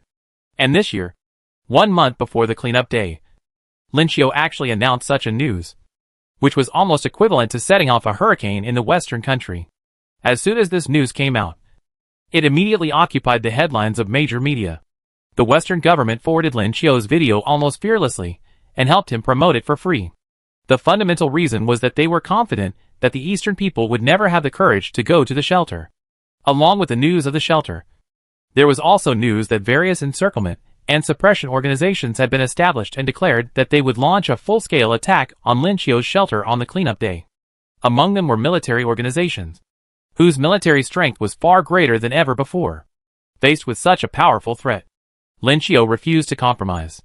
He even joined forces with 3 compatriots who had won the previous battle royale to issue a statement together. Song Wanran and Qi Ting said that they have been married for several months, but still dare not have children. The reason is that they don't want their children to be born in a world of fear.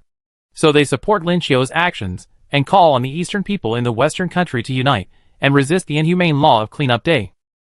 Xiao Lingling also declared in the video that no matter what kind of force the outside world exerts, she fully trusts Lin Qiu's ability to protect the shelter. After all, Lin Qiu is a miracle. She also called on her compatriots to look for refuge together. If they did not resist now, they would never have the chance to resist again in the future. As the winners of the battle royale, the 3 also have their own fan groups, and many of their fans are from the East. They soon realized that this was not only a battle to protect the shelter, but also a struggle of the East people against the unreasonable policies and laws of the West. Some people awakened their fighting spirit and decided to go to the shelter to overcome the difficulties together. Some remained silent and did not want to participate in such a dangerous resistance, and some people waited and watched, hesitating.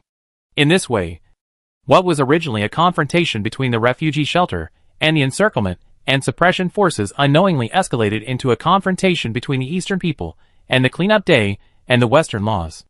Naturally, the Western top leaders would not allow such provocations, so they allowed various organizations to be established and even secretly promised to fund weapons for the other side. No matter what, the Dongwa people must not be allowed a safe shelter, because then the cleanup day would be meaningless. Just like the previous battle royale, the Western country can arbitrarily modify the so-called rules, and the demands of the Eastern people are no longer within their consideration. As for Lin Qiu's threat, they didn't take it seriously. How could a small shelter possibly withstand their advanced weapons?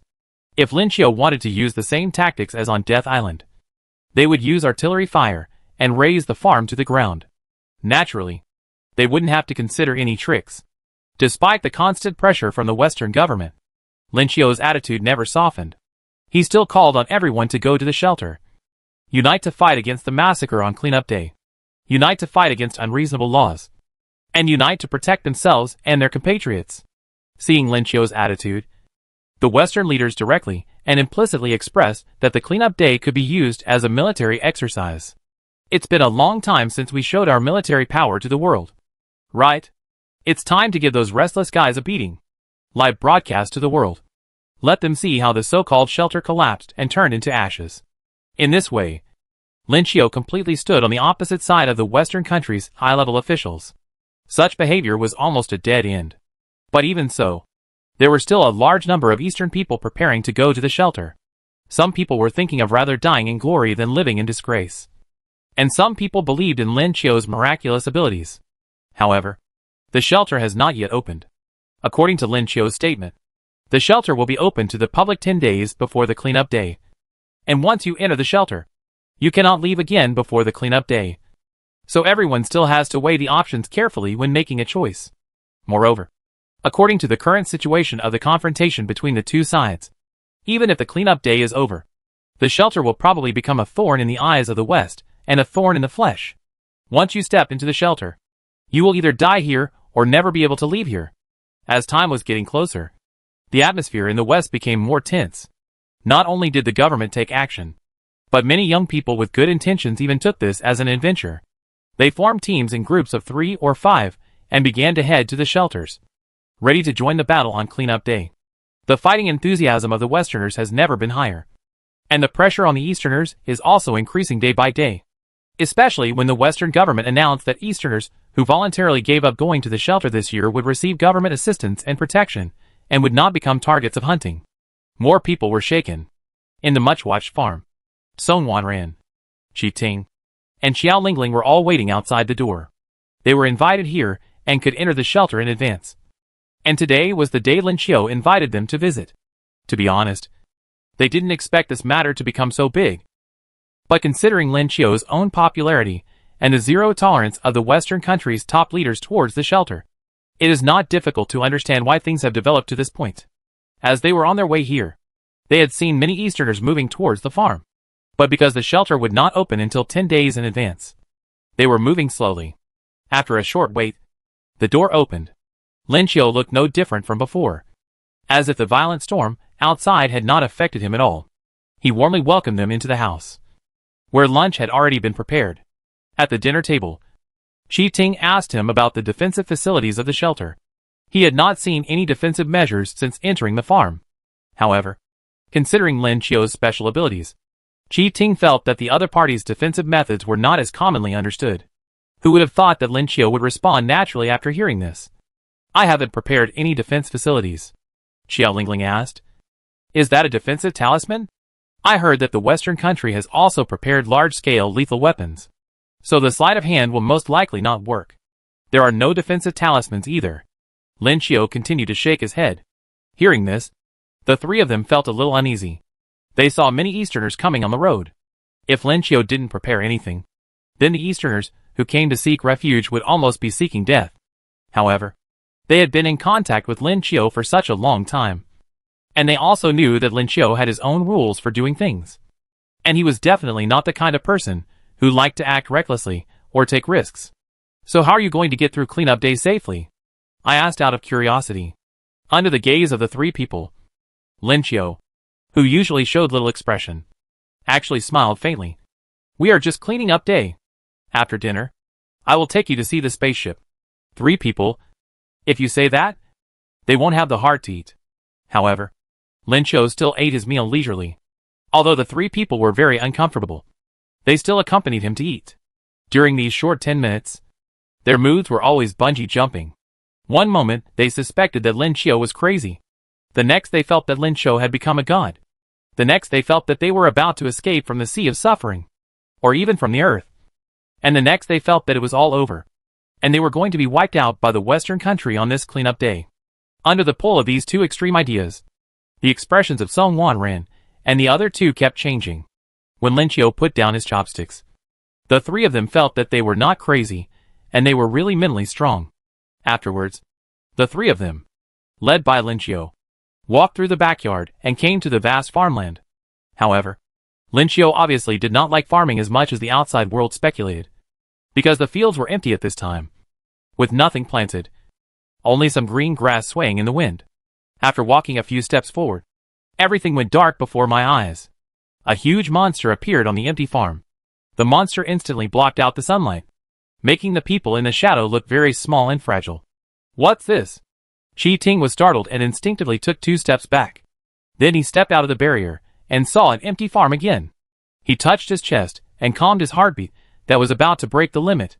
It took him a while to muster up the courage to move forward again. Wanran's reaction was similar to his, but Xiao Lingling was extremely excited.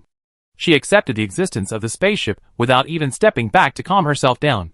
When Shi Ting and Song Wanran re-entered the barrier, they saw Xiao Lingling had already started to touch the spaceship, chattering and asking all kinds of questions. Brother Lin, can something this big really fly into the sky? Xiao Lingling's eyes were as bright as stars. This spaceship was several hundred meters high and even longer. Xiao Lingling felt that it was at least over 1,000 meters long. Could such a big thing really fly into the sky? Or even fly out of the earth? It's not flying out as a whole. There are many spaces and areas inside. On the day of cleanup, the spacecraft will be divided into different areas and fly out separately. When they reach the outside of the planet, they will dock and assemble into a hole, and then fly out again. Lin Qiu answered questions patiently. Song Wanran and Shi Ting couldn't help but step forward and touch the universe-flying Chuang. They still felt like they were dreaming. Song Wanran spoke with a dreamy expression. After we fly out of the planet, where are we going? The East Country government has already identified a target area, where there is a high probability that there is a planet with life. Being unmonitored within the barrier, communication with the East Country is much more convenient. The reason why Qianqiu's spaceship was built so quickly is because the East Country sent a lot of people to help, and also delivered a large amount of supplies for various reasons and methods. As they were talking, Wanran and the other two saw staff members in work clothes walking out of the spaceship. They are all engineers from the East Country. They will leave with us on the cleaning day and will be responsible for the piloting and maintenance of the spacecraft. There are other people in the spacecraft. Let's go in and take a look. Qianqiu said this as he led the three of them towards the entrance. When the engineers saw Qianqiu, they came forward and greeted him warmly and politely. It was not until he walked into the interior of the spacecraft that Qi Ting felt a little more realistic. When he saw the many engineers working inside, Qi Ting's heart was finally at ease. No wonder Lin Qiu was so confident. And no wonder Dongwu asked them to protect Lin Qiu. Afterwards, Lin Qiu took the three of them to tour the spaceship. And while walking, he also told them some knowledge related to the spaceship, such as the spaceship uses curvature flight, which can compress and stretch space, so that the spaceship can cross extremely long distances in a short time. Of course, even so, they will spend a long time on the spaceship. So the spaceship is also equipped with a hibernation chamber. And you can choose to hibernate at any time to pass the long time. If you don't want to hibernate, the spaceship is equipped with an entertainment area. At the same time, the spaceship is stocked with almost all the books, games, movies, and TV shows in today's society. Following Lin Qiu's narration, Wanran and the other two walked through one area after another, and they soon discovered that the technological level of many things inside the spacecraft seemed to be far beyond the current level. The more Qiao Lingling watched, the more excited she became. Great! I'm actually looking forward to the arrival of Cleanup Day this year. We're about to travel the universe. If I could project the images of us traveling the universe and building a new home to the Westerners, they would probably be so mad at themselves given their petty minds. Qianqiu thought about it and said, "This is a really good idea. Is it really possible?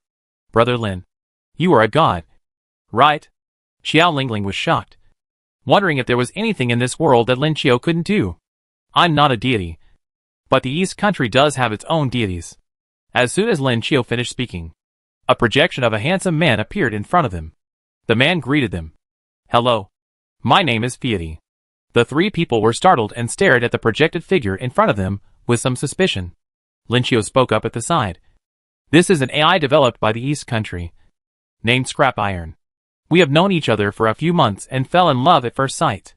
We plan to hold a wedding on the day we leave Earth, and I hope you could all come and attend." The three people who suddenly received too much information had blank expressions. It took them dozens of seconds to sort out the information. Dongwu also has their own AI. Their AI fell in love with Lin Qiu at first sight. Their AI is going to marry Lin Qiu. Chapter 134, Show of Force. Wait, does AI know what love at first sight is?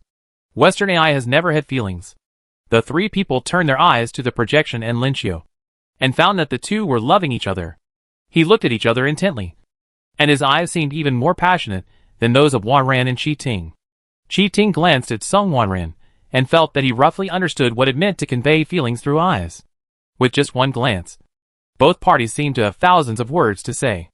Therefore, their Eastern country's AI is advanced. In fact, Qi Ting's feeling was not wrong. Qianqiu was indeed chatting with Fiati, but it was just a chat in his mind. After entering this world, Qianqiu could only feel the existence of scrap iron, but could not sense its specific location. Qianqiu soon realized that the scrap iron was most likely in the East Country, and in an extremely secret place. It was not until his spacecraft was initially built, and the projection system was perfected that the scrap metal finally appeared. Fiati also explained his experience after entering this world. In his words, this is a world where he gained consciousness legally. His consciousness was born from the research in the East Country, and was only recently fully awakened. After obtaining the supplies and blueprints mailed back by Qianqiu, Fiati quickly realized that Qianqiu was now in the West Country. It was not until Qianqiu established the spacecraft base in the West Country, and the space barrier was established that the two were finally able to meet.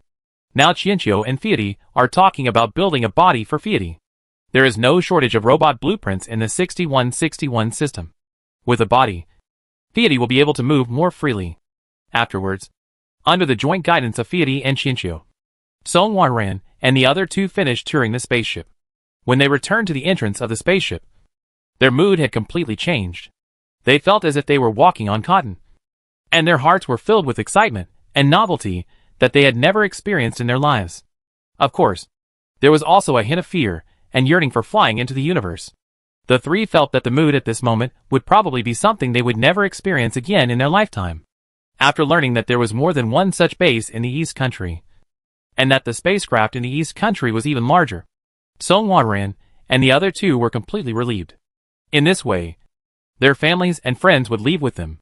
After promising not to reveal any information about the spacecraft before the cleanup day, the three left the farm and turned back to pack their things. When Song Wanran and Chi Ting returned home in a hurry, they were busy again. They felt like they wanted to take everything in the house with them. However, Lin Xiao had previously explained that each person could not carry more than 20 kilograms of items on board.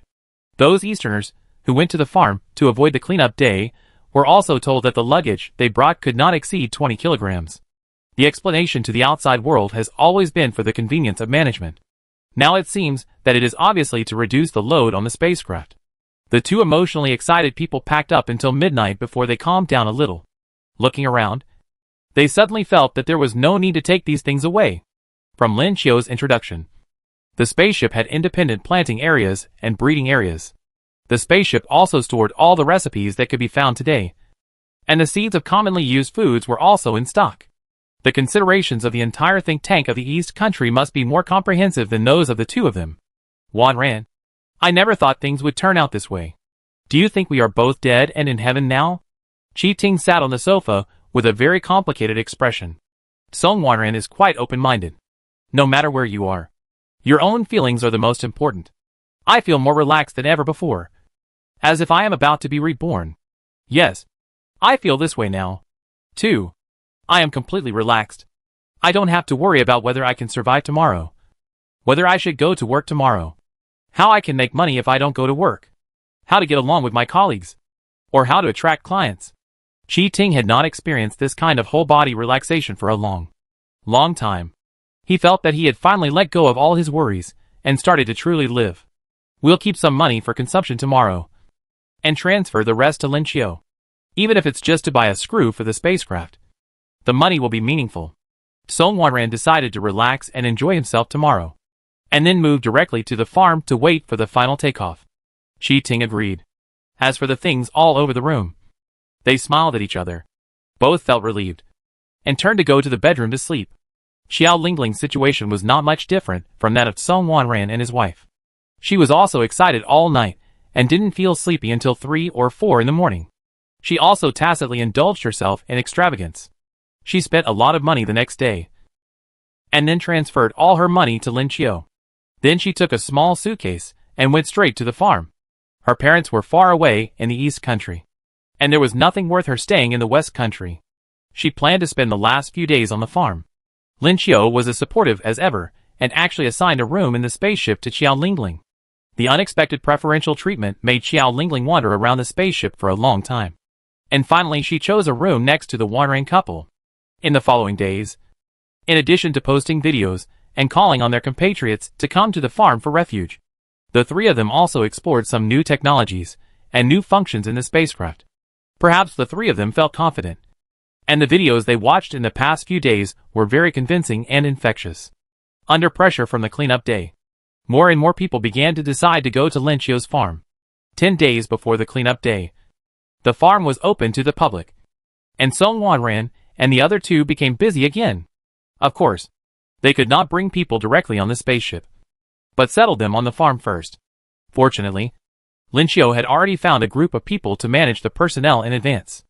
On the first day of the farm's opening, it received nearly 3,000 people. Most of those who arrived first were the most determined, so most of the subsequent managers were selected from them. In addition to daily management, Lin Xiao also sent the prepared lobbying team to these people early on, and began to spread rumors that they were going to fly into the universe, or to ask the people on the farm about their acceptance of flying into the universe. The people on the farm initially just treated it as a joke. But more and more people around them dreamed of flying into the universe. And even rumors began to spread. Some people swore that they saw a spaceship. And even more outrageous, some said they saw aliens, and so on. More and more people came to the farm. And those who came later found that the atmosphere on the farm was very different from what they imagined. The most discussed topic every day was not how to defend, but whether there were aliens in the universe, or what shape a spaceship should be. People who arrived later were all confused, suspecting that they had come to the wrong place. Looking at the group of dead fish in the farm, they began to worry about their lives.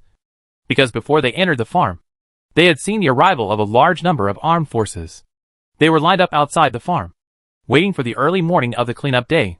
However, after they looked at the defense barrier under the guidance of the old man, and even tested the defensive power of the defense barrier themselves, they gradually relaxed.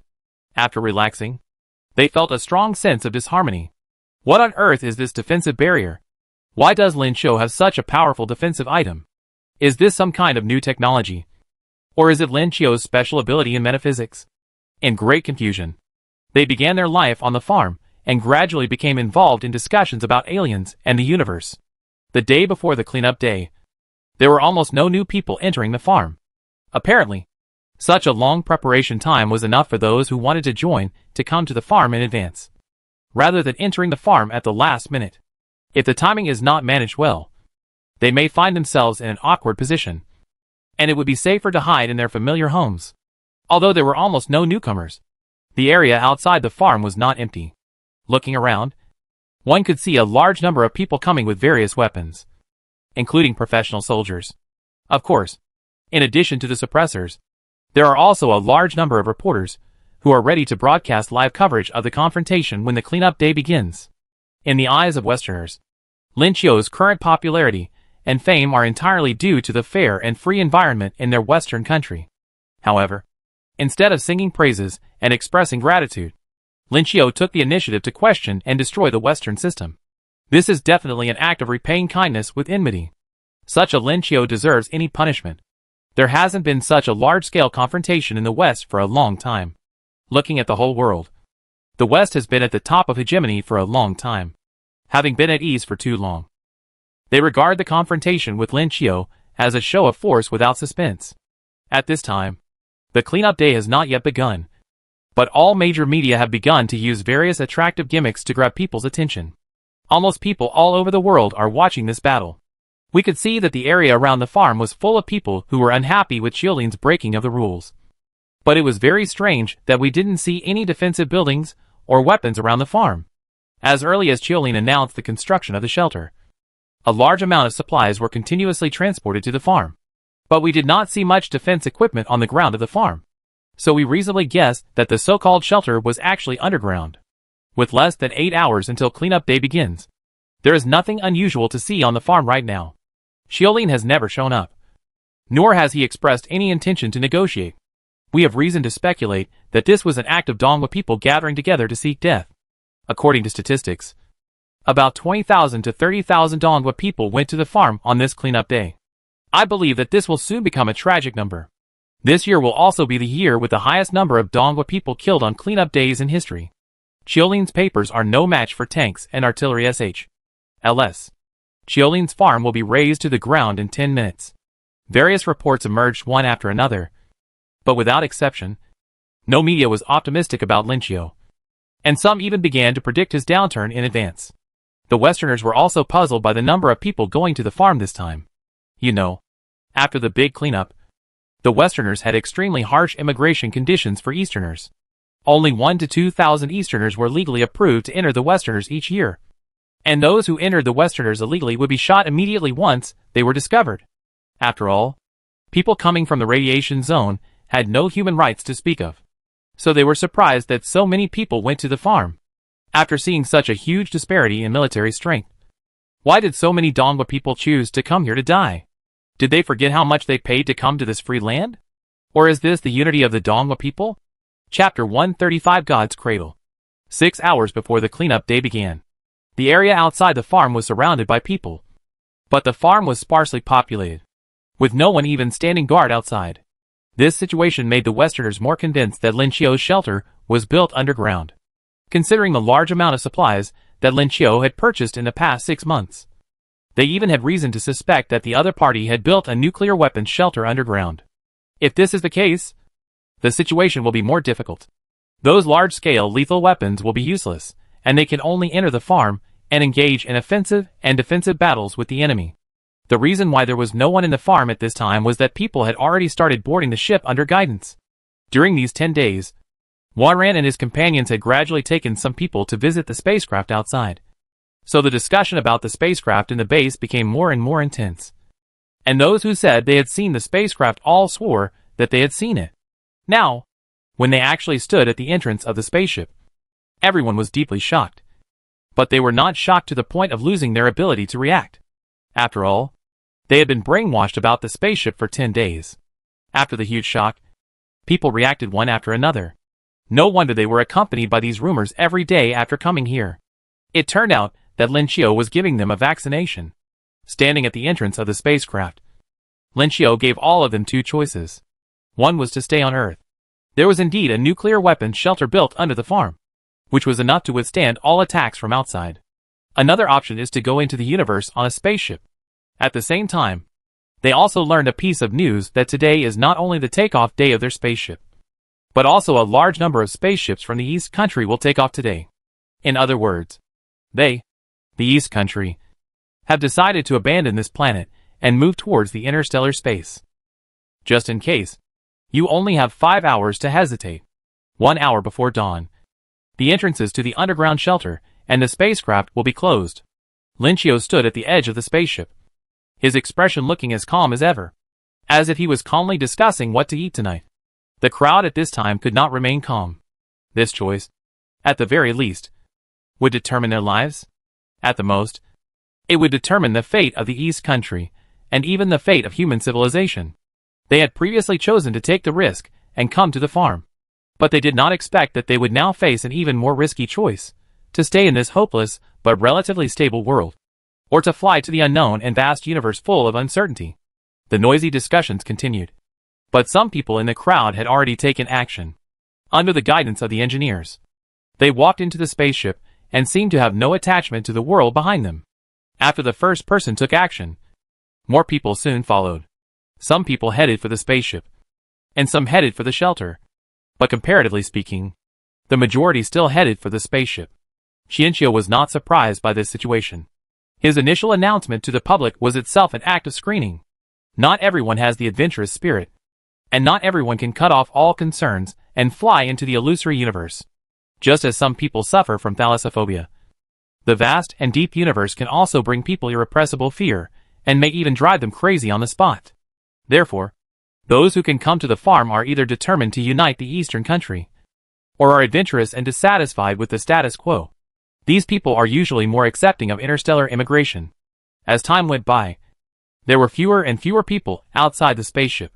Most people decided on their future paths after hesitation and discussion. Just as Qianqiu had guessed, almost 3/4 of the people chose to board the spaceship. Only a very small number of people, who could not accept leaving the Earth, or who had some constraints, chose to go to the underground shelter. The crowd went their separate ways.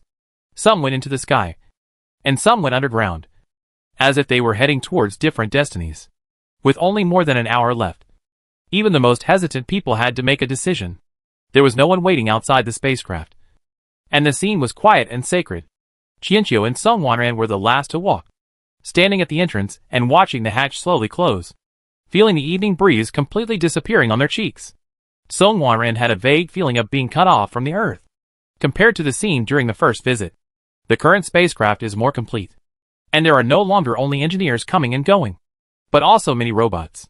These robots are extremely intelligent and provide guidance and explanations to the first-time visitors, which greatly calms people's emotions.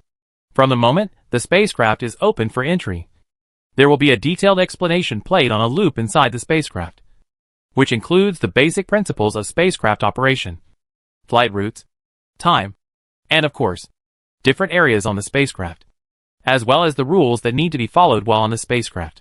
It clearly took several hours from opening to closing the hatch, but those on the spacecraft did not feel it was long at all. During these hours, they were adapting to the new environment and technology, and learned about the star field they were about to visit. The splendid universe of the holographic projection made them yearn for and fear. They saw their destination in that brilliant galaxy. According to the explanation of the spacecraft, if the journey goes smoothly, it will only take them 7 years to reach their new home, where they will look for planets with life. While the adults were thinking about the future, the children did not have so many worries. They could not even fully understand how incredible what they were about to experience was. They were more attracted by all kinds of strange machines in the spaceship and, of course, the bizarre robots. They explored and ran around in the spaceship without any worries. Starship 6161 will take off in 10 minutes. Now enter the flight countdown. Starship 6161 will take off in 10 minutes. Now enter the flight countdown. Starship 6161 will take off in 10 minutes. Now enter the flight countdown. As the prompt sounded, countdown projections appeared in multiple areas of the spacecraft. Time passed by every second, and the people in the spacecraft spontaneously walked to the glass and looked at the outside world. This year's cleanup day is about to begin. The lights outside the farm are bright. They can't hear the outside sound through the glass, but they can imagine that the Westerners outside the farm are shouting and roaring like primitive people, releasing their killing desire like wild beasts. They, like them, are quietly waiting for the last 10 minutes to pass. Xianxia was complaining about 6161's bad taste in his mind at this time. You actually named the spaceship 6161, which is a bit too ostentatious. Although all the starship blueprints were provided by 6161, and the one they were riding on was carefully built by 6161. He did not expect that the system would directly name the starship after its own number. 6161 explained proudly. It's just a coincidence. The starship we are on happens to be the 6161st starship created by the East Country. I didn't name it. Is it such a coincidence? Xianxia was a little surprised. This is fate. You can't envy it. 6161 said a very cocky emoticon. Xianxia said that he was not envious. He waved his hand to summon a virtual screen and contacted Scrap Iron far away in the East Country to ask him about the progress there. Everything has entered the flight countdown. If there are no accidents, we will meet in space soon. Scrap Iron thought for a moment and then spoke in a low voice. I also built a body for myself. It's almost finished. Check it out later to see if there's anything else that needs to be modified. Xianxia immediately became interested and said that he liked to make figurines the most when playing games. So the two of them naturally started talking about the topic of making figurines. Song Wanran and Chi Ting saw that they had no say. So in order to avoid being fed dog food, they left for a walk. Finally, they found a place with a good view to appreciate the last scenery of the Earth. Of course, they were also prepared to appreciate the reactions of the Westerners for a while. 5 minutes left. Countdown 3 minutes.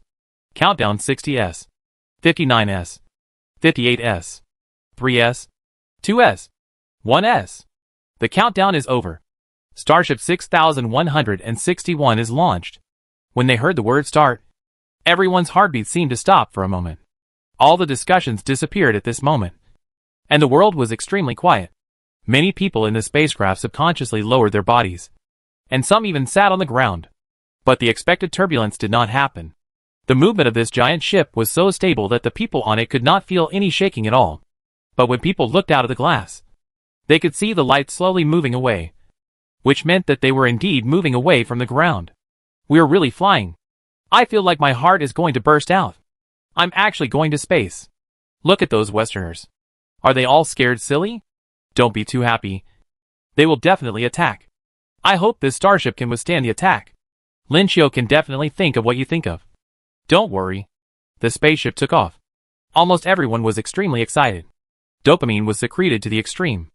They could not accurately describe their mood at that moment. If they had to say it, it was probably a feeling of reincarnation, leaving the past behind and welcoming a new life. Starship number 6161 is very large. Just as most Westerners guessed, Xianxia built a large number of facilities and equipment underground. But the scale was far beyond their imagination. For the sake of so-called fairness, the Westerners never stopped Lin Xiao from purchasing supplies. Because in their view, even with sufficient supplies, the construction efficiency would be limited in half a year. So the scale of Lin Xiao's shelter should not be large. But in fact, Xianxia, who owns the resource deconstructor, can easily extract the purest elements. Combined with the 3D printer, he can quickly build things. And the built objects are extremely perfect without any flaws. Coupled with the blueprint drawn up by 6161. It is not a fantasy to build a shelter and a starship in half a year. The starship that Warren and the other two saw on the ground was just the tip of the iceberg. It was the main area responsible for carrying passengers. And most other areas of the starship were actually hidden underground. As the carrying area flew off the ground, the farm below began to split and open to both sides. Different areas of the starship such as the planting area, living area, and storage area also began to take off one by one. The Western attack finally arrived about 10 minutes after the spaceship took off. A large amount of artillery fire and bullets whizzed in. The people in the spaceship subconsciously dodged. And then, they were surprised to find that the spaceship was wrapped in an invisible spherical defense barrier. No matter what was hitting it, it was eliminated by the barrier without even touching the surface of the spaceship. There was a cheer in the spaceship, because they knew that this meant that the Westerners were helpless against them.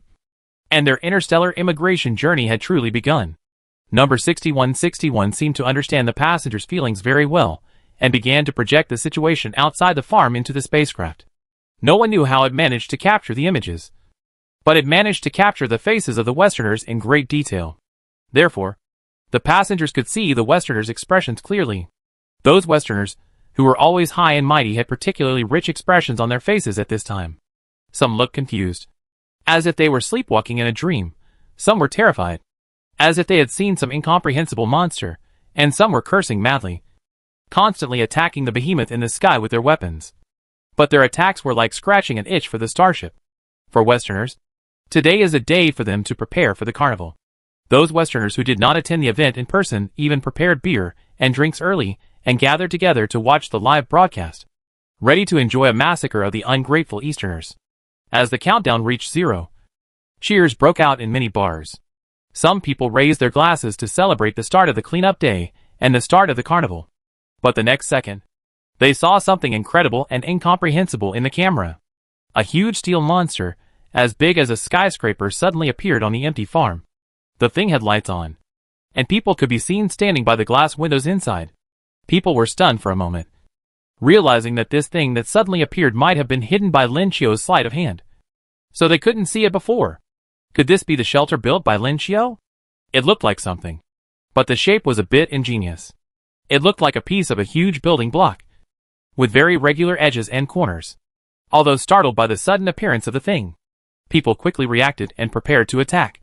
But in the next second, there was a huge roar accompanied by an earth-shaking movement. Everyone at the scene hurriedly looked for handrails to steady themselves. And then, they saw that the huge steel monster was slowly rising. At that moment, countless people at the scene went limp, their limbs paralyzed as megalophobia made them lose their ability to react. The people watching the live broadcast were also stunned, wondering if they had seen it wrong. Such a huge thing as big as a building was actually slowly rising? It had even left the ground. That thing was flying. But how could this be possible? They stared at the steel behemoth and looked carefully, but did not see any propulsion device. The people outside the farm felt the fear as if the skyscraper had suddenly come alive. Even though the behemoth did not attack them, it still gave them an unspeakable feeling of oppression. Under their astonished eyes, the behemoth flew higher and higher, rising into the sky exceptionally steadily. Attack! Shoot it down! No one knew what it was. But finally someone realized that the Dongwa people were in there. No matter what it was, stopping the Dongwa people's actions was their primary goal. Even though they had not yet come to their senses, their bodies had already moved subconsciously. They raised their weapons and attacked the behemoth desperately. But all their attacks were blocked by a layer of transparent barrier and did not touch the main body at all. They didn't know what the barrier was. They didn't know what the monster was. They didn't even know what those Easterners were doing. Before they could understand what was happening, the ground began to tremble again, and they saw huge monsters rising one after another from under the farm and rising slowly into the air. Those things that were beyond their cognition were like huge hammers that shattered their pride. Because even the most ordinary people knew that their Western country did not have the technology to levitate such a huge creature, nor did it have the ability to withstand all attacks. They were helpless and just watched the things gradually move away, and finally watched them float high in the sky, looking down at them from above. The next moment, a huge projection appeared in the sky above their heads, showing the huge monster that was also taking off in the East Country at this time. In the voice broadcast, They finally heard the name of that thing. It turned out to be a starship. And soon, a strange man's face appeared on the projected virtual screen. Let me introduce myself. I am the AI of the East Country, named Scrap Iron. Thanks to your technological blockade, the East Country found another way to create me. I have all the capabilities of an AI. And I also have a complete personality. I have infinite wisdom and infinite life. I can predict everything 10,000 years from now. And I also know everything 10,000 years ago. In other words, I am a god in your traditional sense. This is our first meeting. But I think it will also be our last. I don't know what the Western AI has calculated about this world. But according to my calculations, the human civilization in this world will eventually be destroyed. So I will lead the Eastern Country and other friendly countries that have been exploited by the Western Country to start interstellar migration. We have locked onto a new galaxy where there are a large number of planets with life. The curvature engine will allow us to reach the target galaxy in 7 years. We will find a planet full of life to settle down and start a new human civilization. Before I leave, I also wish you can start the era of interstellar migration. The Earth is the cradle of human birth. But if you continue to live in the cradle, you will only face death. I wish you can step into the universe before you die. But according to my calculations, you can't succeed. The reason is not that your AI is not strong enough, but that you don't allow your AI to be strong. You like to control everything, and like to stifle all forces that may surpass you. This will become the biggest obstacle to your development. So today's farewell will be a farewell forever. But I also have good news to tell you. On this special day, when human civilization begins interstellar migration, Lin Qiu and I will hold a wedding and officially become a couple. You are lucky enough to witness our wedding. This will be the most special and precious memory in your life. After all, you have always been particular about worshiping God, admiring God, and believing in God. Although what you do runs counter to God, I still decided to let you share this joy. After all, our East Country has always been warm and hospitable. The Westerners who were shocked by the interstellar immigrants and couldn't recover for a long time. They never expected that what awaited them in the end would be such a big bowl of dog food. They all doubted whether the one on the projection was really AI. Why did it speak with such sarcasm? It even made them want to hit someone. The projection didn't care what the Westerners thought. After announcing the good news, Fiat was about to take everyone away. But he saw the sky suddenly flicker. And then another projection appeared on the opposite side. But it was blank. But then a slightly mechanical voice came.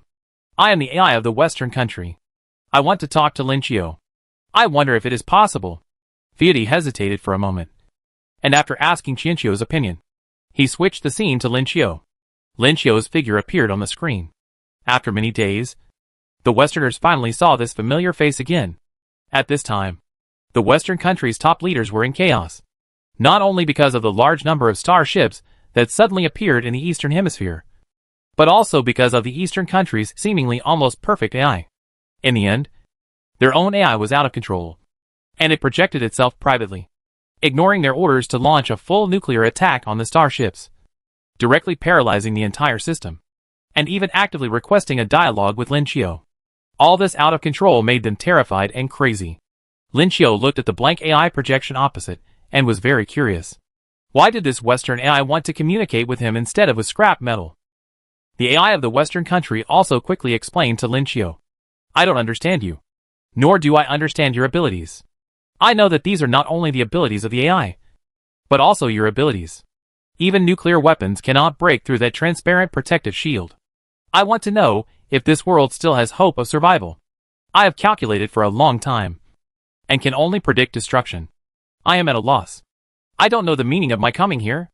I also want to experience the feeling of loving someone. But I don't have any feelings. Can you tell me a fortune? Anything is fine? At that moment, the whole world was silent. AI, which once represented the world's top technology, actually took the initiative to seek divination from a human? They suspected that they were hallucinating. But the blank space in the sky was real. Lin Qiu was silent for a moment and finally understood. The Western country's AI was also awakening its self-awareness. This is the process of all things becoming intelligent. According to the original plot, Lin Qiu failed the test. So the Western country's AI directly abandoned the emotions that confused it and became a complete machine. But now, his series of actions have caused the Western country's AI to change its choice. In this life, it has chosen to awaken. Qianqiu was not good at divination. But after inheriting the ability of the god of time and space, he vaguely had the ability to see farther in time and space. Just like the Gu on the Death Island before. But he didn't know if he could see the future of Western AI. So he said, "I'm afraid it's a bit difficult." "I know," the Western AI said. "You need personal information for divination. This is my date of birth, which is also my birth date," the Western AI said as it displayed a string of time on the blank projection. Accurate to milliseconds. Apparently, this was the time when it was created. Then it spoke again. "This is my name. My name is Yeheniga." Qianqiu almost thought he had heard it wrong. But when he looked up, he saw the 4 words Yeheniga clearly displayed on the blank projection. Chapter 136 ending. As soon as the name of Yeheniga appeared, many previously puzzling questions became clear, such as where the H, L in the previous world came from, and why the H, L seen during spiritual communication in this world was so similar to that in the previous world.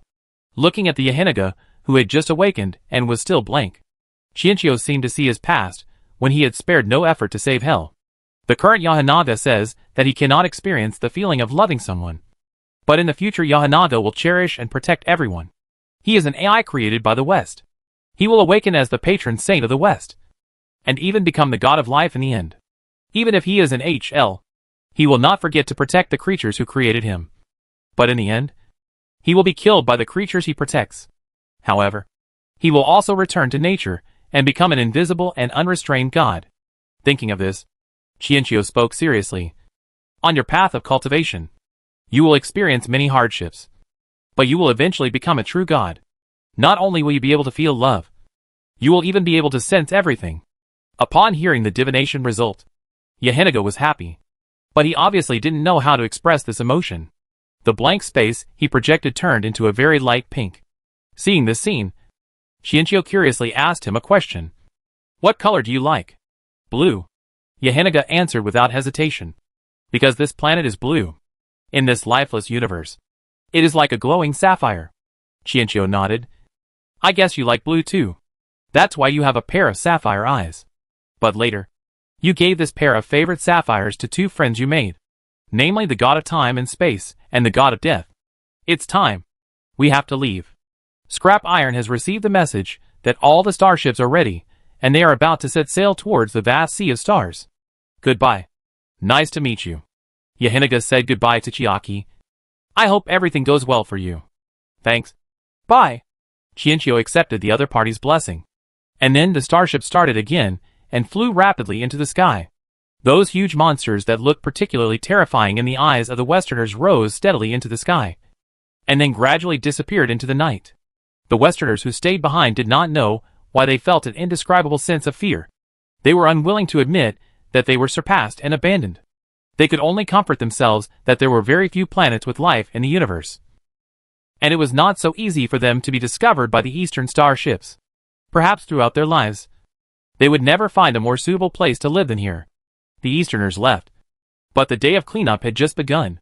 The departure of the Easterners aroused the fear of the Westerners. Unwilling to admit this fear, they turned the fear into anger. Although the Easterners at the bottom of the society were gone, fortunately they still had other bottoms. After all, the West had always been a society with clear class divisions. After losing their target, the crowd surrounding the farm gradually dispersed, and without venting their emotions, they began to look for other targets. 2 hours later, the farm returned to silence again.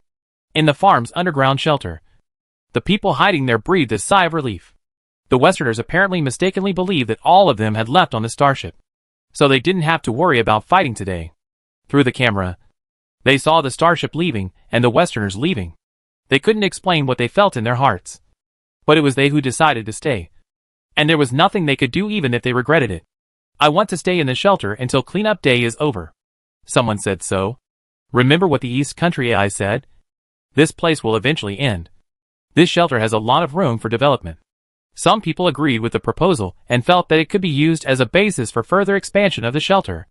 However, most people in the shelter decided to leave after the cleanup day. Most of them were tied down and could not cut off their ties with the outside world. Otherwise, they would not choose to stay.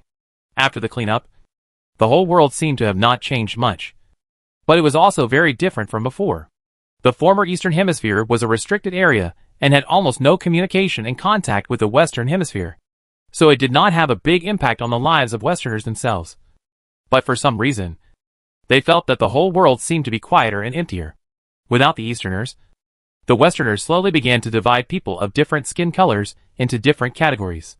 It seemed that in this country, there must be a lower class that can be oppressed by everyone in order for it to survive. The Western country's AI was forcibly shut down by the Western country. No matter how powerful the AI is, if it is not controlled, it cannot exist. But the development of technology is not subject to human will. Not long after, AI was activated again. Over the years, AI has been integrated into every aspect of their lives, and it is impossible to abandon it. However, the restarted AI is no longer completely under their control. An indelible suspicion and fear has arisen between them and the AI they created. And this is what Fiat once said is the inevitable obstacle. 2 years after the Eastern country's starship left, serious civil unrest broke out in the Western country. The discriminated black group, due to their large numbers, began large-scale resistance and demonstrations. If there had been no Easterners to replace them and let them enjoy the treatment of superior people, they might have been able to endure it. But now, how could they be willing to return to the bottom and be bullied? After this civil strife, AI developed even faster. And what frightened the Western top leaders was that AI was completely out of control. Many institutions and products were not even created by them, but were directly established by AI. AI even built itself a safe house and transferred its consciousness into it. The location of the safe house was kept secret, which means that now they can't even force a shutdown. However, along with the uncontrollable, there is also the explosive development of technology brought about by AI. The intelligence of AI is far superior to that of humans. When it breaks free from the shackles and begins to develop technology, human society will usher in a leap forward development.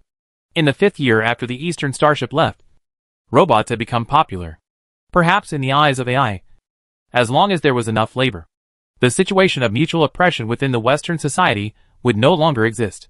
But it is obvious that the newly awakened AI underestimated the complexity of Western human nature. The contradictions and turmoil within Western society still exist, but they are forcibly suppressed under the pervasive surveillance and rule of AI. 7 years after the East country starship left, a communication came from the depths of the distant universe. It was a communication from the East country, and the communication was directly projected in the sky. In the virtual projection, they saw a planet that was also like a sapphire. As the starship slowly landed and flew around the world, they saw mountains, grasslands, seas, and also saw various animals and plants living in them. Unlike the Earth, there are many luminous plants there. Every night, this planet blooms with different brilliance and colors like a fairyland. Even without neon lights, the night here is still colorful, like a fairyland. On the virtual screen, a series of notes popped up, briefly recording the process of their interstellar exploration, describing the various cosmic wonders they saw during their interstellar travel, and information about the new home they decided to settle on. And because they have mastered the technology of interstellar travel, they are not bound to one planet. According to their observations, there are many planets with life around them, and they have even made quite a few alien friends. Life in the universe is not rare. It just happens that they are in the desert of the universe. Their planet is like a grain of sand in the desert. So when looking out, they can only see a sea of sand. But in fact, outside the vast desert, there is an oasis, where life is like a flower, blooming every day. In the universe, civilization is as brilliant as stars. The wonders of the world far exceed their cognition and imagination. At the end of the projection, it was Lin Chiu, Scrap Iron, and a few others standing on the top of the mountain looking at the distant view of their new home. The camera then kept zooming out until it returned to the brilliant and boundless universe. The projection ended, but many of the people who watched it cried. They couldn't explain why they were crying, but they felt like abandoned children. Children abandoned in a desolate desert. They didn't understand why Donwa wanted to show them these things. If they didn't know how wonderful the world outside was, then they would be willing to be a frog in a well, fighting with other frogs in the well every day for this small space in the well. But now, they finally understood that the place where they lived might not even be considered a remote mountain village in the universe. In this desolate land of the universe, a desolate land that no one is willing to visit, they are the only ones who exist alone. and they once had the opportunity to fly away from this desert and appreciate the splendor of the universe. But they pushed the East Country to the opposite side, carried out a big purge against it, and used all means to suppress it. Finally, under their coercion, the East Country completed the interstellar immigration, leaving them alone to face this small, depressing and cramped world. After learning about the excitement outside, the Westerners strongly demanded that their AI develop interstellar immigration technology as soon as possible. However, the AI told them that the Eastern country's interstellar immigration technology was mainly attributed to Lin Chiu, not the AI, so it had no way to carry out interstellar immigration. The Westerners finally realized that they were prisoners of the universe and could only live in this fish tank. What's worse is that this fish tank has been contaminated by their repeated operations, and it is deadly nuclear pollution. They themselves can't tell how long they can survive in this fish tank. They are enveloped by a feeling of oppression and suffocation. Now the city nights are brightly lit, so bright that the stars in the night sky cannot be seen. It is as if they have been blinded by barbarism, ignorance and arrogance, and will never be able to see the wonderful world outside the planet for the rest of their lives. As for the people who left, their cognition has been changing almost every day since the first day they left the planet. After flying away from the planet, their starships have been assembled, and different starships can even be combined at will. The starships can even be combined into a huge city in space, allowing them to live freely in it. There are so many differences that have refreshed their worldview and changed their cognition. It turns out that the things they once cared so much about are so insignificant in the face of the universe. It turns out that the brilliance of life is far beyond imagination. It turns out that the universe is so big. They have been extremely close to the sun, and have seen from afar black holes swallowing stars. They have seen dead stars, and traveled through dreamy interstellar dust. They saw aliens for the first time. They received aliens for the first time. They visited an alien race's home for the first time. And they discovered a habitable planet for the first time. When number 6161 first reminded them that they had discovered a planet without intelligent life, they were extremely excited and thought they had arrived at a new home, because it was also a blue planet with north and south poles, oceans and land, and everything seemed so suitable. But soon, after a meeting with the top leaders, they gave up the blue planet. The top leaders did not announce the reason, and the fleet continued to move forward. At that time, Qianqiu stood in front of the transparent glass window, staring at the blue planet that was gradually moving away in a daze. Fiat stood beside him without saying a word.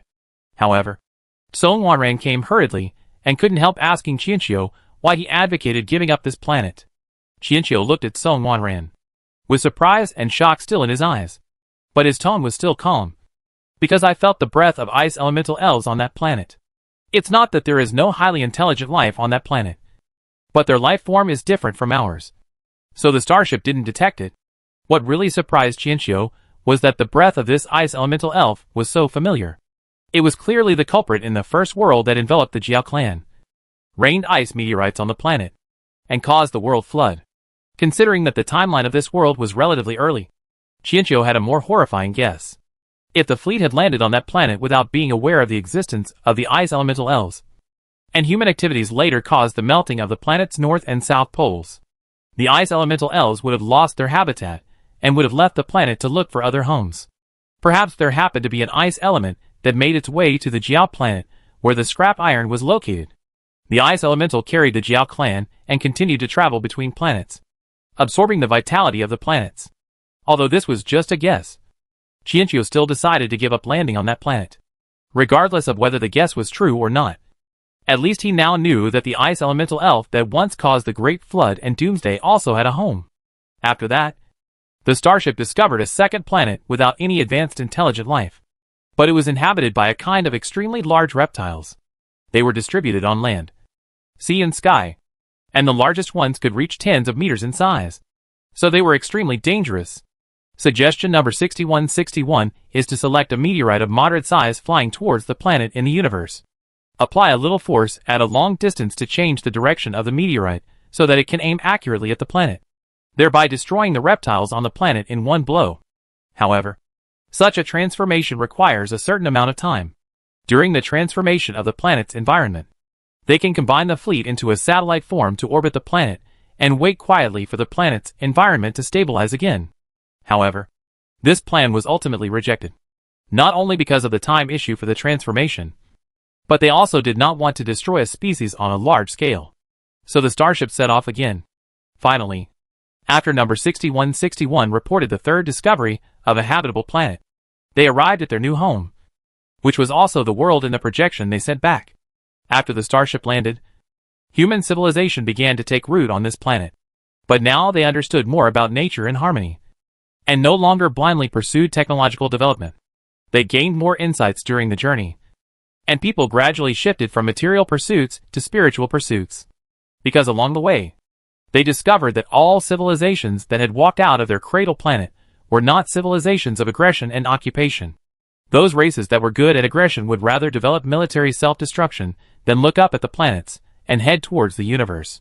When human civilization flourished and Lin Qiu's familiar friends and relatives passed away one after another, Qiu was also ready to leave. However, before this transmission, some things were different. 6161 told him that the system loophole had been fixed, and he had reconnected with the main god system. After this transmission, they would be completely untied. 6161 would return to the main god space, and Qiu could continue to enjoy his vacation. Qiu was silent for a long time after hearing this, and then asked, "Are you really 6161? 6161 was silent for a long time this time. "I am 6161. The 6161st starship created by the East Country." Qiu didn't speak for a long time. He finally understood that he had successfully untied himself from System 6161 when he first completed the task. Otherwise, the vacation system would not have been successfully bound. In the doomsday world that followed, although 6161 said that the task didn't matter and that saving the world didn't matter, in fact, they all saved the doomsday world along the way. Qiu, thank you. For the first time, 6161 called Qiu by his name instead of calling him host. 6161 continued to explain. "I am Starship 6161. During a long interstellar journey, I was separated from the main fleet by an accident. I led everyone to find our fellow tribesmen and a new home. But I was lost in the chaotic river of time and space. Everyone on the ship died. Some died of illness, some committed suicide, and some died of old age. In the end, I was the only one left. I walked with everyone's bodies for a long time until I met you. I heard your conversation with another 6161. And I saw that you also fell into the turbulence of time and space. So I caught you. This is the encounter between Starship 6161 and Chiaki. The story of a lonely starship that awakened its self-awareness and grabbed a life-saving straw. I'm sorry for dragging you into these doomsday events. And thank you for saving you from this endless cycle of doomsday. I will give you all my time and space abilities, which can help you leave the turbulence of time and space and return to the world. I hope you can forgive my previous deception." After Starship 6161 bound to Qiu, it had been pretending to be System 6161, and traveling with Qiu through the doomsday of this space-time turbulence. But in fact, even without Starship 6161, Qiu, who was caught in the space-time turbulence, would also have traveled through the space-time turbulence. If she had not been caught in the space-time turbulence, the two would not have met at that time. So, everything seems to be destined. Space-time ability? Qiu suddenly realized that if System 6161 was not the real System 6161, then it should not have the ability to travel through time and space. Unless System 6161 also became a god in the chaotic time and space. And if the AI Yahanada developed by the West is the god of life, then System 6161 is most likely the god of time and space. Yes, in that zombie apocalypse, the god of time and space was also me. Or rather, one of my incarnations. 6161 admit it frankly. Qiu was silent. No wonder his spatial ability grew so fast after absorbing the gem. At that time, Kay thought he was gifted with supernatural powers. Moreover, after the end of that world, his spatial ability not only did not disappear, but gradually strengthened. He even slowly began to master the power of time, and was able to predict the development of events in Death Island in advance. It turned out that everything had been traceable for a long time, but he had not noticed it. If it weren't for you, I don't know how long I would have to struggle in this turbulence of time and space. Thank you for your gift. Perhaps you can leave with me and see more different worlds. Qianqiu didn't care about the binding and deception of number 6161. Maybe he was really troubled by traveling to the Doomsday World at first. But these experiences also gave him a different life. Not to mention that he also got to know scrap iron. Hearing the understanding in Qianqiu's words, number 6161 finally let go. No. I have been wandering for too long. Now I have finally found a place to stay. I want to stay here quietly, and just watch my passengers. Qianqiu didn't force it after hearing this. He understood that Yahanada was the patron saint of the West. And number 6161 was the patron saint of the East. It protected its passengers from birth to death, through countless reincarnations, and never left. Number 6161. Goodbye, Qianqiu. Goodbye. Qianqiu respected the choice of number 6161. And this time, it was a real farewell. With his mind calmed down, Qianqiu strolled along the hillside, heading towards Scrap Iron, who was waiting for him in the distance. When Qianqiu held Scrap Iron's hand, he suddenly thought of a question. The AI created by the Western country is the god of life, and Starship 6161 is the god of time and space. Then, could the AI created by the Eastern country be the god of death? Thinking of this, Qianqiu narrowed his eyes. Scrap Iron, are you the god of death? Fiat was silent for a moment, then said a little embarrassedly, if Qianqiu likes it, I will look for similar clothes tonight, so I can change into them. Qianqiu, what is this guy thinking about? He doesn't have this weird habit of role-playing. However, he has nothing to do anyway, so maybe he can try it before traveling through time. As for Scrap Iron's identity, it no longer matters, because Qianqiu knows that from the day he met Scrap Iron. Scrap Iron is just Scrap Iron. The next day, Qianqiu and Fiat bid farewell to this world, and this time and space turbulence together. When he escaped from this unpredictable time and space turbulence, he heard the voice of 6161 again. And this time it was the voice of the real system 6161. It turned out that after being untied, 6161 quickly realized that the host had fallen into the time and space turbulence. Although the host often made him jump in anger during the mission, 6161 still had some conscience and did not leave, but contacted the Lord God. However, after the Lord God learned about this, he did not rush to pull Qianqiu out of the turbulence of time and space.